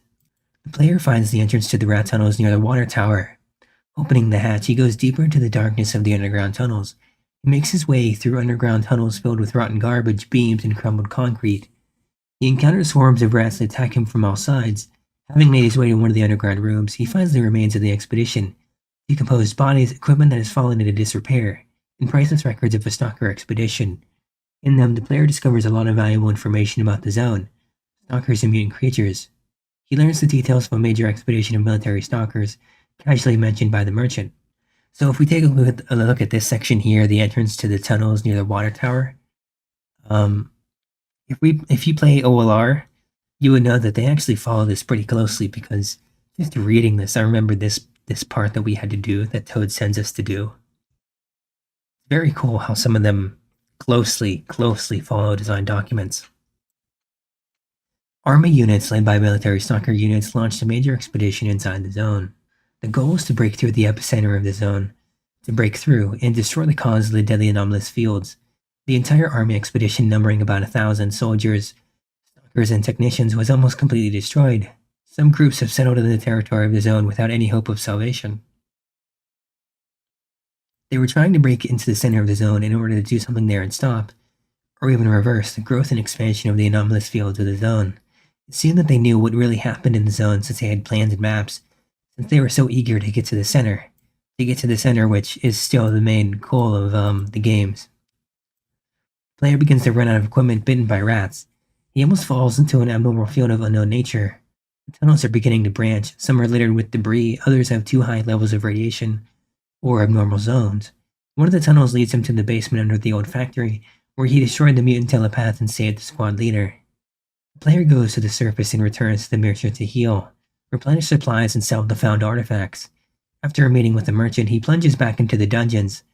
In the tunnels, the player finds himself several times in strange rooms with cages under the ceiling, and some you can turn on the lighting. The further the player progresses, the more bizarre places open up in front of him. Zombies and phantoms appear. He gets to the death side of the stalker expedition. The half-rotted remains of stalkers lie in a dark crypt. One of the stalkers is dressed in a gray spacesuit. His hands are clutching a black box. Things are scattered around: backpacks, maps, papers, tools, notebooks. The player collects everything he can, after which he returns to the merchant. The merchant becomes imbued with confidence in the player, and the latter performs task after task. He takes out the diary of the first expedition and a strange balloon from a lonely tower near the wagons on the bridge. There he goes down into the well, where there is a backpack and the corpse of the stalker who performed the merchant's task. Destroys the stalker's phantom under the bridge. That also rings a bell. Transmits important information and equipment from the merchant to the group of stalkers. He enters a house that everyone avoids because of too much radiation, and extracts a barrel of radioactive substance from there. Over time, the merchant gives more and more difficult tasks, sending the player deeper into the zone. The player gets to the dump, or we know it as the garbage. Now he has enough equipment to survive in the deadly conditions of mountains of industrial junk. A landfill anywhere in the zone is a collection of artifacts and anomalous fields. A veteran stalker will always find something to profit from. He meets with packs of blind dogs. Sometimes he miraculously escapes, sometimes he completely destroys them. He meets stalkers who, like the player, search for artifacts and complete tasks. From one of the stalkers, he learns about a secret stalker bar where they meet, share news and information, bargain, and relax. The player learns information from the merchant on how to get to the bar, equips himself, and sets off on a long journey through the evil land of the zone. Along the way, he comes across abandoned warehouses that were sealed and forgotten long before the zone appeared. He had heard stories and retellings from stalkers about strange phenomena in the area near the warehouses. The ground around it sometimes glows, phosphorescent fog appears around it, strange humming sounds and light tremors are heard. The player superficially explores the warehouses and moves on. The player gets to the dead village according to the map. There is an entrance to the stalker bar in one of the cellars. The player will not be allowed in there so easily. He has a letter of recommendation for the merchant for this. The player hides the weapon and enters the collapsed basement of the bar. He is greeted by the sullen faces of the stalkers, who have occupied the tables of the bar. The bartender is standing behind the counter. He's looking attentively at the player. The player gives a letter to the bartender after reading it. He introduces the player to the course of affairs. He tells how a group of stalkers recently disappeared, having gone to the territory of a local factory. Meanwhile, a group of veteran stalkers gather in the bar. They're preparing to go there and rescue them. There are rumors that a blood-sucking mutant has been introduced at the factory. It paralyzes victims, and then sucks out internal organs and blood. The bartender offers the player to pull out a glowing antenna from abandoned warehouses in a landfill. He marks the supposed location of this specific artifact on the map, and strange bald mutants have been encountered there. The player performs the task of the bartender. He takes out a glowing antenna, destroying mutants in his path, flesh-pawed rats, dwarves. Then he goes to the Scientific Research Institute at Agprom, in the zone of increased radiation, to search the group of military stalkers who died there. Along the way, the player receives a rescue beacon signal. The stalker is in distress a kilometer away from the player. The player goes to rescue the stalker. Unconscious, barely able to turn on the rescue beacon, he lies among the metal junk. By completing tasks, the player learns more and more details about what's happening in the zone, about the psychotropic antenna that irradiates the surroundings of the Red Forest, about the phantoms among the swamps, scary stories about Lake Yantar in the Dark Valley where you can find the entrance to an underground bunker. He finds rags hanging from mangled trees and learns that they are the remains of one of the groups of military stalkers.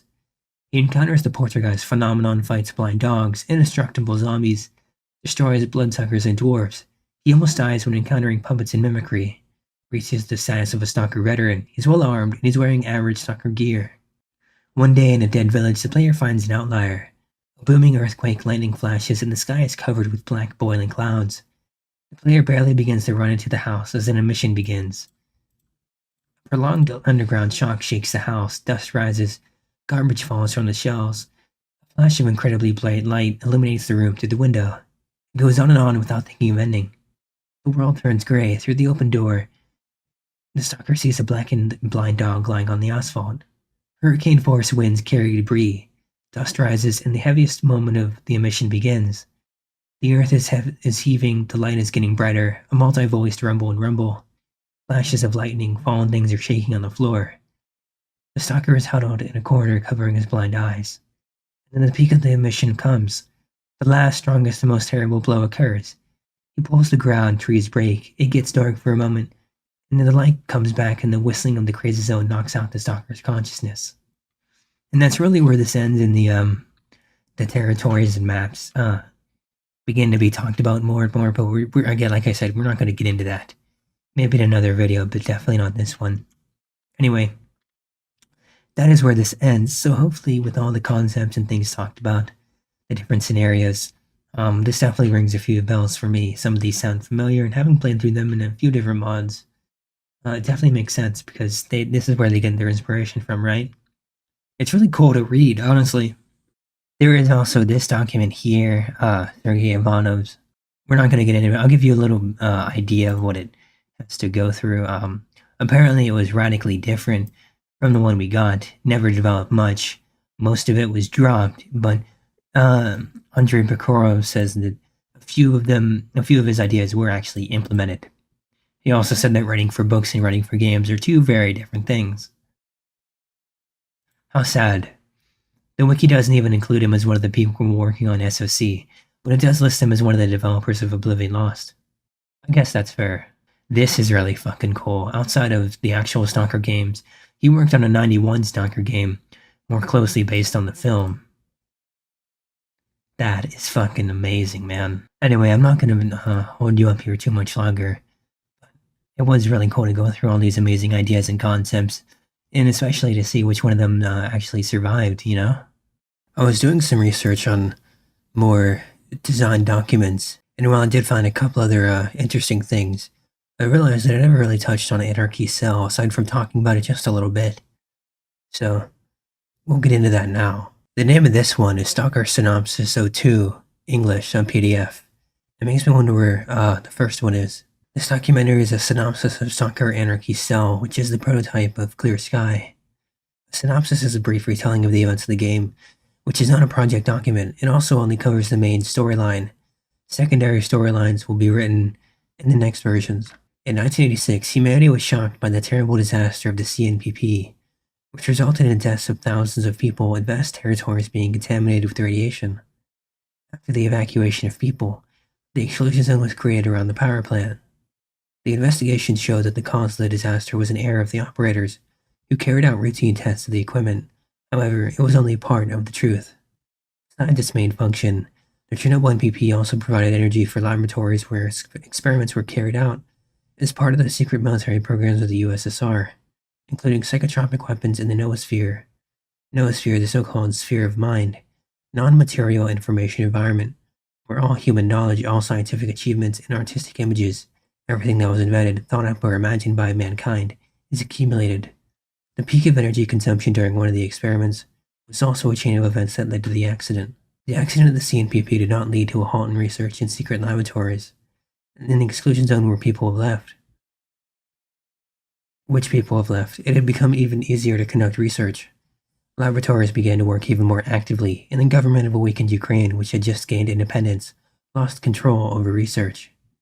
A group of scientists who studied the noosphere had made great progress and started research in the field of psi influence at the global Earth level through the noosphere. Scientists are driven by good intentions. They believe that with the help of one-time psi impacts, they will be able to stop wars, resolve conflicts peaceably, and eliminate all the injustice that is tearing apart the modern world. Which just sounds like the sea consciousness. One of the experiments ends in tragedy. In 2006, the second disaster of the CNPP occurs. There was a so-called breach when the energy of the noosphere leaked into the biosphere of the planet. Because of this, on a certain part of the Earth, physical laws were violated, topography changed. Strange phenomena inexplicable by modern science appeared. Subsequently, this territory became known as a zone. Now it's surrounded by government troops, but every now and then, mercenaries, bandits, or just adventure seekers, named stalkers, manage to get inside. They are engaged in collecting artifacts in the zone, items that, as a result of breach, have acquired special properties, and resell them through smugglers to private individuals or organizations.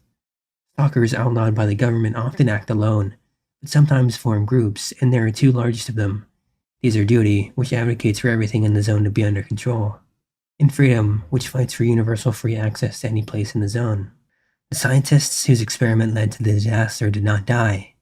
The dispute over how to deal with the effects of an out-of-control experiment led scientists to divide. Part of the scientists went to the zone, where they formed the Clear Sky group. Clear Sky decided that the breach could be eliminated, and the answer could be found by studying the zone itself.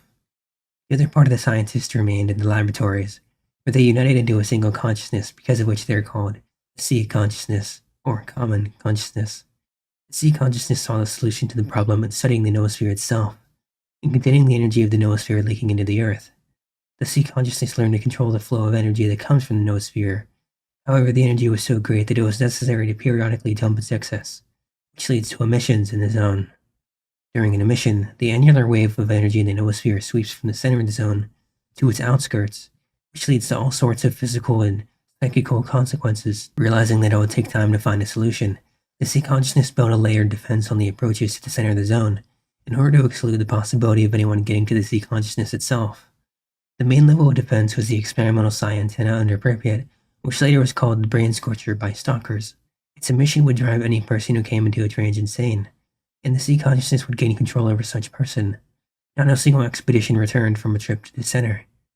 The second stage of protection was the illusory monolith, which according to the Stalker's legend, could fulfill any wish. This legend attracted stalkers to the center of the zone like a magnet, but they all fell under the control of the sea consciousness of the radar, or the monolith itself. The uniqueness of the zone promised grand discoveries in all areas of science. Corporations, private companies, and state secret services hunted for all the unique objects of the zone.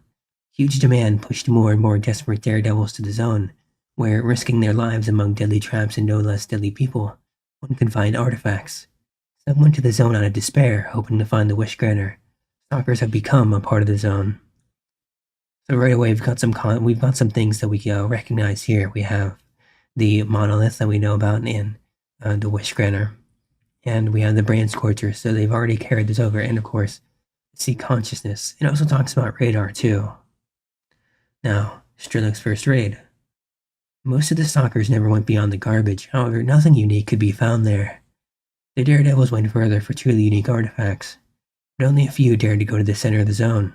A stalker named Strelok, together with his group, found old maps of an underground city that was located under Pripyat. Strelok realized that he could pass the brain scorcher through the undergrounds, gathering a group of two of the most devoted people, Fang and Ghost. Strelok reaches the CNPP. Strelok's group ran into a closed, coded door at the monolith control. There is no way forward. Realizing that without the decoder they can't open the door, the group decides to go back and assemble the decoder. Having taken several unique artifacts, the group moves back. So, if you decide to get the true ending from Shadow of Chornobyl, then you know about the decoder and the door. The sea consciousness, having found 3 stalkers almost at its doors and realizing that the built defense was not enough, activates a grand mission in order to destroy Strelok's group. This mission of unprecedented strength leads to 3 events. Event 1. At the exit from the NPP level, the emission covers Strelok's group. Event 2. The emission changes the map of the zone. The passages to Rostok and Bar are blocked. Passages to new levels appear. This definitely carries over to actual clear sky because we can't make it to Rostok. Event 3. The player leading the UN to the strange place is hit by the emission. As a result of the emission, Event 1. Strelok is severely injured and cannot move on his own. Ghost and Fang are less affected and bring Strelok to an appointed place where a doctor can pick him up. Event 2. The map of the zone changes, Bar and Rostok appear. There are new levels including the City of Ghosts. The war of factions for the redistribution of areas of influence begins. Spatial bubbles are formed that lead to the starting point no matter where you go, like in the movie. Stalkers and whole groups got stuck in them during the emission. Time and space behave strangely in these places. Stalkers often hear fragments of radio conversations of such groups, and it's impossible to say exactly from what time they are, which further confuses the situation.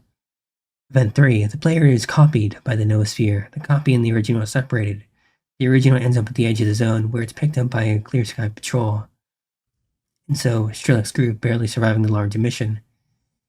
And when Doctor picks up Strelok, Doctor, a legendary person who lives in some mystical place hidden from prying eyes, and who will be able to put Strelok together practically from pieces. Fang and Ghost go to look for parts for the decoder and prepare the second trip to the center. Sea Consciousness realizes that Strelok, having been at the doors of the monolith control, has information that, if revealed, can lead to the death of the Sea Consciousness itself.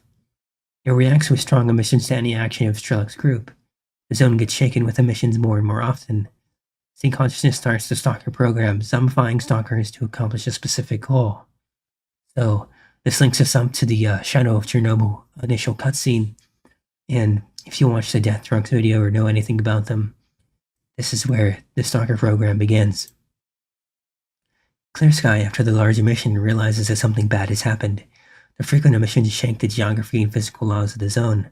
Clear Sky realizes that a disaster is coming, and they decide to determine the cause of the cataclysms that have begun, and eliminate this cause at all costs. And this definitely carries over to the Clear Sky plot, because that's what Scar does. In addition to the 2 main forces, Sea Consciousness and Clear Sky, a third force appears in the zone, the noosphere.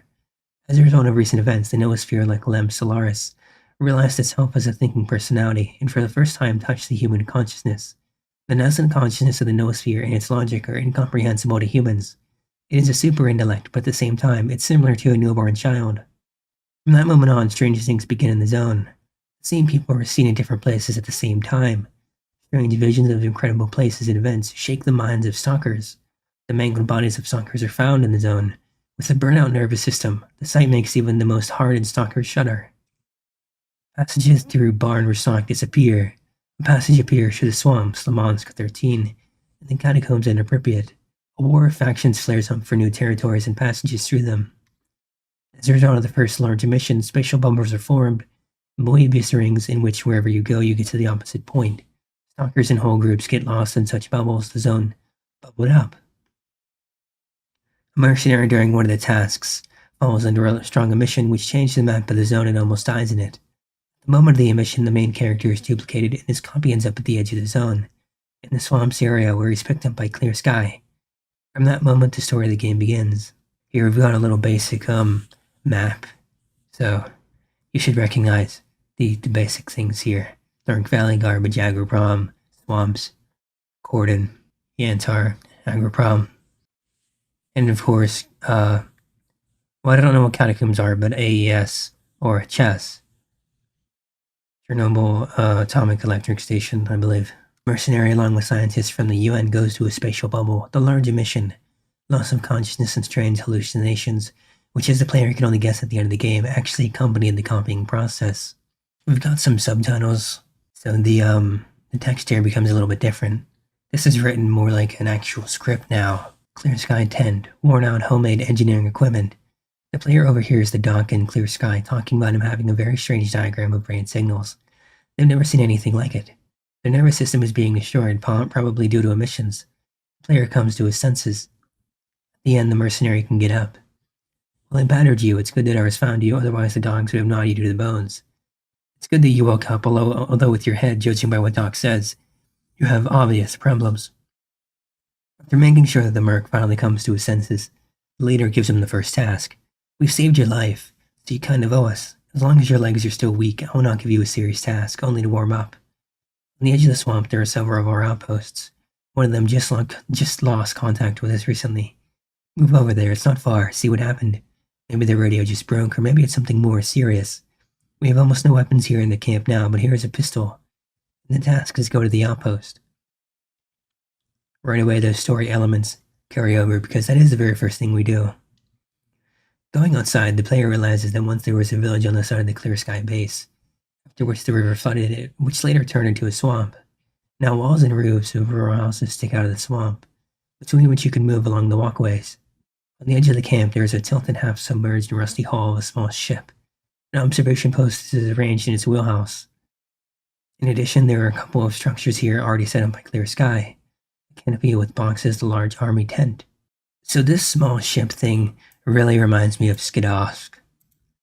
So maybe that's where that comes from. The player walks between the reeds towards the outpost. On the way, he comes across the very first small spatial bubble. Essentially, it's something like the bewitched place. The player sees an assault rifle lying on the ground in front, tries to approach it to take it, but cannot approach. The outpost consists of a couple of houses and a low observation tower. In the houses, the player sees blood and corpses, and when he climbs a ladder to the tower from somewhere behind the houses, a swamp creature mutant jumps out that apparently tore people apart. The merc cannot kill it with the available weapons. That is, if he jumps off the ladder, the creature will surely gnaw him to death. The creature cannot follow him up the ladder. Traces of blood lead to the top. Climbing up, he sees a dead stalker and an assault rifle. We kill the creature that is quickly running around the tower. On the horizon, an approaching emission begins to glow. So we don't necessarily really fight anything. I think there's a couple boars instead, but we do definitely have the emission and everything. The CS leader gets in touch. Damn, drop everything and head to camp. The blowout is approaching again. The player has no choice but to rush back to the camp at the beginning of the emission. Along the way, he may encounter several swamp creatures. On the approach to the camp, a helicopter flies over the player, which gets hit by the emission. To the radio conversations of the pilots, it beautifully falls down. The player is covered by the emission, loss of consciousness, hallucinations. In Doc's tent, leader to player. Well, you were born under a lucky star. In 1 week, you got hit by an emission twice and survived. Looks like you are not a simple fellow and fate protects you. I have 2 pieces of news for you, good and bad. Bad, Doc examined you again. Now there's no doubts. After each blowout, your nervous system withers more and more. Or it wears out, call it what you want. You understand me? A few more blowouts and you're done. But you're not just going to die in agony, no. Doc doesn't know what's going on with you at all. Good, I want to give you a job. As you can see, the zone is shaking and it will only get worse. We have information that the latest cataclysms are a reaction to an action of a group of stalkers who visited the center of the zone, and are now somewhere inside it. I will tell you this. The zone will not give up its secrets in the emission that had made so much of a mess. It's just the beginning. The balance in the zone is very fragile, and if the emissions are not stopped, we are all in trouble. We need to find out who is in the center of the zone and stop them. Either we will do it or the zone will do it, in killing us all. We got tipped off that in the cordon there was a stalker at the trader, who was looking for very rare parts. Such devices are simply not needed by an ordinary person. They are clearly needed for something serious. Go to the trader, find out who has been to him, what his name was, what parts he wanted to get, and where he went further. And then it talks about the faction wars. So in order to save the zone and himself, the Merc sets out to fulfill the task of the scientists from Clear Sky. He needs to investigate in order to collect information about the mysterious group of people who are in the center of the zone, as well as their plans, to which the zone reacts so nervously. In doing so, he must hurry, since each subsequent emission brings his nervous system closer to destruction. At the very time when the Merc goes from the swamps to the trader and cordon, in a completely different part of the zone, Doc takes Strelok from the agreed place and begins to heal him. As a result, Strelok is out of our history for a long time. And at the same time, Ghost and Fang are working on a decoder, with the help of the group after Doc heals Strelok, hoping to penetrate the monolith control door and get into the mysterious center. Ghost, better versed in electronics, solders the circuit, and Fang looks for and buys parts. The Merc gets to the trader and tries to find out about the buyer of rare parts. The trader seems to be willing to give information, but the old merchant's habits prevent him from sharing anything for free. Alright, he says, I'll tell you everything you want to know, but first, would you be kind enough to do one thing for me? Here a couple of stalkers were supposed to deliver an interesting artifact from the zone to a client. Everything is under my guarantee as usual. The order is a hot stuff. The client pays money for the goods delivered on time, but these fools were so loud that every dog in the area knew they were coming with goodies. So they were pinned down by local gangsters. In short, head to the north. There in the hollow, the bandits pinned down my runners, and they are unlikely to get out alive themselves. Help stalkers to fight back. The information about the stalker I sold the parts to is yours. Seen as a shootout where the guys shoot each other, but don't die until the player approaches.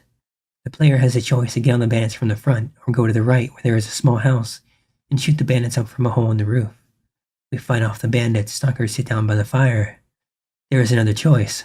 Return to the trader or kill the stalkers and take the artifact yourself. Trader to player. Well done, Merc. Even though I will strangle anyone for a ruble, I keep my word. The stalker was here, his name was Fang. He ordered a whole list of parts. But who knew that someone would need such scrap? I only had one part from his list. What the hell he needed all this for, I can't imagine. He asked me for a long time where the other parts could be found. I sent him to the Black Digger at the garbage. I've seen a lot of stalker diggers who dug up many scary catacombs and underground warehouses. But the Black Digger, he's the best. If he doesn't dig something out of the ground, that means it isn't in the zone. That's all in general. I sent you his coordinates. The trader has a secondary line of 3 tasks relating to smuggling the container through the cordon. Task 1. Find the container in the bubble where the couriers died. Pass through the trap of bandits at the exit from the bubble. And pass through the military cordon. Stealth mission. While the Merc is talking to the trader, Fang gets to the Black Digger. However, he asks for too much for the second part of the pieces, and Fang has no choice but to get them in another way. He tells the digger that he agrees to pay the appointed price and goes with the seller to his underground stash, where the digger has the most rare expensive devices inside.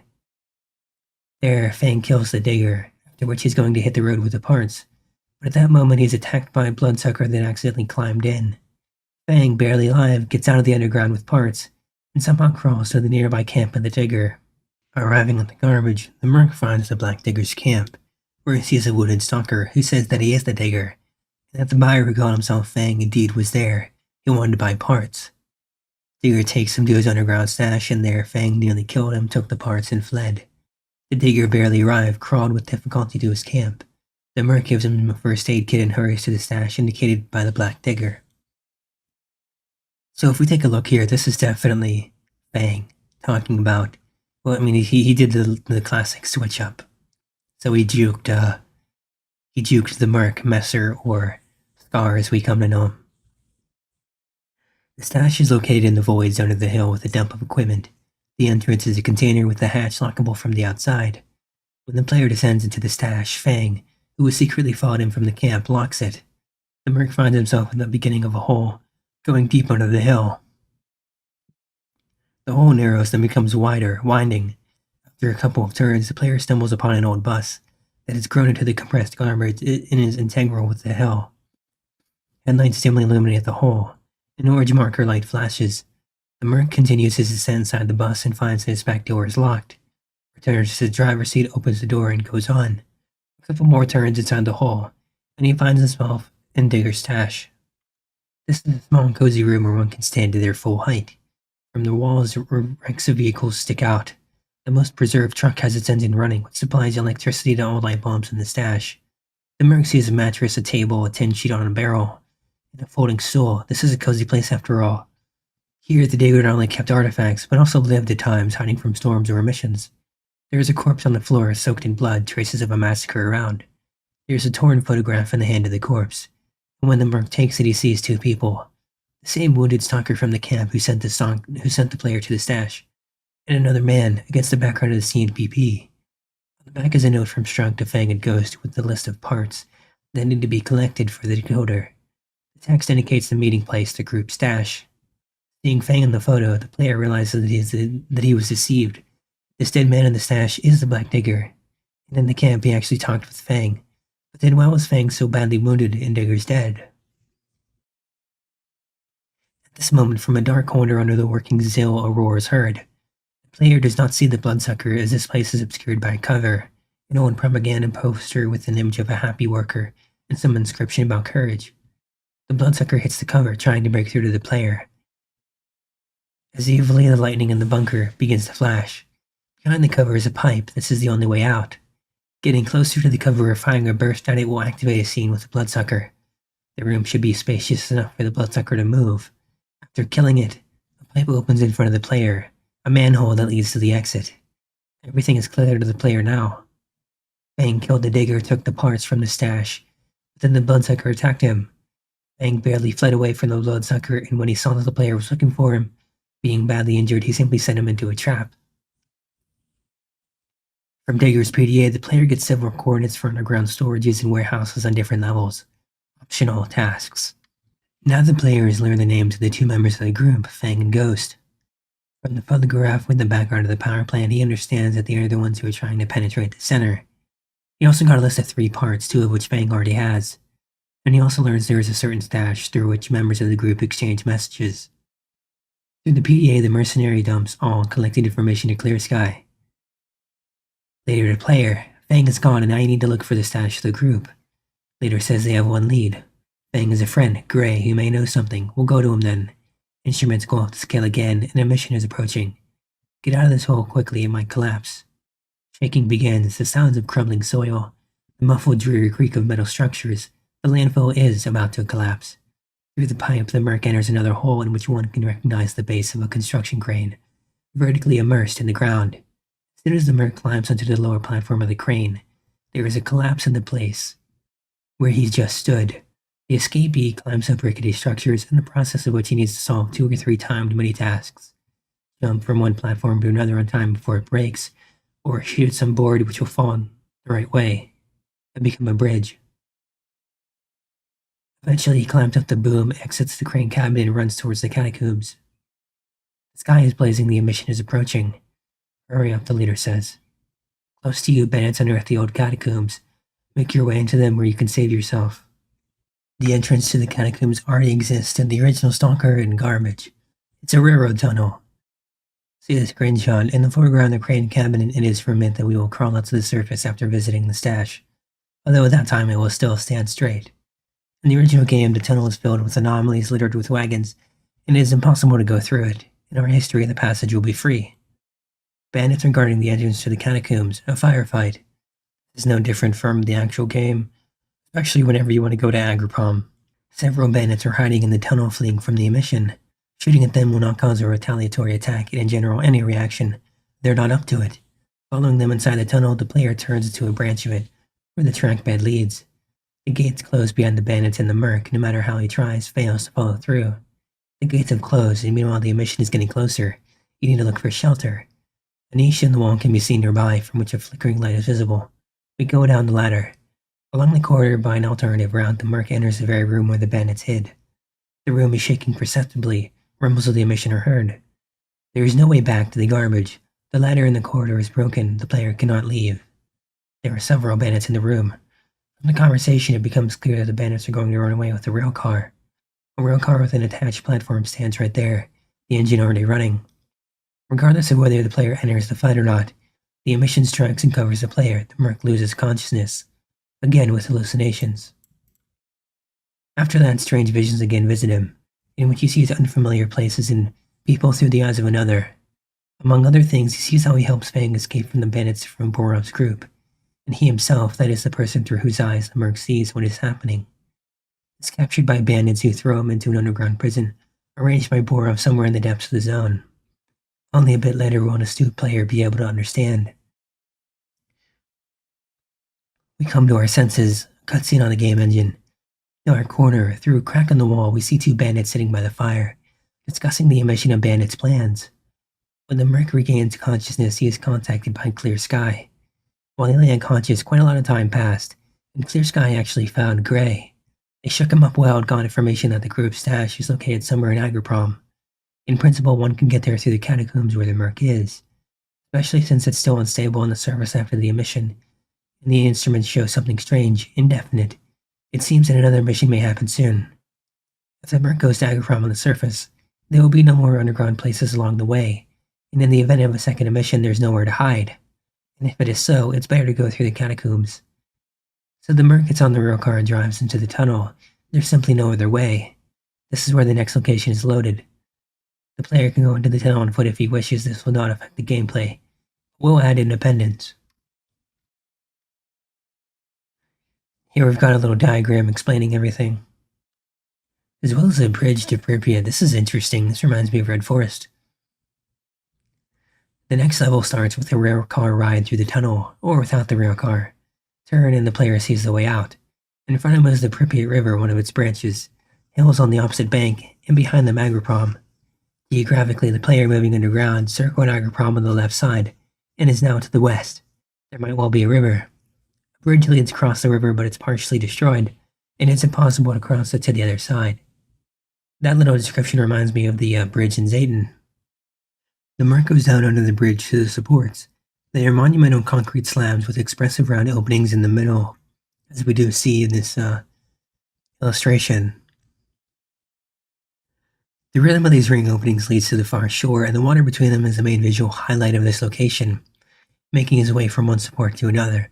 The player solves various arcade mini-tasks, passes through the wooden platforms built by the bandits, jumps over the bridge ruins, partially peeking out from under the water. Finally, he gets to several cargo barges on which the bandits set up a temporary camp. Barges are loaded with containers, crates, and barrels. This is where stealth begins. The last hole in the bridge support leads inside the hill underground. This is how the merc gets to the undergrounds of the Agroprom. This would be a really cool level, if you ask me. It's sad we never got this. At this time, Doc finally got Strelok in good shape and he leaves. His return to activity is what caused the last emission, experienced by the merc at the beginning of the catacombs. So the merc entered Agroprom undergrounds. The player does not know exactly where the stash is located, and after searching for it, he finds that the door is closed with an electric lock. He contacts Clear Sky, and they say that if there is an electric lock, then somewhere there must be a control panel. 3 electrical cables extend from the stash. One of them sparks. It is necessary following the cable to find the switch. This location should have a labyrinthine structure. Several winding branches, optimally 3. One path ends at a dead end. The second returns us to our original place, to the fork. And the third right path to the electric lock. Thus, the cable-guided gameplay will be justified by the geometry of the level itself. Having found the stash, the mercenary reads the correspondence between Strelok, Fang, and Ghost. As a result, the player has the following information. He knows about all 3 members of the group, their names, plans for the second trip to the center. He knows the leader of the group, nicknamed Strelok, currently went to the scientists Yantar, and Ghost and Fang are looking for the third part of the parts of the decoder. As a matter of fact, the first major task, investigation, is completed. Clear Sky, having learned that Strelok is preparing a second trip to the center decides this will lead to the final disaster. The purpose of the existence of Clear Sky from now on, stop Strelok. And this one definitely tracks. At the end, Clear Sky gives the player new information about themselves. The player informs that once they also took part in the experiments, which caused the disaster. The scientists then split into two camps, and one group is given the codename C Consciousness. This group is located somewhere in the center of the zone. They generate emissions, and Strelok and his friends are approaching them. If he can get through the monolith control door with the decoder, the C Consciousness, frightened by his approach, will generate such a powerful emission that the nervous system of the mercenary will burn out in an instant. Now he needs to stop Strelok and his group at all costs, as soon as possible. From the information in the stash, it became known that Strelok went to Yantar, to the scientists living there who were led by a man named Zakharov. Clear Sky instructs the player to follow, either to catch up with Strelok or, if he manages to leave Yantar, to find out about the purpose of his visit to the scientists. This information will help to unravel Strelok's further plans, because it is still not clear in which way he's going to move to the center. The leader also says that during this time, the main battle group of Clear Sky will follow in the footsteps of Fang and Ghost. At this time, Strelok, whose face is still covered with bandages, comes to Zakharov and tells him that he's planning a trip to the CNPP. To do this, Strelok needs to go through the so-called brain scorcher, the device whose emissions destroy the nerve cells of the brain. The scientist's help is needed to make protection against the scorcher. For this, Strelok promises to bring all sorts of interesting data and possibly materials or artifacts from the center. Strelok shows a photo from the CNPP from their first visit to prove to scientists that he is capable of reaching the center. Zakharov agrees. So if you've kept up to date with the lore, and whenever people talk about Clear Sky and Shadow of Chornobyl, anytime people talk about Strelok and Sidorovich and Zakharov, nobody knows who he is. Well, I believe this excerpt right here is what they mean, at least for Zakharov. His face is covered in bandages, so Zakharov isn't going to know this is the same person he talks to in Shadow of Chornobyl. You understand? But this isn't the only reference. However, this is one of the big main ones here. So the Merc goes to Yantar, to the scientists who live there. Most of the Yantar is covered with a mission that has a harmful effect on living beings and turns them into aggressive zombies. Or the Brain Scorcher. Not the Brain Scorcher, I'm sorry, the Miracle Machine. Zombified stalkers and monsters attack the bunker, where scientists have locked themselves up. When the Merc approaches the bunker, there is a slight calm. So he only has to shoot a few particularly stubborn creatures, afterwards he enters. The entrance is a gateway that is a corridor between two hermetically sealed doors. In here a trap awaits the Merc, that was set by Strelok and Fang. Canister with sleeping gas is triggered. The Merc, however, is left alive in a semi-conscious state. He hears a conversation between Strelok and Fang. Fang is surprised. It can't be. I'm sure that this guy is now in Borov's jail. He saved me, although he himself ended up captured by Borov. Strelok, perhaps he is one of those strange stalkers who are seen at the same time in different places. All in all, Fang suddenly recognizes the Merc, as if he had dealt with him before, and even says of the Merc, it turns out recently saved him from bandits to whom he himself was captured after that. Now in gratitude, Fang and Strelok decide not to kill him, and they learn from Gray that someone was tracking them down, that's why they set the trap, and then they leave. The Merc, who came to his senses, tries to get information from Zakharov, but he first demands to complete this task. Zombies literally piled on the bunker from scientists, and if they're not scared away, they are sooner or later get inside. It is necessary to get out and place a chain of electronic transmitters in certain places to scare away zombies with their counter emissions.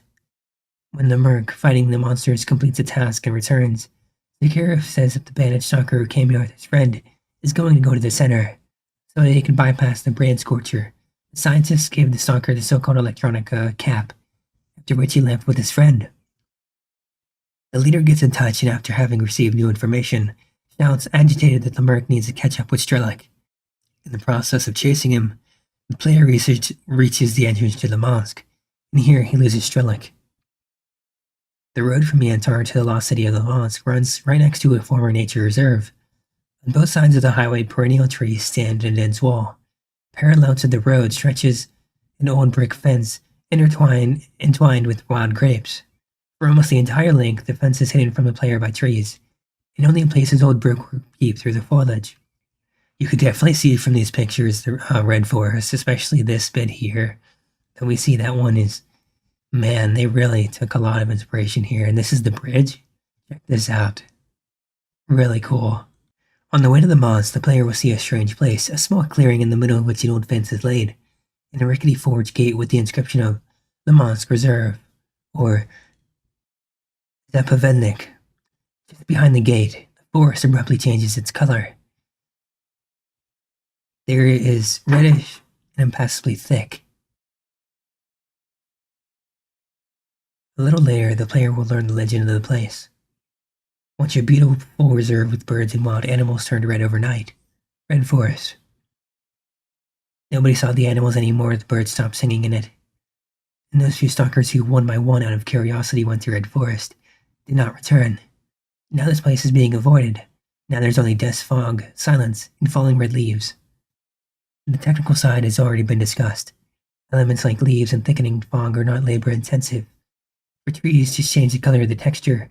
The area of the forest will be quite small, 100 by 150 meters. Due to the density of tree planting, the density of fog, and the hilly terrain, we will make the player feel like a grain of sand in a huge forest. In general, the location will require a minimum of modeling. A mineshaft headframe, a bridge, and a wrought iron gate. Only key details. I wonder where Forrester comes into play. Or if it does at all. Entrance to the city of Limansk. The bank of the river through which you can only cross over the drawbridge, which can be seen on the other side. On the other side, someone is fighting. You can see flashes of gunshots, figures of people. From the other side, they begin to shoot at the mercenary. Caught under heavy fire, he's forced to retreat. In any case, it becomes clear that you can't get to Limansk just like that. Though as soon as it will become clear, leads the way along which you can catch up with Strelok.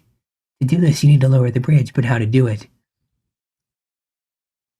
The way to Limansk goes through a river contaminated with radiation. The water in it is opaque, green-brown with bubbles. It is impossible to walk through such water. Even when the mark is standing next to it, he takes damage to the accompaniment of radiation counter-clicking. Appropriate signs and warning boards stick out around. On the shore, with feet in the water, lies a corpse of a stalker, in the pose of a man trying to climb out above land. The player sees the exposed bones of the lower part of the body, and half-corroded clothes above the waist. Later, the player hears from one of the characters a story that once tons of witch's jelly poured into this river, after which the water turned into this very jelly. Partly for this reason, the city of Limansk perished. If you watched the Limansk video, or you know anything about the concept of it, some of these things might be ringing some bells for you, because they definitely are for me, especially the part about witch's jelly, the river, the drawbridge. And if we keep going with the drawbridge, they'll say that there's a few different scenarios in order to get across, including a bubble anomaly. The drawbridge leads across the river, and on the opposite bank you can see the silhouette of the city. Pillars of black smoke rise to the sky, gunshots are heard. Key elements of the visual style of this scene: hills, slender poplars, through the crowns of which houses are visible, sloping roofs, attics, antennas on the roof. The characteristic relief of a provincial town with the architecture of the 50s. It used to be a nice, cozy place. On the right, a small stone bridge, under it a small branch of the contaminated river goes deep into the city. Then, already inside, the player will have to run along the stream. And along the bridge, the military liberated bias from the spatial bubble will return. The colors of the city are dominated by warm shades: terracotta, brick, carrot yellow plaster. The shore is lined with concrete tiles that blacken closer to the water. Near the shore, bare black trunks of trees that died from radiation. The contacted leader tells the merc, "That's it, we missed Strelok." Although now we know, since he got the cap for himself, it means he's going to the center of the zone through the braid scorcher. We won't be able to follow him, because we don't have such a thing, and Security won't make a second one quickly. Another way to the center of the zone, Limansk, in which, according to our information, detachments of Duty and Freedom settled. They have a whole war there. You need to explore this other path, but first, raise the bridge. There is still a little time because Strelok still has not received the decoder. He for sure went to meet with Ghost. We will try to track him down and catch up. But if that doesn't work out, you need to prepare the second path in advance. Move urgently to the old stalker named Forrester. Once he really used to be a Forrester, looked after the reserve. He's been here for so long that he was a partisan against the Germans. When there was no zone yet, he knows a lot. So the player needs to somehow lower the bridge leading to the mosque. According to the leader, Forrester can help with this. An elderly stalker who lives somewhere between the entrance to the mosque and the warehouses. There's only one way to Forrester, through the forest. That is fucking crazy. Check that out. That is almost entirely copied from this picture. Look at that. I wonder how old that picture is. And here you have a diagram of the map itself. There is only one way to forester through the forest. Entering the red forest, the player will stumble upon a skeleton of a stalker, or better, an elk that would be very expressive. There will be appropriate soul-chilling music. Maybe that's where MoozE comes in. Making his way through the forest, the player will hear a slight crunch of branches, notice a transparent shadow flashing between the trunks, and they will become quiet again. In the midst of the forest, the player will be attacked by several transparent bloodsuckers at once. Breaking out of the red forest, the Merc sees an old mineshaft headframe. This place will no longer be with red, but with ordinary dry trees. Inside the headframe, he finds the old man, to whom he tells the latest events, that the zone is being torn apart and that Strelok needs to be stopped is to blame. Strelok prepares the passage through which the brain scorcher, with the help of an electronic cap, and no one can pass through the scorcher. The old man swears for a long time at the scientists and the government who arranged all this, and mumbles somewhat boringly about not needing to climb where you don't need to climb. Like nature keeps its secrets and that this is a punishment for people and all that sort of stuff. Opening himself up, he says there is a man named Cartographer, an old friend, whom he has not seen for a long time. This is a person with amazing abilities to fill the zone, and intuitively find ways through bubbles, that is, pieces of space that are entangled inside it. In the most difficult moments, Cartographer can help, but he doesn't like to be disturbed over trifles. And where he's hiding now, the old man doesn't know. Surely Cartographer is somewhere inside the zone, but with his abilities he could hide anywhere. However, he created a certain key by which he can be found. He left parts of this key with different groups in different places, counting that when everyone is in such a pitch they already unite, then only by connecting the parts they will be able to find him. The old man gives the first part of the key and says that for the second one, you should go to Agroprom, to duty. So this bit about factions connecting and working together, we don't see that at all. We just see that you go through the Red Forest and then to Lemansk itself. But here, we're actually going to Agroprom right after Red Forest. And it takes us to a whole bunch of different locations just to find Cartographer. Very, very interesting. I wonder why this was cut. At Agroprom, there are duty, freedom, and neutral stalkers. Among other things, here in the building of the Research Institute, there is a mobile base of duty, and from time to time, freedom squads raid it in order to rob information and resources. The player can stealthily sneak into the base and ask the commander of duty to give him the key. He agrees to do this only if the player helps him deal with freedom, which has already made everyone sick of their attacks. To help, you need to complete several intermediate missions. Get out of the base, exchange fire with the soldiers of freedom, reach the camp of neutral stalkers and enlist their support, return closer to the base and kill 3 freedom snipers who have settled in different points around it. Or the player can decide to help freedom make a successful attack on the base of duty, and then he needs to destroy the base of neutral stalkers since according to the commander of freedom, stalkers can attack them at any moment, stealthily sneak into the base of duty, etc. So this is really where becoming a merc comes into play, being a merc, which is why it's important for the story. I can really see why they kept that for the actual retail product. And this definitely works with faction wars too, because you're a mercenary. It's not quite like being a loner. In any case, the merc eventually receives the second part of the key, either takes it from the corpse of the commander of duty, or he himself hands it over as a token of gratitude for the help. Also, either the commander of duty or the commander of freedom informed that perhaps the other part of the key is at the garbage. So the merc goes there. At the garbage, there are factions of duty, freedom, bandits, and neutral stalkers. The struggle is unfolded here for control of the road from the depths of the zone of cordon, through which a stream of artifacts and contraband flows. However, stalkers and bandits play the role of a background.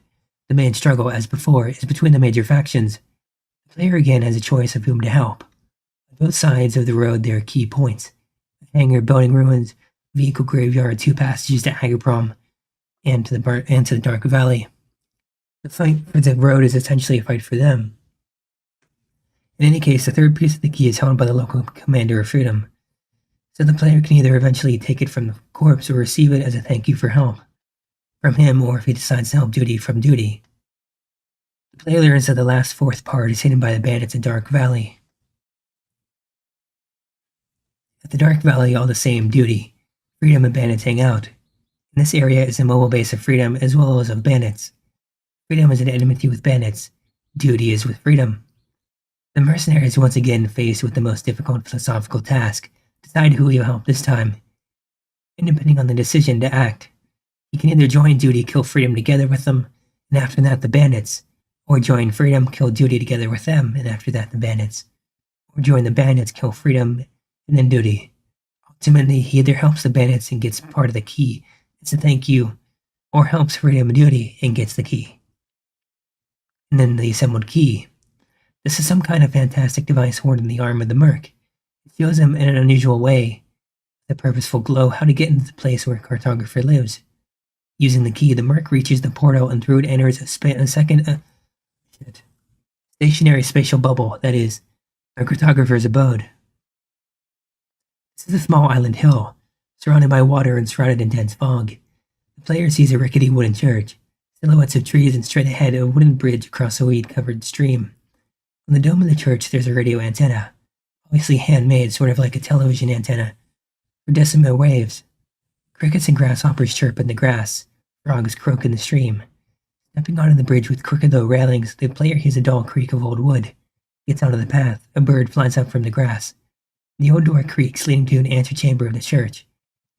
An imperceptible teleportation takes place in the antechamber, and the views from the windows will be different already in the church. So this really reminds me of the church from the Great Swamps. So I'm wondering if that's where that comes from, although it could just be a church. No, this is... Look at that, man. It has the bridge and everything. This is definitely thrown into the church. It even has the bell and foliage and everything and reeds. This is definitely in the church. The Great Swamps. Inside the church, the merc sees... Oh shit, my bad. If the player does not enter the church right away, but decides to walk around and look around, he will very soon find that the water starts again behind the church and trees. Inside the church, the merc sees Cartographer. In general, this is a tough man, aware of his toughness, taking everything he needs from life, quite pleased with himself. He left people because he's not interested in them. He has a fascinating occupation for life. He is a collector-hunter of the anomalous spatial bubbles. Despite his advanced age and gray beard, he leads an active lifestyle, often wandering around the zone and its hidden corners. Dressed in a marching practical way, perhaps knee-high tarpaulin boots, a canvas jacket with a hood and all sorts of rubbish hung on top, folded maps, chains, small binoculars, lenses, some strange things for detecting anomalies. Cartographer does not recognize modern nanotechnology and electronics, except for radio communications. A true fanatic of his work, he keeps a scrupulous record, an analysis of all the places he has explored, draws up a thorough map of the zone with anomalies marked on it, really giving him his namesake. He has his own methods for detecting him, his own equipment.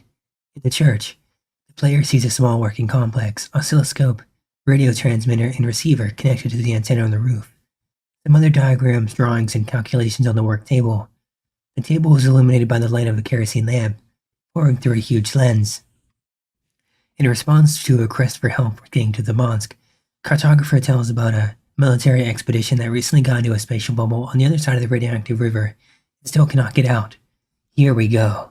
So, the entire bit with Cartographer is actually taken out, and the scenarios about the bridge, this is where that pops up. That is crazy. If they leave the bubble there though with the bridge, at least because having finally found themselves free, they will want to quickly return back to Gordon, and they can get there only through this bridge. Cartographer gives the merc a flash drive with an electronic map, and says that it needs to be sent to the members of the Lost Expedition via a powerful transmitter. The only one that can break through the bubble. It is located at the warehouses and is most likely under the control of the military. We need to go there. The church has a small antechamber 2 by 3 meters. Teleportation from cartographers to the warehouses occurs at the moment when both doors, in front of the mercenary and behind, are closed. Leaving the antechamber, the player discovers that behind him, in the place of the church, there is an old wooden hut. At the warehouse's location, there is a suitable house with such an extension. Now the merc needs to find the transmitter and send the electronic map to the missing expedition. At the warehouses, there are military, neutral stalkers, monolithians, and bandits. The military has settled in abandoned military warehouses and installed in powerful transmitters through which they can hardly communicate with the expedition. Their goal: get them out. From the side of the brain scorcher, monolithians and monsters are coming at the military. Reminder, the monolithians, particularly dangerous evil zombie stalkers who have been influenced by the monolith. This is allegedly a very powerful artifact that fulfills human desires, located almost in the center, but in reality a holographic decoy created by the sea consciousness, a diversion. From the side of the Dark Valley, the military are attacked by the bandits. Monolithians are hostile to all other factions, so no negotiations are possible with them for the player, but he can join the bandits and take the military out of the base with them, or get past the bandits to the base and help the military fight them off. In the latter case, he also needs to help them recapture the barrier. Bottleneck, ideal for defense against the advances of the Monolithians. In any case, the mercenary gets to the transmitter and sends the map to the Lost expedition, after which the CS gets in touch with him and suggests to quickly go to the entrance to the mosque. The leader warns that a detachment of CS soldiers has already approached the entrance so that the mercenary does not accidentally open fire. At the river, the player sees a friendly squad of Clear Sky, and also notes how the very same soldiers he saved from the bubble appear on the other side. There is a short exchange of fire between them and the soldiers of the factions that have settled on the other side, and the military, having killed the soldiers, lower the bridge. They cross their bridge. The commander thanks the merc for saving them, after which they leave. At that time, Clear Sky ambushes Fang and goes to the warehouses. Ghost leaves the ambush, gathers 2 decoders, and gives them to Strelok. Strelok leaves through the brain scorcher to the CNPP. The player approaches the final stage. From the leader's message, he learns that Strelok received the decoder and is rushing to the center of the zone through Pripyat. He has both the cap and the decoder. No one else can stop him except the player and the CS combat squad. However, first they need to get through Limansk. The city of Limansk is essentially a large, long street surrounded by houses and dead ends with alleys between them. Limansk has an unusual history. When scientists and technicians from the CNPP lived here, but on the night of the catastrophe in the first emission, something mysterious happened in this place, and they all disappeared. It seems as if all people have been burned by something. Only dark silhouettes remained on the walls like frozen shadows. In principle, Limansk is quite an old city, houses with balconies and pseudo-columns on facades, architecture of the 50s of the 20th century of the characteristic yellow-carrot plaster, arched openings, attics, old tall poplar trees, a lot of vegetation woven into the crumbling walls of houses, everything overgrown with ivy. There are pavilions, bridges across the city river, propaganda sites, with honor boards, abandoned playgrounds, courtyards. Although there are some oddities, parts of 3 to 4 story buildings hang in the air in an incomprehensible way, connected to the ground by one support or a piece of wall. On 2 sides of the main street, soldiers of freedom and duty settled in abandoned houses. To begin with, the merc must cross the city and deal with them, and only then the CS squad will follow. To pass through the city, the player must eliminate the key points of both factions, mortar nest, snipers, an armored car among the ruins, etc. Then when all this is done, the frantic skirmish between the factions subsides for a while, and the CS squad sets off on its way. Behind Limansk, the entrance to the catacombs of the Techno Temple, through which you can get to the place where Strelok is striving. That is, Strelok is moving through Pripyat on the surface, and the mercenary is going to pursue him under Pripyat. It is necessary to go down into the catacombs, cross them, scout and clear the path in order to let the scientists go further. They provide the player with a receiver that can pick up the emission of the electronic cap, and the outline appears on the map showing the location of Strelok. This part is very, very interesting because nowhere here is the hospital talked about, so maybe the Techno Temple replaces the hospital that we go through. So all Clear Sky gathered at the entrance to the temple. The merc, along with few small groups of soldiers, are sent underground to scout the way. The player does not yet know these are the very catacombs where all the half-mad counterparts copied by the Noosphere converge. Techno Temple, an extensive network of underground tunnels, transportation routes, laboratories, military bunkers, technical premises. Once it was a well-established system for secret research, which had a branch infrastructure. Their Chernobyl NPP, located on the surface, served only as a cover for this research. At the time of the disaster, thousands of people were in the catacombs, mostly scientists in the military, who monitored secrecy. Most of them died. Those who survived underwent terrible mutations, changes in physiology and psyche. Making their way through the catacombs, the player gradually opens up an eerie picture of their current habitat. It becomes clear that people have degraded and became wild, but surrounded by technology, their way of life and thinking has acquired a cult character.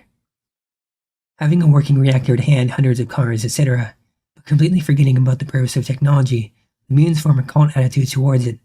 They decorate themselves and their dwellings with metal parts, build cult altars from the remains of technology on which they sacrifice duplicated meek stalkers, and worship the reactor. This part here really reminds me of Fallout. I don't know why, but this whole technocracy thing really maybe that's why they cut it. In addition to the counterparts, these dungeons are inhabited by former scientists who have degraded after the disaster, and by feral warriors. Now scientists pray to the technology, and the main idol for them is a small nuclear reactor in the center of the temple. It is arranged according to a circular principle. That is, the player makes his way from the outskirts to the center where it's located. Moreover, the overall topography generally resembles an amphitheater with gentle slopes. The outer part from where the journey begins is closer to the surface of the earth, and the central one is further. The merc moves along through the catacombs either together with other CS soldiers, or when they're killed by locals, alone. 3 types of creatures live in the catacombs. Counterparts, wild, insane copies of stalkers, Morlocks, degraded military that once guarded these places, strongly gnarled humanoid monsters, and scientists, the degraded scientists from before. If you looked at the cut content video, Cut Mutants, this might look a little familiar to you. The Techno Temple was divided into 3 ring areas, or circles, each subsequent one, deeper than the previous. They correspond to the 3 levels of protection and secrecy that were established in these places by the military guards before the disaster. The outer circle, a green security level, green tier. The premises and all the interior furnishings are still well preserved. It is brighter here, and there are almost no techno altars that scientists make for themselves. Basically, living rooms where the staff once lived. Some storerooms, service rooms. From the enemies here, one come across individual scientists and rare counterparts. The player can once see an electrical panel on the wall, in which there is a glass window, and behind it in a niche there is a skull. The end of a cable is inserted into the skull. Sparks flash inside it, which can be seen through the eye sockets. Scenes that make up the green circle. An overgrown entrance to the military bunker. Pine trees, a midday radiant sun, and hills with sandy cliffs. Barbed wire boards and signs of radiation. A bunker. Inside the bunker, the rooms resemble a bomb shelter with bunks, pantries, and armory. Everything bears the imprint of harsh military conditions. The military was stationed here, guarding the entrance to the outer perimeter. In one of the rooms, there may be a large sketch map of the entire complex with color marking of the perimeters. A hermetic door with stenciled inscriptions such as "Staff only" or "Show your pass." This makes it clear to the player that now the journey through confidential places begins. Here is the beginning of the outer perimeter. An electrical panel with a skull. Laboratories, lined with remnants of white tiles. Tiled floors, rubbish. Plenty of daylight due to breaks in the ceilings, characteristic for these scenes and for the outer circle. A lot of sand and leaves pour through the gaps. Pine trees are visible. For many years, their roots have braided gaps in the ceilings and tiled walls. Last year's pine needles are piled up. All this is mixed with rusty devices of laboratory and medical purposes. Key elements of the sound of this scene: rays of daylight, sand, pine roots, needles, white tiles of the walls, laboratory equipment. So, this kind of carries over to the hospital level a little bit, especially with the ceiling almost not being there at all. You see daylight a lot, you see piles of rubbish and everything, you see trash everywhere, especially some lab equipment. Maybe some sand, I guess? Needles for sure, since it is a hospital. The Pripyat River, outdoor scene with view on the river. 2 or 3 rusty barges, sandy cliffs. The water of the river flows into a special well, which is not allowed the level to rise higher. On wood brackets we descend into this well. We enter the collector. Collector, scum under feet, lots of rats. In some places lighting through the hatches above. The narrow dark tunnels of the sewer are picturesquely replaced by a scene with a large open space. A cooling basin. Exit from the pipe to the outside, into a fragment of a concrete water canal fenced with a grid. Spectacular view of the monumental buildings. Antennae of the radar are visible on the horizon. Firefight in knee-deep water. The player enters a tunnel drain going diagonally underground. Middle circle. Yellow security level. Morlocks are already found here. In addition, separate techno altars are fitted. All sorts of parts, iron beams, and so on, gathered in a heap, which is given an ominous, menacing look. Power cables can be stretched to them. Sometimes sparks fly from them. Something flares up. On altars, the scientists can sacrifice mindless counterparts. This level also once housed a local hospital, with medical facilities remaining.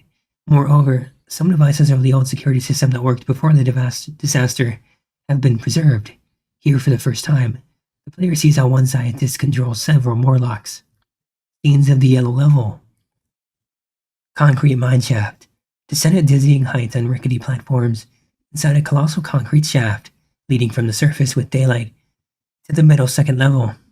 It has either a vertical or a diagonal direction, and water flows down it. Such mine was in the movie Cherry 2000. The sound of a falling mass of water with a strong reverb will be the main sound component of this scene. Below are pumps, iron scaffolds above the stagnant dark water. Sculptures, a room where bas reliefs in the form of human figures lie face up on the floor, like the bodies of people flooded with cement. But it's not clear whether there are corpses under them or not. Nearby is a rusty cement truck without wheels. Motorway. An underground two-tier motorway, a hefty semicircular tunnel. The player passes only along a small section of the highway, and then enters the car park. The main thing in this scene, to show the scale of the past underground activity.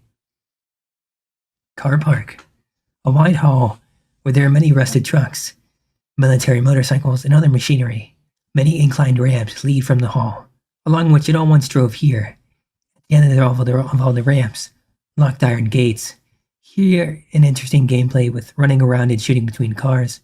Under them and through them can be arranged, or going up to the surface. Maintenance station. We're inside a building flooded with sunshine. It's kind of like a vehicle service station. Inside, a crane suspended from a rail on the ceiling. 2 or 3 floors without ceilings. There are stairs and islands of ceilings between floors. From the windows of the building on the horizon, Pripyat is visible. From behind the roofs, a part of the Ferris wheel peeps out. There is no way out. Shoot out inside this building. Freight elevator. A long descent and a rattling old freight elevator to the bottom. The inner circle, which is the red security level or the temple itself. There are already large, terribly ugly altars here, full of scientists in roaming packs of Morlocks. A lot of working dangerous devices from the old security system. This level consists mainly of industrial premises, a lot of abandoned machinery. Scenes that make up the red circle. Excavations. The passage begins with a trip in an old freight elevator. When the level loads, we find ourselves inside the elevator descending down. Descent, stopping and opening of the doors are accompanied by an expressive creak and clatter of old metal. The clatter subsides. The player comes out of the elevator. He's deep underground. According to stencil inscriptions on the wall and sides, the player realizes that he is at the lowest, most secret level of the underground system. Not far from the elevator, we will stumble upon a frightening techno altar left by mutants. It's a construction made from iron parts, fastened with old rags and wire. The altar has a symmetrical, creepily solemn form, and on it, in unnatural poses, the bodies of sacrificed counterpart stalkers are hanging. The techno altar scene will be accompanied by a harsh, musical soundtrack in the horror style. Having received a dose of adrenaline with a warning scene, the player begins to make his way deep into the underground excavations. At the time of the disaster, this level was at the stage of expansion. Additional tunnels and passages were laid here, and therefore many working tunnels with narrow gauge railways and trolleys remained. These are narrow, oppressive, poorly lit corridors. They constantly change direction and threaten the player with dark turns. Here in the tunnels, the player will meet 2 or 3 Morlocks, not in a group but separately, so that it's not difficult to deal with them. The player will be able to examine the Morlock's corpse in the light of one of the bulbs. The illumination of the excavations will be deliberately gloomy.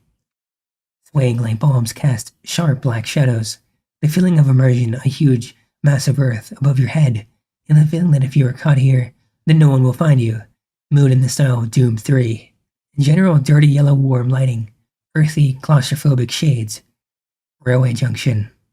After another fight in a stuffy earthen nook, a narrow gauge track takes us out of the tunnel into a room with a dome and an excavator. In front of us is a spacious depot with intertwining rails and wagons. The picture shows the scale of the past underground activity and is accompanied by a soundtrack in the style of Holy Fuh. We see the sky in the gap of the ceiling, and we can breathe more freely. To our right, an earth mound with semicircular traces from excavator buckets. On top of the mound, a silhouette of Morlock appears that looks at us for a couple of seconds and disappears again. He will not attack and will not respond to the fire, he will simply hide. For a while, there is calm.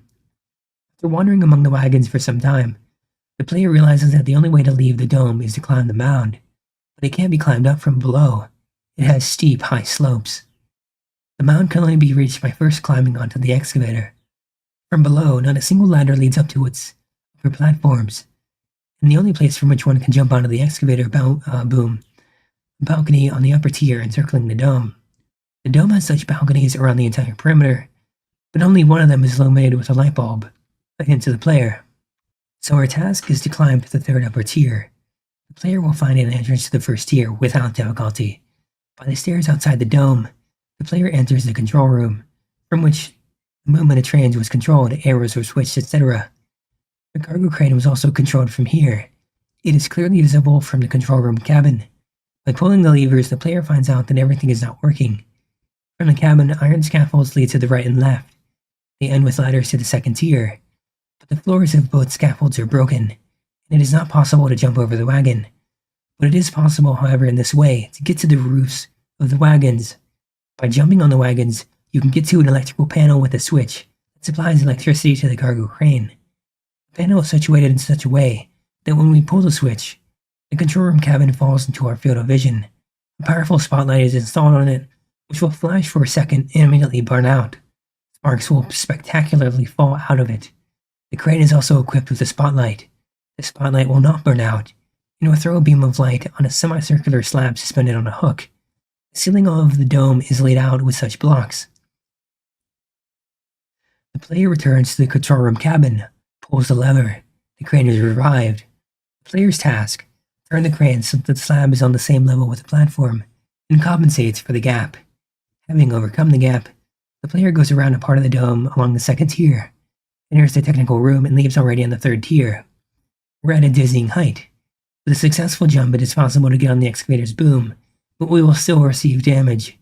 Fortunately, there is a first aid kit on the platform, and the player decides to jump. Going a tier down on the excavator, we stumble upon a feral counterpart of a stalker. He will fall out on us from the worker's cabin. It will be possible to go inside that cabin. There we will find a stash with cartridges. We reach the rail with buckets via the iron structures. The wheel tilted under its own weight and twisted the axles. A fallen ladder wheel leads from the wheel to the earth mound. We are on the ground. From this point, the gameplay of the level changes drastically. To the right, Morlocks begin to pour out of a recess in the wall. Shootout with them will not reduce their numbers. As soon as one dies, immediately a new one appears in the cave. The player is forced to save himself. The mound leads to remains of scaffolding, through which you can get into an air vent by climbing between the blades of a hefty fan. Morlocks can't climb vertical ladders, so it's important for us to climb up. Concrete blocks that once covered the collapsed dome stick out of the ground. The culmination of the scene will be the moment when a Morlock jumps out from behind these blocks right in front of us and blocks our escape path to the forests. The player enters the air vent and the level ends. The scene with the Morlocks is accompanied by dynamic rhythmic music. The general lighting of the scene with the excavator is based on the contrast of cold blue light from the gap in the ceiling top right and warm electric light bottom left. The lighting picture is complemented by a row of cold daylight lamps from along the second tier. The gap should be illuminated brighter than the rest of the tier. On top of that, there are a few key light spots. On the balcony of the third tier, under the control room, a cone-shaped swaying limb illuminating the registration sign, and a spotlight on a crane illuminating the slab. The overall color of the scene should be in emerald blue and yellow-orange colors. Warm concrete walls illuminated by electric light, and cold green-blue shadows. Locomotives are painted in a characteristic emerald blue color. An additional color, the color of terracotta, is the rusty parts of the crane, the trolley, and the earth mound. The ventilation shaft. The passage of the scene is a demonstration of the horrors of the life of an underground cult. Through the grid floor, the player becomes a witness of 2 or 3 scripted scenes that reveal the essence and social structure of the Techno Temple. the end of the shaft, the reactor, the nuclear reactor altar. Here, Clear Sky gets in touch with the player in order to wait for the approach of the scientists. At this moment, the hall with the altar is subjected to a furious attack by the locals, who are pouring out of several side aisles. The merc shoots back. In the course of the firefight, a soldier from the CS squad first appears in the hall, and after him, some stalker. They also shoot at the enemies helping the merc. During the shootout, the soldier is killed, but the stalker remains alive, although he's badly wounded. After some time, the attack ends, after which the CS scientists appear in the hall. The exhausted, wounded merc sits down under the reactor, stretching out his legs next to the dying stalker. His gaze is blurred. The player can barely make out that the two CS scientists stop above him. They are surprised to see that the pair of people sitting in front of them, the merc and the dying stalker, look exactly the same. How could this be? What could it mean? This is where the copies that Strelok and the beginning of this document we're talking about, I'm assuming. One of the scientists says that this confirms his theory that the noosphere copies people, and all those feral stalkers that we encountered in the catacombs are in fact copies, which are subconsciously drawn here to the altar.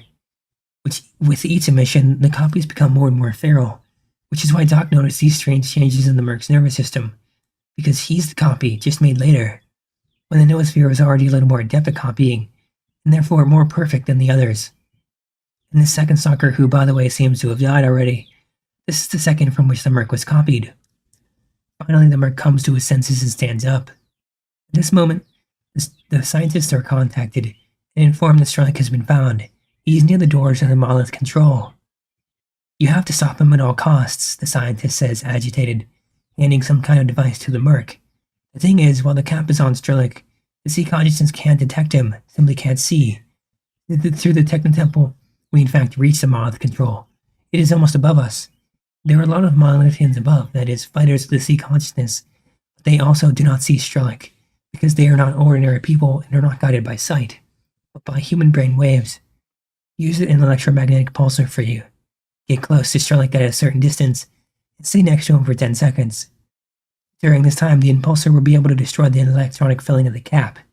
It will stop blocking Strelok's brain emissions. Then the monolithians will finally discover him and be able to capture him. This is totally different from the actual boss fight we get, and which, by the way, is also outside of the reactor itself, the nuclear power plant, not the underground one here that they're talking about. Because this one apparently just takes us to the control door itself. The merc hurries to the surface along a vertical pipe above the reactor. In addition, in the catacombs there can be a workshop with huge mechanical presses, like those used to stamp bricks. A room with many rusty pipes bent in strange configurations, like ordinary pipes, but curved in such an unusual way, some even in the form of some figures. So this contrast causes strange feelings. A workshop with large trolleys, which are driven along the narrow gauge railway and in compartments with furnaces. Now the trolleys are piled with mountains of construction debris, broken bricks, etc. During a shootout with the locals, it will be needed to climb these mountains.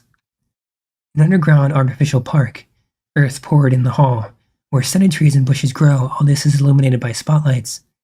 The passage at the Technotemple level will be as linear as possible, similar to Half-Life 2. Events and scenes will appear in front of the player in the sequence we need. Scenes with narrow, stuffy corridors will give way to spacious rooms or even open-air outdoor spaces, but fenced in such a way as to maintain linearity. This will allow us to focus on detailing and polishing. On the outskirts of the CNPP, the final battle is unfolding. Clear Sky makes its way through the army of monolithians and phantoms to the building of the CNPP. Strelok is already almost at the entrance to the plant. There are only a few minutes left to stop him. The timed mission begins. The player, using a radio jammer, needs to focus on Strelok in order to turn off the cap that protects him from the side effect of the plant. The merc manages to stay close to Strelok for the specified time. The cap flashes, smoke comes out of it, and it turns off. The sea consciousness generates the most powerful emission, which covers the battlefield near the CNPP. Final cutscene. Through a clouded look out of focus, the player sees a room, devices, flashes, and a monotonous sound. Kill Strelok, or the sea consciousness zombification program, or where you get the stalker tattoo from. The gaze focuses on the opposite wall. Strelok lies or hangs there. The player looks down at his arms and sees the Stalker tattoo. And there we have it. At least the ending cutscene is mostly the same. Although we don't have the ending boss fight. And it doesn't mention the spatial anomalies that you can go through in order to get close to him. But I mean, honestly, I want to say a good half of this remained. Maybe 40-50% of it remained for the final game. Because I do recognize a lot of this. It's really cool to read. Let me see if I can dig up anything else about it. Here we've got some clear sky concept art if you'd like to look at. I'll show you. Some of these look pretty similar to what we actually get. Some of them don't, of course. This is definitely Luhansk. More Luhansk. And again, more Luhansk. There's also this design document that talks a lot about levels, but we're not going to go into that. Considering I've already talked to you for an hour and a half so far, we'll just go for the general bits here because we already know the majority of it here, right? The events of Anarchy Cell take place 1 year before SOC. In the prequel game, we play for the mercenary stalker Messer against Strelok's group. Since you played as Strelok in SOC, now the player will find himself on the opposite side. Such an approach was used in Half-Life Opposite Force. Apparently they targeted consoles, but this never happened, you know. The hook. Imagine yourself in a gigantic game world of the infamous and unique exclusion zone of Chernobyl. With free, non-linear exploration of vast outdoor and indoor areas, you'll be engaged by a constantly changing world of competing mercenaries, soldiers, mutants, and psychopaths. Enter the zone at your own risk and unravel the shocking truths of the world's most terrifying post-nuclear disaster. Mind-blowing graphics coupled with the unique A-Life intelligence system that characterizes the zone, allowing you to interact, communicate, and challenge its inhabitants, make for a truly awe-inspiring and challenging gaming experience. Anarchy is your modus operandi. Survival is up to you. The main character is a merc named Messer. While performing one of the tasks, he gets into the strong blowout, which changes the map of the zone and barely escapes.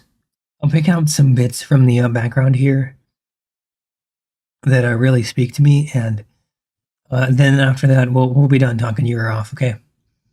In 1986, humanity was shocked with the terrible NPP catastrophe, consisting of an explosion at the NPP and subsequent contamination of surrounding area. After the evacuation, the exclusion zone was created around the station. The official theory blamed power plant operators, who were supposed to perform planned tests. However, it was just a part of the truth.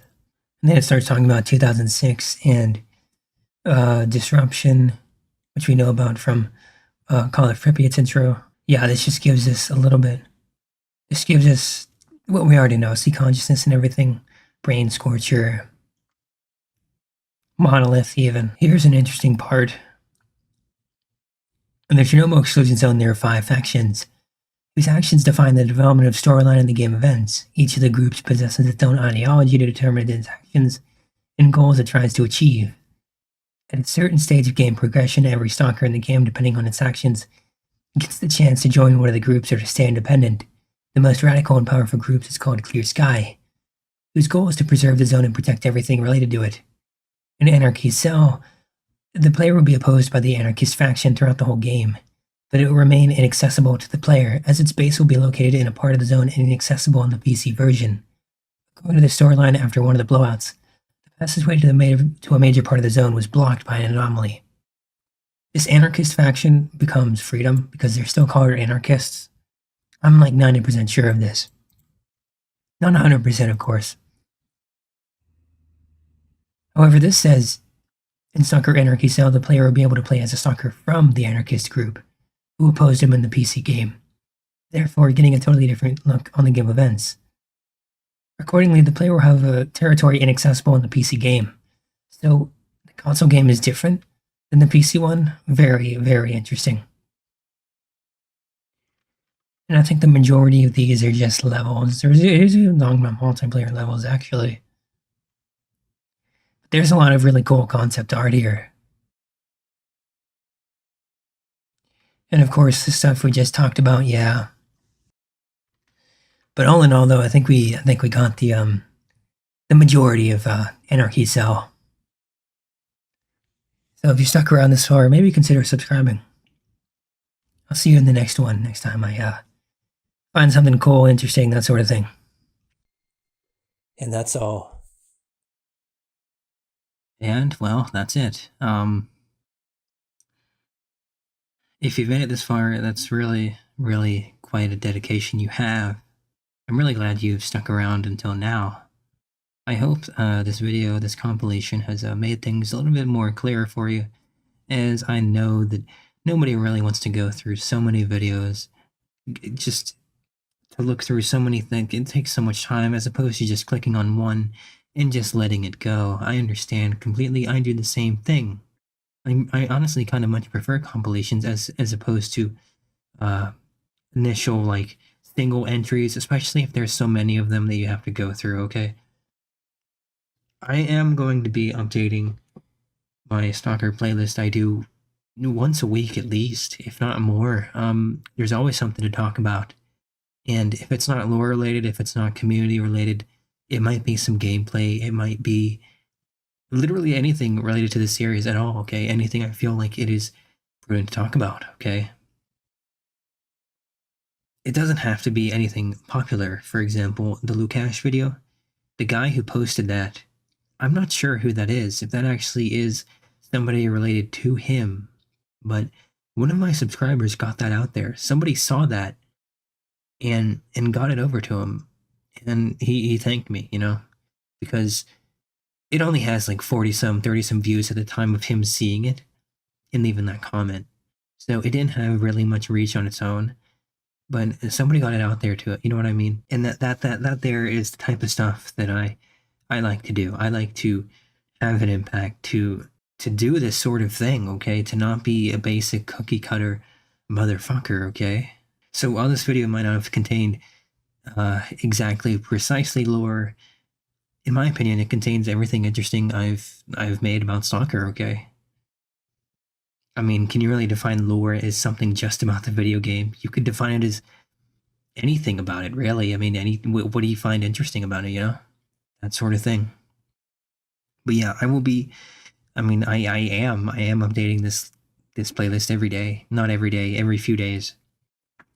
As soon as any new bit of information comes to light that I find that I should cover, I usually cover it. Putting this together is actually quite fun because I got to see all of my progress going forward thus far.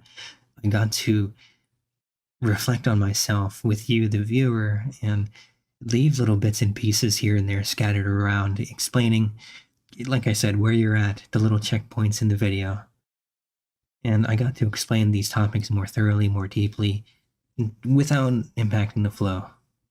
That being said, though, I really don't see this going away anytime soon.